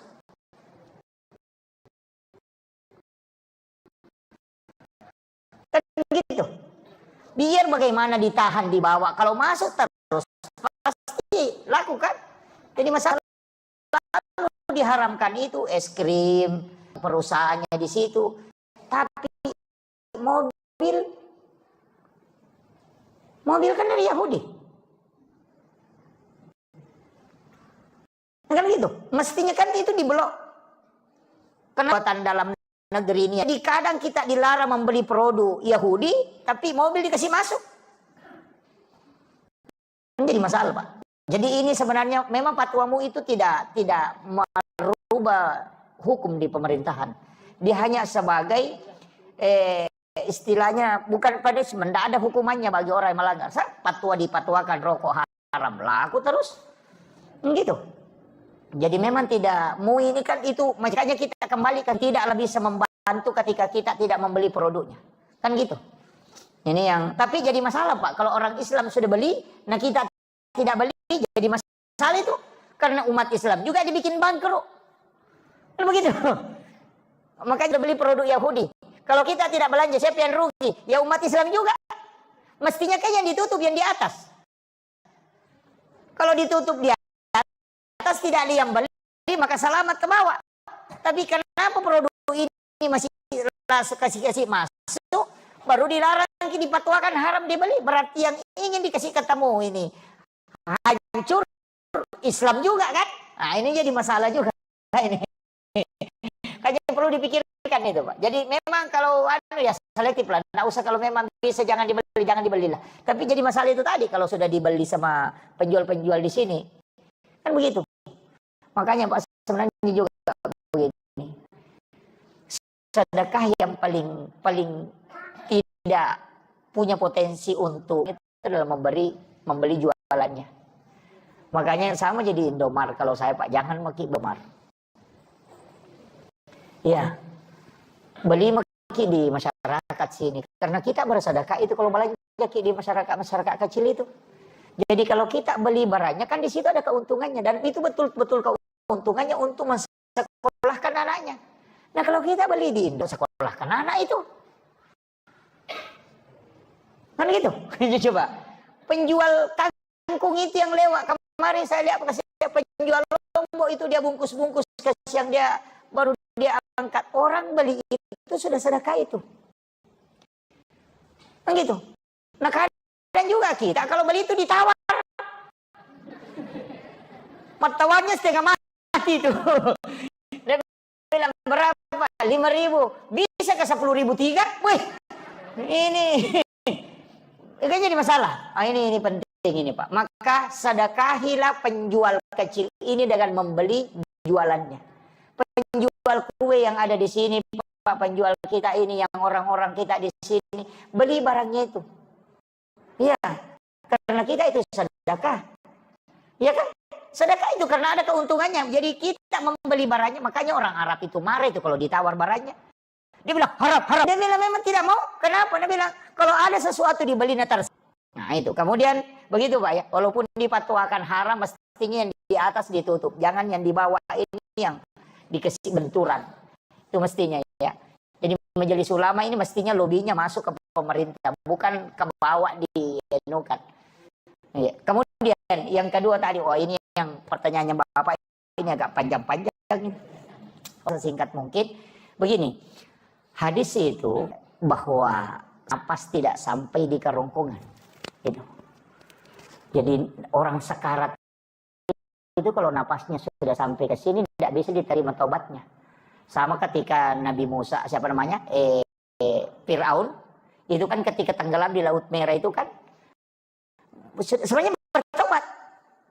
Nanti dia tenggelam bilang, aku sudah percaya itu. Baru begitu, makanya diselamatkan jasadnya. Tapi Jibril itu kan jengkel. Karena Nabi Musa, sebenarnya siapa namanya? Fir'aun itu pintar sekali itu.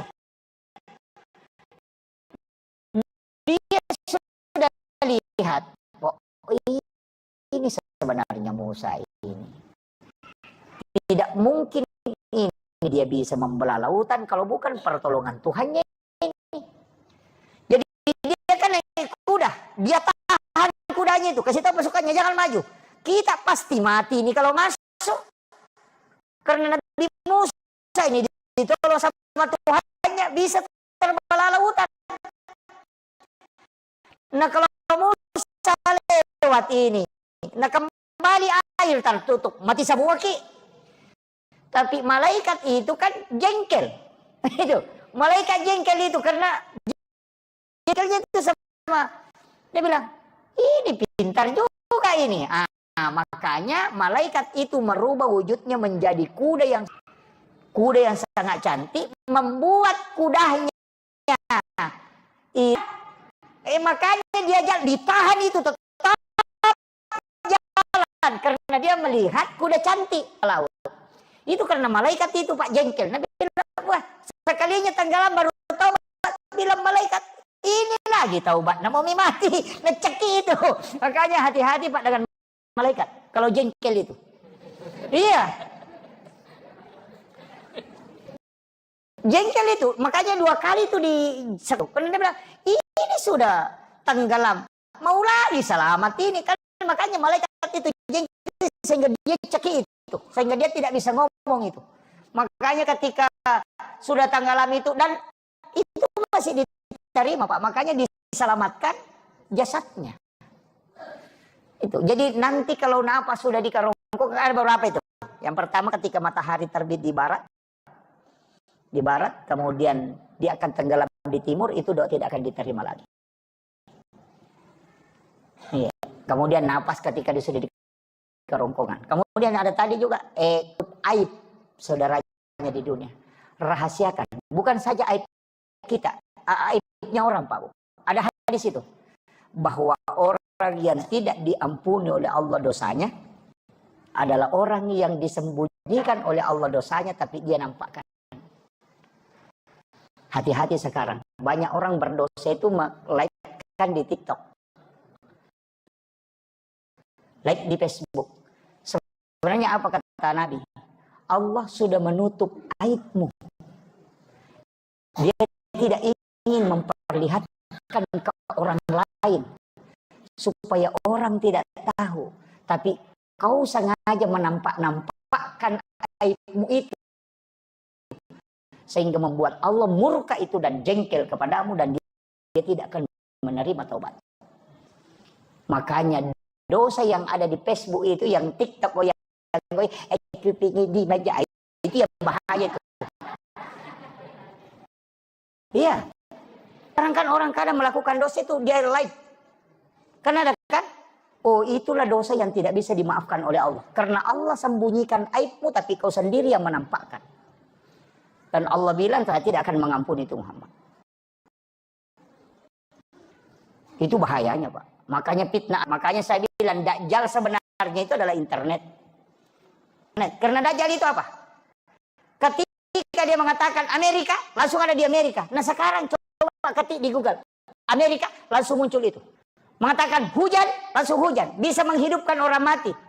Ustaz yang sudah meninggal, ketika diketik namanya, muncul dia ceramah. Padahal dia sudah meninggal puluhan tahun. Menghidupkan orang mati. Itu Dajjal sebenarnya itu HP. Dan yang Dajjal itu mata satu. HP kan orang semua ke situ. Coba di bandara. Tidak ada yang ngomong itu. Petugas bandara kemarin tanya. Mau Pak ini? Tidak kepalanya. Karena itu mata satu. Dan yang kemudian tertulis kafir. Kafir itu kebohongan. Sekarang kan muncul yang disebut hoax. Makanya Dajjal itu HP sebenarnya. Iya. Kalau Dajjal kan mengatakan hujan, hujan. Iya hujan. Coba ketik hujan. Langsung hujan itu. Makanya sekarang orang Pak kurang berdoa itu. Hilang doanya Pak. Dulu itu kalau kita mau ketemu ulama, sholat sunat dulu 2 rakaat berdoa. Ya Allah mudah-mudahan Pak Kiai ada di rumahnya. Kalau tidak ada bahaya ini kita bolak-balik. Jauh naik mobil baru bisa ketemu. Sekarang enak. Tinggal di telepon. Pak Kiai di mana posisi? Di rumah. OTW. Masih begitu. Tidak sholat lagi. Dulu kalau kita cari alamat setengah mati.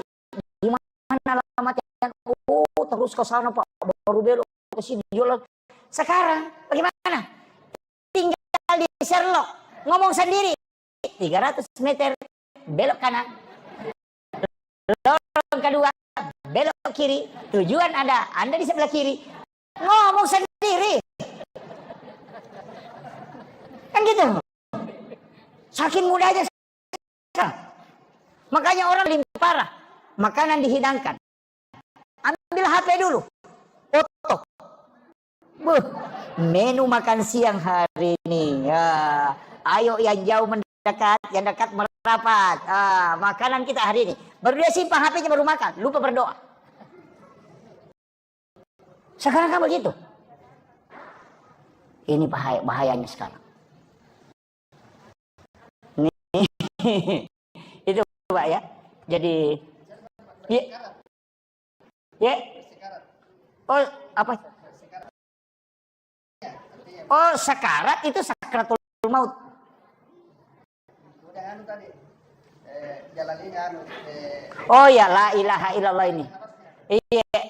Sebenarnya kan ada dua versi itu, Pak. Ada yang ngambil dari ujung kaki itu, tarik naik ke atas, itu sampai ke ubun-ubun.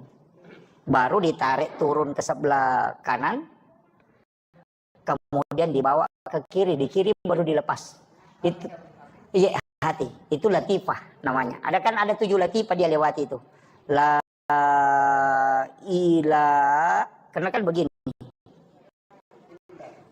Ilah, kemudian illallah, kan la ilaha, haknya di sini. Hu, kan ada 2 latifah dia lewati lagi. Kemudian illallah, itu masuk sendiri. Iya, masuk dia. Bukan. Allah, iya sebenarnya itu lepas hu-nya. Yang ujungnya itu baru masuk. Tapi dia kan tidak begini, Pak. Kalau ditalakin ilaha illallah, itu ha juga. Makanya hu di sini, hu juga di sini. Cuma itu dikasih masuk. Jadi sebenarnya nanti mudah-mudahan kalau ditalakin lepas ini agak berat. Terus terang saya iya betul banyak. Ada yang ngambil dari pusar tanpa napas. Ada yang ngambil dengan napas. Napasnya ditarik kemudian dikasih masuk. Ada yang mengatakan kalau napas itu makhluk. Kalau tanpa napas itulah sebenarnya hakikatnya. Jadi itu beliau sebenarnya tahu tapi dia tanyakan. Saya kira ini yang penting. Tapi itu yang membuat Rasulullah sebenarnya tadi hadis itu ketika Nabi bersedih kemudian datang Jibril itu pegangan kita betul, ya. Itu pegangan kita. Jadi berkahnya umat Islam itu luar biasa. Sebelum napas di kerongkongan masih diterima taubatnya. Ya. Ketika orang itu sudah sakarat, itu sebenarnya Allah juga tidak akan turunkan azab, ya. Tidak akan turunkan azab ke umatnya Muhammad. Itu. Jadi makanya selama ada orang sholat, Pak, insya Allah tidak turun azab. Yang turun itu adalah rahmat. Makanya karena kita sudah baca as-sala ibadillahi sholihin. Makanya kalau ada orang sholat itu sudah ada yang mendoakan orang soleh di situ. Satu dalam bahasa Indonesia kalimat yang paling pasti itu, tapi kalau bahasa Bugis itu pas sekali. Karena kalau orang melakukan kebaikan, membalasnya dengan kebaikan itu bukan ihsan, tapi itu disebut al-khair. Jadi beda. Kalau ihsan itu kan keburukan ke kita, balas dengan kebaikan. Kemudian kita baik, itu hanya membalas kebaikan. Berbuat baik namanya itu, tapi membalas. Kadang-kadang kan ada orang begitu. Ada mobil supaya dia bilang, nanti kalau hujan bisa kita ikut di mobilnya kan gitu. Ya biasa-biasa begitu. Membantu orang ya karena ada keinginan. Jadi itu bukan ihsan. Ihsan itu sebenarnya sifat hakikat. Nah, ini yang kita mau capai. Karena nanti ihsan itu adalah manusia yang innallaha yuhibbul muhsinin. Allah sangat menyukai orang-orang yang ihsan itu. Di pertama iman. Kira-kira kita ini sudah beriman? Sudah beriman? Oh tidak. Kalau Islam, tapi kalau iman itu ada tandanya. Wa idza dzukirallahu wajilat qulubuhum. Ketika disebut nama Allah, kalbunya. Makanya kenapa perpindahan gerakan kalimat Allahu Akbar? Karena itu hati. Saya ingin tanya. Kalau dengarkan azan, kalbu kita bergetar atau tidak? Bergetar atau tidak? Beriman. itu sederhananya. Kalau tidak bisa dipahami, saya putar sedikit, putar haluan. Saya tidak lari ke iman. Bapak ibu ini pernah jadi anak muda, ibu-ibu pernah jadi gadis. Kalau waktunya kita anak muda, nah ada gadis yang sangat kita sukai. Ketika disebut namanya, apa ada di dalam sini bergerak? Itu namanya wajilat qulubuhum, bergetar. Sebut Maryam. Wah, langsung gitu. Bahkan sahabatnya saja Maryam lewat, itu, wih, ada temannya nih, mungkin ada di belakangnya. Itu namanya bergetar. Itu karena cinta kepada seseorang, itu membuat ketika namanya disebut itu bergetar. Nah, itulah yang disebut dengan cintanya itu. Kalau dalam Islam itu karena cinta tanda iman. Makanya kalau Allahu Akbar, nah belum bergetar di sini, itu belum beriman, baru berislam.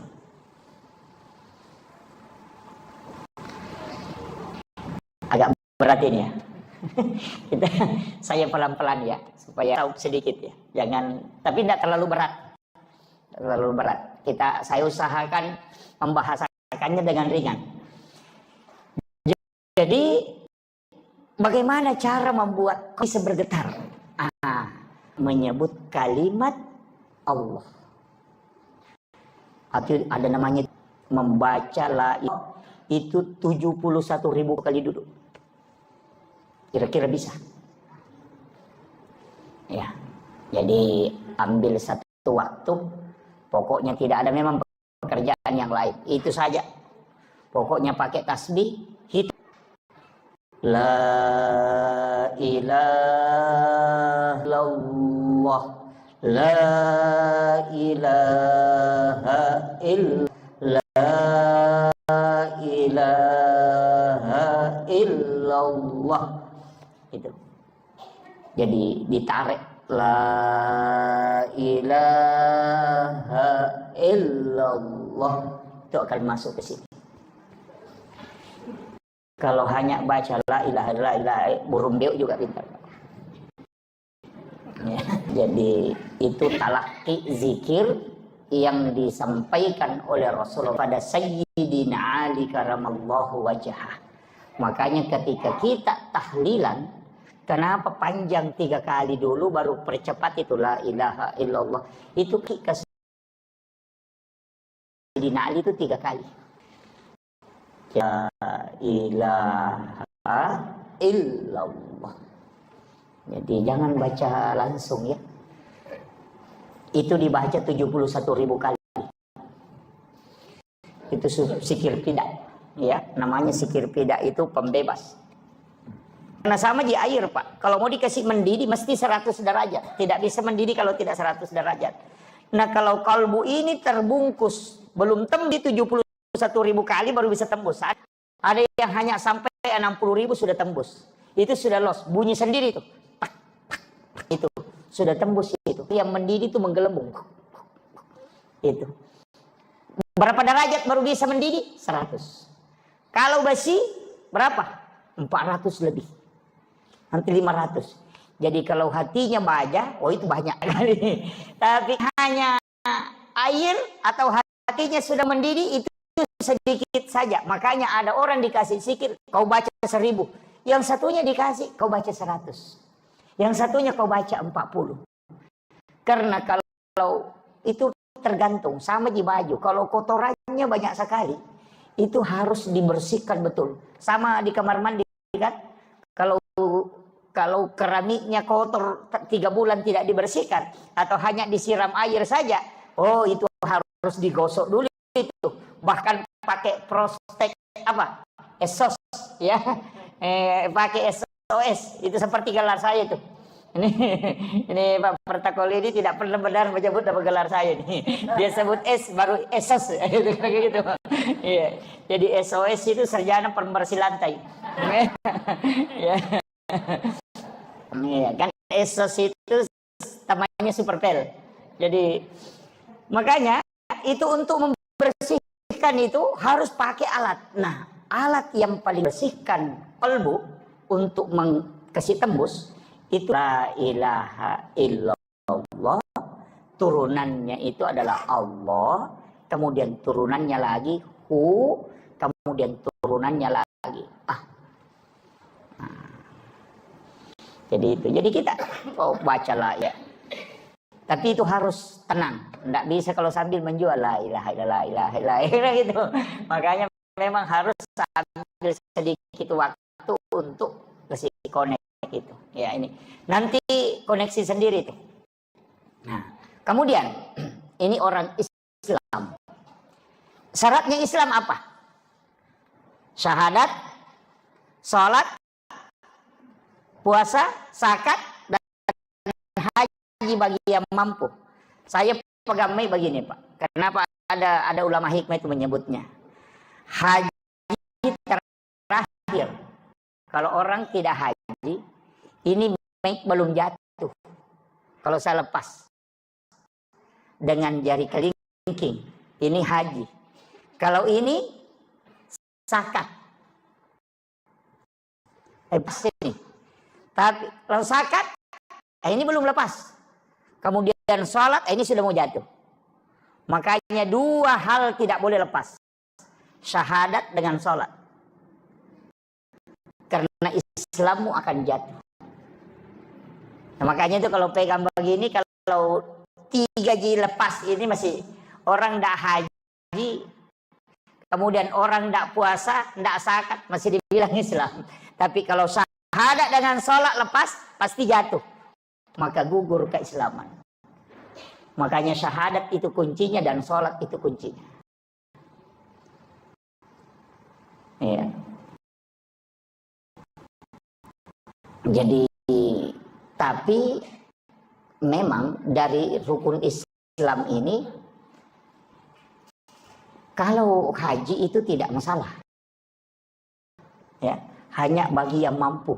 Mampu itu bilang begini Pak, mampu itu mampu secara fisik dan mampu secara materi. Itu haji. Jangan sampai kita kumpul uang kemudian anak tidak dikasih kebutuhan karena mau naik haji. Oh jangan, berdosa. Jangan. Ada uang bahkan tidak kasih belanja ke kumpul uang mau naik haji. Itu Anda tidak mampu. Tidak usah dipaksakan.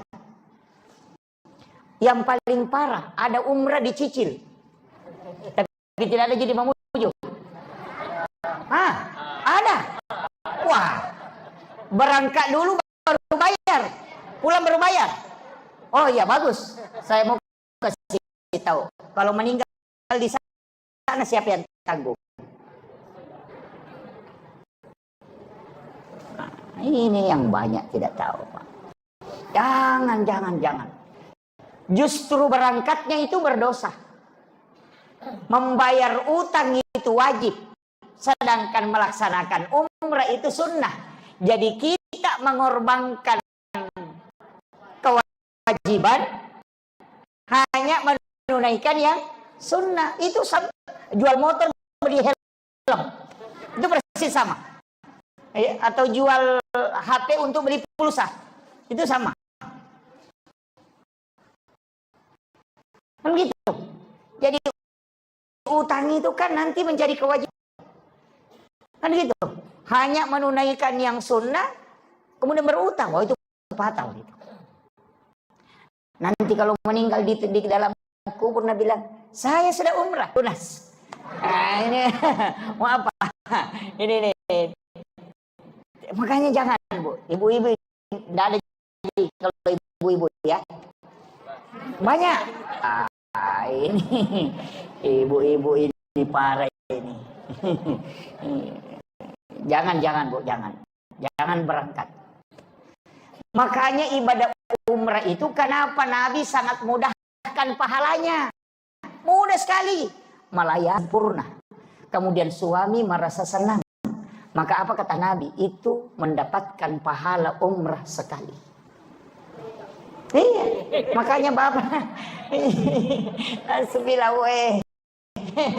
makanya bapak-bapak harus pintar. Kok di istrinya saya mau umrah. Iya. Itu hadis. Dulu itu saya bilang begini Pak, orang berangkat umrah puluhan juta, waktunya sekian lama, kemudian perjalanannya melelahkan, ibadah dari ibadah ke ibadah. Kenapa kok Nabi gampangkan sekali? Gampang sekali. Sholat sunnah Nabi, bahkan sholat sunnah suruk yang kita lakukan, sholat Isra ini yang kita lakukan setiap pagi, itu bukan hanya pahala umrah, haji dan umrah bersama Rasulullah. Itu luar biasa Pak. Seandainya bilang saja haji dan umrah 3 kali, itu masih biasa-biasa. Tapi apa kata Nabi? Haji dan umrah bersamaku 3 kali. Tamma. Sempurna, sempurna, sempurna. Ketiga kali itu sempurna kata Nabi haji dan umrahnya. Tapi memang berat Pak, suruh itu berat. Karena kadang orang sudah sholat subuh langsung kabur. Ini, ada memang orang juga itu Pak sudah menghadap keluar sandalnya. Iya, sandalnya itu sudah dibalik, nanti kamat orang baru lompat masuk. Assalamualaikum langsung lompat keluar. Itu anak pertamanya iblis itu. Jadi iblis itu punya 9 anak, 9 anak, ada 2 cucunya, 1 anak angkat. Saya hafal betul itu. Iya, jadi anak pertamanya iblis itu ada di orang yang berjamaah. Jadi siapa orang nanti iqamat orang baru masuk dan sandalnya sudah menghadap keluar, pas salam itu langsung lompat keluar. Oh, itu anak pertamanya iblis. Makanya kalau mau ketemu tunggu di depan pintu. Iya. Keduanya itu ada pada penjual yang mengurangi timbangan. Iya. Itu. Makanya kalau ada orang mengurangi timbangan itu ya, itu anak nomor 2-nya iblis itu. Iya. Jangan dibahas nanti banyak yang kena. Nah, kita tinggal di anak berapa kira-kira ini? Iya ini. Iya. Kemudian jadi ini penting saya wasiatkan, hati-hati. Sebenarnya Nabi itu sudah kasih kita bonus betul. Jadi Nabi itu sudah tahu bahwa nanti umrah ini menjadi orang berlomba-lomba. Dan orang yang sholat sunnah Isra itu dijamin haji dan umrahnya pahalanya dijamin.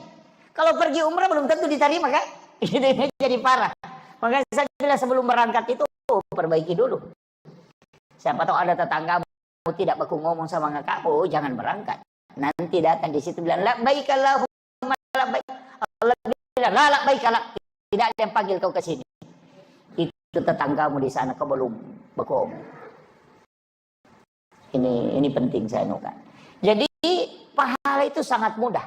Tapi pahalanya bukan syariat ya. Kalau syariat beda. Syariat itu lengkap. Kalau pahala itu hadiah yang diberikan. Jadi itu makanya kalau mau banyak pahalanya Pak. Sama kalau orang buka puasa. Kita kasih buka orang 10. Itu kita dapat pahala puasa 10 itu. Makanya Islam ini luar biasa. Sama dengan sholat yang kita lakukan. Kalau sholat sunnah tawabin. Itu kan sama dengan 12 tahun sholat. Itu luar biasa. Makanya ada orang nanti itu Pak dia kemudian ketika dihitung umurnya. Tercatat umurnya dia hidup itu cuma 50 tahun. Tapi setelah dibuka kitab catatan amalnya, umurnya di situ tercatat 50.000 tahun lebih. Dari mana? Karena pahala sholat yang dia lakukan itu terhitung. Nah, makanya itu yang disebut dengan umur yang pendek tapi barakah. Kan Nabi sudah minta ke kita. Nabi memang minta supaya kita tidak panjang umur. Nanti terlalu lama diperiksa Pak. Sama di pejabat. Kalau ada bupati 2 periode lama diperiksa itu. Lama. Camatnya 10 tahun tidak berhenti. Lama diperiksa. Tapi kalau ada camat cuma 3 hari menjabat keluar sebentar sekali itu diperiksa. Tidak lama itu. Sama di kita kalau tidak lama hidup. Nah begitu. Harta itu jangan kita semua yang bawa. Titip ke orang. Titip ke orang. Tidak sampai itu harta atau Pak. Tidak sampai. Nanti bisa kita dapat itu ketika sudah kita titip. Dan itu kuncinya. Karena ada yang bilang, harta tidak dibawa mati. Memang tidak bisa dibawa mati kalau kau yang membawa. Tapi kalau kau kasih orang, pasti sampai. Kan gitu. Jadi nanti sebenarnya begini. Nanti harta itu diserahkan, baru dimiliki. Kalau masih ke kita itu baru amanah. Kan gitu. Makanya disebut harta itu adalah amanah yang diberikan oleh Allah. Bahkan bisa berubah menjadi fitnah. Kan gitu. Ini perlu dipahami. Jadi nanti harta itu yang dimiliki ketika sudah diserahkan. Makanya itulah milik kita. Yang di rumah itu bukan milik kita. Itu karena kalau kita meninggal, bukan kita yang punya. Kan langsung ke ahli waris kan. Iya. Jangankan uang, istri kita ngambil orang. Iya, suami juga begitu. Makanya enggak usah terlalu kita enggak usah. Ya, Pak. Apalagi buat istri kan sebenarnya itu kan bukan hak milik, Pak. Itu cuma hak pakai. Iya, makanya disebut hakut tamlik itu. Iya. Makanya wanita itu, istri itu tidak bisa mentalak suaminya kecuali diwakilkan ke pengadilan. Suami satu kali ngomong mengatakan saya talak kamu, itu jatuh talak. Tapi kalau istri biar cungkir balik, talak, tidak akan jatuh. Tidak akan jatuh. Kenapa? Kan gitu. Makanya Imam Syafi'i itu mengatakan kalau laki-laki mau menikah tidak usah minta izin ke istri pertama. Itu Syafi'i, bukan saya bilang ya. Imam Syafi'i. Jangan saya disalahkan ini. Ini saya kasih tahu. Alasannya kenapa? Tapi saya tidak suruh menikah ya. Alasannya kenapa? Imam Syafi'i mengatakan tidak usah minta izin. Karena dia yang dibeli. Jangan bilang iya, kan hakun tali. Saya harus luruskan ya supaya kita paham. Ngaji fikih itu begitu. Begini. Saya ingin tanya, ketika kita misalnya mau beli HP, kita bicara HP, mau beli HP, kita akan tahu ini HP harganya berapa. Oh ini 4 juta, itulah mahar. Menghitbah. Ini kira-kira maharnya berapa? Cuma mahar kayaknya murah. Apa maharnya? Seperangkat alat sholat. Murah sekali itu. Iya. Jadi itu mahar kan itu harganya wanita itu. Makanya Nabi menyuruh kita pakai emas. Jadi itu aja maharnya itu. Makanya karena dia dibelikan dia kasih mahar. Nah, ketika sudah dibayarkan maharnya itu sudah milik kita. Sama HP tadi.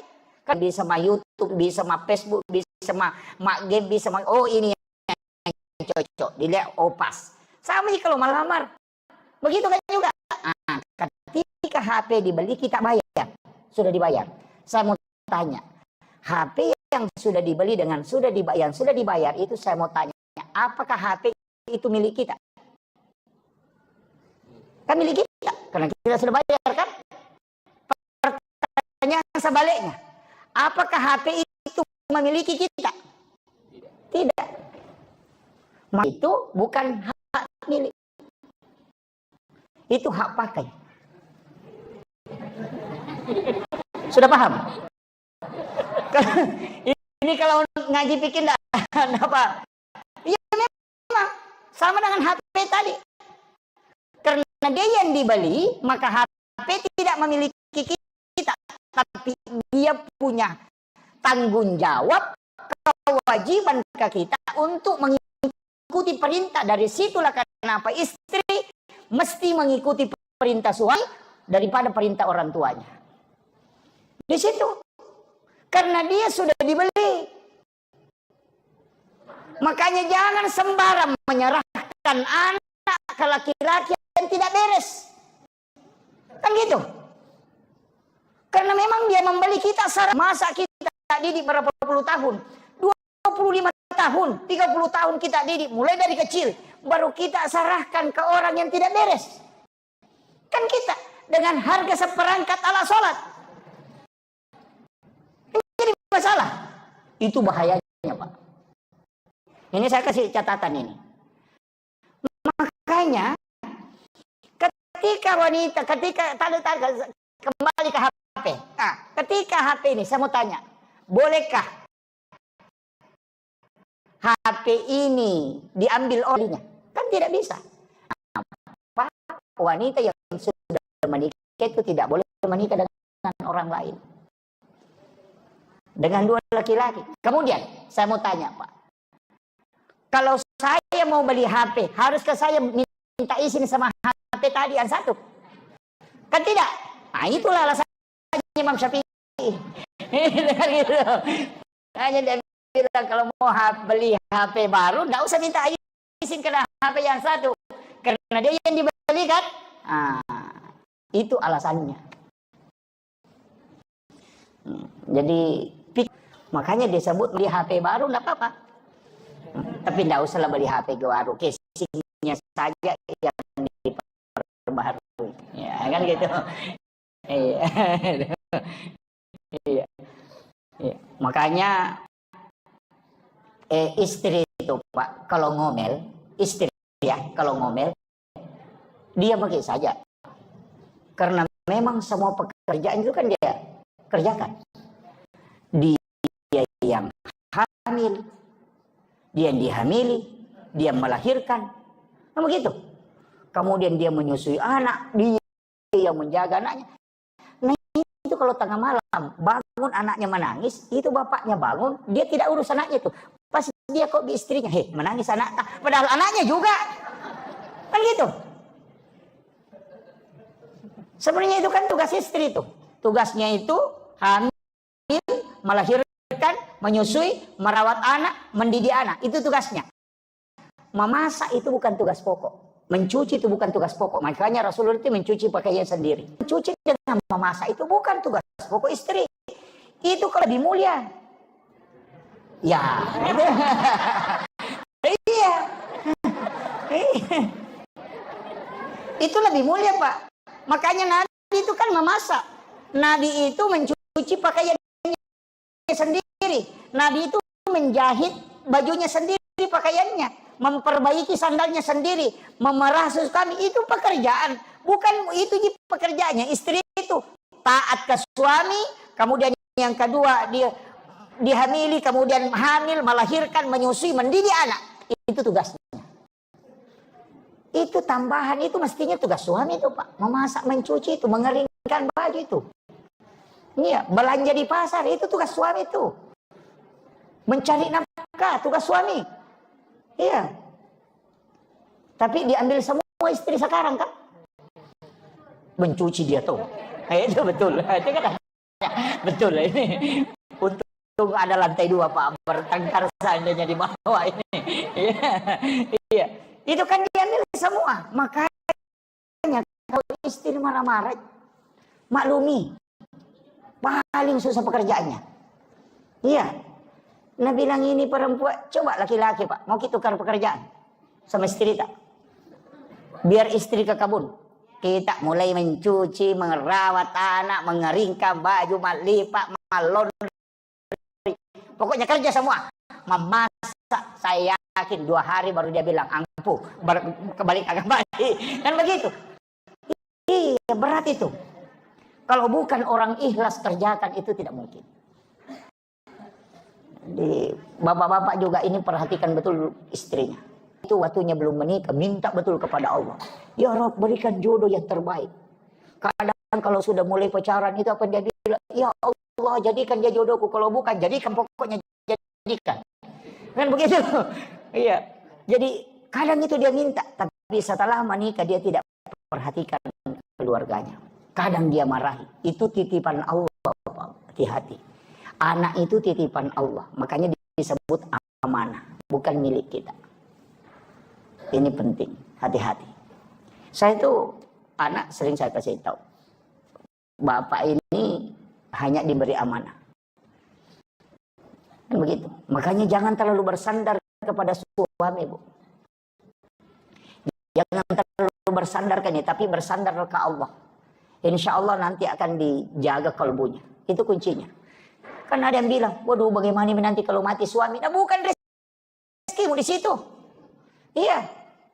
Allah yang akan menjaga. Cuma kita harus taat. Makanya istri itu kalau sudah taat itu sudah di surga itu Pak. Kan 3 jika kata Nabi. 4 ya. Pertama, menjaga puasa. Sholat fardu. yang kedua puasa, kemudian yang ketiga syahwat, kemudian yang keempat taat kepada suami. Itu yang keempat. Kalau ibu bisa lakukan itu, apa kata Nabi? Dia akan masuk surga melalui pintu mana saja yang dia mau pilih. Coba, semua pintu surga dibuka. Tinggal mau masuk. Itu pintu surga teriak, kau lewat sini, kau lewat sini. Siapa? Bagi istri yang bisa melakukan, menjaga sholat fardu, menjaga puasa wajib, kemudian syahwatnya dia jaga. Tapi apa kata Nabi? Malaikat Jibril akan turun nanti ketika Al-Quran sudah selesai. Itu Jibril kembali. Nabi menangis. Dia mengatakan, wahai Jibril, apakah engkau akan masih turun nanti? Karena ini sudah Al-Quran, sudah sempurna ke dunia.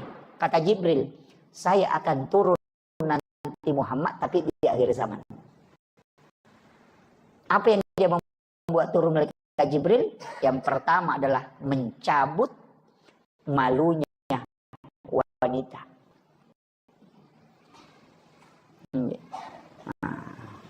Makanya yang wanita itu yang titok-titok gini, goyang-goyang itu yang bahaya itu. Iya, makanya hati-hati.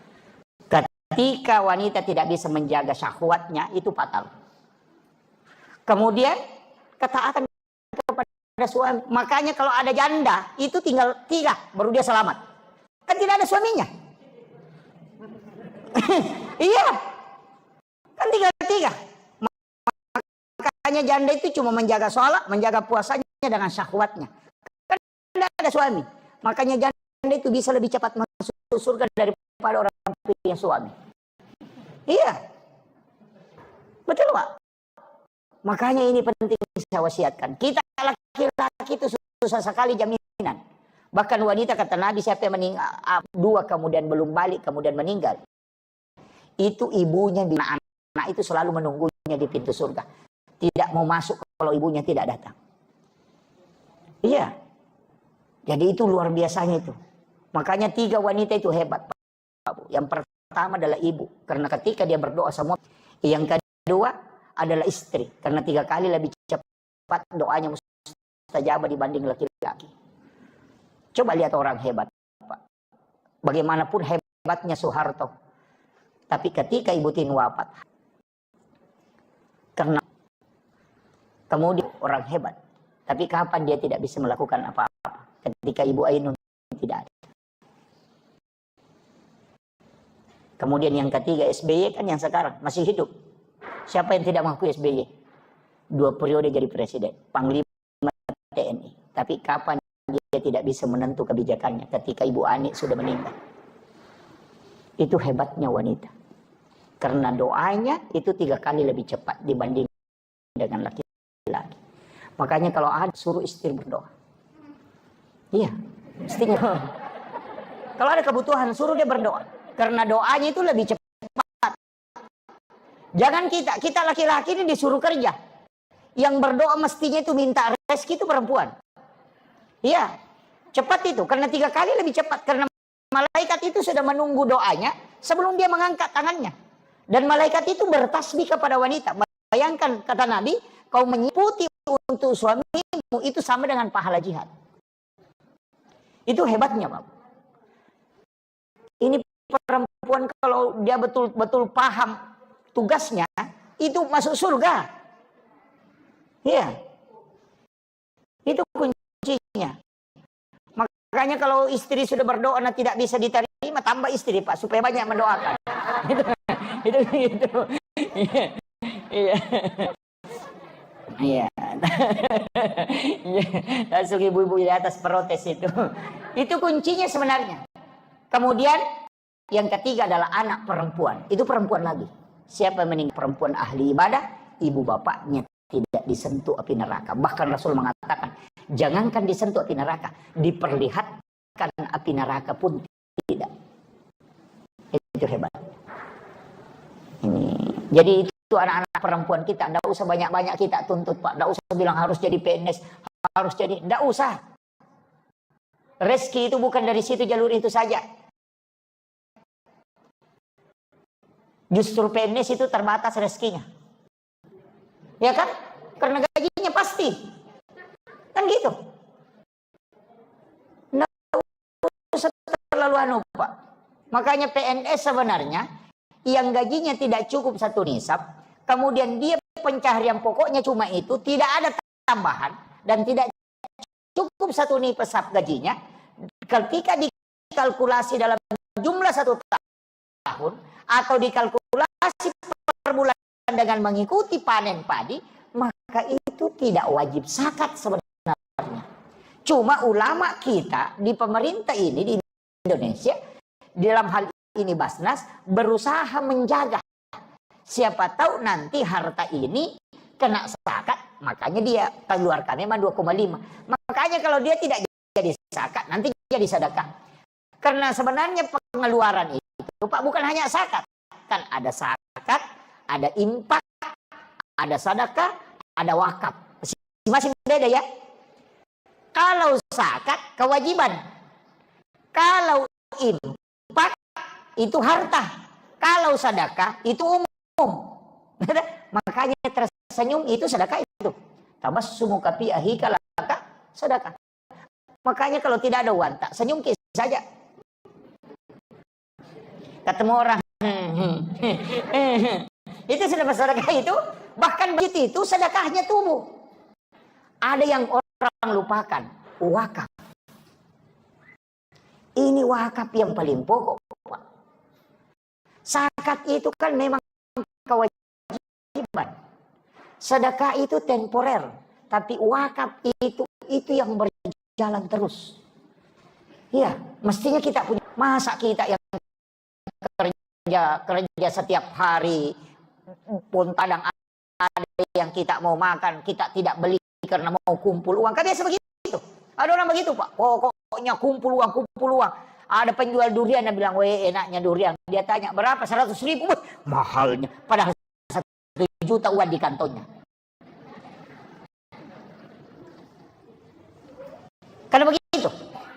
Saya punya guru itu. Dia kasih tahu begini. Aja mo seke kangi alemuna narekomeko malomo dalle. Itu. Makanya kalau mau makan durian uangnya tidak cukup, pergi beli pop ice rasa durian. Ya. Saya kasih tahu.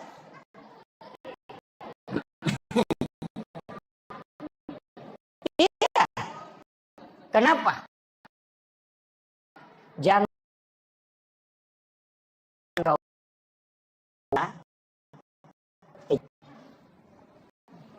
karena orang dermawan itu yang tidak menyiksa, karena semua tubuh orang sesungguhnya itu adalah pernah kikir untuk dirinya. Ini kadang enaknya tapi mahal padahal banyak uangnya. Itu. Ini penting saya sampaikan. Makanya iya. Tapi jangan juga semua mau dimakan. Oh, itu jadi masalah. Ada juga giginya suaminya 1 juta. Pokoknya semua penjual lewat ditahan, semua penjual pentolan sehingga itu bikin ubanan suami itu.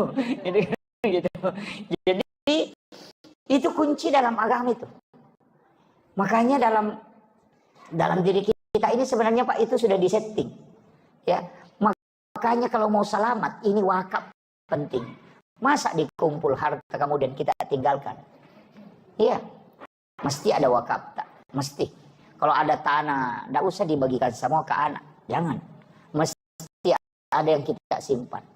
Kenapa? Itu pahalanya nanti dan penghasilannya dimasukkan ke agama. Cari apakah pesantren, apakah masjid. Begitu. Masjid ini juga harus dikelola dengan baik. Ya. Masjid ini harus dikelola dengan baik. Makanya sebenarnya kalau ada orang mewakaf, jangan wakaf masjid. Wakaf untuk pelayanan umat. Karena kalau Imam Syafi'i, kalau wakafnya hanya masjid, tidak boleh ditempati berkurban. Itu tidak sah kurban.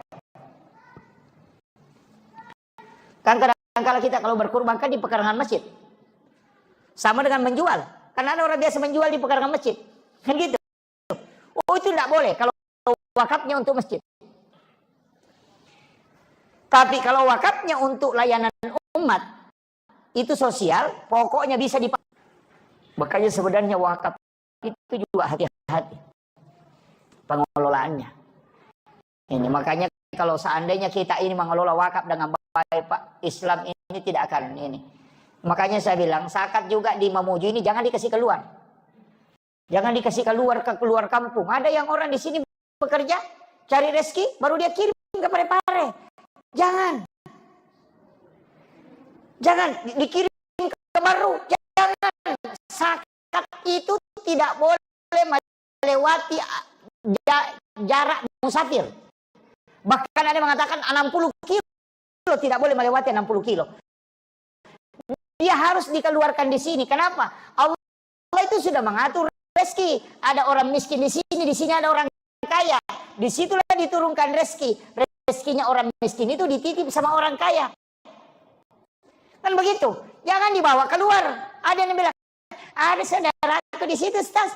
Jangan, kalau mau bawa ke sana, kasih sedekah, kasih infak, jangan kasih zakat. Zakat di mana dicari, di situ dikeluarkan. Jangan dikasih keluar. Makanya banyak orang miskin itu gara-gara begitu, Pak. Di sini mencar. Nanti Bapak Ibu itu biar bayar zakat, tetap tanggung jawab. Nanti akan ditanya, itu ada orang miskin di dekat rumahmu, kenapa kau tidak bantu? Bilang, tidak Pak, saya bawa ke Parepare. Langsung apa kata malaikat? Di Parepare itu ada orang kaya yang tanggung jawab juga di situ.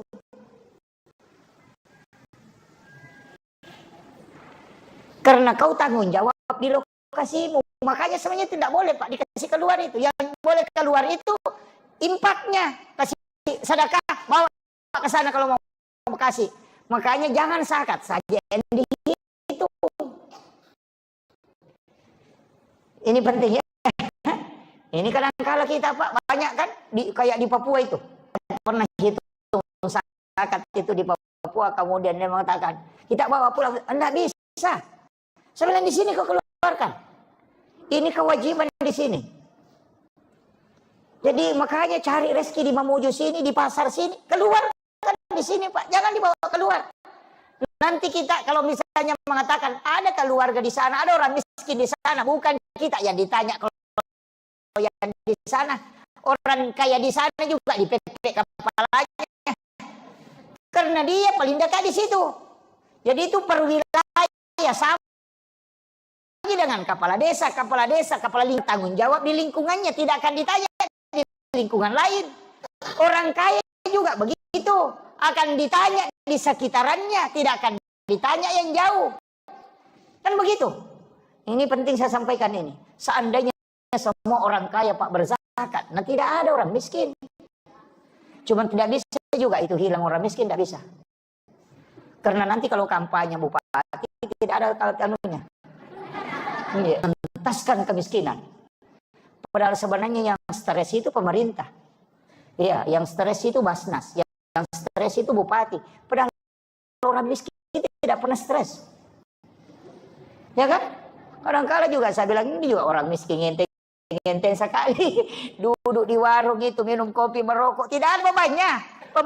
Pemerintah stres itu rapat bagaimana mengentaskan kemiskinan, begadang sampai bagaimana mengentaskan kemiskinan. Orang miskin santai-santai merokok. Saya bilang ini orang dipikirkan, orang tidak tidur memikirkan, tapi yang dipikirkan tidak pernah santai terus kan.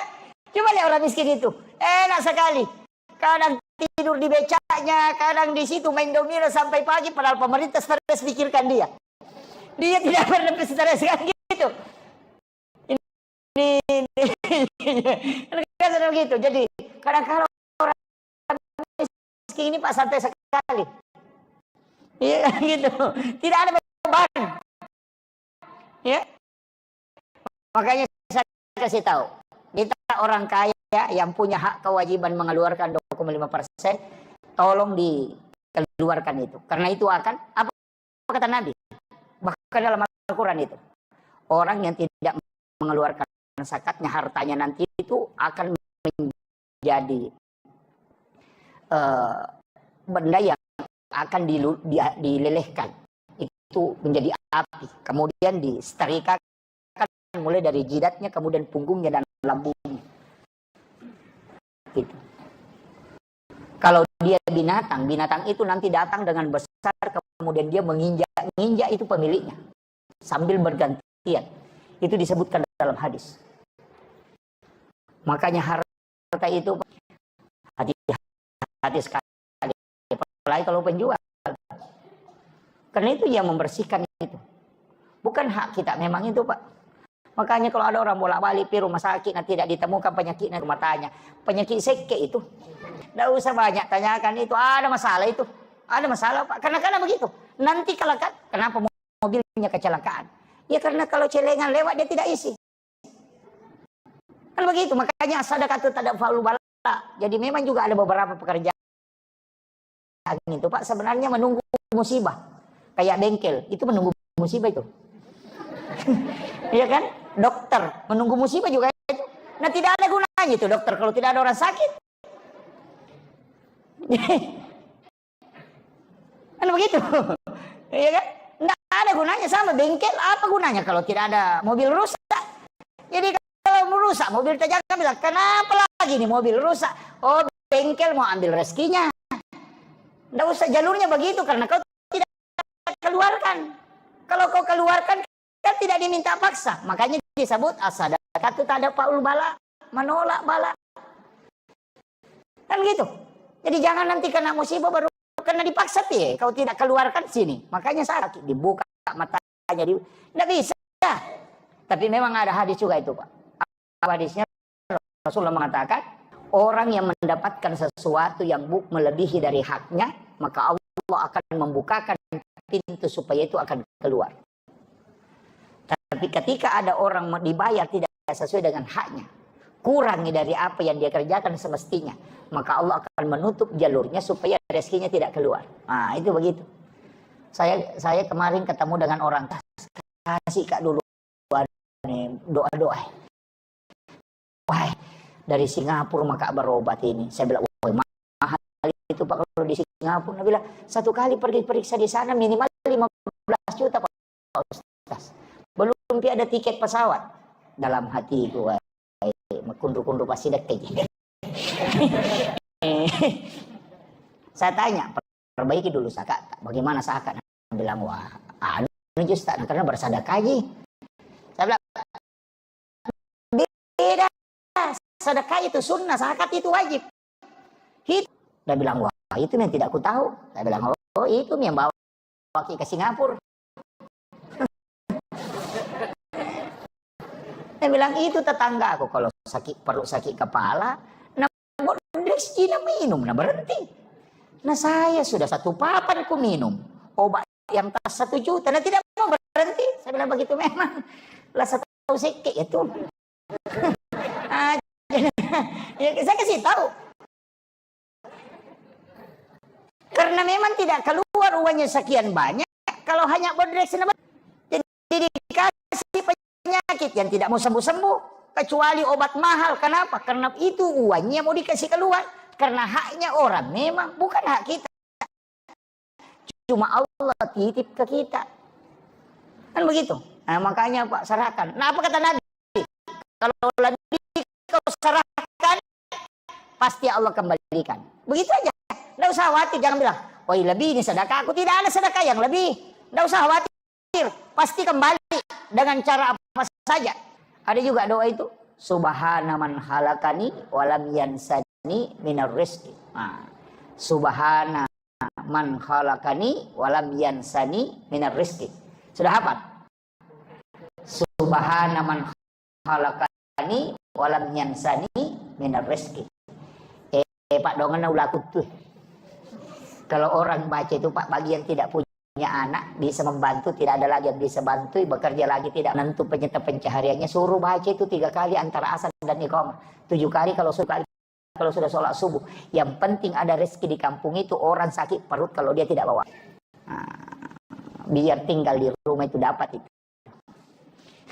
Kalau memasak ini tetangga dicium memasak ikan, mau baca itu subhana man halakan. Nah bawa itu nanti pasti nanya ki Nah, itu sudah hafal? Jangan dihafal. Bahaya itu. Itu biasanya dipakai petugas SARA ya. Biasa kasihan tidak mampu lagi, tidak ada lagi, ini itu dibaca. Itulah yang sejarahnya itu ketika ada ular di bawah batu yang tidak bisa keluar. Kemudian dibawakan makanan oleh burung dan semut yang kasih masuk ke dalam. Ibhana man halakani walam yansani minar rezeki. Jadi itu sikirnya ular. Nah, ulama yang mengatakan ulakut tuh karena dia melilit di bawah batu tidak bisa keluar. Tapi dibawakan makanan. Nah, itu. Jadi biar kita tinggal di mana pasti ada rezeki dibawakan. Itu. Itu sudah hafal? Nah, enggak hafal ya. Oh ya, ini dulu baru kita. Ya. Ya. Mohon maaf mungkin berkaitan dengan umat. Terkait dengan fatwa MUI. Iya. Di mana kita lihat sekarang posisi Palestina. Iya. Iya. Sehingga ada fatwa itu menyatakan bahwa produk Israel dinyatakan gagal. Iya, iya, betul. Apalagi sekarang menjelaskan orang semuanya dengan dari toko-toko Betul. penjelasan. Lanjut, ya Pak. Ya.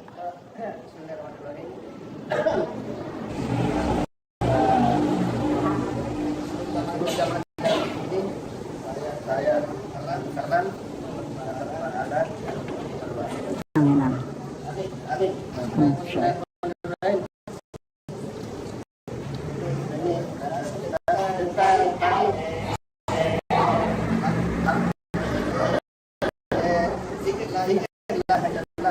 Iya. Kalau bisa apakah ada tarik nafasnya? Oh iya. Iya. Betul. Iya. Kalau tidak melalui jalur nafas, apakah zikir la ilaha illallah ini dijawab oleh Allah tidak? Oh iya. Iya.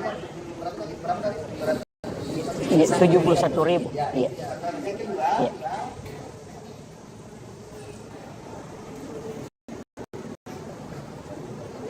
Kedua, tentang tasawuf. Ada yang tersurat hanya 30 juz. Tersirat. Kemudian berapa juz yang tersirat semuanya. Apakah yang tersirat ini merupakan yang membawa kepada malaikat? Jibril. Ya asal yang tersikat asal kasar mata. Tersikat atau terluka. Yang banyak yang lain. Yang ketiga. Ya, lanjut. Iya. Iya. Tentang masalah tauhid. Rasulullah bersabda Misalnya syarina. datang Jibril pada suatu hari kepadaku dikala aku duduk dalam keadaan sedih. Iya. Berkatalah, apa yang menjadikan engkau? Allah telah memberimu umatku 5. Yang pertama, firman Allah, aku menurut anggapan dan pikiran hambaku, tidaklah ia akan meleset dari pikiran dan anggapannya. Iya. Kedua, barang siapa ditutupi amal dan kelakuannya di dunia, dia dimalukan pada hari kiamat. Iya. Apakah ini tentang aib ya antara Iya. itu merupakan aib saudara kita seperti kalau kita mengungkap aib saudara Iya. kita yaitu memakan bangkai saudara sendiri. Iya. Jadi harus Iya. ketiga, pintu tobat tidak akan tertutup bagi umatku selama belum bersekarat. Iya. Yang saya tanya Ustaz, bersekarat itu artinya apa? Iya. Keempat, barang siapa datang dengan dosa sebelum Allah. Iya. Kelima, bukan pertanyaan ini kelima. Iya. Kelima yang Tuhan akan melepaskan azab dari orang yang meninggal. Iya. Karena banyak orang-orang yang meninggal. Oh iya, betul. Iya. Betul. Itu hadis, Pak. Pertama begini, Majelis Ulama Indonesia memfatwakan bahwa seluruh produk Yahudi ini diharamkan. Itu supaya kita tidak membeli. Sebenarnya begini, ada langkah yang mestinya efektif, Pak, karena di Majelis Ulama Indonesia ini itu fatwanya benar, tapi tidak menjadi acuan karena tidak ada punishment. Jadi itu hanya perorangan yang bisa ini, tidak semua orang. Mestinya itu ini di kedudukannya ke pemerintah, seandainya bisa dia menjadi power. Kayak Darul Iftah. Apa yang hasil fatwa Iftah, itu menjadi pegangan pemerintah. Nah di Indonesia ini kan tidak bisa. Dan kita ini dibawakan belanja. Dibawa ini masyarakat belanja. Mestinya yang di stop itu produk yang masuk. Kan gitu. Biar bagaimana ditahan dibawa. Kalau masuk terus pasti ini masalah. Dalam kan itu es krim, airnya di situ. Tapi mobil kan gitu. Mestinya kan itu diblok. Kenapa bukan mobil buatan dalam negeri ini yang dipakai? Jadi kadang kita dilarang membeli produk Yahudi, tapi mobil dikasih masuk. Menjadi masalah, Pak. Jadi ini sebenarnya memang fatwamu itu tidak merubah hukum di pemerintahan. Dia hanya sebagai istilahnya bukan pada tidak ada hukumannya bagi orang yang melanggar. Fatwa dipatwakan rokok haram, laku terus. Gitu. Jadi memang tidak ini kan itu makanya kita kembali ke kita. Ya paling tidak lebih bisa membantu ketika kita tidak membeli produknya. Kan gitu. Ini yang tapi jadi masalah, Pak. Kalau orang Islam sudah beli, nah kita tidak beli jadi masalah itu. Karena umat Islam juga dibikin bangkrut. Kan begitu. Makanya penjual di sini sudah beli produk Yahudi. Kalau kita tidak belanja, siapa yang rugi? Ya umat Islam juga. Mestinya kan yang ditutup yang di atas. Kalau ditutup di atas tidak ada yang beli, maka selamat ke bawah. Tapi kenapa produk ini masih kasih masuk, baru dilarang dipatwakan haram dibeli? Berarti yang ingin dikasih ketemu ini hancur Islam juga kan? Nah ini jadi masalah juga ini. Kayaknya perlu dipikirkan itu, Pak. Jadi memang kalau ya selektif lah, nggak usah kalau memang bisa jangan dibeli lah. Tapi jadi masalah itu tadi kalau sudah dibeli sama penjual-penjual di sini kan begitu. Makanya Pak sebenarnya juga begini. Sedekah yang paling tidak punya potensi untuk membuat tersinggung orang itu adalah membeli jualannya. Makanya sama jadi Indomaret. Kalau saya Pak jangan beli barang di Indomaret.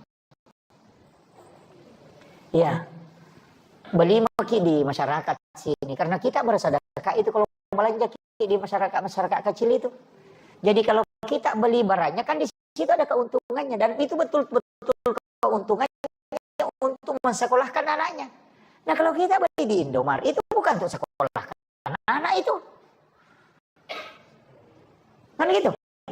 Coba penjual kangkung itu yang lewat kemarin saya lihat kasih penjual lombok itu dia bungkus kasih yang dia baru dia angkat, orang beli itu sudah sedekah itu. Kan gitu. Nah kadang juga kita kalau beli itu ditawar, tawarnya setengah mati itu. Dia bilang berat bisa ke 10.000 tiga, ini jadi masalah. Ini penting ini Pak. Maka sedekahilah penjual kecil ini dengan membeli jualannya. Penjual kue yang ada di sini Pak, penjual kita ini yang orang-orang kita di sini beli barangnya itu. Iya, karena kita itu sedekah. Ya kan? Sedekah itu karena ada keuntungannya. Jadi kita membeli barangnya, makanya orang Arab itu marah itu kalau ditawar barangnya. Dia bilang harap. Dia bilang memang tidak mau. Kenapa? Dia bilang kalau ada sesuatu dibeli tersiksa itu jadi masalah. Nah itu. Kemudian begitu Pak ya. Walaupun dipatwakan haram, mestinya yang di atas ditutup. Jangan yang di bawah ini yang dikasih benturan. Itu mestinya ya. Jadi majelis ulama ini mestinya lobbynya masuk ke pemerintah, bukan ke bawah dienukan. Ya. Kemudian yang kedua tadi, ini yang pertanyaannya Bapak ini agak panjang-panjang ini. Oke, saya berusaha sesingkat mungkin. Begini, hadis itu bahwa selama napas tidak sampai di kerongkongan, gitu. Jadi kalau napasnya sudah sampai ke sini, sama ketika Nabi Musa, siapa namanya, Fir'aun, itu kan ketika tenggelam di Laut Merah itu kan, sebenarnya bertobat. Nanti dia tenggelam itu, baru dia bilang, aku sudah percaya sama Tuhannya Musa itu. Baru dia bilang begitu, makanya diselamatkan jasadnya. Tapi Jibril itu kan jengkel. Karena Nabi Musa, sebenarnya Nabi, siapa namanya? Fir'aun itu pintar sekali tuh. Dia sudah lihat, oh ini sebenarnya Musa ini. Tidak mungkin ini dia bisa membelah lautan kalau bukan pertolongan Tuhannya ini. Jadi dia kan naik kuda, dia tahan kudanya itu, kasih tahu pasukannya jangan maju. Kita pasti mati ini kalau masuk. Karena Nabi Musa ini ditolong sama Tuhannya bisa terbang. Nah kalau Musa lewat ini, nah kembali air tertutup, mati semua. Tapi malaikat itu kan itu, malaikat jengkel itu karena jengkelnya itu sama dia bilang ini pintar juga ini. Makanya malaikat itu merubah wujudnya menjadi cantik. Kuda yang sangat cantik membuat kudanya ini tergoda. Makanya dia ditahan itu tetap jalan karena dia melihat kuda cantik sehingga dia turun ke laut. Itu karena malaikat itu Pak jengkel. Nah bilang wah sekaubat ini lagi taubat. Nah mau mati ngeceki itu. Makanya hati-hati Pak dengan malaikat kalau jengkel itu. Iya. Jengkel itu. Makanya 2 kali itu di saking jengkelnya malaikat itu. Karena dia bilang ini sudah tenggelam. Mau lagi selamat ini. Kan makanya malaikat itu jengkel sehingga dia ceki itu. Sehingga dia tidak bisa ngomong itu. Makanya ketika sudah tenggelam itu. Dan itu masih diterima Pak. Makanya diselamatkan jasadnya. Itu. Jadi nanti kalau napas sudah dikarongkong ada beberapa itu. Yang pertama ketika matahari terbit di barat. Kemudian dia akan tenggelam di timur. Itu doa tidak akan diterima lagi. Iya. Kemudian napas ketika dia sudah di kerongkongan. Kemudian ada tadi juga siapa yang menutup aib, rahasiakan. Bukan saja aib kita, aibnya orang Pak Bu. Ada hadis itu bahwa orang yang tidak diampuni oleh Allah dosanya adalah orang yang disembunyikan oleh Allah dosanya tapi dia nampakkan. Hati-hati sekarang. Banyak orang berdosa itu like-kan di TikTok, like di Facebook. Sebenarnya apa kata Nabi? Allah sudah menutup aibmu. Dia tidak ingin memperlihatkan ke orang lain supaya orang tidak tahu. Tapi kau sangatkan aibmu itu sehingga membuat Allah murka itu dan jengkel kepadamu dan dia tidak akan menerima taubat. Makanya dosa yang ada di Facebook itu, yang TikTok, yang di meja itu ya. Iya. Sekarang kan orang kadang melakukan dosa itu dia live. Kan ada kan? Oh itulah dosa yang tidak bisa dimaafkan oleh Allah. Karena Allah sembunyikan aibmu tapi kau sendiri yang menampakkan. Dan Allah bilang saya tidak akan mengampuni itu Muhammad. Itu bahayanya Pak. Makanya fitnah akhir zaman ini bahaya. Makanya saya bilang Dajjal sebenarnya itu adalah internet. Dajjal itu internet. Karena Dajjal itu apa? Ketika dia mengatakan Amerika, langsung ada di Amerika. Nah sekarang coba ketik di Google. Amerika, langsung muncul itu. Mengatakan hujan, langsung hujan. Bisa menghidupkan orang mati. Ustaz yang sudah meninggal, ketika diketik namanya, muncul dia ceramah. Padahal dia sudah meninggal puluhan tahun. Itu Dajjal sebenarnya itu HP. Dan yang Dajjal itu mata satu. HP kan orang semua ke situ. Coba di bandara, tidak ada yang mau ngomong itu. Petugas bandara kemarin tanya, mau laka kepalanya. Karena itu mata satu. Dan yang kemudian tertulis kafir. Kafir itu kebohongan. Sekarang kan muncul yang disebut hoax. Makanya Dajjal itu HP sebenarnya. Iya. Kalau Dajjal kan mengatakan hujan, hujan. Iya hujan, coba ketik hujan. Langsung hujan itu. Makanya sekarang orang Pak kurang berdoa itu. Hilang doanya Pak. Dulu itu kalau kita mau ketemu ulama, sholat sunat dulu 2 rakaat berdoa. Ya Allah, mudah-mudahan Pak Kiai ada di rumahnya. Kalau tidak ada bahaya ini kita bolak-balik. Jauh naik mobil. Baru bisa ketemu. Sekarang kan enak. Tinggal ditelepon. Pak Kiai, di mana posisi? Di rumah. OTW. Masih begitu. Tidak lagi. Kalau bahasa Bugis itu pas sekali. Karena kalau orang melakukan kebaikan dan tidak juga membalasnya dengan kebaikan, itu bukan ihsan. Disebut al-khair. Jadi beda. Dan itu orang melakukan keburukan ke kita, kemudian kita balas dengan kebaikan. Nah, itu namanya ihsan.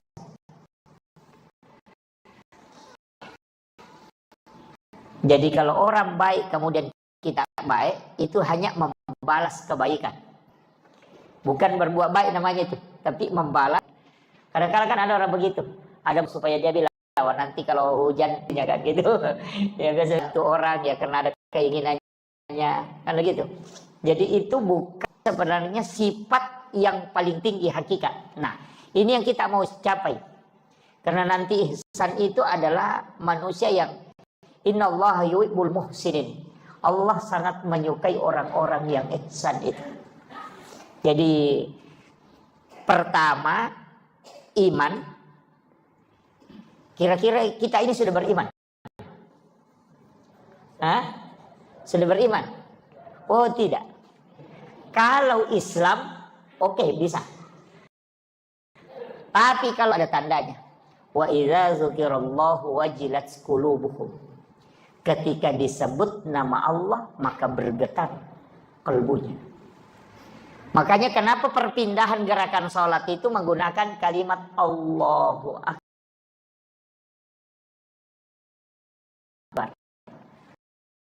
Karena itu yang menggetarkan hati. Saya ingin tanya, kalau dengarkan azan, kalbu kita getar atau tidak? Kalau belum berarti itu sederhananya. Pahami, saya putar sedikit, putar haluan. Saya tidak lari ke Bapak Ibu ini pernah muda kan? Anak muda. Ibu-ibu pernah jadi gadis. Kalau waktunya kita anak muda yang sangat kita sukai, ketika disebut namanya, apa ada namanya wajilat qulubuhum, bergetar. Sebut Maryam, si Maryam. Bahkan sahabatnya saja Maryam lewat, itu, ada temannya nih, mungkin ada di belakangnya. Itu namanya bergetar. Itu karena cinta kepada seseorang, itu membuat ketika namanya disebut itu bergetar. Nah, itulah yang disebut dengan cinta. Karena cintanya itu, kalau dalam Islam itu karena cinta kepada Allah, itulah tanda iman. Makanya kalau orang mengatakan Allahu Akbar, Allahu Akbar, nah belum bergetar di sini, itu belum beriman, baru berislam.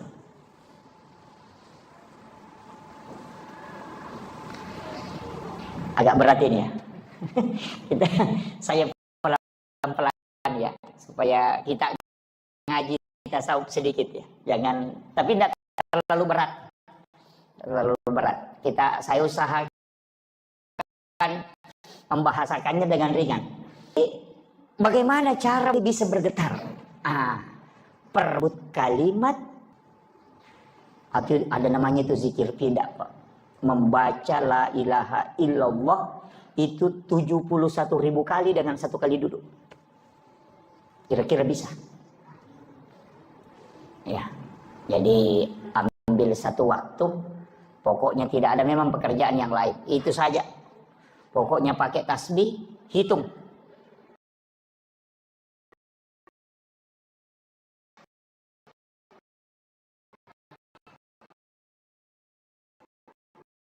La ilaha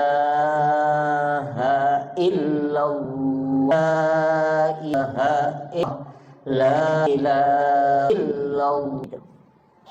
Jadi la ilaha itu akan masuk ke sini. Kalau hanya baca la ilaha illallah, burung beo juga pintar. Ya, jadi itu talaki zikir yang disampaikan oleh Rasulullah kepada Sayyidina Ali karamallahu wajhah. Makanya ketika kita tahlilan, kenapa panjang 3 kali dulu baru percepat itu la ilaha illallah? Itu karena Nabi mentalaki ke Sayyidina Ali itu 3 kali. Jadi la ilaha illallah. Jadi jangan baca langsung ya. Itu dibaca 71.000 kali. Itu zikir pidak ya, namanya zikir pidak itu pembebas. Karena sama di air, Pak. Kalau mau dikasih mendidih mesti 100 derajat. Tidak bisa mendidih kalau tidak 100 derajat. Nah, kalau kalbu ini terbungkus belum tembus, itu mesti 71.000 kali baru bisa tembus. Ada yang tidak sampai. Ada yang hanya sampai 60.000 sudah tembus. Itu sudah loss, bunyi sendiri tuh. Nah, itu sudah tembus itu. Sama dengan air yang mendidih itu menggelembung. Itu. Berapa derajat baru bisa mendidih? 100. Kalau besi berapa? 400 lebih. Nanti 500. Jadi kalau hatinya baja, oh itu banyak. Banyak kali. Tapi kalau hatinya hanya air atau hatinya sudah mulai, itu sedikit saja. Makanya ada orang dikasih zikir, kau baca 1000. Yang satunya dikasih, kau baca 100. Yang satunya kau baca 40. Karena kalau itu tergantung, sama di baju. Kalau kotorannya banyak sekali, itu harus dibersihkan betul. Sama di kamar mandi kan. Kalau keramiknya kotor 3 bulan tidak dibersihkan, atau hanya disiram air saja, oh itu harus digosok dulu itu. Bahkan pakai prostek apa? Esos ya. Pakai SOS. Itu seperti gelar saya tuh. Ini Pak Pertakol ini tidak pernah benar menyebut nama gelar saya nih. Dia sebut S baru esos gitu. Iya. Jadi SOS itu sarjana pembersih lantai. Ya. Ya. Iya, kan esos itu namanya superpel. Jadi makanya itu untuk membersihkan itu harus pakai alat. Nah, alat yang paling bagus untuk membersihkan, untuk kasih tembus itu 2 zikir. La ilaha illallah, turunannya itu adalah Allah, kemudian turunannya lagi hu, kemudian turunannya lagi ah. Nah, jadi itu. Jadi kita baca la ilaha illallah ya. Tapi itu harus tenang. Tidak bisa kalau sambil menjual la ilaha illallah gitu. Makanya memang harus ambil sedikit waktu untuk kasih connect itu. Ya ini. Nanti koneksi sendiri tuh. Nah, kemudian ini orang Islam. Syaratnya Islam apa? Syahadat, sholat, puasa, zakat, dan haji bagi yang mampu. Saya pegamai begini Pak. Kenapa ada ulama hikmah itu menyebutnya? Haji terakhir. Kalau orang tidak haji, ini mic belum jatuh. Kalau saya lepas dengan jari kelingking, ini haji. Kalau ini zakat. Puasa, ini belum lepas ini. Tapi kalau zakat, ini belum lepas. Kemudian sholat, ini sudah mau jatuh. Makanya 2 hal tidak boleh lepas. Syahadat dengan sholat.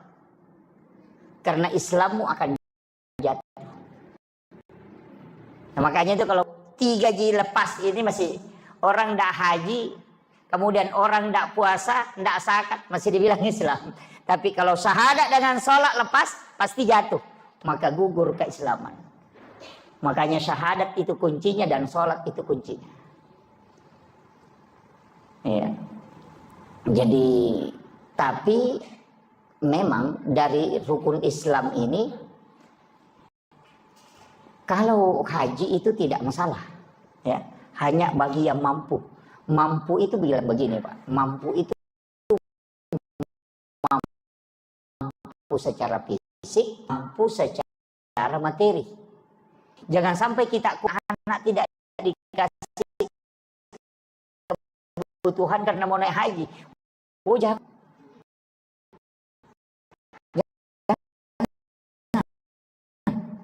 Peluang bahkan apalagi kalau suami kumpul itu Anda tidak mau. Yang pada dicicil. Imam Ujo. Ada. Wah. Berangkat dulu baru bayar, pulang baru bayar. Oh iya bagus. Saya mau kasih tahu, kalau meninggal di sana siapa yang tanggung? Nah, ini yang banyak tidak tahu Pak. Jangan. Justru berangkatnya itu berdosa. Membayar utang itu wajib, sedangkan melaksanakan umrah itu sunnah. Jadi kita mengorbankan kewajiban hanya menunaikan yang sunnah. Itu sama persis jual helm, jual motor beli helm. Itu persis sama. Atau jual HP untuk beli pulsa. Kan gitu. Jadi utang itu kan nanti menjadi kewajiban ketika mau dibayar. Kan gitu. Hanya menunaikan yang sunnah, kemudian berutang. Oh itu fatal gitu. Nanti kalau meninggal di dalam kubur, Nabi bilang, Saya sudah umrah. Malaikat bilang, belum lunas. Nah, ini mau apa? Ini nih. Makanya jangan, Bu. Ibu-ibu, tidak ada kalau ibu-ibu ya. Banyak. Wah, ini ibu-ibu ini parah ini. Jangan Bu, jangan berangkat. Makanya ibadah umrah itu kenapa Nabi sangat mudahkan pahalanya? Mudah sekali. Melayani suami dengan sempurna. Kemudian suami merasa senang. Maka apa kata Nabi? Itu mendapatkan pahala umrah sekali. Iya, makanya bapak makanya bapak-bapak harus pintar. Kok di istrinya saya mau umrah. Iya. Itu hadis. Dulu itu saya bilang begini, Pak. Orang berangkat umrah puluhan juta. Waktunya sekian lama. Kemudian perjalanannya melelahkan. Ibadah dari ibadah ke ibadah. Kenapa kok Nabi gampangkan sekali pahala umrah? Gampang sekali, Pak. Sholat sunnah duha 2 rakaat kata Nabi. Bahkan sholat sunnah suruk yang kita lakukan. Sholat Isra'in yang kita lakukan setiap pagi. Itu bukan hanya pahala umrah. Haji dan umrah bersama Rasulullah 3 kali. Itu luar biasa, Pak. Seandainya bilang saja haji dan umrah 3 kali, itu masih biasa-biasa. Tapi apa kata Nabi? Haji dan umrah bersamaku 3 kali. Tamma. Sempurna. Ketiga kali itu sempurna kata Nabi haji dan umrahnya. Tapi memang berat, Pak. Sholat sunat suruk itu berat. Karena kadang orang sudah sholat subuh langsung kabur. Nih, ada memang orang juga itu Pak sudah menghadap keluar sandalnya. Iya, sandalnya itu sudah dibalik memang begini. Nanti kamat orang baru lompat masuk. Assalamualaikum langsung lompat keluar. Itu anak pertamanya iblis itu. Jadi iblis itu punya 9 anak. 9 anak, ada 2 cucunya, 1 anak angkat. Iya. Saya hafal betul itu. Iya. Jadi anak pertamanya iblis itu ada di orang yang berjamaah. Jadi siapa orang nanti iqamat orang baru masuk dan sandalnya sudah menghadap keluar, pas salam itu langsung lompat keluar. Oh, itu anak pertamanya iblis. Makanya kalau mau ketemu tunggu di depan pintu. Iya. Anak keduanya itu ada pada penjual yang mengurangi timbangan. Iya, itu. Makanya kalau ada orang itu ya, itu anak nomor 2-nya iblis itu. Iya. Jangan dibahas nanti banyak yang kena. Nah, kita tinggal di anak berapa kira-kira ini. Kemudian, jadi ini penting saya wasiatkan, hati-hati. Sebenarnya Nabi itu sudah kasih kita bonus betul. Jadi Nabi itu sudah tahu bahwa nanti umrah ini menjadi orang berlomba-lomba. Dan orang yang sholat sunnah Isra itu dijamin haji dan umrahnya pahalanya dijamin. Kalau pergi umrah belum tentu diterima kan? Itu jadi parah. Makanya saya bilang sebelum berangkat itu perbaiki dulu. Siapa tahu ada tetanggamu tidak baku ngomong sama kamu, jangan berangkat. Nanti datang di situ bilang labbaik Allahumma labbaik. Allah bilang la labbaik la, tidak ada yang panggil kau ke sini. Itu tetanggamu di sana kau belum baku ngomong. Ini penting saya nukan. Jadi pahala itu sangat mudah. Tapi pahalanya bukan syariat ya. Kalau syariat beda.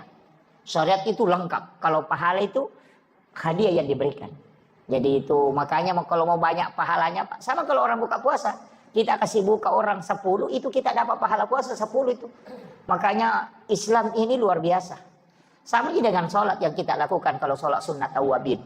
Itu kan sama dengan 12 tahun sholat. Itu luar biasa. Makanya ada orang nanti itu Pak dari kemudian ketika dihitung umurnya, tercatat umurnya dia hidup itu cuma 50 tahun. Tapi setelah dibuka kitab catatan amalnya, umurnya di situ tercatat 50.000 tahun lebih. Dari mana? Karena pahala sholat yang dia lakukan itu terhitung. Nah, makanya itu yang disebut dengan umur yang pendek tapi barakah. Kan Nabi sudah minta ke kita. Nabi memang minta supaya kita tidak panjang umur. Iya. Nanti terlalu lama diperiksa, Pak.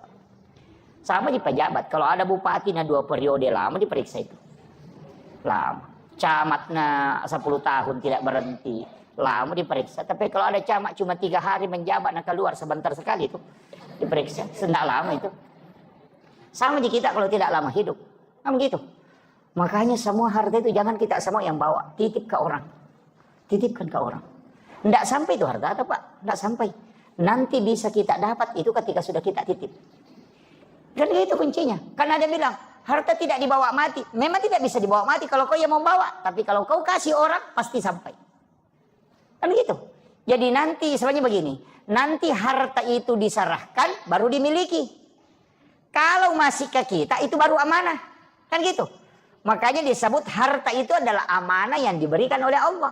Bahkan bisa berubah menjadi fitnah. Kan gitu. Ini perlu dipahami. Jadi nanti harta itu yang dimiliki ketika sudah diserahkan. Makanya yang masuk di celengan itu, itulah milik kita. Yang di rumah itu bukan milik kita. Itu baru amanah. Karena kalau kita meninggal, bukan kita yang punya. Kan langsung ke ahli waris kan? Iya.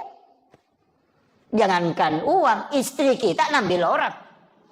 Iya, suami juga begitu.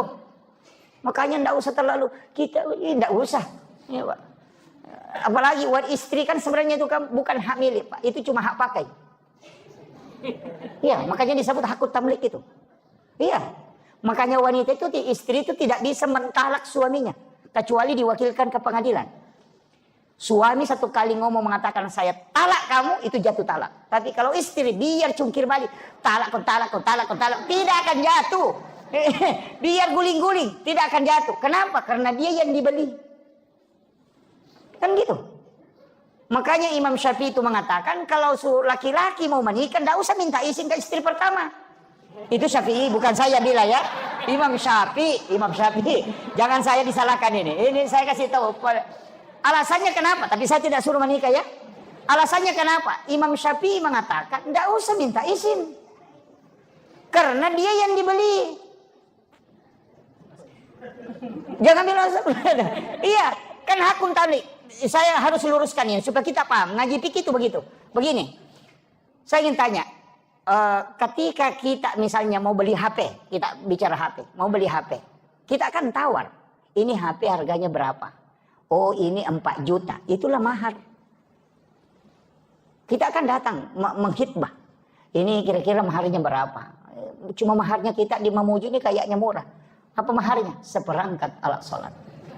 Murah sekali itu. Iya. Jadi itu mahar kan itu harganya wanita itu. Makanya Nabi menyuruh kita pakai emas. Jadi itu aja maharnya itu. Makanya karena dia dibelikan dia kasih mahar. Nah ketika sudah dibayarkan maharnya itu sudah milik kita. Sama HP tadi. Kan kita bilang saya mau beli HP yang bisa sama YouTube, bisa sama Facebook, bisa sama game, bisa sama oh ini yang cocok. Dilihat oh pas. Sama nih kalau melamar. Begitu kan juga. Nah, ketika HP dibeli kita bayar. Sudah dibayar. Saya mau tanya. HP yang sudah dibeli dengan sudah dibayar itu saya mau tanya. Apakah HP itu milik kita? Kan milik kita. Karena kita sudah bayar kan? Pertanyaan sebaliknya. Apakah HP itu memiliki kita? Tidak. Makanya suami istri itu bukan hak milik. Sudah paham? Ini kalau ngaji pikir enggak apa. Iya memang sama dengan HP tadi. Karena dia yang dibeli, maka HP tidak memiliki kita, tapi dia punya tanggung jawab, kewajiban ke kita untuk mengikuti perintah. Dari situlah kenapa istri mesti mengikuti perintah suami daripada perintah orang tuanya. Di situ. Karena dia sudah dibeli. Makanya jangan sembarang menyerahkan anak ke laki-laki yang tidak beres. Kan gitu. Karena memang dia membeli kita serahkan sepenuhnya itu. Masa kita didik berapa puluh tahun? 25 tahun, 30 tahun kita didik. Mulai dari kecil. Baru kita serahkan ke orang yang tidak beres. Kan kita dengan harga seperangkat alat sholat. Ini jadi masalah. Kayaknya Pak. Ini saya kasih catatan ini. Makanya ketika wanita, kembali ke HP. Nah, ketika HP ini saya mau tanya. Bolehkah HP ini diambil orang ketika saya sudah membelinya? Kan tidak bisa. Dari situlah kenapa wanita yang sudah menikah itu tidak boleh menikah dengan orang lain. Dengan dua laki-laki. Kemudian saya mau tanya Pak. Kalau saya mau beli HP, haruskah saya minta izin sama HP tadi yang satu? Kan tidak. Nah itulah alasannya Imam Syafi'i. Gitu. Hanya dia bilang kalau mau beli HP baru, nggak usah minta izin kena HP yang satu. Karena dia yang dibeli kan. Nah, itu alasannya. Jadi pikir itu begitu. Makanya disebut, makanya kalau bapak mau beli HP baru nggak apa-apa. Tapi nggak usah lah beli HP baru, casingnya saja yang diperbaharui. Ya kan gitu. Iya. Makanya istri itu Pak, kalau ngomel, istri ya kalau ngomel, dia pakai saja. Karena memang semua pekerjaan itu kan dia kerjakan. Dia yang hamil, dia yang dihamili, dia melahirkan, nah begitu. Kemudian dia menyusui anak, dia yang menjaga anaknya. Nah itu kalau tengah malam bangun anaknya menangis, itu bapaknya bangun, dia tidak urus anaknya itu. Pas dia kok di istrinya, menangis anak, padahal anaknya juga, kan gitu. Sebenarnya itu kan tugas istri itu. Tugasnya itu hamil, melahirkan, menyusui, merawat anak, mendidik anak. Itu tugasnya. Memasak itu bukan tugas pokok. Mencuci itu bukan tugas pokok. Makanya Rasulullah itu mencuci pakaian sendiri. Jadi sebenarnya mencuci dengan memasak itu bukan tugas pokok istri. Itu kalau suami kerjakan itu lebih mulia. Ya. Iya. Itu lebih mulia Pak. Makanya Nabi itu kan memasak. Nabi itu mencuci pakaiannya sendiri. Nabi itu menjahit bajunya sendiri pakaiannya. Memperbaiki sandalnya sendiri. Memerah susu kami. Itu pekerjaan. Bukan itu pekerjaannya. Istri itu taat ke suami. Kemudian yang kedua dia dihamili. Kemudian hamil, melahirkan, menyusui, mendidik anak. Itu tugasnya. Itu tambahan. Itu mestinya tugas suami itu Pak. Memasak, mencuci itu. Mengeringkan baju itu.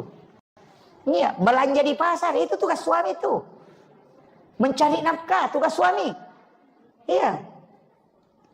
Tapi diambil semua istri sekarang kan. Mencuci dia tuh. Itu betul. Itu katanya betul ini. Untung ada lantai 2 Pak, bertengkar seandainya di bawah ini. Iya. Itu kan diambil semua. Makanya kalau istri marah-marah, maklumi. Paling susah pekerjaannya. Iya. Nah bilang ini perempuan, coba laki-laki Pak, mau kita tukar pekerjaan sama istri tak? Biar istri ke kebun. Kita mulai mencuci, merawat anak, mengeringkan baju, melipat, melondri. Pokoknya kerja semua. Memasak, saya yakin 2 hari baru dia bilang, ampuh, kembali. Kan begitu. Iya, berat itu. Kalau bukan orang ikhlas kerjakan, itu tidak mungkin. Jadi, bapak-bapak juga ini perhatikan betul istrinya. Kenapa? Kita itu waktunya belum menikah, minta betul kepada Allah. Ya Rabb, berikan jodoh yang terbaik. Kadang kalau sudah mulai pacaran itu apa dia bilang, ya Allah jadikan dia jodohku, kalau bukan jadikan, pokoknya jadikan. Kan begitu. Iya. Jadi kadang itu dia minta, tapi setelah menikah dia tidak perhatikan keluarganya. Kadang dia marahi. Itu titipan Allah Pak, hati-hati. Anak itu titipan Allah, makanya disebut amanah, bukan milik kita. Ini penting, hati-hati. Saya itu anak sering saya kasih tahu, bapak ini hanya diberi amanah. Begitu. Makanya jangan terlalu bersandar kepada suami, Bu. Jangan terlalu bersandar ke ini, tapi bersandar ke Allah. Insya Allah nanti akan dijaga kalbunya. Itu kuncinya. Kan ada yang bilang, waduh bagaimana nanti kalau mati suami? Nah bukan rezekimu di situ. Iya. Allah yang akan menjaga. Cuma kita harus taat. Makanya istri itu kalau sudah taat itu sudah di surga itu Pak. Kan 3 kata Nabi. 4 ya. Pertama menjaga puasa. Sholat fardu, yang kedua puasa, kemudian yang ketiga syahwat, kemudian yang keempat taat kepada suami. Itu yang 4. Kalau ibu bisa lakukan itu, apa kata Nabi? Dia akan masuk surga melalui pintu mana saja yang dia mau pilih. Coba, semua pintu surga dibuka. Tinggal mau masuk, itu pintu surga teriak, kau lewat sini, kau lewat sini. Siapa bagi siapa? Bagi istri yang bisa melakukan, menjaga sholat fardu, menjaga puasa wajib, kemudian syahwatnya dia jaga. Tapi apa kata Nabi? malaikat Jibril akan turun nanti ketika Al-Quran sudah selesai. Itu Jibril kembali. Nabi menangis. Dia mengatakan, wahai Jibril, apakah engkau akan masih turun nanti? Karena ini sudah Al-Quran, sudah sempurna. Apakah engkau masih turun ke dunia? Kata Jibril, saya akan turun nanti Muhammad, tapi di akhir zaman. Apa yang dia membuat turun malaikat Jibril? Yang pertama adalah mencabut malunya wanita. Nah, makanya yang wanita itu yang titok-titok gini, goyang-goyang itu yang bahaya itu. Iya, makanya hati-hati Pak Bu. Ketika wanita tidak bisa menjaga syahwatnya, itu fatal. Kemudian ketaatan kepada suami. Makanya kalau ada janda, itu tinggal 3 baru dia selamat. Kan tidak ada suaminya. Iya, kan tinggal 3. Makanya janda itu cuma menjaga sholat, menjaga puasanya dengan syahwatnya. Kan tidak ada suami. Makanya janda itu bisa lebih cepat masuk surga daripada orang punya suami. Iya. Betul Pak. Makanya ini penting saya wasiatkan. Kita laki-laki itu susah sekali jaminan. Bahkan wanita kata Nabi, siapa yang punya anak 2 kemudian belum balik kemudian meninggal, itu ibunya dijamin masuk surga. Karena anak itu selalu menunggunya di pintu surga. Tidak mau masuk kalau ibunya tidak datang. Iya. Jadi itu luar biasanya itu. Makanya 3 wanita itu hebat Pak Bu. Yang pertama adalah ibu. Karena ketika dia berdoa semua pintu langit dibuka. Yang kedua adalah istri. Karena 3 kali lebih cepat doanya mustajabah dibanding laki-laki. Coba lihat orang hebat Pak. Bagaimanapun hebatnya Soeharto. Tapi ketika Ibu Tin wafat, habis dia. Karena barakahnya di situ. Kemudian Habibie kan kita tahu orang hebat. Tapi kapan dia tidak bisa melakukan apa-apa? Ketika Ibu Ainun tidak ada. Kemudian yang ketiga SBY kan yang sekarang masih hidup. Siapa yang tidak mengaku SBY? 2 periode jadi presiden, Panglima TNI. Tapi kapan dia tidak bisa menentu kebijakannya ketika Ibu Ani sudah meninggal? Itu hebatnya wanita. Karena doanya itu 3 kali lebih cepat dibanding dengan laki-laki. Kebutuhan tak, suruh istri berdoa. Iya. Mestinya begitu. Iya Bu. Kalau ada kebutuhan suruh dia berdoa. Karena doanya itu lebih cepat. Jangan kita laki-laki ini disuruh kerja. Yang berdoa mestinya itu minta rezeki itu perempuan. Iya. Cepat itu. Karena 3 kali lebih cepat. Karena malaikat itu sudah menunggu doanya sebelum dia mengangkat tangannya. Dan malaikat itu bertasbih kepada wanita. Bayangkan kata Nabi, kau menyiapkan saja air putih untuk suamimu itu sama dengan pahala jihad. Itu hebatnya Pak. Ini perempuan kalau dia betul-betul paham tugasnya, itu masuk surga. Iya. Itu kuncinya. Makanya kalau istri sudah berdoa dan tidak bisa diterima, tambah istri Pak, supaya banyak mendoakan. Itu. Iya. Iya. Langsung ibu-ibu di atas protes itu. Itu kuncinya sebenarnya. Kemudian yang ketiga adalah anak perempuan. Itu perempuan lagi. Siapa yang meninggalkan 2 atau 3 anak perempuan ahli ibadah, ibu bapaknya tidak disentuh api neraka. Bahkan Rasul mengatakan, jangankan disentuh api neraka, diperlihatkan api neraka pun tidak. Itu hebat. Ini.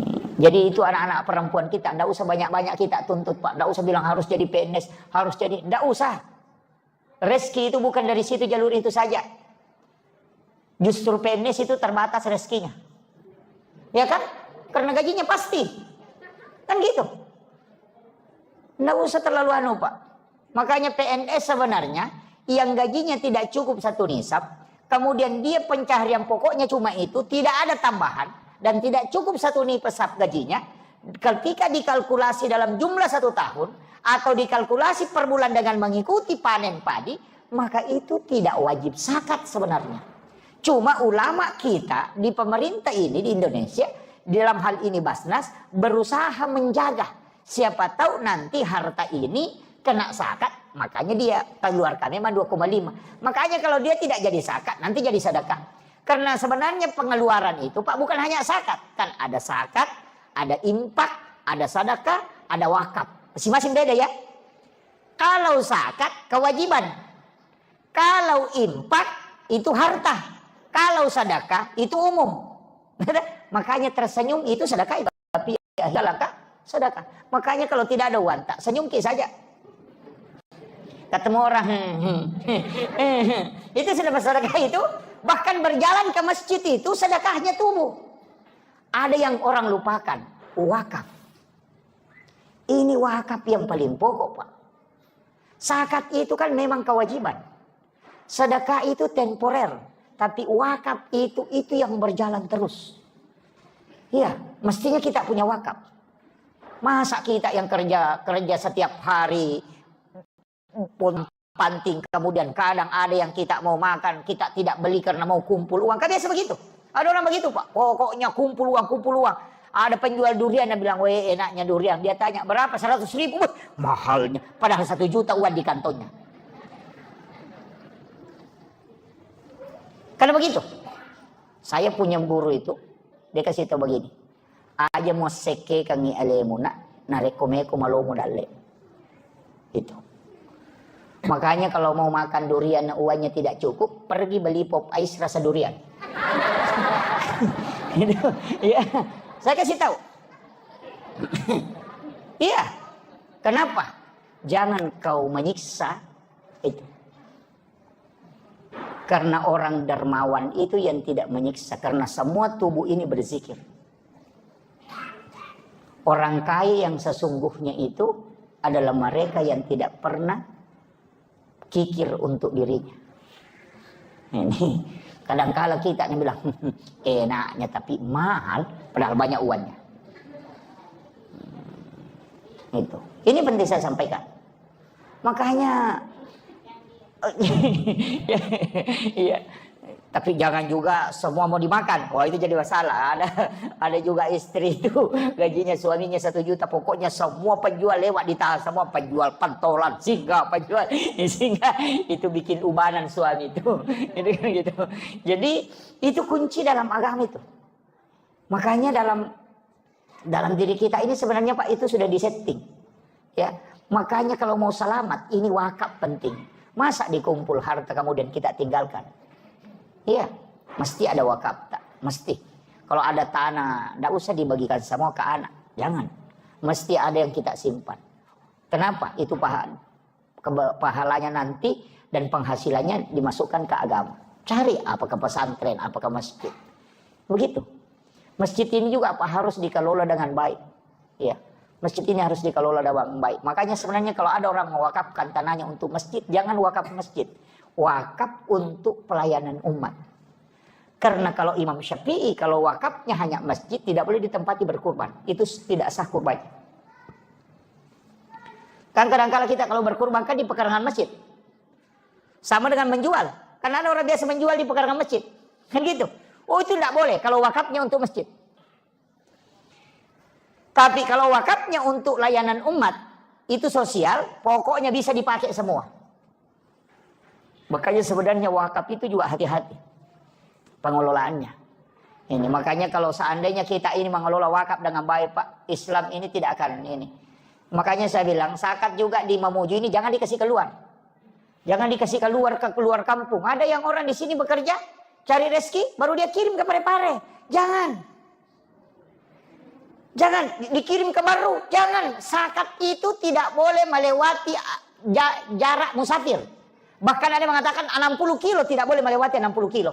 Dia harus dikeluarkan di sini. Kenapa? Allah itu sudah mengatur rezeki. Ada orang miskin di sini ada orang kaya. Disitulah diturunkan rezeki. Rezekinya orang miskin itu dititip sama orang kaya. Kan begitu. Jangan dibawa keluar. Ada yang bilang, ada saudaraku di situ, Ustaz. Jangan, kalau mau bawa ke sana, kasih sedekah, kasih infak, jangan kasih zakat. Zakat di mana dicari, di situ dikeluarkan. Jangan dikasih keluar. Makanya banyak orang miskin itu gara-gara begitu Pak. Di sini mencari baru dikirim keluar. Nanti Bapak Ibu itu biar bayar zakat tetap tanggung jawab. Nanti akan ditanya. Itu ada orang miskin di dekat rumahmu, kenapa kau tidak bantu? Bilang, tidak Pak. Malaikat, saya bawa ke Parepare. Langsung apa kata malaikat? Di Parepare itu ada orang kaya yang tanggung jawab juga di situ. Karena kau tanggung jawab di lokasimu. Makanya sebenarnya tidak boleh Pak dikasih keluar itu. Yang boleh keluar itu impaknya. Kasih sedekah, bawa ke sana kalau mau kasih. Makanya jangan zakat saja yang dihitung. Ini penting ya. Ini kadang-kala kita Pak banyak kan kayak di Papua itu. Saya pernah hitung zakat itu di Papua, kemudian dia mengatakan, kita bawa pulang, enggak bisa. Saya bilang di sini kau keluarkan. Ini kewajiban di sini. Jadi makanya cari rezeki di Mamuju sini, di pasar sini, keluarkan di sini Pak, jangan dibawa keluar. Nanti kita kalau misalnya mengatakan ada keluarga di sana, ada orang miskin di sana, bukan kita yang ditanya kalau yang di sana. Orang kaya di sana juga dipepek kepalanya. Karena dia paling dekat di situ. Jadi itu per wilayah, sama aja dengan kepala desa, kepala lingkungan. Dia kan bertanggung jawab di lingkungannya, tidak akan ditanya di lingkungan lain. Orang kaya juga begitu, akan ditanya di sekitarannya, tidak akan ditanya yang jauh. Kan begitu. Ini penting saya sampaikan ini. Seandainya semua orang kaya Pak berzakat, nah tidak ada orang miskin. Cuman tidak bisa juga itu hilang orang miskin, tidak bisa. Karena nanti kalau kampanye bupati tidak ada anunya. Iya. Tidak ada lagi mengentaskan kemiskinan. Padahal sebenarnya yang stres itu pemerintah. Iya, yang stres itu Basnas, yang stres itu bupati. Padahal orang miskin tidak pernah stres. Ya kan? Kadang-kala juga saya bilang ini juga orang miskin ngenteng-ngenteng sekali. Duduk di warung itu minum kopi merokok, tidak ada bebannya. Pemerintah stres itu rapat bagaimana mengentaskan kemiskinan, begadang sampai 3 hari itu. Bagaimana mengentaskan kemiskinan, orang miskin santai-santai merokok. Saya bilang ini orang dipikirkan, orang tidak tidur memikirkan, tapi yang dipikirkan tidak pernah santai terus kan. Coba lihat orang miskin itu, enak sekali. Kadang tidur di becaknya, kadang di situ main domino sampai pagi, padahal pemerintah stres pikirkan dia. Dia tidak pernah stres kan gitu. Ini kan begitu. Jadi kadang-kadang orang miskin ini Pak santai sekali. Iya gitu. Tidak ada beban. Ya.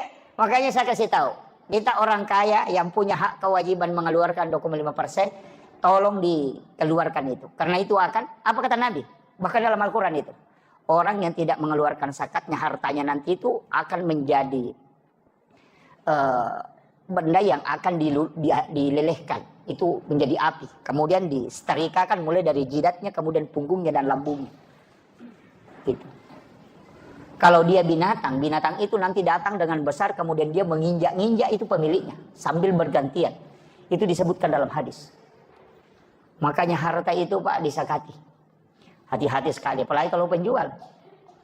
Karena itu yang membersihkan itu. Bukan hak kita memang itu Pak. Makanya kalau ada orang bolak-balik di rumah sakit, nah tidak ditemukan penyakitnya, tidak tahu mau tahu tidur matanya. Penyakit seke itu. Nggak usah banyak tanyakan itu. Ada masalah itu. Ada masalah Pak. Karena begitu. Nanti keluar ketika ada masalah kan. Kenapa mobilnya kecelakaan? Ya karena kalau celengan lewat dia tidak isi.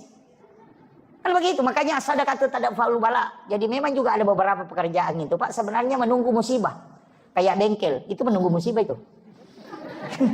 Iya kan? Dokter menunggu musibah juga itu. Nah tidak ada gunanya itu dokter kalau tidak ada orang sakit. Kan begitu. Iya kan? Tidak ada gunanya. Sama bengkel apa gunanya kalau tidak ada mobil rusak. Jadi kalau rusak mobil terjaga bilang kenapa lagi nih mobil rusak. Oh bengkel mau ambil rezekinya. Tidak usah jalurnya begitu karena kau tidak keluarkan. Kalau kau keluarkan kan tidak diminta paksa. Makanya disebut as-sadaqah itu tak ada faul bala, menolak bala. Kan gitu. Jadi jangan nanti kena musibah baru kena dipaksa ya. Kau tidak keluarkan sini. Makanya sakit. Bolak-balik ke rumah sakit. Dibuka matanya. Tidak bisa. Tapi memang ada hadis juga itu Pak. Apa hadisnya? Rasulullah mengatakan. Orang yang mendapatkan sesuatu yang melebihi dari haknya. Maka Allah akan membukakan pintu supaya itu akan keluar. Tapi ketika ada orang dibayar tidak sesuai dengan haknya. Kurangi dari apa yang dia kerjakan semestinya. Maka Allah akan menutup jalurnya supaya rezekinya tidak keluar. Nah itu begitu. Saya kemarin ketemu dengan orang kaya minta. Pak Ustaz kasih Kak dulu aneh doa-doa. Nah wah dari Singapura maka berobat ini. Saya bilang wah mahal itu Pak kalau di Singapura. Dia bilang satu kali pergi periksa di sana minimal 15 juta Pak Ustaz. Belum ada tiket pesawat. Dalam hatiku wah kundu-kundu pasti dekat. Saya tanya, perbaiki dulu zakat. Bagaimana zakat? Dia bilang, wah, Ustaz, karena bersedekah. Saya bilang, beda. Sedekah itu sunnah, zakat itu wajib.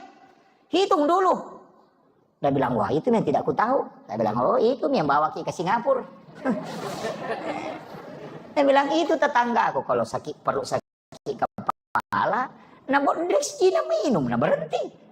Nah saya sudah 1 papan ku minum. Obat yang tas 1 juta begitu memang. Lah 1 sikit itu. Jadi, ya, saya kasih tahu. Karena memang tidak keluar uangnya sekian banyak kalau hanya bodreksina beli. Jadi dikasih penyakit yang tidak mau sembuh-sembuh. Kecuali obat mahal. Kenapa? Karena itu uangnya mau dikasih keluar. Karena haknya orang memang bukan hak kita. Cuma Allah titip ke kita.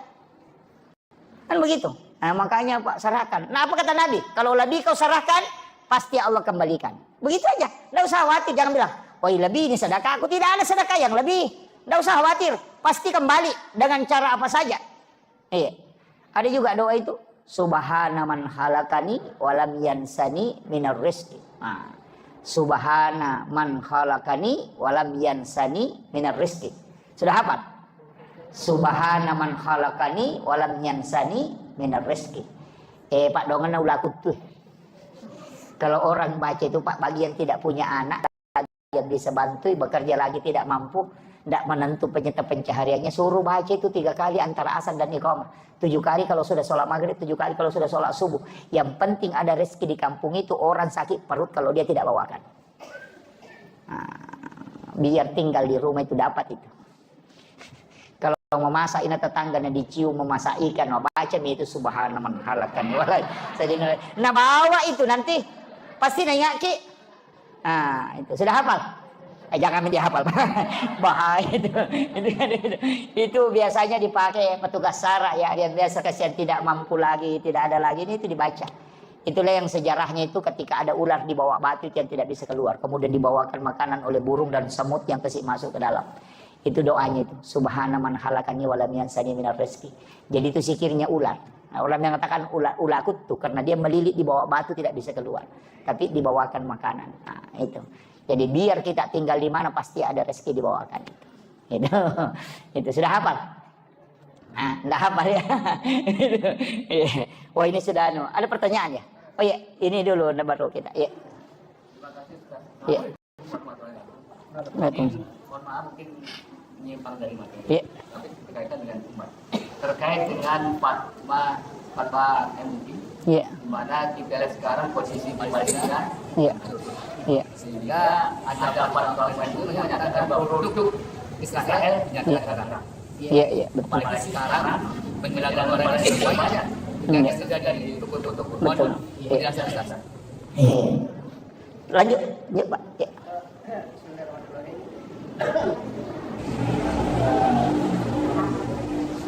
Zaman ini saya karena ada Amin. adik Bismillahirrahmanirrahim. Ini tentang tadi zikir la ilaha illallah. Iya. Kalau bisa apakah memang ada tarik nafasnya? Oh iya. Iya. Betul. Iya. Kalau tidak melalui jalur nafas, apakah zikir la ilaha illallah ini dijawab oleh Allah tidak? Berapa kali? 1.000. Iya. Iya.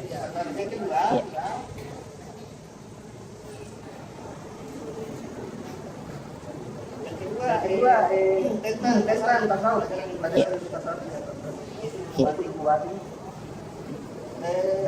Ada yang tersurat hanya 30 juz. Yang tersirat. Kemudian berapa kesinian? Jelas semuanya. Apakah yang tersirat ini merupakan berita-berita yang dibawa oleh mereka?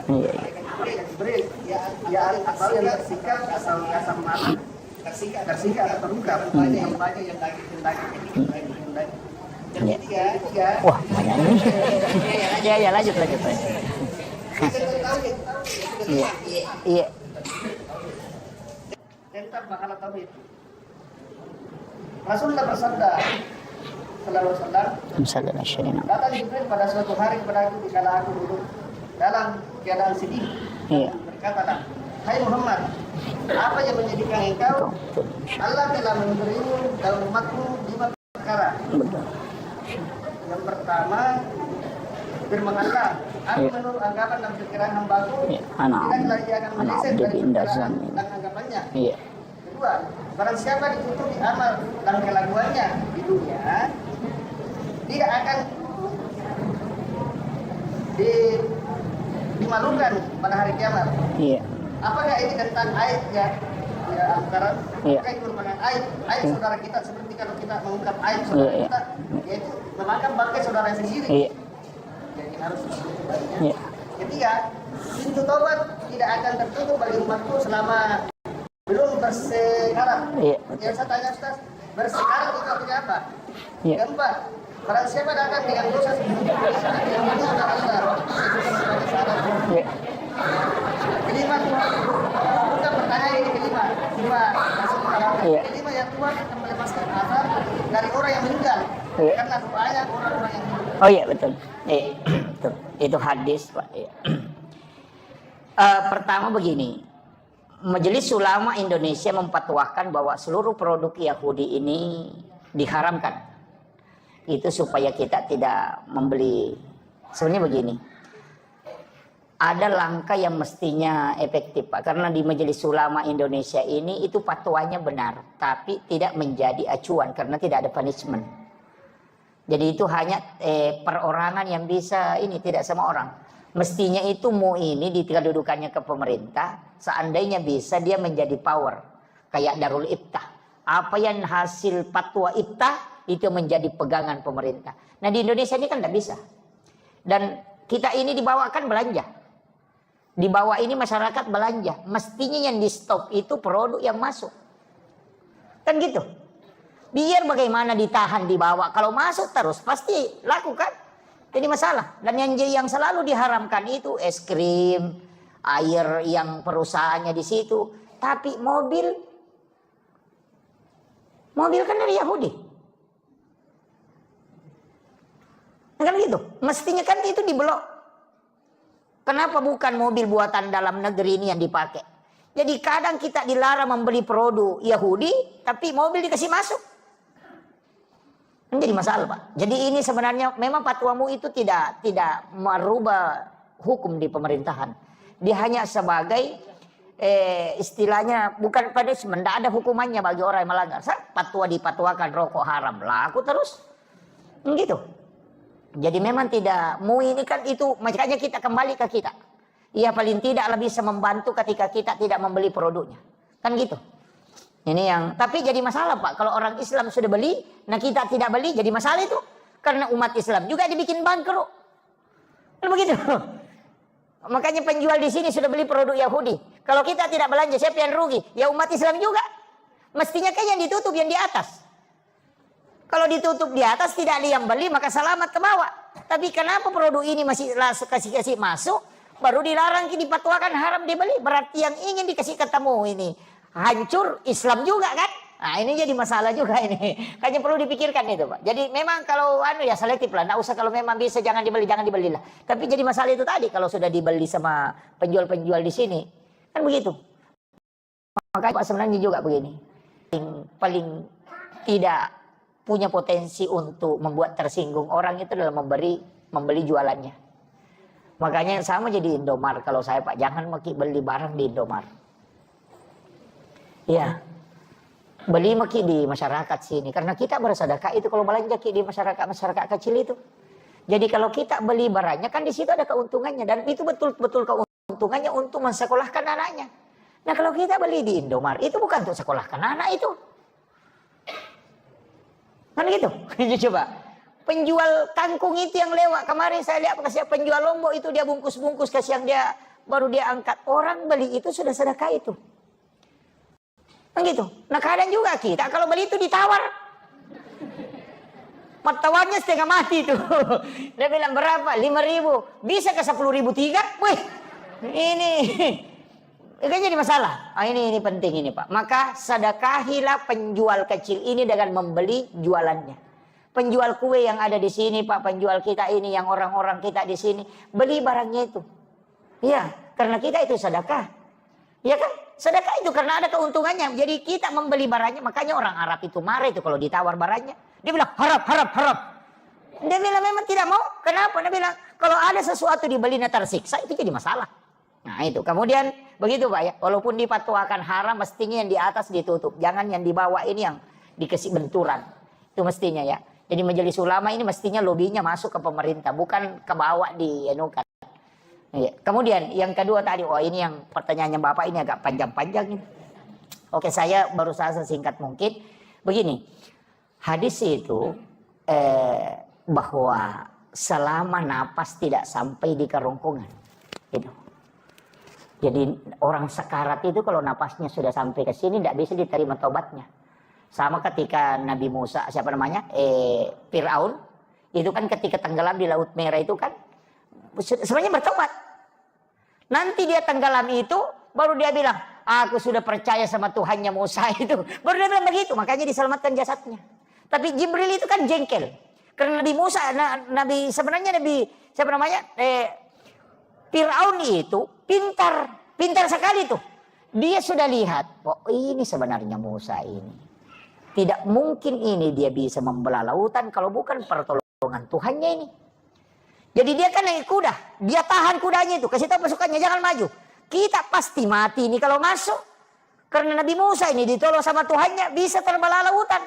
Nah kalau Musa lewat ini, nah kembali air tertutup, mati semua ki. Tapi malaikat itu kan jengkel. Itu malaikat jengkel itu karena jengkelnya itu sama dia bilang, ini pintar juga ini. Makanya malaikat itu merubah wujudnya menjadi kuda yang sangat cantik. Kuda yang sangat cantik membuat kudanya ini tergoda. Makanya dia ditahan itu tetap jalan karena dia melihat kuda cantik sehingga dia turun ke laut. Itu karena malaikat itu Pak jengkel. Nah bilang, wah sekalinya tenggelam baru taubat. Bilang malaikat, ini lagi taubat. Nah mau mati, ngeceki itu. Makanya hati-hati Pak dengan malaikat. Kalau jengkel itu. Iya. Jengkel itu. Makanya 2 kali itu di saking jengkelnya malaikat itu. Karena dia bilang, ini sudah tenggelam. Mau lagi selamat ini. Kan makanya malaikat itu jengkel sehingga dia ceki itu. Sehingga dia tidak bisa ngomong itu. Makanya ketika sudah tenggelam itu, dan itu masih diterima Pak, makanya diselamatkan jasadnya. Itu. Jadi nanti kalau napas sudah di kerongkongan, ada beberapa itu. Yang pertama ketika matahari terbit di barat, kemudian dia akan tenggelam di timur, itu doa tidak akan diterima lagi. Iya. Kemudian napas ketika dia sudah di kerongkongan. Kemudian ada tadi juga, siapa yang menutup aib saudaranya di dunia. Rahasiakan, bukan saja aib kita, aibnya orang Pak Bu. Ada hadis itu bahwa orang yang tidak diampuni oleh Allah dosanya adalah orang yang disembunyikan oleh Allah dosanya tapi dia nampakkan. Hati-hati sekarang, banyak orang berdosa itu like di Facebook. Sebenarnya apa kata Nabi? Allah sudah menutup aibmu. Dia tidak ingin memperlihatkan ke orang lain supaya orang tidak tahu. Tapi kau sengaja menampakkan aibmu itu. Sehingga membuat Allah murka itu dan jengkel kepadamu. Dan dia tidak akan menerima taubat. Makanya dosa yang ada di Facebook itu. Yang TikTok yang di meja. Itu ya bahaya itu. Iya. Sekarang kan orang kadang melakukan dosa itu. Dia live. Kan ada kan? Oh itulah dosa yang tidak bisa dimaafkan oleh Allah. Karena Allah sembunyikan aibmu. Tapi kau sendiri yang menampakkan. Dan Allah bilang saya tidak akan mengampuni itu Muhammad. Itu bahayanya Pak. Makanya fitnah akhir zaman ini bahaya. Makanya saya bilang Dajjal sebenarnya itu adalah internet. Dajjal itu internet. Karena Dajjal itu apa? Ketika dia mengatakan Amerika, langsung ada di Amerika. Nah sekarang coba ketik di Google. Amerika, langsung muncul itu. Mengatakan hujan, langsung hujan. Bisa menghidupkan orang mati. Ustaz yang sudah meninggal, ketika diketik namanya, muncul dia ceramah. Padahal dia sudah meninggal puluhan tahun. Menghidupkan orang mati. Itu Dajjal sebenarnya itu HP. Dan yang Dajjal itu mata satu. HP kan orang semua ke situ. Coba di bandara. Tidak ada yang mau ngomong itu. Petugas bandara kemarin tanya. Mau Pak ini. Laka kepalanya. Karena itu mata satu. Dan yang kemudian tertulis kafir. Kafir itu kebohongan. Sekarang kan muncul. Yang disebut hoax. Makanya Dajjal itu HP sebenarnya.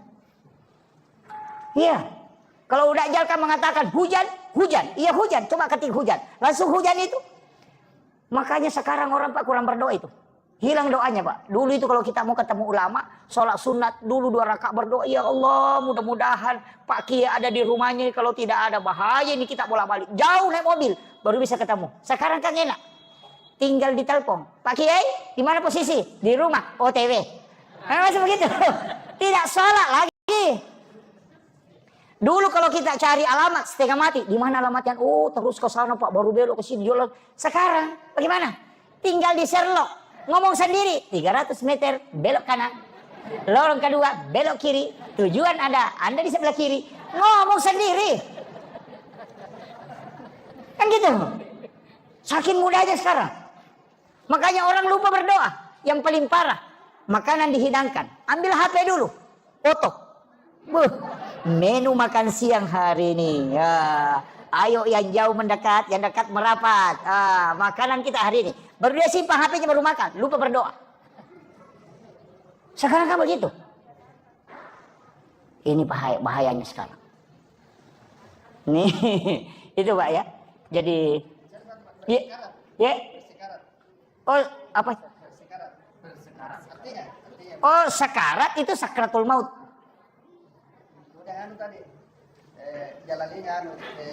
Oh ya, la ilaha illallah ini. Iya. Sebenarnya kan ada dua versi itu, Pak. Ada yang ngambil dari ujung kaki itu, tarik naik ke atas, itu sampai ke ubun-ubun. Baru ditarik turun ke sebelah kanan, kemudian dibawa ke kiri, di kiri baru dilepas. Itu iya hati, itu latifah namanya. Ada 7 latifah dia lewati itu. La ilaha, karena kan begini. Illa, kemudian illallah, kan la ilaha, haknya di sini. Hu, kan ada 2 latifah dia lewati lagi. Kemudian illallah, itu masuk sendiri. Iya, masuk dia. Iya, bukan. Allah, iya sebenarnya itu lepas hu-nya. Yang ujungnya itu baru masuk. Tapi dia kan tidak begini Pak. Kalau di talaki itu kan begini. La ilaha illallah. Itu ha juga. Makanya hu di sini, hu juga di sini. Cuma itu dikasih masuk. Jadi sebenarnya nanti mudah-mudahan kalau di talaki lepas ini agak berat. Terus terang saya iya betul banyak. Ada yang ngambil dari pusar tanpa napas. Ada yang ngambil dengan napas. Napasnya ditarik kemudian dikasih masuk. Ada mengatakan kalau napas itu makhluk. Kalau tanpa napas itulah sebenarnya hakikatnya. Jadi itu. Beliau sebenarnya tahu tapi dia tanyakan. Saya kira ini yang penting. Tapi itu yang membuat Rasulullah. Itu yang membuat Rasulullah sebenarnya tadi hadis itu ketika Nabi bersedih kemudian datang Jibril itu. Itu pegangan kita betul, ya. Itu pegangan kita. Jadi berkahnya umat Islam itu luar biasa. Sebelum napas di kerongkongan masih diterima taubatnya. Ya. Ketika orang itu sudah sekarat, itu sebenarnya Allah juga tidak akan turunkan azab. Ya. Tidak akan turunkan azab ke umatnya Muhammad. Itu. Jadi makanya selama ada orang sholat Pak, insya Allah tidak turun azab. Yang turun itu adalah rahmat. Makanya karena kita sudah baca assalamu alaina wa ala ibadillahi solihin. Makanya kalau ada orang sholat itu sudah ada yang mendoakan orang soleh di situ. Itu kunci. Saya tidak tahu dalam bahasa Indonesia kalimat yang paling pasti itu kalau ihsan. Tapi kalau bahasa Bugis itu pas sekali. Karena kalau orang melakukan kebaikan kemudian kita juga membalasnya dengan kebaikan itu bukan ihsan. Tapi itu disebut al-khair. Jadi beda. Kalau ihsan itu orang melakukan keburukan ke kita, kemudian kita balas dengan kebaikan. Itu namanya ihsan. Jadi kalau orang baik kemudian kita baik, itu hanya membalas kebaikan. Bukan berbuat baik namanya itu, tapi membalas kebaikan. Kadang-kadang kan ada orang begitu. Ada mobil mogok, dia dorong supaya dia bilang, nanti kalau hujan bisa kita ikut di mobilnya kan gitu. Ya biasa-biasa begitu. Membantu orang ya karena ada keinginannya kan begitu. Jadi itu bukan ihsan. Ihsan itu sebenarnya sifat yang paling tinggi hakikat. Nah, ini yang kita mau capai. Karena nanti ihsan itu adalah manusia yang innallaha yuhibbul muhsinin. Allah sangat menyukai orang-orang yang ihsan itu. Pertama, iman. Kira-kira kita ini sudah beriman? Sudah beriman? Oh tidak. Kalau Islam, oke, bisa. Tapi kalau iman, itu ada tandanya. Wa idza dzukirallahu wajilat qulubuhum. Ketika disebut nama Allah maka bergetar kalbunya. Makanya kenapa perpindahan gerakan sholat itu menggunakan kalimat Allahu Akbar. Karena itu yang menggetarkan hati. Saya ingin tanya. Kalau dengarkan azan, kalbu kita bergetar atau tidak? Bergetar atau tidak? Kalau belum berarti belum beriman. itu sederhananya. Kalau tidak bisa dipahami, saya putar sedikit, putar haluan. Saya tidak lari ke iman. Bapak ibu ini pernah muda kan? Pernah jadi anak muda. Ibu-ibu pernah jadi gadis. Kalau waktunya kita anak muda, nah ada gadis yang sangat kita sukai, cintai. Ketika disebut namanya, apa ada di dalam sini bergerak? Itu namanya wajilat qulubuhum, bergetar. Sebut Maryam, si Maryam, wah, langsung bilang gitu. Bahkan sahabatnya saja Maryam lewat, itu, ada temannya nih, mungkin ada di belakangnya. Itu namanya bergetar. Itu karena cinta kepada seseorang, itu membuat ketika namanya disebut itu bergetar. Nah, itulah yang disebut dengan cinta. Karena cintanya itu, kalau dalam Islam itu karena cinta kepada Allah, itulah tanda iman. Makanya kalau orang mengatakan Allahu Akbar, nah belum bergetar di sini, itu belum beriman, baru berislam.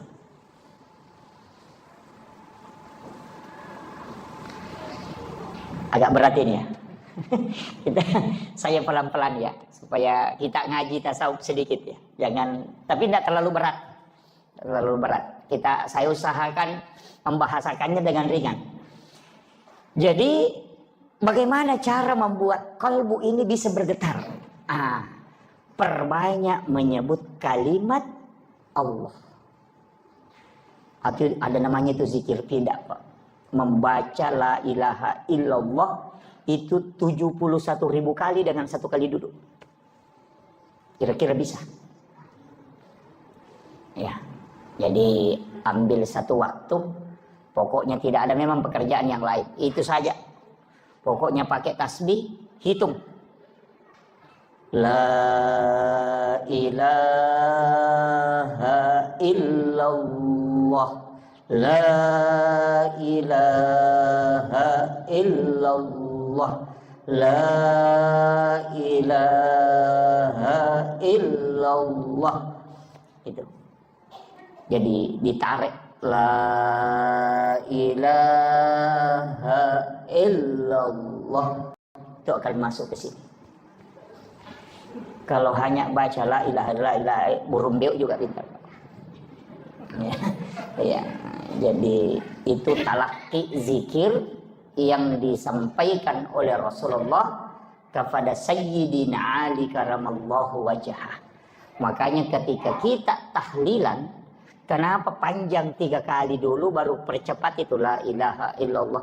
Itu karena Nabi mentalaki ke Sayyidina Ali itu 3 kali. Jadi la ilaha illallah. Jadi jangan baca langsung ya. Itu dibaca 71.000 kali. Itu zikir pidak. Ya, namanya zikir pidak itu pembebas. Karena sama di air, Pak. Kalau mau dikasih mendidih mesti 100 derajat. Tidak bisa mendidih kalau tidak 100 derajat. Nah, kalau kalbu ini terkus, belum tembus, pasti 71.000 kali baru bisa tembus. Ada yang tidak sampai. Ada yang hanya sudah tembus. Itu sudah loss. Nah, itu. Sama dengan air yang mendidih itu menggelembung. Itu. Mendidih 100. Kalau basi berapa? 400 lebih. Nanti 500. Jadi kalau hatinya baja, oh itu banyak. Banyak kali. Tapi kalau hatinya hanya air atau hatinya sudah mulai mau mendidih, itu sedikit saja. Makanya ada orang dikasih zikir, kau baca 1000. Yang satunya dikasih, kau baca 100. Yang satunya kau baca 40. Karena kalau itu tergantung, sama di baju. Kalau kotorannya banyak sekali, itu harus dibersihkan betul. Sama di kamar mandi kan, kalau keramiknya kotor 3 bulan tidak dibersihkan, atau hanya disiram air saja, Oh, itu harus digosok dulu itu. Bahkan pakai prospek apa? SOS ya. Pakai SOS. Itu seperti gelar saya itu. Ini Pak Pertakol ini tidak pernah benar menyebut nama gelar saya ini. Dia sebut S baru SOS gitu. Iya. Jadi SOS itu sarjana pembersih lantai. Ya. Ya. Iya, kan SOS itu namanya superpel. Jadi makanya itu untuk membersihkan itu harus pakai alat. Nah, alat yang paling bagus untuk membersihkan kalbu, untuk kasih tembus, itu 2 zikir. La ilaha illallah, turunannya itu adalah Allah, kemudian turunannya lagi hu, kemudian turunannya lagi ah. Nah, jadi itu. Jadi kita baca la ilaha illallah ya. Tapi itu harus tenang. Tidak bisa kalau sambil menjual la ilaha illallah gitu. Makanya memang harus ambil sedikit waktu untuk kasih connect itu. Ya ini. Nanti koneksi sendiri itu. Nah, kemudian ini orang Islam. Syaratnya Islam apa? Syahadat, sholat, puasa, zakat, dan haji bagi yang mampu.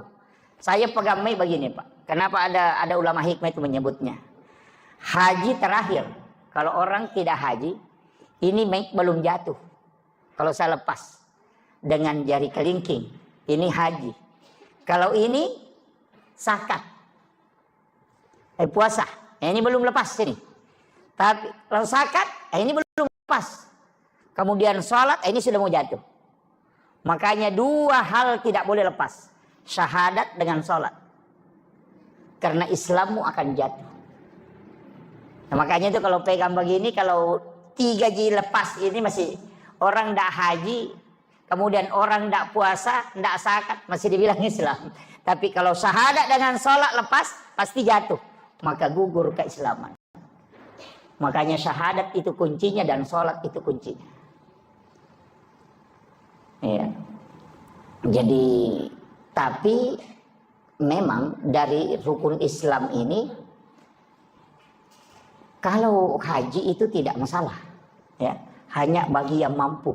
Mampu itu bilang begini Pak, mampu itu mampu secara fisik dan mampu secara materi. Itu haji. Jangan sampai kita kumpul uang kemudian anak tidak dikasih kebutuhan karena mau naik haji. Oh jangan, berdosa kita itu. Jangan.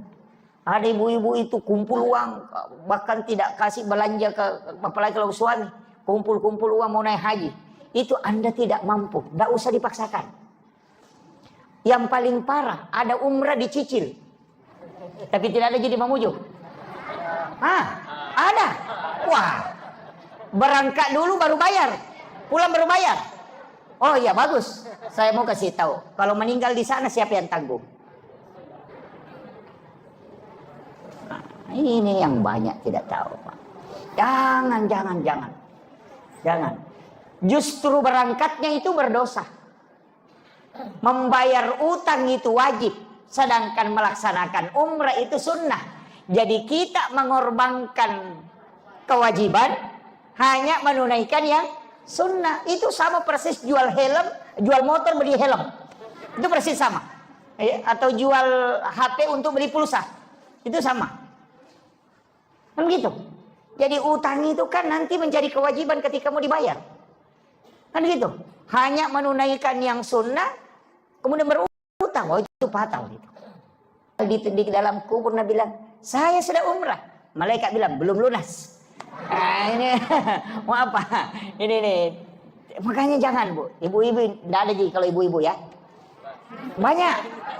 Wah ini ibu-ibu ini parah ini. Jangan Bu. Jangan berangkat.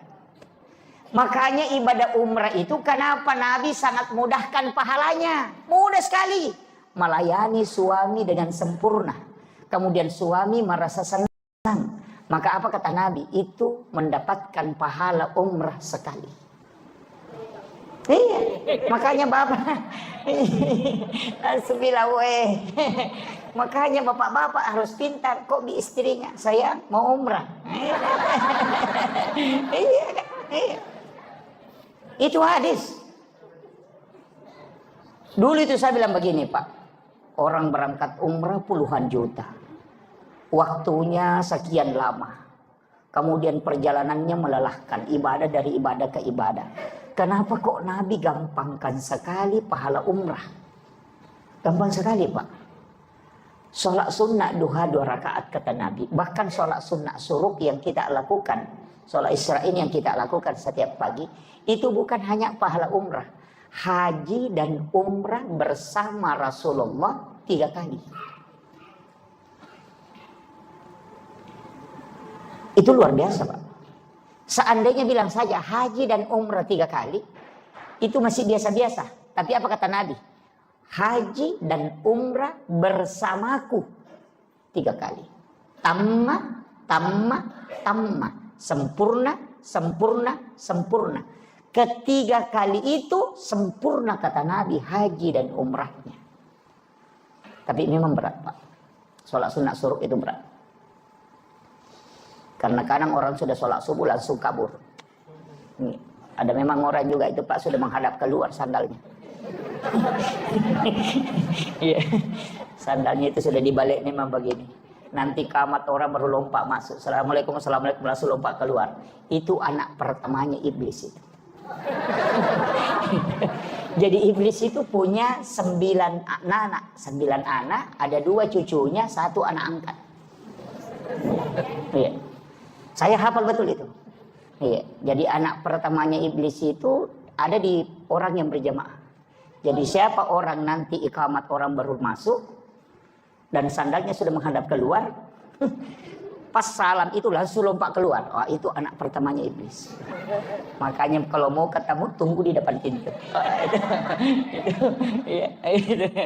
Iya. Anak keduanya itu ada pada penjual yang mengurangi timbangan. Iya. Itu. Makanya kalau ada orang mengurangi timbangan itu ya, itu anak nomor 2-nya iblis itu. Jangan dibahas nanti banyak yang kena. Nah, kita tinggal di anak berapa kira-kira ini.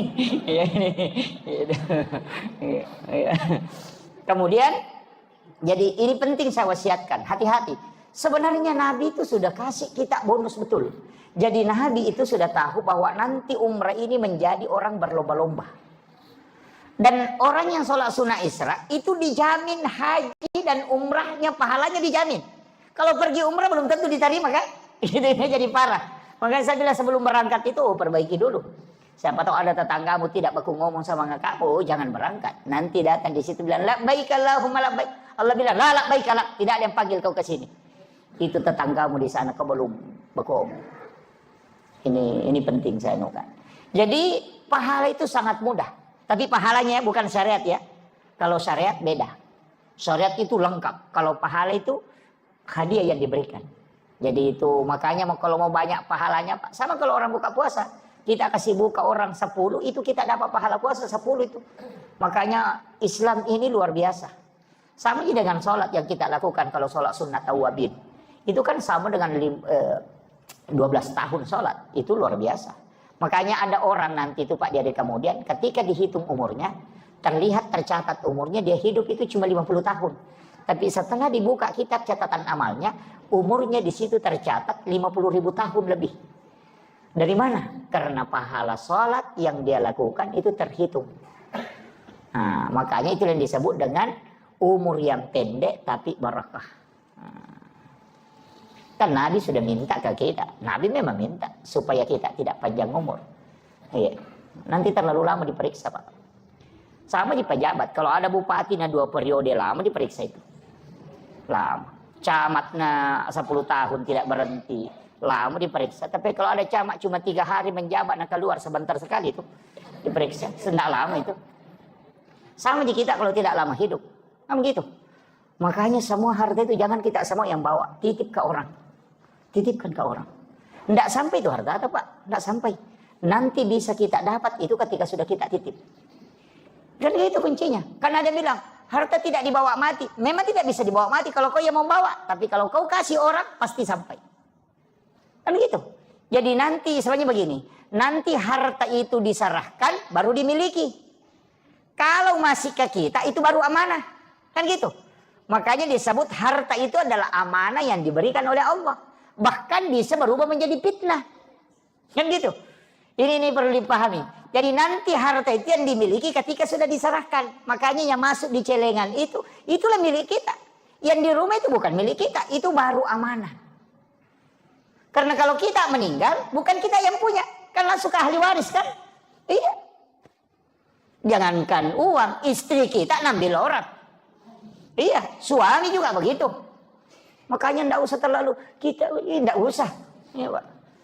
Apalagi buat istri kan sebenarnya itu kan bukan hak milik, Pak. Itu cuma hak pakai. Iya, makanya disebut hakut tamlik itu. Iya. Makanya wanita itu, istri itu tidak bisa mentalak suaminya. Kecuali diwakilkan ke pengadilan. Suami satu kali ngomong mengatakan saya talak kamu, itu jatuh talak. Tapi kalau istri biar cungkir balik, talak, tidak akan jatuh. Biar guling-guling, tidak akan jatuh. Kenapa? Karena dia yang dibeli. Kan gitu. Makanya Imam Syafi'i itu mengatakan kalau laki-laki mau menikah, tidak usah minta izin ke istri pertama. Itu Syafi'i, bukan saya bilang ya. Imam Syafi'i. Jangan saya disalahkan ini. Ini saya kasih tahu. Alasannya kenapa? Tapi saya tidak suruh menikah ya. Alasannya kenapa? Imam Syafi'i mengatakan tidak usah minta izin. Karena dia yang dibeli. Jangan bilang iya, kan hakun tadi. Saya harus luruskan ini supaya kita paham. Ngaji fikih itu begitu. Begini. Saya ingin tanya, ketika kita misalnya mau beli HP, kita bicara HP, mau beli HP. Kita akan tawar. Ini HP harganya berapa? Oh, ini 4 juta. Itulah mahar. Kita akan datang menghitbah. Ini kira-kira maharnya berapa? Cuma maharnya kita di Mamuju ini kayaknya murah. Apa maharnya? Seperangkat alat sholat. Murah sekali itu. Iya. Jadi itu mahar kan itu harganya wanita itu. Makanya Nabi menyuruh kita pakai emas. Jadi itu aja maharnya itu. Makanya karena dia dibelikan dia kasih mahar. Nah, ketika sudah dibayarkan maharnya itu sudah milik kita. Sama HP tadi. Kan kita bilang saya mau beli HP yang bisa YouTube, bisa Facebook, bisa game, bisa oh ini yang cocok. Dilihat oh pas. Sama kalau melamar. Begitu kan juga. Nah, ketika HP dibeli kita bayar. Sudah dibayar. Saya mau tanya. HP yang sudah dibeli dengan sudah dibayar itu saya mau tanya. Apakah HP itu milik kita? Kan milik kita. Karena kita sudah bayar kan? Pertanyaan sebaliknya. Apakah HP itu memiliki kita? Tidak. Makanya suami istri itu bukan hak milik. Itu hak pakai. Sudah paham? Ini kalau ngaji pikir enggak apa. Iya memang. Sama dengan HP tadi. Karena dia yang dibeli, maka HP tidak memiliki kita. Tapi dia punya tanggung jawab, kewajiban ke kita untuk mengikuti perintah. Dari situlah kenapa istri mesti mengikuti perintah suami daripada perintah orang tuanya. Di situ. Karena dia sudah dibeli. Makanya jangan sembarang menyerahkan anak ke laki-laki yang tidak beres. Kan gitu. Karena memang dia membeli, kita serahkan sepenuhnya itu. Masa kita didik berapa puluh tahun? 25 tahun, 30 tahun kita didik. Mulai dari kecil. Baru kita serahkan ke orang yang tidak beres. Kan kita dengan harga seperangkat alat sholat. Ini jadi masalah. Itu bahayanya Pak. Ini saya kasih catatan ini. Makanya ketika wanita, kembali ke HP. Nah, ketika HP ini saya mau tanya. Bolehkah diambil orang ketika saya sudah membelinya? Kan tidak bisa. Dari situlah kenapa wanita yang sudah menikah itu tidak boleh menikah dengan orang lain. Dengan dua laki-laki. Kemudian saya mau tanya Pak. Kalau saya mau beli HP, haruskah saya minta izin sama HP tadi yang satu? Kan tidak. Nah itulah alasannya Imam Syafi'i. Gitu. Hanya dia bilang kalau mau beli HP baru, tidak usah minta izin ke HP yang satu. Karena dia yang dibelikan. Nah, itu alasannya. Jadi pikir itu begitu. Makanya disebut, makanya kalau bapak mau beli HP baru enggak apa-apa. Tapi enggak usahlah beli HP baru, casingnya saja yang diperbarui. Ya kan gitu. Iya. Makanya istri itu Pak, kalau ngomel, istri ya, kalau ngomel dia pergi saja. Karena memang semua pekerjaan itu kan dia. kerjakan. Dia yang hamil, dia yang dihamili, dia melahirkan, nah begitu. Kemudian dia menyusui anak, dia yang menjaga anaknya. Nah itu kalau tengah malam bangun anaknya menangis, itu bapaknya bangun, dia tidak urus anaknya itu. Pas dia kok di istrinya, menangis anak, padahal anaknya juga. Kan gitu. Sebenarnya itu kan tugas istri itu. Tugasnya itu hamil, melahirkan, menyusui, merawat anak, mendidik anak. Itu tugasnya. Memasak itu bukan tugas pokok. Mencuci itu bukan tugas pokok. Makanya Rasulullah itu mencuci pakaian sendiri. Jadi sebenarnya mencuci dengan memasak itu bukan tugas pokok istri. Itu kalau suami kerjakan itu lebih mulia. Ya. Iya. Itu lebih mulia, Pak. Makanya Nabi itu kan memasak. Nabi itu mencuci pakaiannya sendiri. Nabi itu menjahit bajunya sendiri pakaiannya. Memperbaiki sandalnya sendiri. Memerah susu kami. Itu pekerjaan. Bukan itu pekerjaannya. Istri itu taat ke suami. Kemudian yang kedua dia dihamili. Kemudian hamil, melahirkan, menyusui, mendidik anak. Itu tugasnya. Itu tambahan. Itu mestinya tugas suami itu, Pak. Memasak, mencuci itu. Mengeringkan baju itu. Iya, belanja di pasar itu tugas suami itu. Mencari nafkah tugas suami. Iya. Tapi diambil semua istri sekarang kan? Mencuci dia tuh.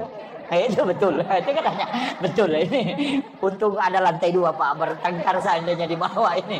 Iya. Iya. Itu kan diambil semua. Makanya kalau istri marah-marah, maklumi. Paling susah pekerjaannya. Iya. Nah bilang ini perempuan, coba laki-laki, Pak, mau kita tukar pekerjaan sama istri tak? Biar istri ke kebun, kita mulai mencuci, merawat anak, mengeringkan baju, melipat, malondri, pokoknya kerja semua, memasak. Saya yakin 2 hari baru dia bilang ampuh, kebalik agak baik, kan begitu. Iya, berat itu. Kalau bukan orang ikhlas kerjakan itu tidak mungkin. Di bapak-bapak juga ini perhatikan betul istrinya. Kenapa? Kita itu waktunya belum menikah, minta betul kepada Allah. Ya Rabb, berikan jodoh yang terbaik. Kadang kalau sudah mulai pacaran itu apa dia bilang, ya Allah jadikan dia jodohku. Kalau bukan, jadikan, pokoknya jadikan. Kan begitu? Iya. Jadi kadang itu dia minta, tapi setelah menikah dia tidak perhatikan keluarganya. Kadang dia marahi. Itu titipan Allah, Pak. Hati-hati. Anak itu titipan Allah. Makanya disebut amanah, bukan milik kita. Ini penting, hati-hati. Saya itu anak sering saya kasih tahu, bapak ini hanya diberi amanah. Dan begitu. Makanya jangan terlalu bersandar kepada suami, Bu. Jangan terlalu bersandar ke ini, tapi bersandar ke Allah. Insya Allah nanti akan dijaga kalbunya. Itu kuncinya. Kan ada yang bilang, waduh bagaimana nanti kalau mati suami? Nah bukan rezekimu di situ. Iya. Allah yang akan menjaga. Cuma kita harus taat. Makanya istri itu kalau sudah taat itu sudah di surga itu, Pak. Kan 3 kata Nabi. 4 ya. Pertama menjaga puasa, sholat fardu. Yang kedua puasa. Kemudian yang ketiga syahwat. Kemudian yang keempat taat kepada suami. Itu yang 4. Kalau ibu bisa lakukan itu, apa kata Nabi? Dia akan masuk surga melalui pintu mana saja yang dia mau pilih. Coba. Semua pintu surga dibuka. Tinggal mau masuk, itu pintu surga teriak, kau lewat sini, kau lewat sini. Siapa bagi siapa? Bagi istri yang bisa melakukan, menjaga sholat fardu, menjaga puasa wajib, kemudian syahwatnya dia jaga. Tapi apa kata Nabi? Malaikat Jibril akan turun nanti ketika Al-Quran sudah selesai. Itu Jibril kembali, Nabi menangis. Dia mengatakan, wahai Jibril, apakah engkau akan masih turun nanti? Karena ini sudah Al-Quran, sudah sempurna. Apakah engkau masih turun ke dunia? Kata Jibril, saya akan turun nanti Muhammad, tapi di akhir zaman. Apa yang dia membuat turun malaikat Jibril? Yang pertama adalah mencabut malunya wanita. Nah, makanya yang wanita itu yang titok-titok gini, goyang-goyang itu yang bahaya itu. Iya, makanya hati-hati, Pak Bu. Ketika wanita tidak bisa menjaga syahwatnya, itu fatal. Kemudian ketaatan kepada suami. Makanya kalau ada janda, itu tinggal 3 baru dia selamat. Kan tidak ada suaminya. Iya. Kan tinggal 3. Makanya janda itu cuma menjaga sholat, menjaga puasanya dengan syahwatnya. Kan tidak ada suami. Makanya janda itu bisa lebih cepat masuk surga daripada orang punya suami. Iya. Betul Pak? Makanya ini penting saya wasiatkan. Kita laki-laki itu susah sekali jaminan. Bahkan wanita kata Nabi, siapa yang punya anak 2 kemudian belum balik kemudian meninggal, itu ibunya dijamin masuk surga. Karena anak itu selalu menunggunya di pintu surga. Tidak mau masuk kalau ibu. Iya. Jadi itu luar biasanya itu. Makanya 3 wanita itu hebat Pak Bu. Yang pertama adalah ibu. Karena ketika dia berdoa semua pintu langit dibuka. Yang kedua adalah istri. Karena 3 kali lebih cepat doanya mustajabah dibanding laki-laki. Coba lihat orang hebat Pak. Bagaimanapun hebatnya Soeharto. Tapi ketika Ibu Tien wafat habis dia. Karena barakahnya di situ.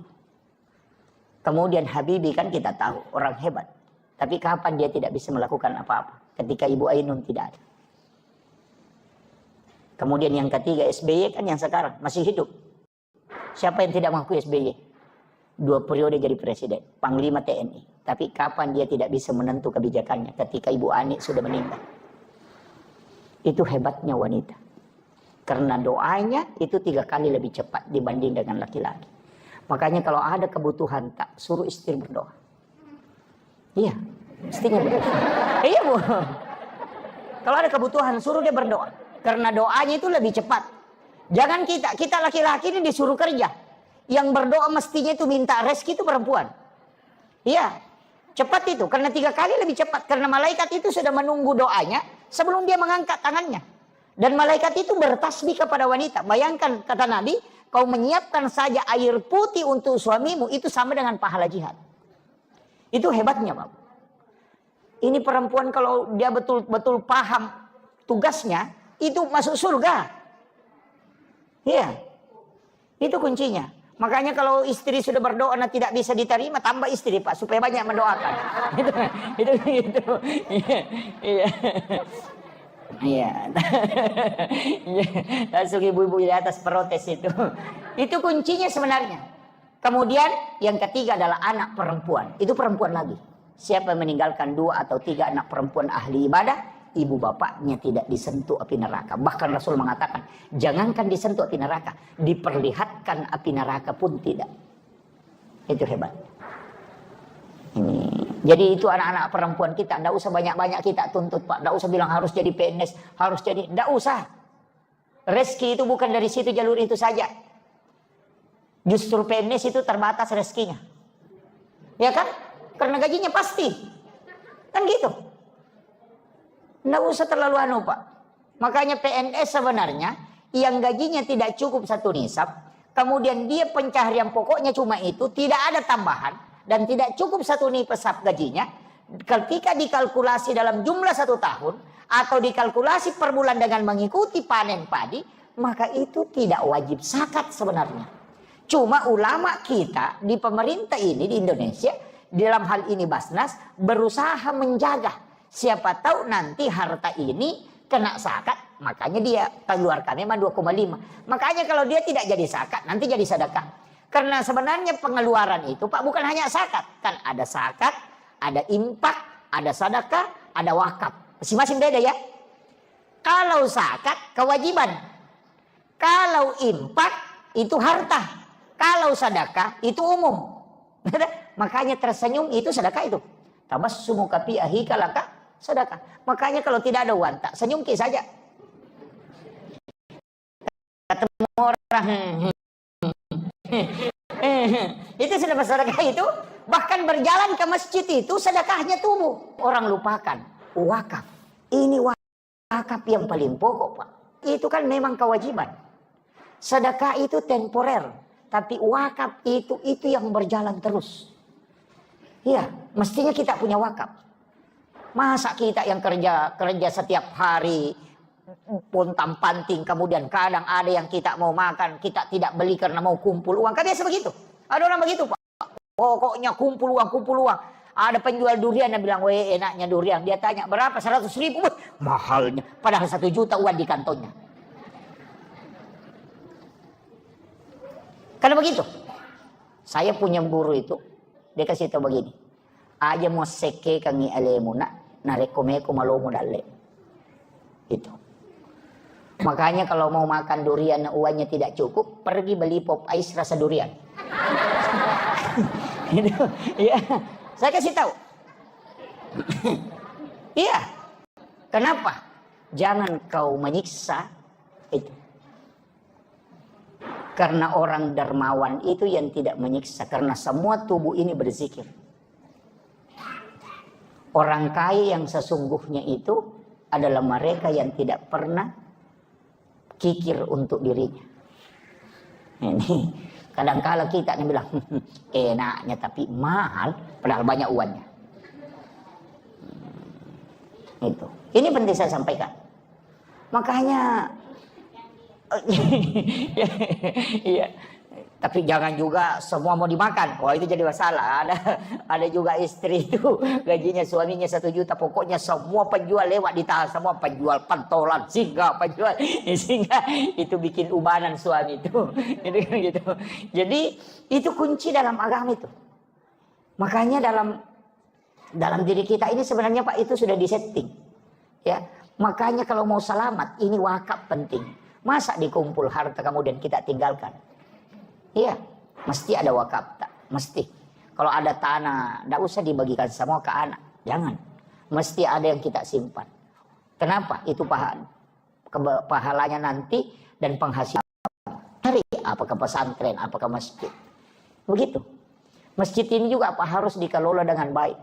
Ya, masjid ini harus dikelola dengan baik. Makanya sebenarnya kalau ada orang mewakafkan tanahnya untuk masjid, jangan wakaf masjid. Wakaf untuk pelayanan umat. Karena kalau Imam Syafi'i, kalau wakafnya hanya masjid, tidak boleh ditempati berkurban. Itu tidak sah kurban.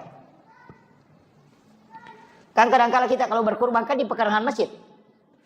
Sama dengan menjual. Karena ada orang biasa menjual di pekarangan masjid. Kan gitu. Oh, itu tidak boleh kalau wakafnya untuk masjid. Tapi kalau wakafnya untuk layanan umat, itu sosial, pokoknya bisa dipakai semua. Makanya sebenarnya wakaf itu juga hati-hati pengelolaannya. Ini makanya kalau seandainya kita ini mengelola wakaf dengan baik Pak, Islam ini tidak akan ini.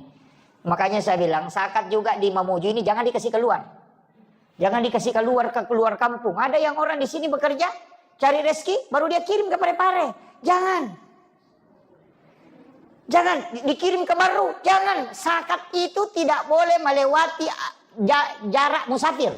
Bahkan ada yang mengatakan 60 kilo tidak boleh melewati 60 kilo. Dia harus dikeluarkan di sini. Kenapa? Allah itu sudah mengatur rezeki. Ada orang miskin di sini ada orang kaya. Disitulah diturunkan rezeki. Rezekinya orang miskin itu dititip sama orang kaya. Kan begitu. Jangan dibawa keluar. Ada yang bilang, ada saudaraku di situ, Ustaz. Jangan kalau mau bawa ke sana, kasih sedekah, kasih infak, jangan kasih zakat. Zakat di mana dicari, di situ dikeluarkan. Jangan dikasih keluar. Makanya banyak orang miskin itu gara-gara begitu Pak. Di sini mencari baru dikirim keluar. Nanti Bapak Ibu itu biar bayar zakat tetap tanggung jawab. Nanti akan ditanya. Itu ada orang miskin di dekat rumahmu, kenapa kau tidak bantu? Bilang, tidak Pak. Malaikat, saya bawa ke Parepare. Langsung apa kata malaikat? Di Parepare itu ada orang kaya yang tanggung jawab juga di situ. Karena kau tanggung jawab di lokasimu. Makanya sebenarnya tidak boleh Pak dikasih keluar itu. Yang boleh keluar itu impaknya. Kasih sedekah, bawa ke sana kalau mau kasih. Makanya jangan zakat saja yang dihitung. Ini penting ya. Ini kadang-kala kita Pak banyak kan. Kayak di Papua itu. Saya pernah hitung zakat itu di Papua. Kemudian dia mengatakan, kita bawa pulang. Tidak bisa. Sebenarnya di sini kau keluarkan. Ini kewajiban di sini. Jadi makanya cari rezeki di Mamuju sini, di pasar sini, keluarkan di sini Pak, jangan dibawa keluar. Nanti kita kalau misalnya mengatakan ada keluarga di sana, ada orang miskin di sana, bukan kita yang ditanya kalau yang di sana, orang kaya di sana juga dipepek kepalanya, karena dia paling dekat di situ. Jadi itu per wilayah sama aja dengan kepala desa, kepala lingkungan. Dia kan bertanggung jawab di lingkungannya, tidak akan ditanya di lingkungan lain. Orang kaya juga begitu. Akan ditanya di sekitarannya, tidak akan ditanya yang jauh. Kan begitu. Ini penting saya sampaikan ini. Seandainya semua orang kaya Pak berzakat, nah tidak ada orang miskin. Cuma tidak bisa juga itu hilang orang miskin, tidak bisa. Karena nanti kalau kampanye bupati tidak ada kanunya. Iya. Tidak ada lagi mengentaskan kemiskinan. Padahal sebenarnya yang stres itu pemerintah. Iya, yang stres itu Basnas, yang stres itu bupati. Padahal orang miskin tidak pernah stres. Ya kan? Kadang-kala juga saya bilang ini juga orang miskin ngenteng-ngenteng sekali. Duduk di warung itu minum kopi merokok, tidak ada bebannya. Pemerintah stres itu rapat bagaimana mengentaskan kemiskinan, begadang sampai 3 hari itu. Bagaimana mengentaskan kemiskinan, orang miskin santai-santai merokok. Saya bilang ini orang dipikirkan, orang tidak tidur memikirkan, tapi yang dipikirkan tidak pernah santai terus kan. Coba lihat orang miskin itu, enak sekali. Kadang tidur di becaknya, kadang di situ main domino sampai pagi, padahal pemerintah stres pikirkan dia. Dia tidak pernah stres kan gitu. Ini kan begitu. Jadi kadang-kadang orang miskin ini Pak santai sekali. Iya gitu. Tidak ada beban. Ya. Makanya saya kasih tahu, kita orang kaya yang punya hak kewajiban mengeluarkan 25%, tolong dikeluarkan itu. Karena itu akan apa kata Nabi? Bahkan dalam Al-Qur'an itu. Orang yang tidak mengeluarkan zakatnya, hartanya nanti itu akan menjadi benda yang akan dilelehkan. Itu menjadi api. Kemudian disetrikakan mulai dari jidatnya, kemudian punggungnya dan lambungnya. Gitu. Kalau dia binatang, binatang itu nanti datang dengan besar, kemudian dia menginjak-injak itu pemiliknya. Sambil bergantian. Itu disebutkan dalam hadis. Makanya harta itu Pak disakati. Hati-hati sekali, apalagi kalau penjual. Karena itu yang membersihkan itu. Bukan hak kita memang itu Pak. Makanya kalau ada orang bolak-balik di rumah sakit, tidak ditemukan penyakitnya, tidak tahu mau tahu tidur matanya. Penyakit seke itu. Tidak usah banyak tanyakan itu. Ada masalah itu.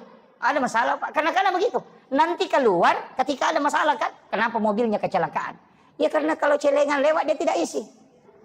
Kan begitu, makanya sedekah itu tidak faul bala. Jadi memang juga ada beberapa pekerjaan itu Pak sebenarnya menunggu musibah. Kayak bengkel, itu menunggu musibah itu. Iya kan? Dokter menunggu musibah juga itu. Nah tidak ada gunanya itu dokter kalau tidak ada orang sakit. Kan begitu. Iya kan? Tidak ada gunanya, sama bengkel apa gunanya kalau tidak ada mobil rusak. Jadi kalau merusak mobil terjaga bilang, kenapa lagi nih mobil rusak? Oh bengkel mau ambil rezekinya. Tidak usah jalurnya begitu karena kau tidak keluarkan. Kalau kau keluarkan kan tidak diminta paksa. Makanya disebut as-sadaqah itu tak ada faul bala, menolak bala. Kan gitu.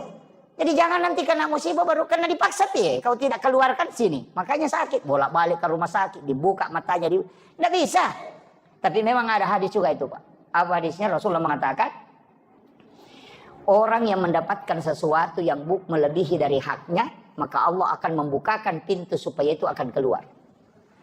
Tapi ketika ada orang dibayar tidak sesuai dengan haknya, kurangi dari apa yang dia kerjakan semestinya, maka Allah akan menutup jalurnya supaya rezekinya tidak keluar. Nah itu begitu. Saya kemarin ketemu dengan orang kaya minta, Pak Ustaz kasih Kak dulu aneh doa-doa. Nah dari Singapura maka berobat ini. Saya bilang, wah mahal itu Pak kalau di Singapura. Dia bilang, 1 kali pergi periksa di sana minimal 15 juta Pak Ustaz. Belum ada tiket pesawat. Wah, kundu-kundu pasti dekat. Saya tanya, perbaiki dulu zakat. Bagaimana zakat? Dia bilang, wah, Ustaz, karena bersedekah aja. Saya bilang, beda, sedekah itu sunnah, zakat itu wajib. Hitung dulu. Dia bilang, wah itu yang tidak aku tahu. Saya bilang, oh itu yang bawa ke Singapura. Dia bilang, itu tetangga aku kalau perut sakit kepala, nah Cina minum, nah berhenti. Nah saya sudah 1 papan ku minum obat yang tas 1 juta, nah tidak mau berhenti. Saya bilang begitu memang lah 1 seke itu.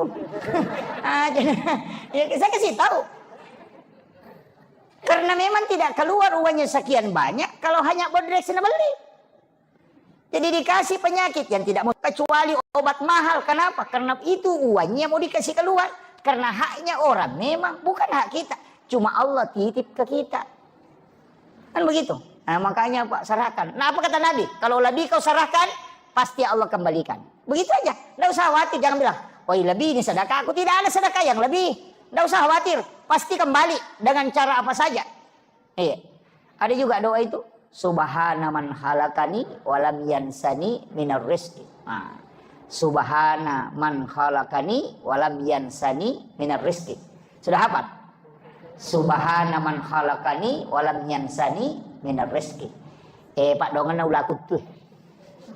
Kalau orang baca itu Pak, bagi yang tidak punya anak bisa membantu, tidak ada lagi yang bisa bantu, bekerja lagi tidak mampu, tidak menentu pencahariannya, suruh baca itu 3 kali antara azan dan iqamah, 7 kali kalau sudah sholat maghrib, 7 kali kalau sudah sholat subuh.